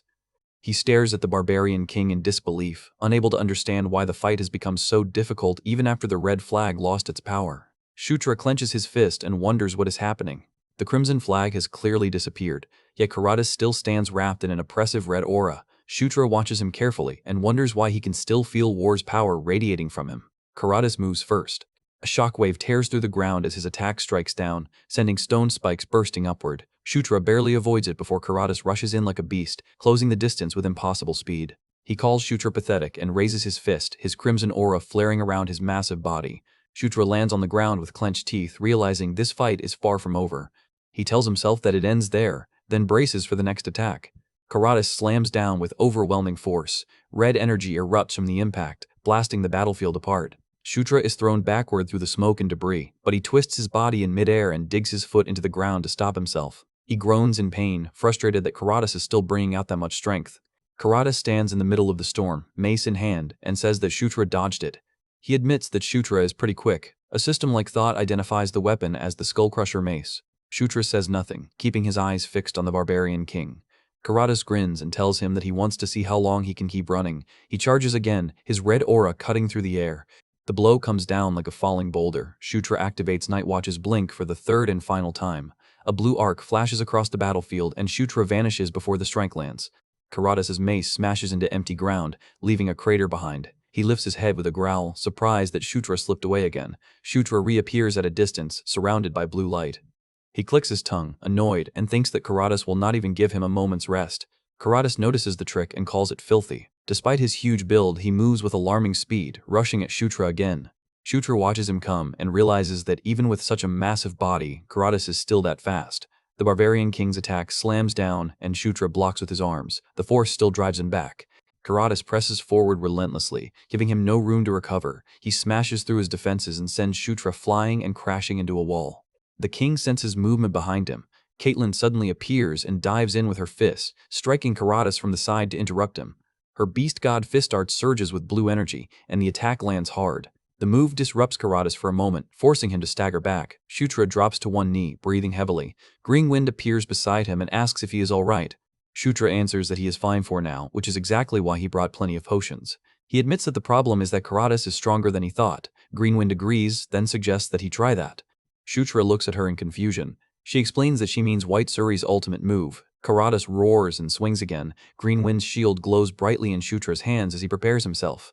Karatas asks what Shutra is trying to do, and Shutra tells himself that he only has one chance. He has to meet the attack head-on at the exact right moment. Karatas charges straight at him, mocking him for thinking he can block such an attack with just that shield. Shutra steadies his stance behind the glowing green shield. The wind gathers around him, and his expression becomes sharp and focused. He recalls the warning about White Suri's ultimate move, that it must not be used carelessly because using it wrong would put him in danger instead. But if used correctly, there is no technique more powerful than it. Karatas' mace descends. At the last possible instant, Shutra releases the power. The shield flashes with fierce green light, meeting the attack head-on. The force explodes outward, and Karatas' own power rebounds against him. The impact throws him back. The technique reveals itself as absolute domain. Karatas' eyes widen as the swirling force clamps down on his entire body. He wonders what is happening and what that power is. His muscles tense, but he cannot move. Shutra, breathing hard, admits that it was tough, but he finally landed a real hit. With the domain holding Karatas in place, Shutra rushes in and strikes him with a reinforced blow. His fist slams into the barbarian king's body, driving the air from Karatas' lungs. The giant grunts in pain as the green wind tightens around him, twisting and dragging him into the vortex. Shutra watches the technique take effect and thinks that it worked. He managed to land a proper attack, but the relief lasts only a moment. His body suddenly rejects the strain and he gasps in shock. Caitlin notices at once and calls out to him in alarm. Shutra coughs and realizes that his aura is flowing backward. His own power is in reflux. Before he can recover, Karatas' laughter cuts through the battlefield. The barbarian king stands within the storm, crimson energy flaring around him, and says that this is fun, very fun. He activates his conqueror's haki and moves again despite the pressure of absolute domain. He closes in and forces Shutra back with his sheer physical might. Shutra's eyes narrow as he curses under his breath, realizing the technique did not stop him completely. Karatas smiles savagely and says that he is impressed. Shutra blocked his attack. He asks if Shutra used Karatas' own power against him just now, then declares that he looks forward to seeing what Shutra will show him next. Behind him, the ally forces surge forward again with furious roars. Caitlin steps in immediately. She tells Shutra to focus on recovering for now and says that they will handle that opponent herself. She charges toward the enemy without hesitation. Shutra, still struggling to breathe, pulls out a potion and drinks it. He thinks that this is seriously tiring and wonders what he is supposed to do if even absolute domain does not work. Aura recovery has limits, so he needs something else, something only he can do to strengthen himself, even slightly. He tells himself he needs a way to defeat Karatas. Green Wind appears beside him and anxiously asks if he is really all right. Shutra stops and stares at her. A thought suddenly comes to him. Green Wind was originally born from a fragment of the soul of Ankle the Watcher. Thanks to Green Wind, he became a dragoon and obtained the dragon genes. But he wonders if that is truly all there is to it. Green Wind grows confused and asks why he is just staring without answering. Shutra thinks that even if Green Wind is only a fragment, there is no way the power contained inside a dragon heart, the essence of an elder dragon said to possess god-like power, would be limited to that level. The answer rises clearly in his mind. Dragon blood. Purple energy coils around him as the dragon genes activate. Shutra senses a hidden power within himself and silently calls to her Enkel. When he calls her by that name, Green Wind's expression changes. She points at him gracefully, and in a calm, otherworldly voice, she tells him to conquer her completely. She tells him to dominate, calling him the Knight of Conquest. The power of Watcher Ankle responds. The force Shutra could not absorb before scatters through his body and soul as a dragoon. Green Wind floods around him, wrapping him in a luminous storm. His eyes open again, shining with new light. The third aura heart awakens. Dragon Heart. Across the battlefield, Karatas senses the change and looks toward him with surprise. Green energy rises around Shutra like a living tide, and the air itself trembles. Shutra stands in the middle of the battlefield with his cloak fluttering around him. System messages appear one after another, declaring that he has conquered the power of Watcher Ankle, that a dragon heart has formed inside his body, that the level of dragoon has increased, and that his mana control has also risen. Then another message follows, announcing that his overall level has increased. Golden light wraps around Shutra as he steps forward. Caitlin stands beside him, watching his condition carefully. Shutra looks at her and thanks her for the help, while Karatas watches from ahead with a startled expression. Shutra thinks back on the structure of his power. For a while, the aura heart inside him had been different from the original one, and the moonlight core created after he ate, the moonlight heart had also existed separately. In the same way, Caitlin had two cores inside her body, her original core and the starlight core. But now Shutra has gained a third aura heart, newly created as the dragon heart. With this, he realizes that he can now circulate 5 aura hearts. He quietly names it the pentacore. Caitlin, hearing that, repeats the words with confusion. Karatas lets out a low laugh, amused rather than frightened. He asks if Shutra truly grew stronger in that very moment. Then, with crimson energy raging around him, he charges again and asks how it feels, claiming that war is fun. Shutra raises his fist as golden light gathers around it. The moment Karatas attacks, Shutra meets him head-on. Their powers collide with a thunderous impact, tearing apart the ground between them. Karatas laughs and admits that Shutra has certainly become stronger. Then Shutra instantly shifts his stance and launches Beast God Fist Art, Wild Wolf Fist Strike. His movement becomes sharper, his aura more natural, and his attack drives Karatas backward through the battlefield. Karatas braces himself, but Shutra extends his hand and feels the flow of his power settle properly at last. Shutra smiles faintly and says that this sensation is what he was waiting for, and that it is finally working. The situation becomes clear. Karatas is stronger than General Bandal. If judged only by physical ability, he stands above any opponent Shutra has faced so far. Right now, there is only one realistic way to defeat him: overwhelm him with constant offense and sheer numbers. Karatas, still wrapped in crimson aura, laughs and tells Shutra that he is pretty good. Shutra realizes that if the fight drags on, their side will be at a disadvantage.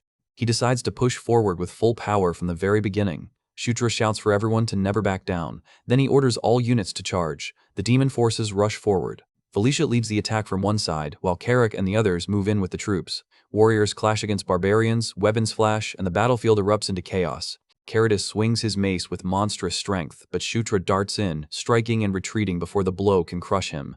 Caitlin joins from another angle, moving with blue aura around her body. She slips past Karatus's guard and lands a heavy strike, forcing him to twist away. Karatus notices the timing and tries to counter, but Shutra closes in immediately. Caitlin thinks that the attack worked, even as Karatus attempts to adapt. The two of them keep pressing him from different sides, refusing to let him settle into his rhythm. Shutra launches another Beast God Fist Art technique, using Wild Wolf Fist Strike again. His aura surges like a beast's fang and slams into Karatus, sending shockwaves across the ground. Karatus coughs from the impact, then roars in fury. Shutra and Caitlin do not give him time to recover. Caitlin rushes in with blue light, her fist driving into Karatus from the side, while Shutra follows from above and behind, striking with precise timing. Karatus grits his teeth, shocked by the way the two weaker opponents are forcing him backward. He wonders what kind of absurd nonsense this is, furious that he's being pushed back by mere insects. Shutra keeps moving, but he understands the danger. Karatus's body is still too sturdy. Every blow lands, yet none of them are enough to finish him. Shutra's eyes harden as he calculates the next move, knowing that one mistake could end everything. Karatus groans under the pressure, but his eyes burn brighter instead of weakening. His crimson aura swells around his massive body, and with a furious roar, he charges straight towards Shutra again. Shutra braces himself while Caitlin watches from the side, ready to support him. Karatus swings with terrifying force, tearing up the ground as he moves. Shutra raises his hand and calls for White Suri. Green wind surges around him, wrapping his body and pushing back against Karatus's crimson aura. The two powers collide with a violent burst, but Karatus pushes through with brute strength, forcing Shutra to keep moving. Caitlin sees the opening and calls for Shutra to act now. Shutra drops from above, gathering destructive force into his fist. A special ultimate move activates. Earthquaker's destruction burst. Red and black pressure erupts beneath him as he crashes down toward Karatus with everything focused into one point. The impact explodes across the battlefield. The ground shatters. Rocks fly. A huge crater tears open beneath Karatus, and the shockwave throws nearby warriors off their feet. Shutra lands hard, breathing heavily, believing the strike should have done serious damage. But Karatus still stands. His body smokes, his fur and skin battered, yet he laughs wildly. Shutra stares in disbelief, thinking that Karatus's body is ridiculous. Even after taking Destruction Burst directly, he can still move like that. Karatus rushes forward again, forcing Shutra to dodge as crimson aura lashes across the field. Shutra realizes it is still not enough to win. Before he can recover his stance, Caitlin shouts his name and tells him to catch something. She throws a massive mace through the air toward him. Shutra catches it and immediately understands what it is. He recognizes it as the Barbarian King's weapon, Skull Crusher, another divine artifact left behind by the Heavenly Dragon King. Holding the weapon, he decides that this will be enough. Karatus laughs and charges again, while Shutra declares that the war ends here. He lifts Skull Crusher and faces Karatus head-on. As Karatus barrels toward him with his crimson aura burning, Shutra quietly bids farewell to the Barbarian King. The two clash. Karatus raises both arms and roars, but Shutra swings Skull Crusher with all the power he has gathered. The blow lands with overwhelming force. Karatus's massive body is struck head-on, and the impact sends another storm of wind, dust, and shattered stone across the battlefield. Golden system messages appear around Shutra, announcing repeated level-ups. The force of the victory flows into him, strengthening him further as the remaining warriors stare in stunned silence. Caitlin watches with a relieved smile. Skullcrusher spins through the air after the strike, then Shutra catches it again and raises it high. The battlefield falls silent for a moment before a system message declares that the enemy general has been defeated. The demon soldiers erupt. They shout that the Barbarian King is dead and that the Ninth Prince has defeated the Barbarian King. The barbarians freeze in disbelief, unable to accept that Karatus has fallen. One of them mutters that it is impossible and wonders how this could have happened. Skullcrusher gleams in Shutra's hand. Without wasting the momentum, Shutra stretches out his hand and gives the next order. He commands everyone to annihilate all remaining enemies and not let a single one escape. The demon forces surge forward. Barbarians panic as the tide turns completely against them. Some scream while trying to retreat, but the demon troops close in from all sides. Dust clouds rise, weapons flash, and the remaining barbarian army collapses under the sudden attack. At last, the battle with the Barbarian King ends in Shutra's victory. The news of Shutra's victory is immediately delivered to the Demon King's castle. Soon after, the same news spreads through the demon realm once again. Some people rejoice. Others feel anxious, and several powerful figures sit in silence, disturbed by how quickly Shutra's name is rising. Some harbor jealousy, watching the news with dark expressions as his achievements continue to pile up. Far away from the Demon King's castle, in a place where ordinary news cannot reach, someone still senses Shutra's victory.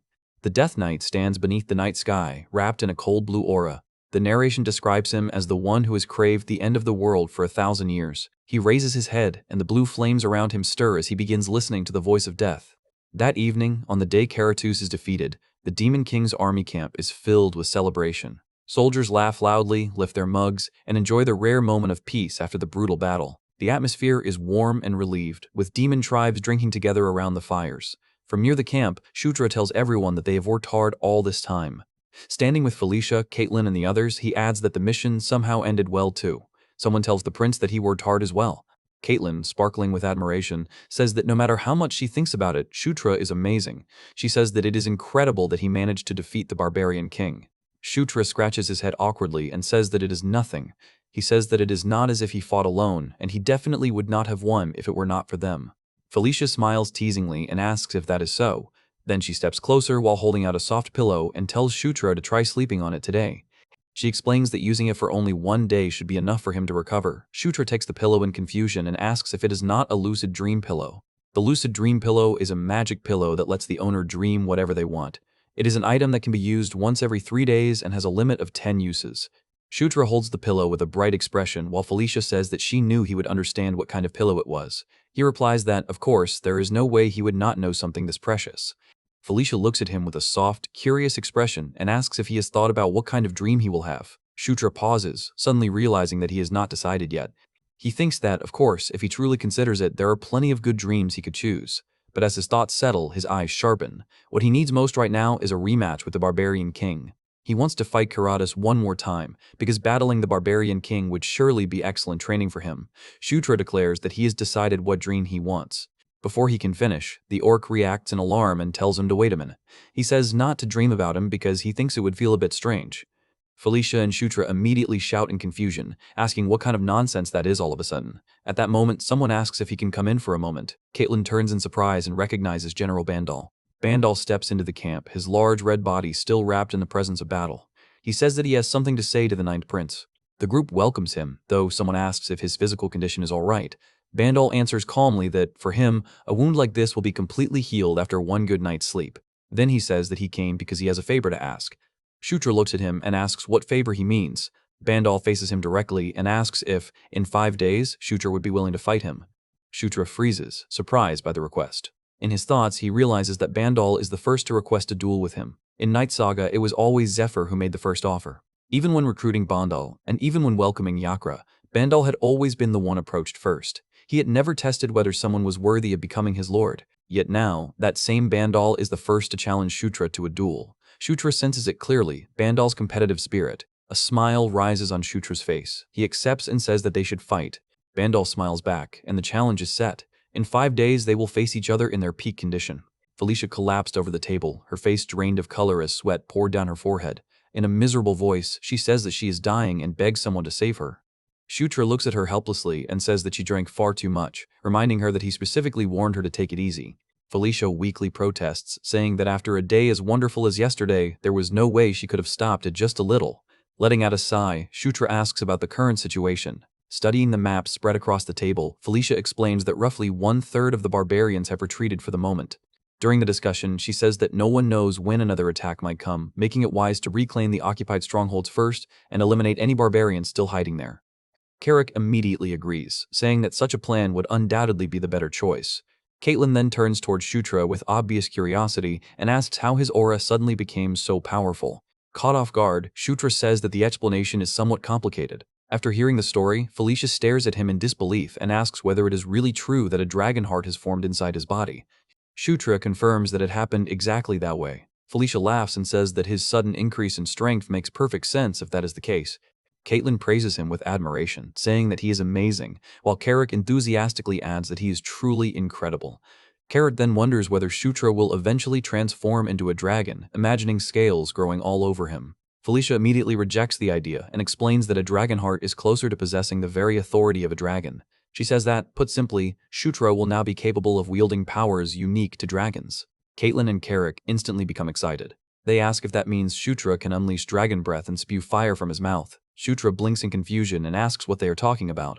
Felicia snaps at them, saying that they are focusing on the wrong thing. She explains that she is referring to the extraordinary magic possessed only by dragons, and adds that Shutra may now have the potential to use dragon tongue magic. Shutra is visibly startled. He recalls hearing about dragon tongue magic during his time playing Night Saga. It is a mysterious power where words themselves carry authority, causing spoken language to become magic. Only dragons are capable of using it. Unfortunately, too much time has passed, and the details connected to it remain buried in his memory. He knows he once read about the relevant locations in a strategy guide, but no matter how hard he thinks, he cannot recall them. For now, he can only wait until the memory resurfaces. The following day, the Demon King's army resumes its march southward. One after another, strongholds 7, 6, and 5 are reclaimed. Once the positions are secured, a large-scale search begins to hunt down any barbarians who may still be hiding nearby.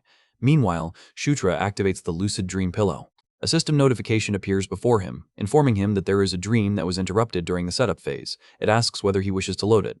Without hesitation, Shutra selects yes. Blue-white light spreads around him as the dream world takes shape. Soon, the barbarian king Karatus is recreated before him. Facing the familiar enemy, Shutra reflects on how absurdly powerful the lucid dream pillow truly is. Depending on how it is used, it borders on omnipotence. By repeatedly revisiting past battles, he can gain a deeper understanding of the techniques he learned and discover new ways to apply them. A satisfied smile appears on his face as he thinks that this will allow him to continue growing even stronger in the future. At that moment, green light gathers nearby. Green wind materializes within the dream, surrounded by a gentle emerald glow. She remarks that the lucid dream pillow is a fascinating artifact. Startled, Shutra immediately recognizes her as Ankle. Ankle explains that she is merely a fragment composed of thoughts and memories preserved within the dragon heart. Strictly speaking, she says that Green Wind is closer to Ankle the Watcher than the original Ankle herself. She further explains that the lucid dream pillow is what makes this conversation possible. Even so, she warns that there are limits to what can be done within this dream. At most, she can help him uncover knowledge that already exists within his own mind. Shutra repeats that it must be knowledge he already possesses. He then asks whether she can tell him who killed her. He explains that he wants to know whether the culprit is connected to conquest, war, famine, or death. Ankle closes her eyes briefly and says that there is nothing she can reveal. She notes that Shutra already seems to have formed his own suspicions. Shutra quietly concludes that his guess was correct. As expected, that answer is beyond his reach. Changing the subject, he asks whether she can at least tell him where to find the place connected to dragon tongue magic. Ankle calmly replies that he already knows the answer. The memory has merely been buried beneath countless other experiences and forgotten details. She says that if he truly needs it, she can help him bring that memory back to the surface. She then asks whether he wants her assistance. Shutra's eyes immediately light up. Without a moment of hesitation, he eagerly says yes and asks her to help him remember. At that instant, a golden light shines within his eye as the forgotten memory slowly begins to emerge from the depths of his mind. Shutra jolted awake on his bed, gripping the lucid dream pillow tightly as forgotten memories flooded back into his mind. His eyes widened as he realized that he finally remembered. The location connected to dragon tongue magic had returned to him. Before he could gather his thoughts, Carrick burst into the room and asked why the prince had not come outside yet. Startled, Shutra immediately called out his name. Shutra looked confused and asked what he was doing up so early. Carrick questioned whether Shutra had forgotten what day it was. He reminded him that today was the day of the duel he had agreed to 5 days earlier, and added that General Bandhal was already waiting outside. For anyone seeking the throne of the Demon King, 3 things were essential. The first was merit points. Merit formed the foundation of everything. The greater one's merit, the greater the support received from the Demon King's castle, allowing one to wield more authority and influence throughout the realm. The second requirement was strength. Among all the Demon King's children, only the strongest could become ruler. Without overwhelming personal power, ascending to the throne was impossible. The third was connections. Alliances with influential figures such as grand generals and powerful external forces were necessary to prevent others from challenging one's claim. To become Demon King, one needed fame, achievements, martial strength, and loyal supporters both inside and outside the castle. For Shutra, General Bandhal was a figure who fulfilled all 3 requirements. Winning him over would be a tremendous step toward the throne. At the training grounds, soldiers gathered in a large circle to watch the long-awaited duel. Bandhal quietly reflected that he must truly be haunted by a ghost. During the battle against the barbarians, he had already prepared himself for death. He had accepted his end without regret. Yet at the last moment, Shutra had appeared before him. The memory remained vivid. Shutra had emerged through the green wind and asked whether he had arrived in time. Bandhal clenched his fist as he recalled it. He admitted to himself that he had never been skilled at expressing gratitude with words. Rather than speaking, he had chosen to repay that debt with everything he had. Shutra had accepted that resolve and encouraged him to fight without restraint. The duel finally began. Bandhal exploded forward with terrifying force, and Shutra met him head-on. Their fists collided repeatedly, each impact sending shockwaves across the field. To the spectators, the battle initially appeared evenly matched. Some observers commented that the two seemed neck and neck. Others quickly disagreed, pointing out that a closer look revealed Shutra steadily forcing Bandhal backward. As the battle continued, Shutra felt a surge of confidence. The countless training sessions he had repeated inside the lucid dream pillow had not been wasted. He could clearly feel how much stronger he had become. His techniques were sharper, his movements cleaner, and his overall ability had risen by several levels. Bandhal charged once more. This time, Shutra gathered golden energy into his fist and decided it was time to end the match. He unleashed his strongest strike. At the very last moment, however, Bandhal twisted aside and narrowly evaded the attack. Shutra's eyes widened in disbelief. He could hardly believe Bandhal had dodged it.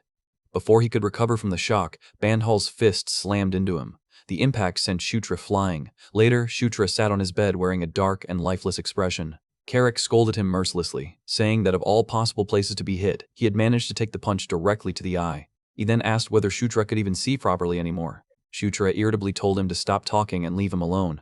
Felicia looked at him with amusement and said that he had appeared incredibly confident before the duel. She asked how someone who looked so certain could end up in such a miserable state. Shutra admitted that he had made a mistake in his calculations.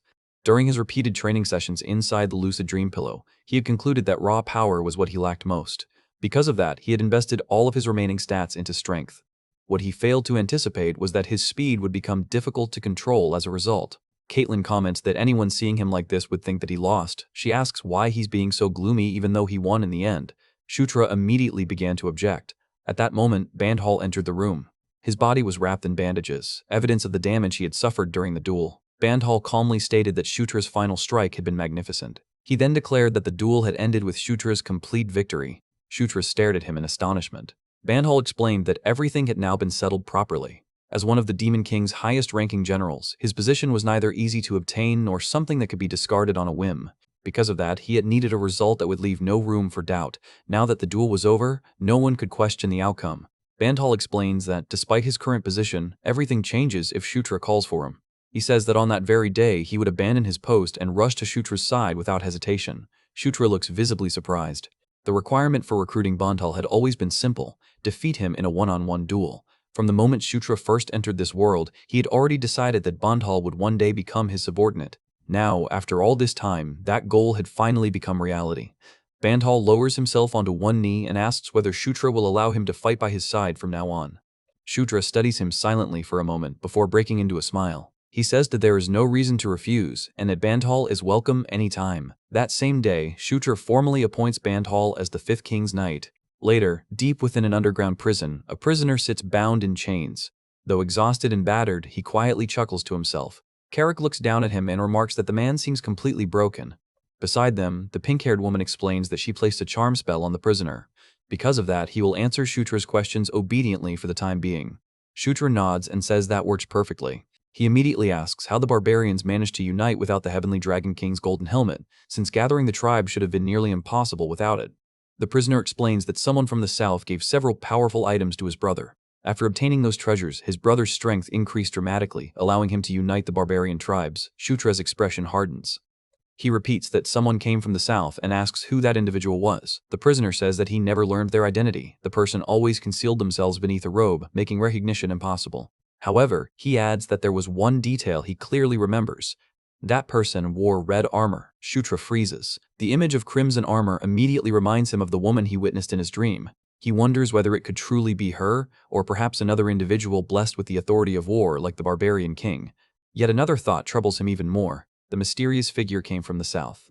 That means the person may have originated from the human world.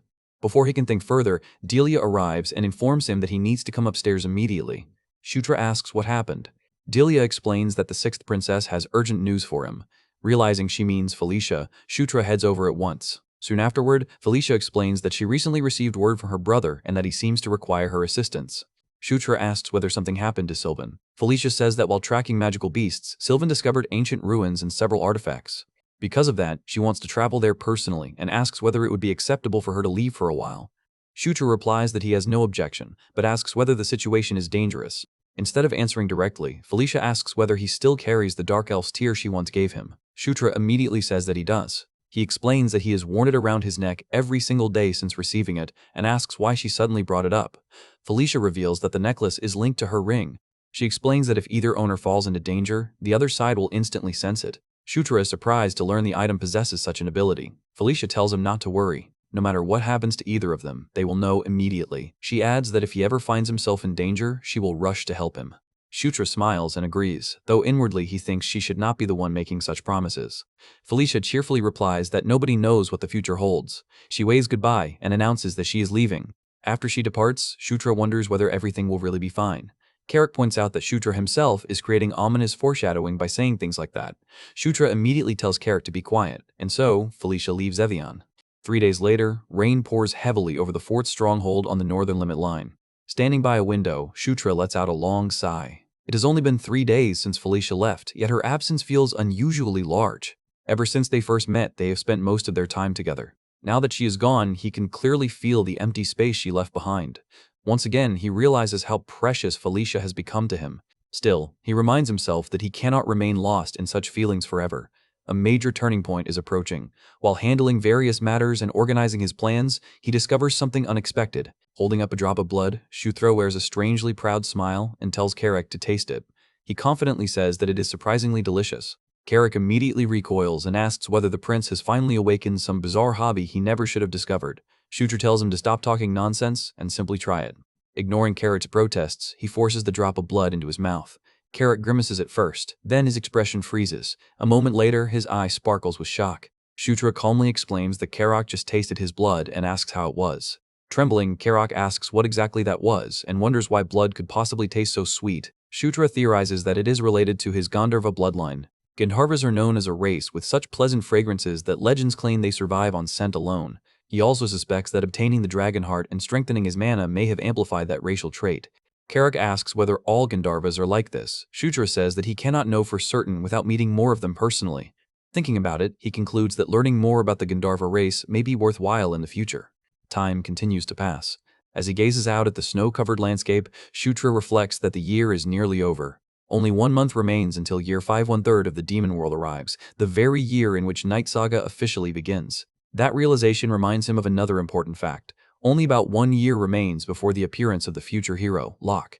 Far to the south, in the kingdom of Karamis, Felicia travels through a dense forest accompanied by several attendants.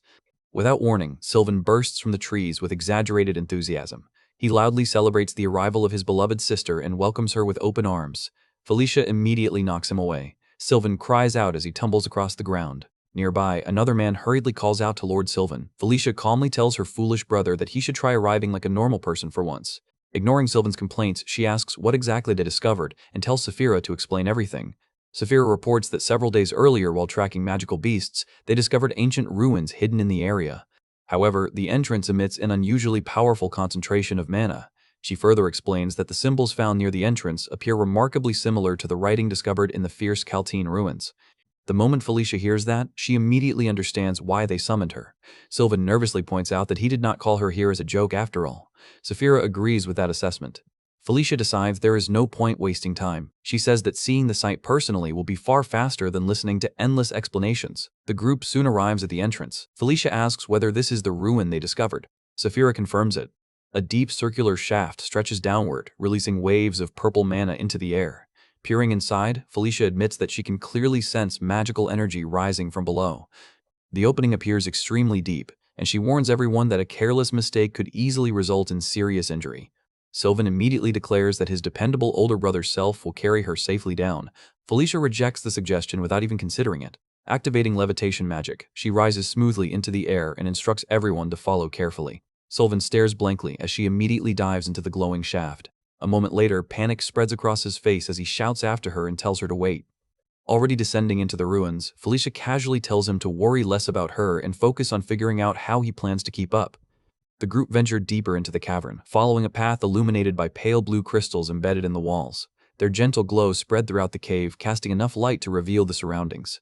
As they advanced, Felicia remarked that she had expected complete darkness inside. Zephyr explained that the glowing stones appeared to be lighting the entire passage. Felicia remained cautious. She warned everyone not to lower their guard, reminding them that they had no idea what might emerge from the depths without warning. Sylvan immediately grinned and declared that she had nothing to fear because her dependable older brother would protect her no matter what happened.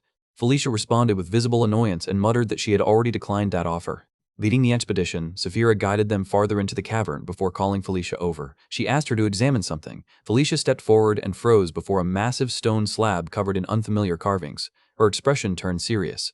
She stated that the script was undoubtedly similar to the writing discovered in the Kaltine ruins. After studying the inscriptions for some time, Felicia quietly remarked that perhaps the old legend was true after all. Zephyr asked what legend she was referring to. Felicia responded with a question of her own. She asked whether Zephyr knew the age of the Demon King's castle. Zephyr confirmed that the current year was 513. Felicia confirmed that assessment. She estimated its history to be around 512 years. She explained that the Demon King's castle had only existed for about 5 centuries, and that the era of strife preceding it had lasted roughly 3,000 years at most. The era of strife was the chaotic age before the Demon King's castle united the demon realm, a time when countless races constantly fought one another for survival. Felicia then asked whether Zephyr had ever considered what kind of civilization might have existed before even that era. Zephyr admitted that it seemed unlikely. She reasoned that anything further back would have existed before civilization properly developed.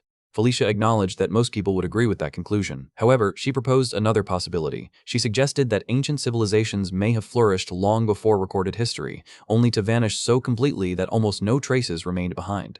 She explained that some scholars referred to this hypothetical civilization as the precursor race, a people who may have once shone brilliantly before disappearing from history. Zephyr quietly repeated the name of the precursor race.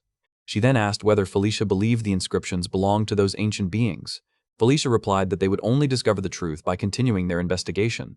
Beyond them, countless stone tablets filled the cavern like an enormous graveyard. Every slab was covered in the same mysterious script. Meanwhile, outside the cave, night had fallen over the forest. Tyrion stood guard. Another man noticed his reaction and asked whether something was wrong. Tyrion glanced around uneasily. He said that he thought he had heard something a moment ago, but after looking around, he found nothing unusual. Eventually, he laughed and concluded that he had probably imagined it. Suddenly, a blur flashed through the darkness. An older man turned sharply, his eyes widening in alarm. Back inside the cave, Felicia abruptly stopped. She looked toward the tunnel and said that something had changed. Sylvan's expression immediately hardened. He stated that the atmosphere itself felt different. Felicia stared at him in surprise. Without hesitation, Sylvan drew his sword and ordered everyone to prepare themselves. He warned that something was approaching. He then instructed Zephyr to contact the group stationed outside. Zephyr immediately complied. Raising her hand to her forehead, she activated a glowing communication spell. She called for Tyrion and asked whether something was happening above ground. No response came. Her expression darkened. She called his name again and demanded an answer. Outside, silence reigned. Bodies lay scattered across the forest floor. Amid the darkness, a shadowy figure slowly rose. An ominous aura surrounded it as pale purple light flickered around its form. Far away, Shutra suddenly felt the pendant hanging around his neck react. Purple light erupted from the dark elf's tear. He grabbed the necklace in confusion and admitted that he did not understand what was happening. As he stared at the glowing pendant, Felicia's face immediately came to mind. Back near the ruins, black smoke spread across the destroyed camp. Inside the cave, Zephyr informed Sylvan that something had clearly gone wrong. She reported that communication with the people outside had completely ceased. Sylvan gritted his teeth and wondered whether everyone above had already been defeated. At that moment, Felicia noticed black smoke creeping through the tunnels. She asked what it was. Before anyone could answer, the ground exploded violently. Rocks and debris erupted into the air. Felicia immediately shouted for everyone to retreat. A devastating shockwave tore through the cavern. One of the women was thrown across the ground. Groaning in pain, she lifted her head and froze as another mass of black smoke surged toward them. Felicia narrowed her eyes while watching the darkness advance. Sylvan immediately slashed through the approaching smoke and called out to Felicia. He declared that he would handle the situation himself. However, as he stared deeper into the darkness, his expression changed. In disbelief, he muttered that the figure hidden within the smoke could not possibly be Gerard. A gigantic current of black energy twisted into the shape of a monstrous beast and surged toward them. The darkness swallowed the surrounding space. Zephyr took her chance and appeared behind Gerard, ready to strike, but he easily caught her hand. From within the black mist, a voice coldly commanded her to wither away. Suddenly, a tendril of darkness wrapped around her arm. The flesh immediately shriveled and dried up. Terrified, she cried out and demanded to know what was happening. Sylvan quickly appeared beside her, and with no hesitation, he slashed her corrupted hand, severing it from her body. The blast hurled her backward and ripped through the cave walls. She screamed in agony, saying that her arm was in unbearable pain. Sylvan quickly ordered Delia to use hemostatic magic. Delia immediately answered that she would do so. Clicking his tongue in frustration, Sylvan watched as the black smoke gathered once more. A monstrous wave of darkness formed and crashed toward them. Sylvan narrowed his eye and addressed Gerard directly. He remarked that Gerard was using an incredibly troublesome technique. Black energy lashed through the cavern from every direction. Even so, Sylvan rushed forward with his sword raised and declared that all he needed to do was cut through it. Before he could complete his attack, Gerard suddenly appeared behind him. Sylvan froze. He wondered when Gerard had moved there. Without hesitation, Gerard struck. Using Beast God Fist Art, Wild Wolf Fist Strike, he drove overwhelming force into Sylvan's body. The impact blasted Sylvan across the cavern. Felicia cried out his name. The resulting shockwave cracked stone and shook the entire cave. She stumbled backward before glaring furiously at Gerard and calling him a bastard. Golden flames erupted around her hand. Filled with rage, she ordered him to die. A torrent of fire exploded through the cavern, yet Gerard remained standing completely unharmed within the inferno. Felicia stared in disbelief. She thought it was impossible. Not a single one of her spells seemed capable of reaching him. The black energy surrounding Gerard continued to grow stronger. She desperately wondered what that sinister power truly was. Immediately, Felicia erected a powerful barrier. Purple magic surrounded her as the black force slammed into the shield from every direction. The darkness battered the barrier relentlessly. She cursed under her breath. Gerard charged again. The impact forced her backward as shattered stones scattered around her feet. Felicia coughed and struggled to regain her footing. Just then, Sylvan cut through the attack and arrived beside her. He asked whether she was all right. Felicia warned him to stay alert, explaining that Gerard was far more dangerous than before. Sylvan dismissed her concern. He reminded her that he had made a promise. He declared that no matter what happened, he would protect her for the rest of his life. Suddenly, Felicia's eyes widened. She urgently told him to stop and wait, realizing something was terribly wrong. Before she could explain, a brilliant blue flash erupted throughout the cavern. Gerard instinctively raised his arm to shield his face. Sylvan removed his eye patch. With unwavering conviction, he declared that everything would change from this moment onward. He stated that he was going to become unimaginably strong. The power was known as Fairy Eyes, a blessing and curse originating from the first Fairy King. Those born with it could convert their strength into mana and unite two incompatible forces, mana and aura.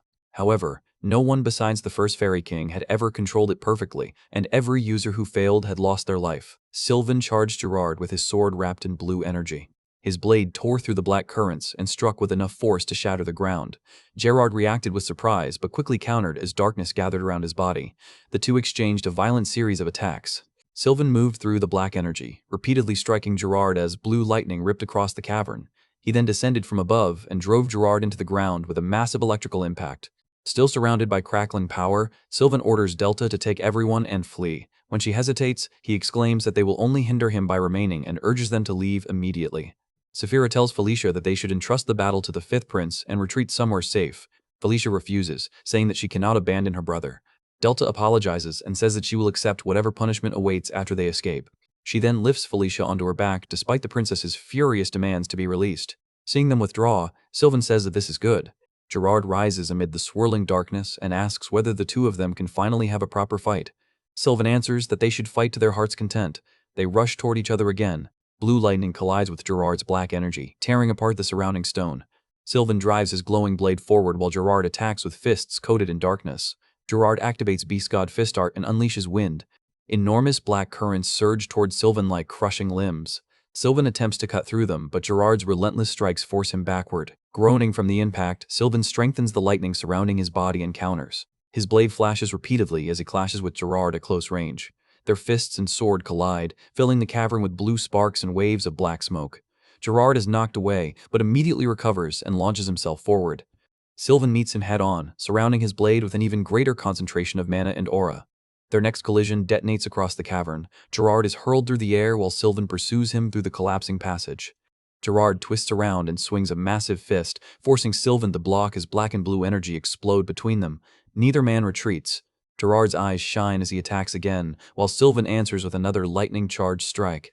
They crash together in mid-air and plummet into the ground, creating an enormous crater. The entire ruin begins shaking. Stone pillars split, the walls collapse, and repeated explosions race through the tunnels. Farther away, the retreating women suddenly stop and look back in alarm. The force of another impact bursts through the earth and reaches the surface. The cavern continues collapsing around them, forcing them to the ground as clouds of dust and shattered rock sweep through the passage.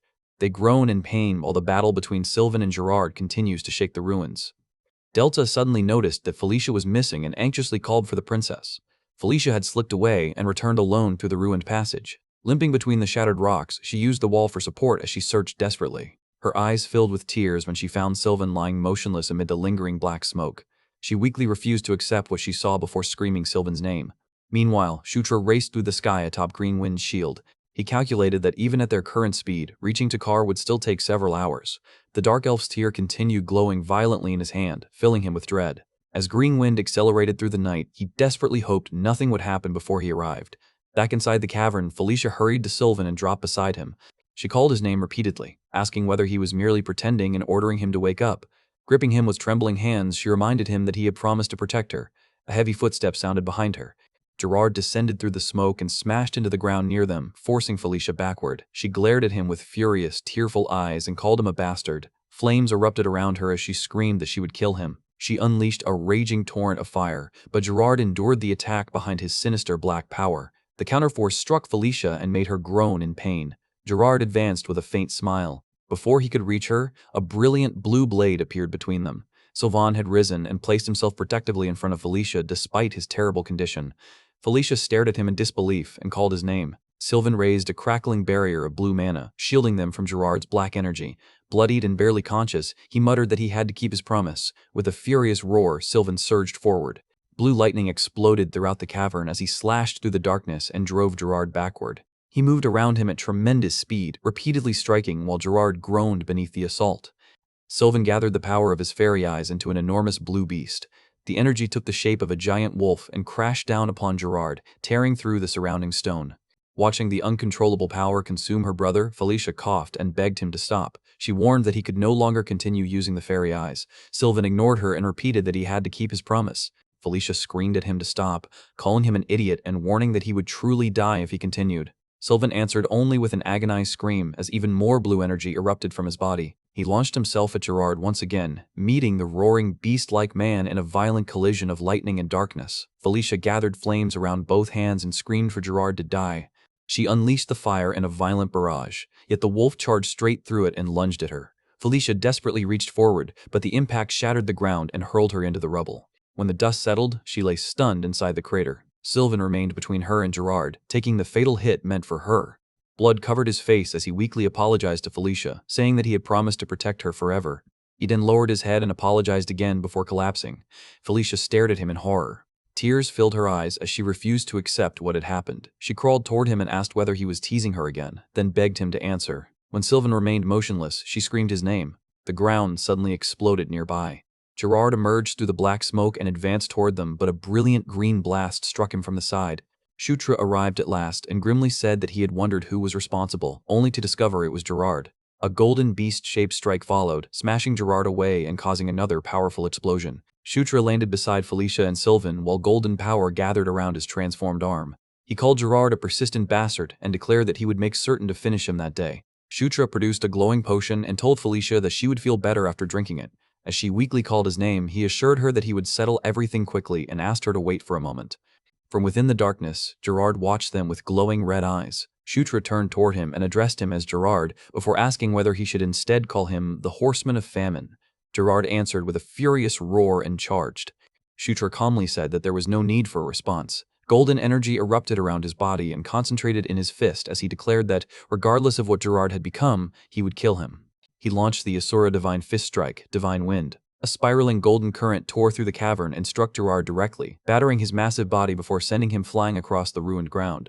Gerard crashed hard and groaned, but he soon began laughing again. Green Wind charged at him trying to bind his Mo, but he simply released his aura and freed himself. With a pained growl, Gerard surged back to his feet, his eyes burning brightly through the green aura. He sprang high above Shutra and came crashing down with overwhelming force. Shutra leaped away just before Gerard's attack struck the ground, avoiding the impact as the cavern floor burst apart beneath the beast. Shutra darted away as Gerard's crushing attack shattered the ground behind him. Without slowing, he tells Gerard not to struggle in vain. Gerard snarled and charged, his enormous, wolf-like body glowing with power. Shutra met him head-on, driving his golden fist into Gerard's torso. The impact folded the beast forward, and Shutra followed with a rapid series of blows that battered his chest and jaw before launching him backward. Shutra calmly declares that Gerard is no longer a match for him. Instead of showing fear, Gerard bared his teeth and began laughing. Startled by the reaction, Shutra asks why he is laughing. Gerard answered with a deafening roar. Black energy erupted from his body as he activated the beast god fist secret art, Greedy Wolf. The sinister power surged outward and struck Shutra, forcing him back as the cavern shook. Gerard charged through the debris, but Shutra recovered and avoided his assault. Watching the reckless attack, Shutra calls him a stupid bastard and asks whether he has already forgotten how he previously lost to him. He remembered Gerard's Wild Wolf fist strike and reproduced the technique himself. A notification announced that Shutra had learned the beast god fist secret art, Wild Wolf fist strike. Shutra remarked that Gerard must have attacked again because he still did not understand his place. Another notification confirmed that Shutra had also learned the beast god fist secret art, Greedy Wolf. Gerard trembled with rage before throwing himself forward again. Shutra twisted around his attacks and delivered sharp counters, striking the massive beast across the face and body. Gerard roared and swung wildly, but Shutra slipped past each blow and hammered him repeatedly. As Gerard staggered, Shutra says that he will take responsibility and make sure Gerard engraves that day into his mind. Gerard's eyes widened. Golden energy gathered around Shutra's fist. He adds that Gerard will remember it even in death, then unleashes the Asura Divine Fist Strike. The golden blast struck Gerard directly and exploded across the cavern. The beast groaned as the force tore through him, while Shutra landed amid the spreading black energy. The dark substance suddenly shifted around Shutra's feet. Sensing something behind him, he turned and saw an ominous blue-black presence emerging from the cavern wall. A wide, unnatural grin appeared within the darkness. The mysterious being says that it is disappointed in Gerard and mocks him for failing to handle a mere brat like Shutra. Shutra froze in shock. He thinks that he never expected anything like this and immediately recognizes that the unknown figure is dangerous. The shadowy being coldly commands him to dry up. Black tendrils instantly surged from every direction and wrapped around Shutra. The sinister energy tightened violently, cutting into him and forcing a pained groan from his throat. Shutra was hurled through the cavern as the black energy consumed him. He crashed against the rocky slope and groaned, wondering what the strange power was. His body rapidly weakened, and he realized that all his strength was being drained away. As his consciousness faded, he feared that he might truly die at that rate. Suddenly, brilliant golden light erupted across the cavern, blasting the darkness away. Both the shadowy being and Shutra stared in shock as a radiant woman descended before them. Shutra weakly recognizes her as Conquest. The shadow demands to know what she is and why she is interfering. It claims that she was also born for the sake of destruction and angrily asks why she has chosen to oppose them. Conquest calmly answers that this is not true. Golden power gathered around her before exploding outward. She declares that she no longer desires destruction. Her overwhelming light engulfed the shadowy creature. It demanded to know what she was doing and ordered her to stop immediately, but Conquest continued pouring out her power. The golden blast swept through the cavern and erased the surrounding darkness. Shutra stared at her in disbelief. Conquest silently extended a hand toward him before her glowing form dissolved into particles of light.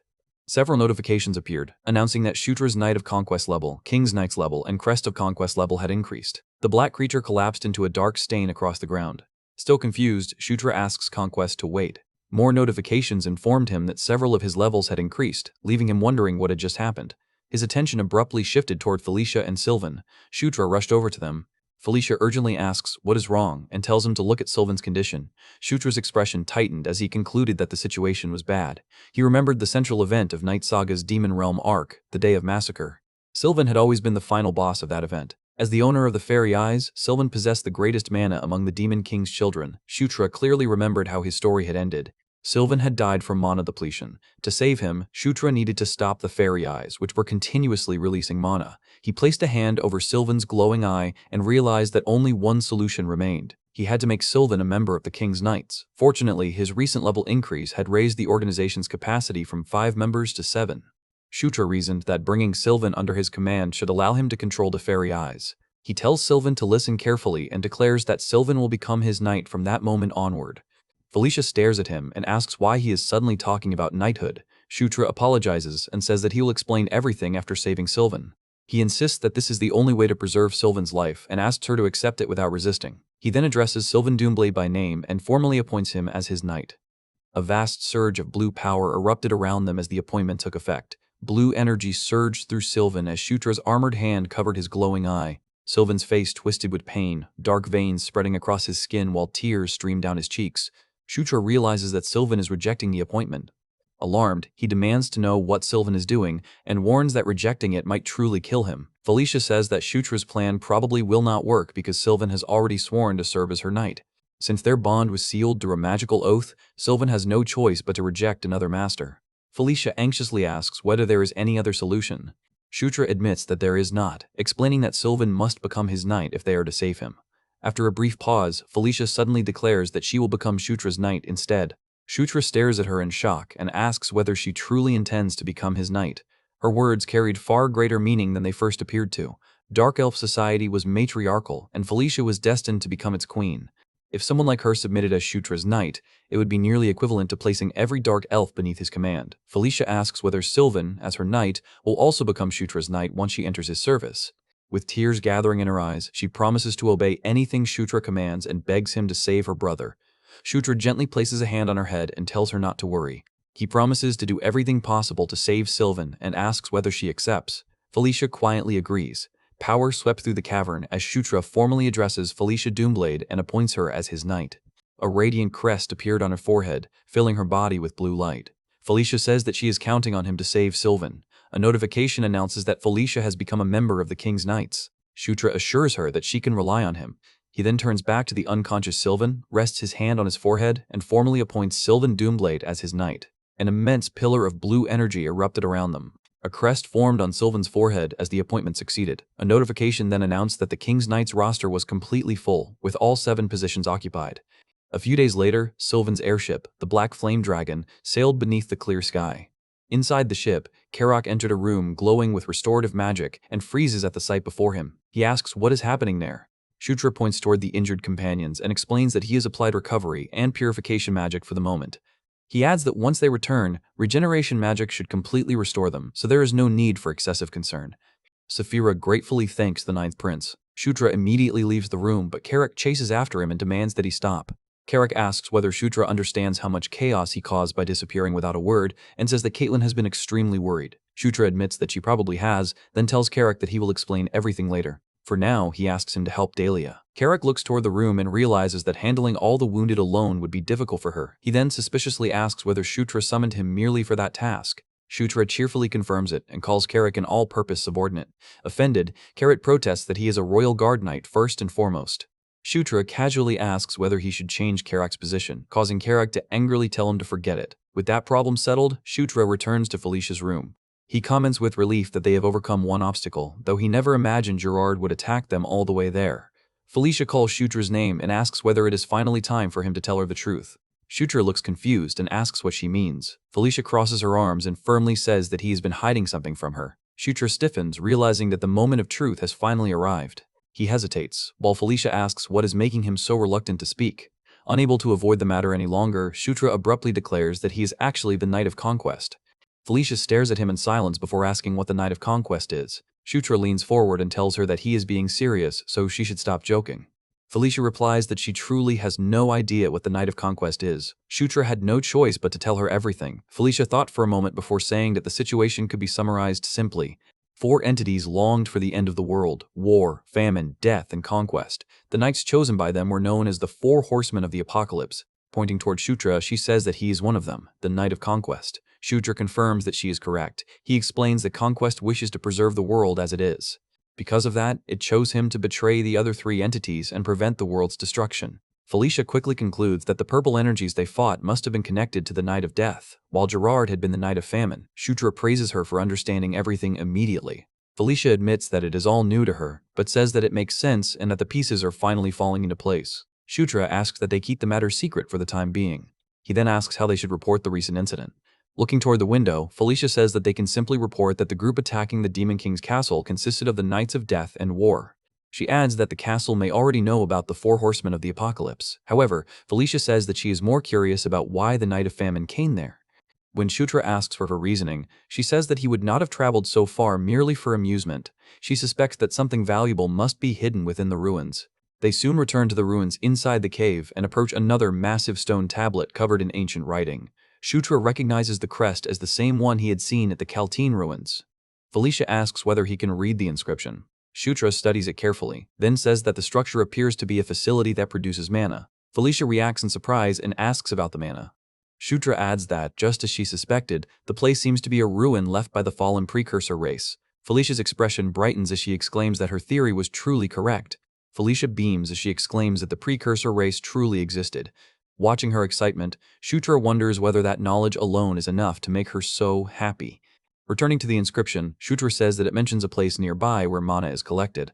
Felicia eagerly suggests finding it, insisting that they should investigate everything since they had already come this far. Shutra agrees, and they continue deeper into the ruins. They walk through the crumbling passages until Shutra notices a wooden door partly hidden among the stone structures.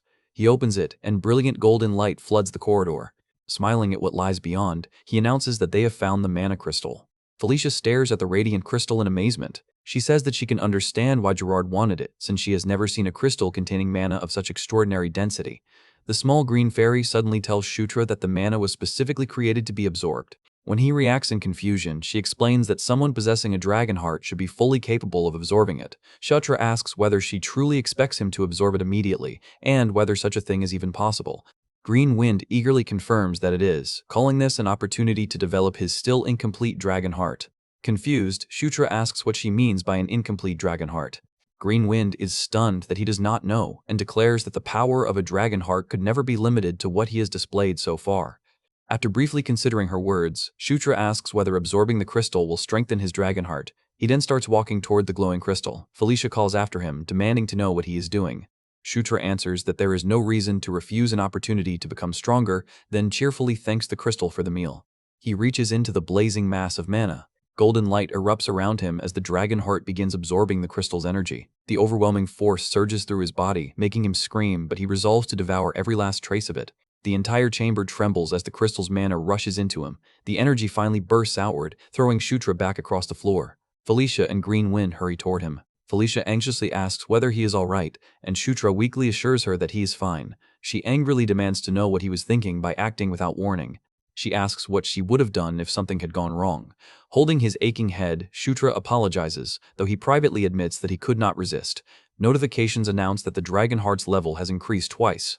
Shutra smiles to himself, wondering how anyone could resist when the outcome is so rewarding. Green mana erupts around his body as another notification confirms that the dragon heart has grown. Feeling the immense energy flowing through him, Shutra marvels at the unbelievable amount of mana and realizes that all of it is being emitted by his dragon heart. He raises one hand and forms a blazing projectile. He thinks that its power is on an entirely different level from the mana he possessed before. The flames expand into the shape of a gigantic burning arrow towering above them. Felicia stares in shock, while Green Wind excitedly tells Shutra that this is exactly what she meant. Felicia asks what kind of magic he created, wondering whether it is a fire spear or even a ballista. Shutra calmly says that it is merely a fire arrow. Felicia exclaims in disbelief. Shutra explains that his dragon heart grew while absorbing the crystal and that his mana seems to have increased as a result. Covering her mouth in astonishment, Felicia says that it is unbelievable. Felicia suddenly places a hand on Shutra and asks him to show her his other magic as well. Caught off guard by her enthusiasm, he asks whether she means immediately. Her eyes glow with excitement as she eagerly confirms that she wants to see everything he can use. Shutra demonstrates an ice arrow, prompting Felicia to marvel that its power has also increased significantly. He follows it with healing magic, and she immediately urges him to perform another spell. As she begins requesting wind magic next, her relentless curiosity continues until the following morning. A few days later, aboard Sylvan's airship, the Black Flame Dragon, Sylvan finally awakens. He slowly opens his eyes and sits up, only to find Shutra, Felicia, and the others gathered around him. Felicia anxiously asks whether he is all right, while Shutra asks whether he has finally regained consciousness. Still disoriented, Sylvan asks what happened and why everyone is there. When they ask whether he knows how many days he's been asleep, Sylvan is shocked to learn that several days have passed. He then suddenly realizes that his eye patch is gone and urgently asks where it went. Shutra calmly tells him that he no longer needs it. He explains that he adjusted Sylvan's condition so he can control the fairy eyes to some extent. Sylvan stares at him in disbelief. Shutra warns that the ability remains unstable, but says Sylvan should eventually gain access to even more mana once he becomes proficient at controlling it. However, he adds that the fundamental nature of the fairy eyes has not changed, so Sylvan must remain careful. Still overwhelmed, Sylvan cannot believe that he can now control the fairy eyes. His attention then shifts to Zephyr, and he says that he is truly glad she survived. Seeing her bandaged arm, Sylvan apologizes and blames himself for the loss of her hand. Zephyr assures him that it is nothing, explaining that she would not be standing there if her hand had not been severed in time.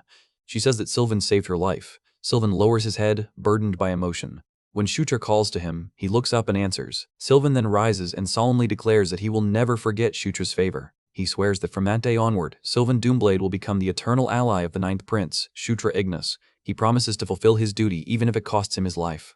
Shutra tells him that offering his life sounds burdensome and asks him simply to behave as he always has. He also warns Sylvan not to get injured again. Sylvan confidently says that there is no need to worry. Covering part of his face with one hand, he boasts that now that he can control the fairy eyes, he is invincible. Shutra responds doubtfully that he will take Sylvan's word for it. Their conversation is interrupted when Delia rushes inside and reports that a letter has just arrived from the Demon King's castle. Felicia asks what kind of letter it is. Delia answers that it contains an order for them to return. The towers of the Demon King's castle stood beneath the orange evening sky as a blue teleportation circle suddenly flared to life inside the grounds. The people watching from nearby turned toward the light in surprise as Shutra and his companions emerged. Relieved that they had arrived before it was too late, Felicia says that fortunately, they had made it back in time. Caitlin agrees, saying that she is glad they hurried. As Shutra walked through the castle again, he suddenly thought that this was already his fourth return. He realized that he was gradually becoming accustomed to the place. A crowd immediately gathered around him. The residents enthusiastically welcomed the prince back and exclaimed that he had worked hard. Seeing so many people waiting for him, Shutra remembered his first arrival at the Demon King's castle when there had been practically no one there to greet him. Comparing that lonely memory with the cheerful welcome surrounding him now, he smiled and thought that he was genuinely moved. Felicia then reminds everyone that the audience ceremony will take place the following day, so they should simply relax and rest comfortably for the remainder of the day. Shutra readily agrees. That night, Shutra returned to his residence within the Demon King's castle. Standing outside the familiar mansion, he groaned to himself that he really should not be feeling the way he did. As he walked inside with Carrick and Amita, Amita asks why it somehow feels as though he has come home.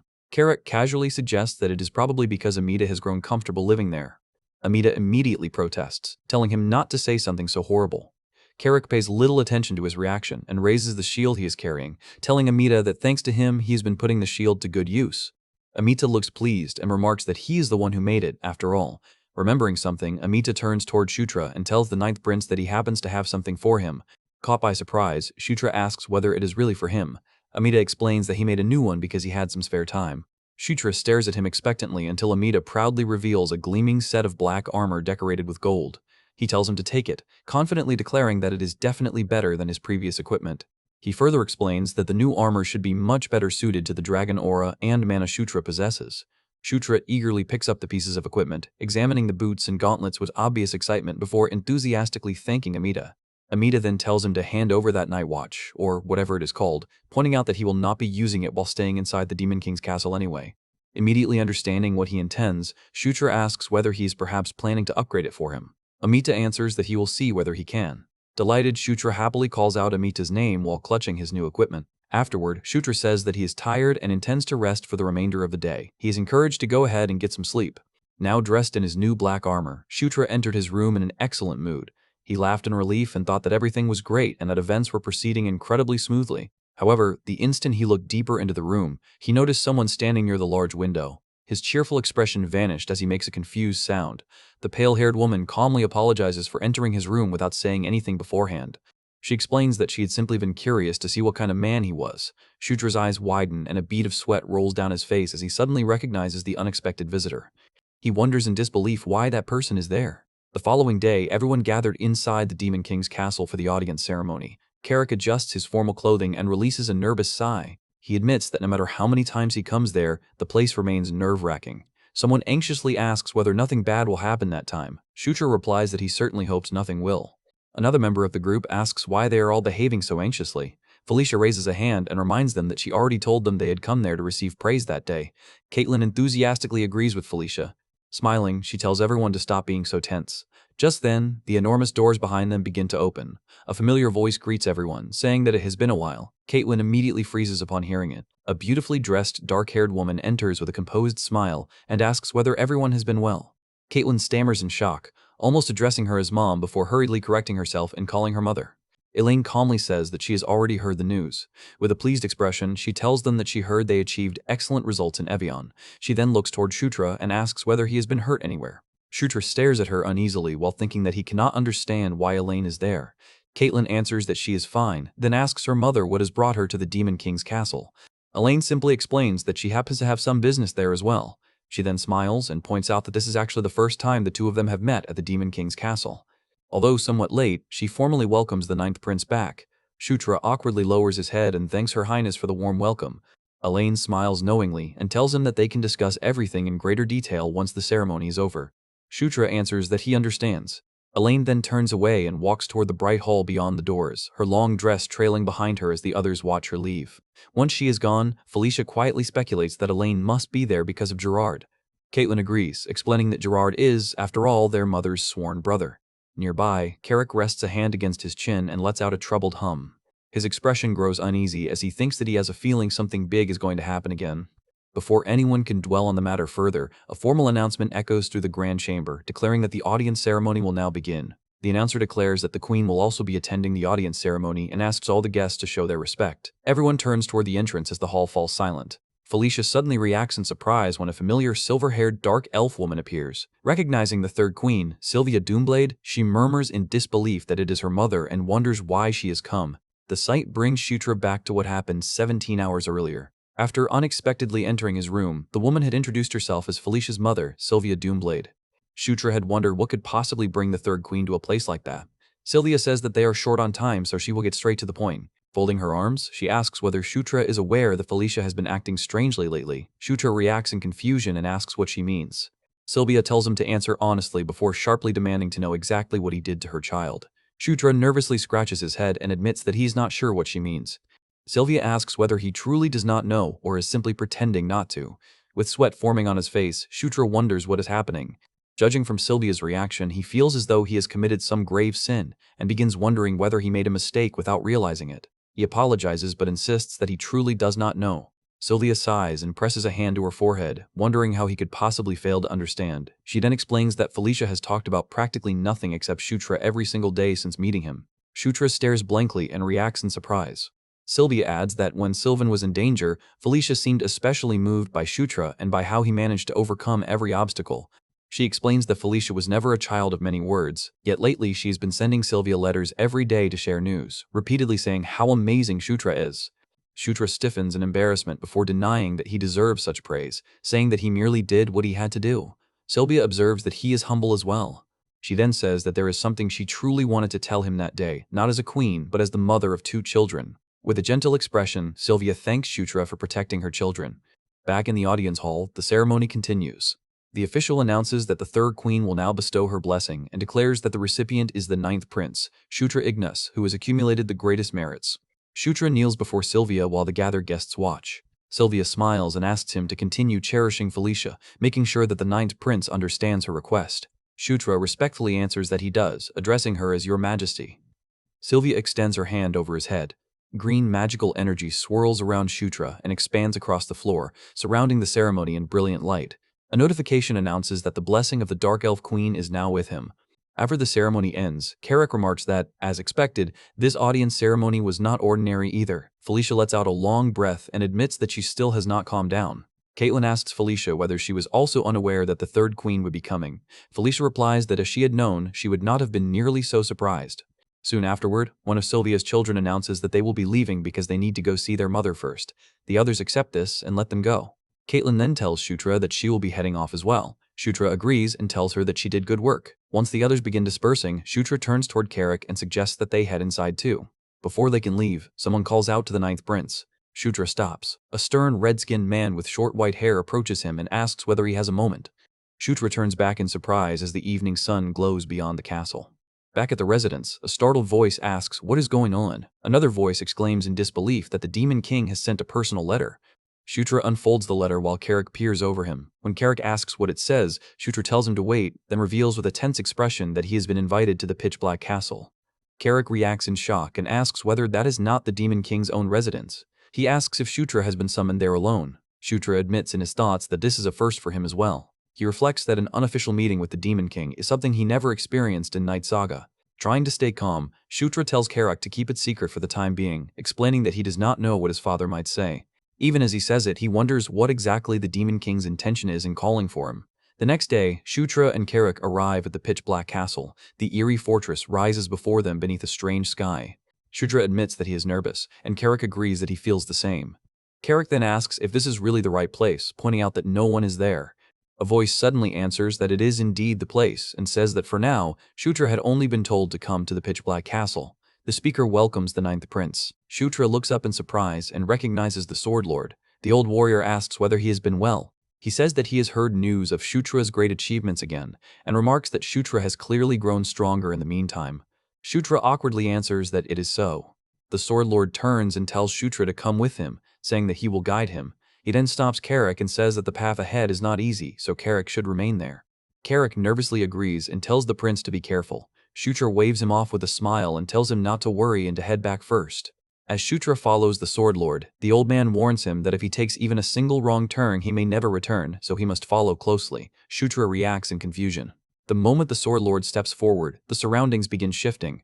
Shutra suddenly finds himself moving through a surreal space where the scenery changes without stopping. Startled, he wonders what this is. He quickly realizes that a fierce torrent of mana is flowing nearby and thinks that if he lets his guard down for even a second, he will be swept away. He lets out a breath and thinks that, as expected, this is no simple task. To endure it, he activates his pentacore. The Sword Lord glances back and gives a quiet sound of approval as he watches Shutra keep pace. Shutra hardens his expression and says that they should keep going. The Sword Lord inwardly praises him, saying that he has truly become stronger. After what feels like hours, Shutra finally drops into a crouch, breathing hard. He asks the Sword Lord how much farther they have to go and says that it feels like they have been walking for hours. The Sword Lord tells him that he has done well. Then he points ahead and says that this is as far as he will go. Shutra looks up and sees a long staircase rising into the darkness. The Sword Lord tells him that from there on he must go up alone. He explains that the Demon King is waiting above. Shutra climbs the stairs by himself. Step by step, he ascends toward the silent structure at the top, then walks along the corridor until he reaches a large door.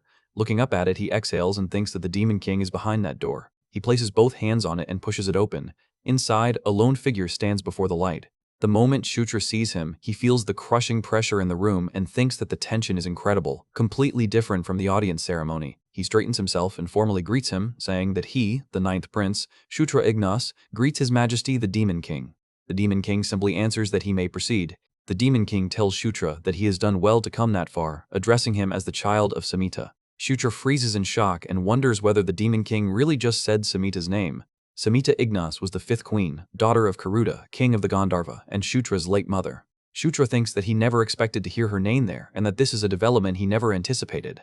Studying him with an unusually gentle expression, the Demon King says that a fine soul has come to dwell within him. Shutra reacts in confusion. The Demon King explains that Samhita's child had originally been born without a soul. Poor Samhita had believed it was punishment from the heavens for the sins of the Gandharva. Shutra admits to himself that he has no idea what the Demon King is talking about, but continues listening. The Demon King says that it is a pity, adding that if Samhita could see Shutra now, she would have been extremely pleased. Seeing the sadness on his father's face, Shutra wonders whether the Demon King is truly capable of making such an expression. He realizes that this man seems completely different from the imposing figure he always saw during audience ceremonies, and begins wondering whether this might actually be the Demon King's true self. The Demon King suddenly calls Shutra's name. Startled from his thoughts, Shutra quickly responds to his father. The Demon King steps toward him and explains that the reason he called Shutra there that day is, as the Sword Lord puts it, to place a bet.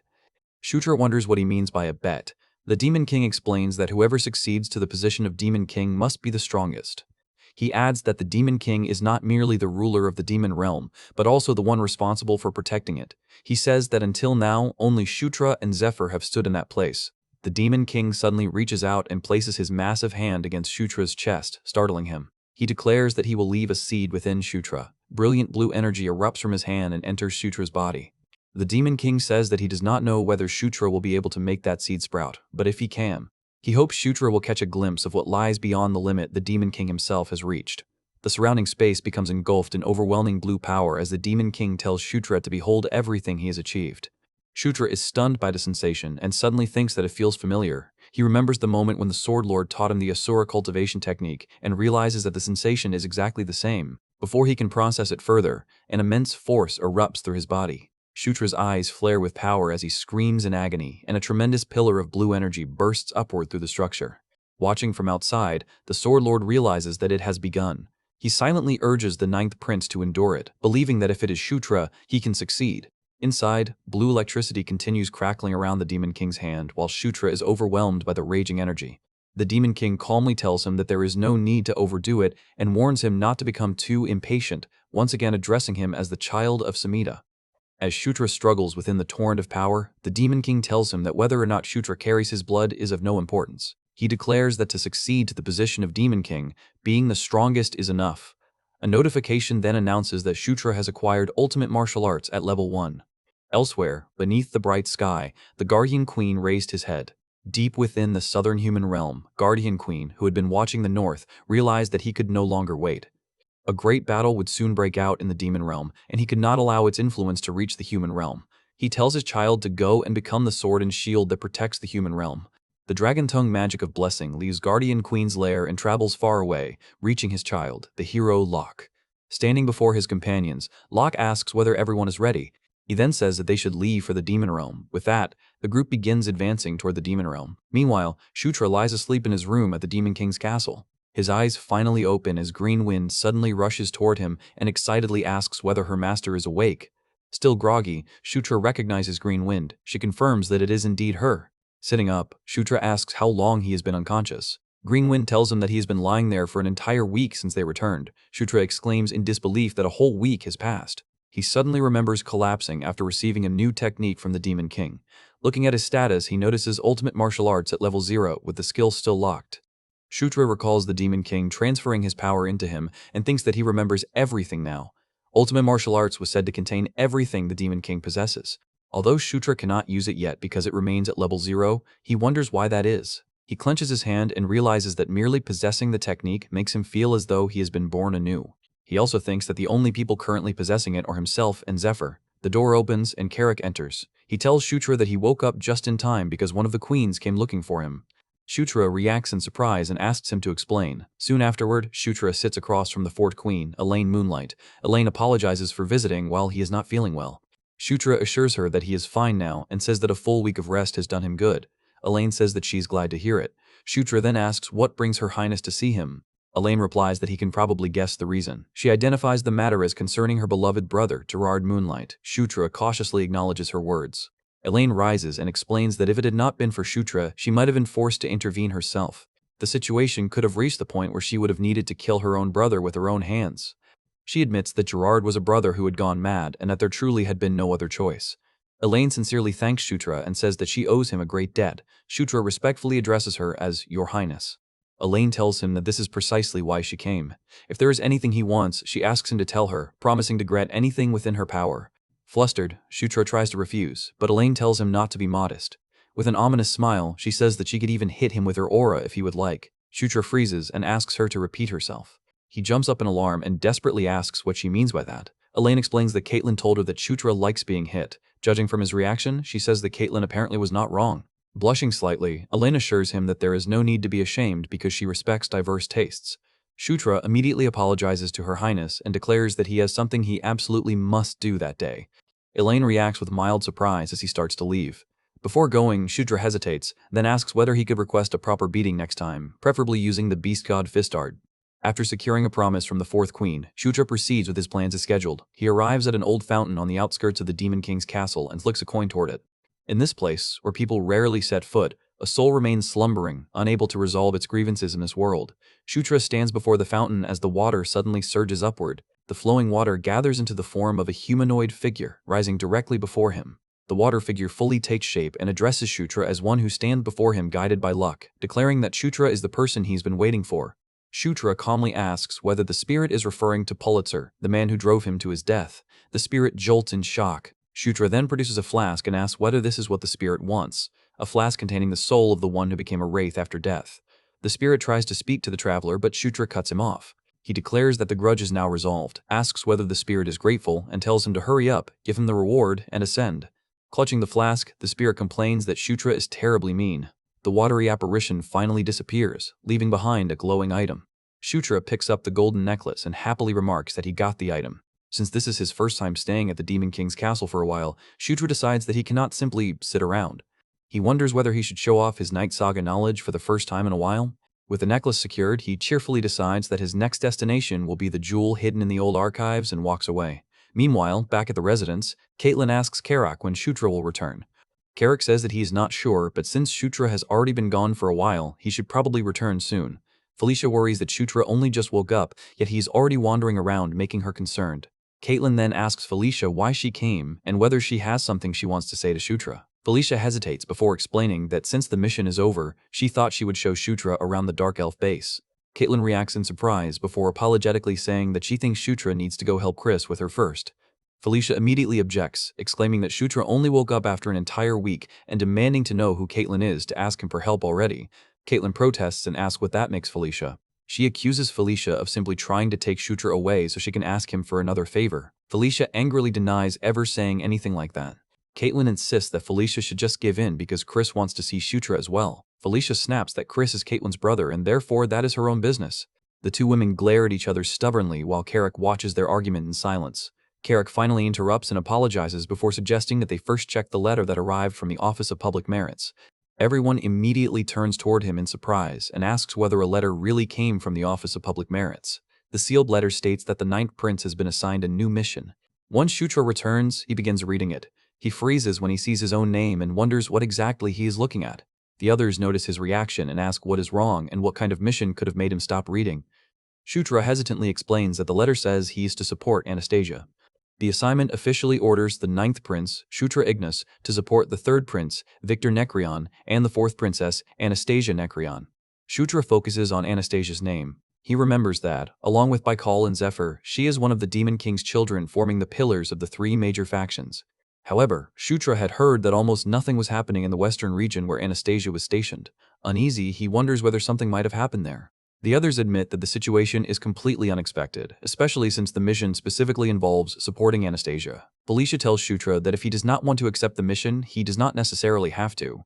She explains that there are ways to abandon a mission by making various excuses.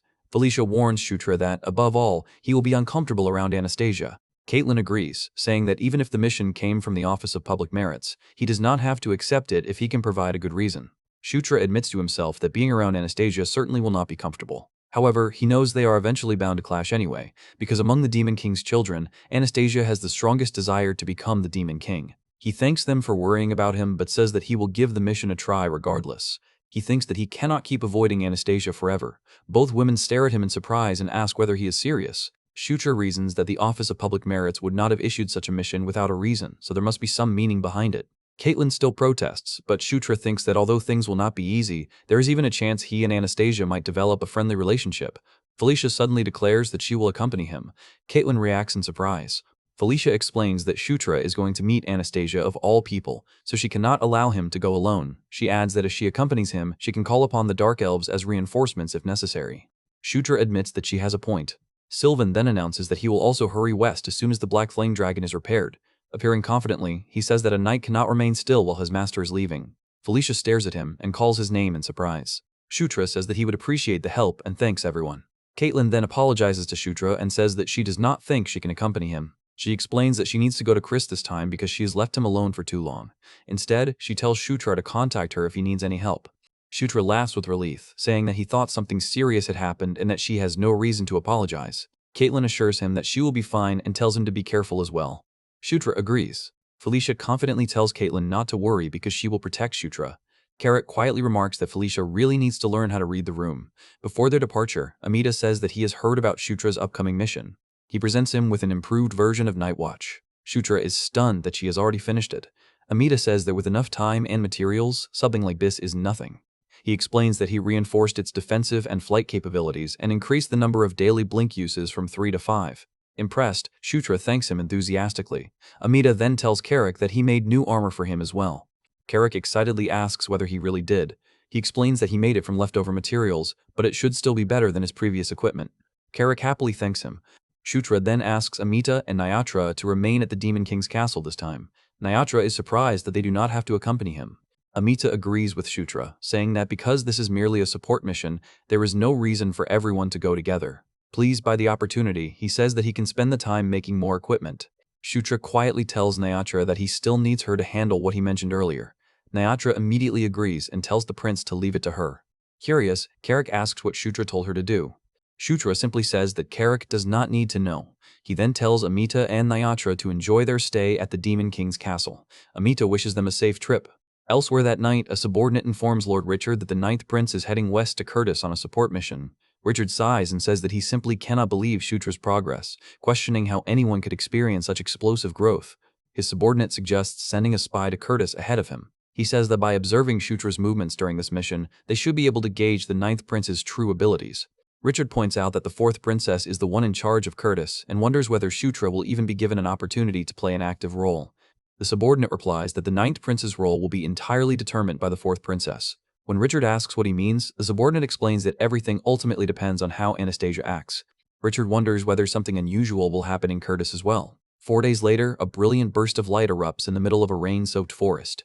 Shutra and his companions emerge from the light into the western region of the demon realm, a land covered in dense vegetation and battered by heavy rain. Shutra exhales and remarks that, as expected, it is pouring. They have arrived in Curtis. A dark-haired man approaches and respectfully greets the ninth prince and the sixth princess.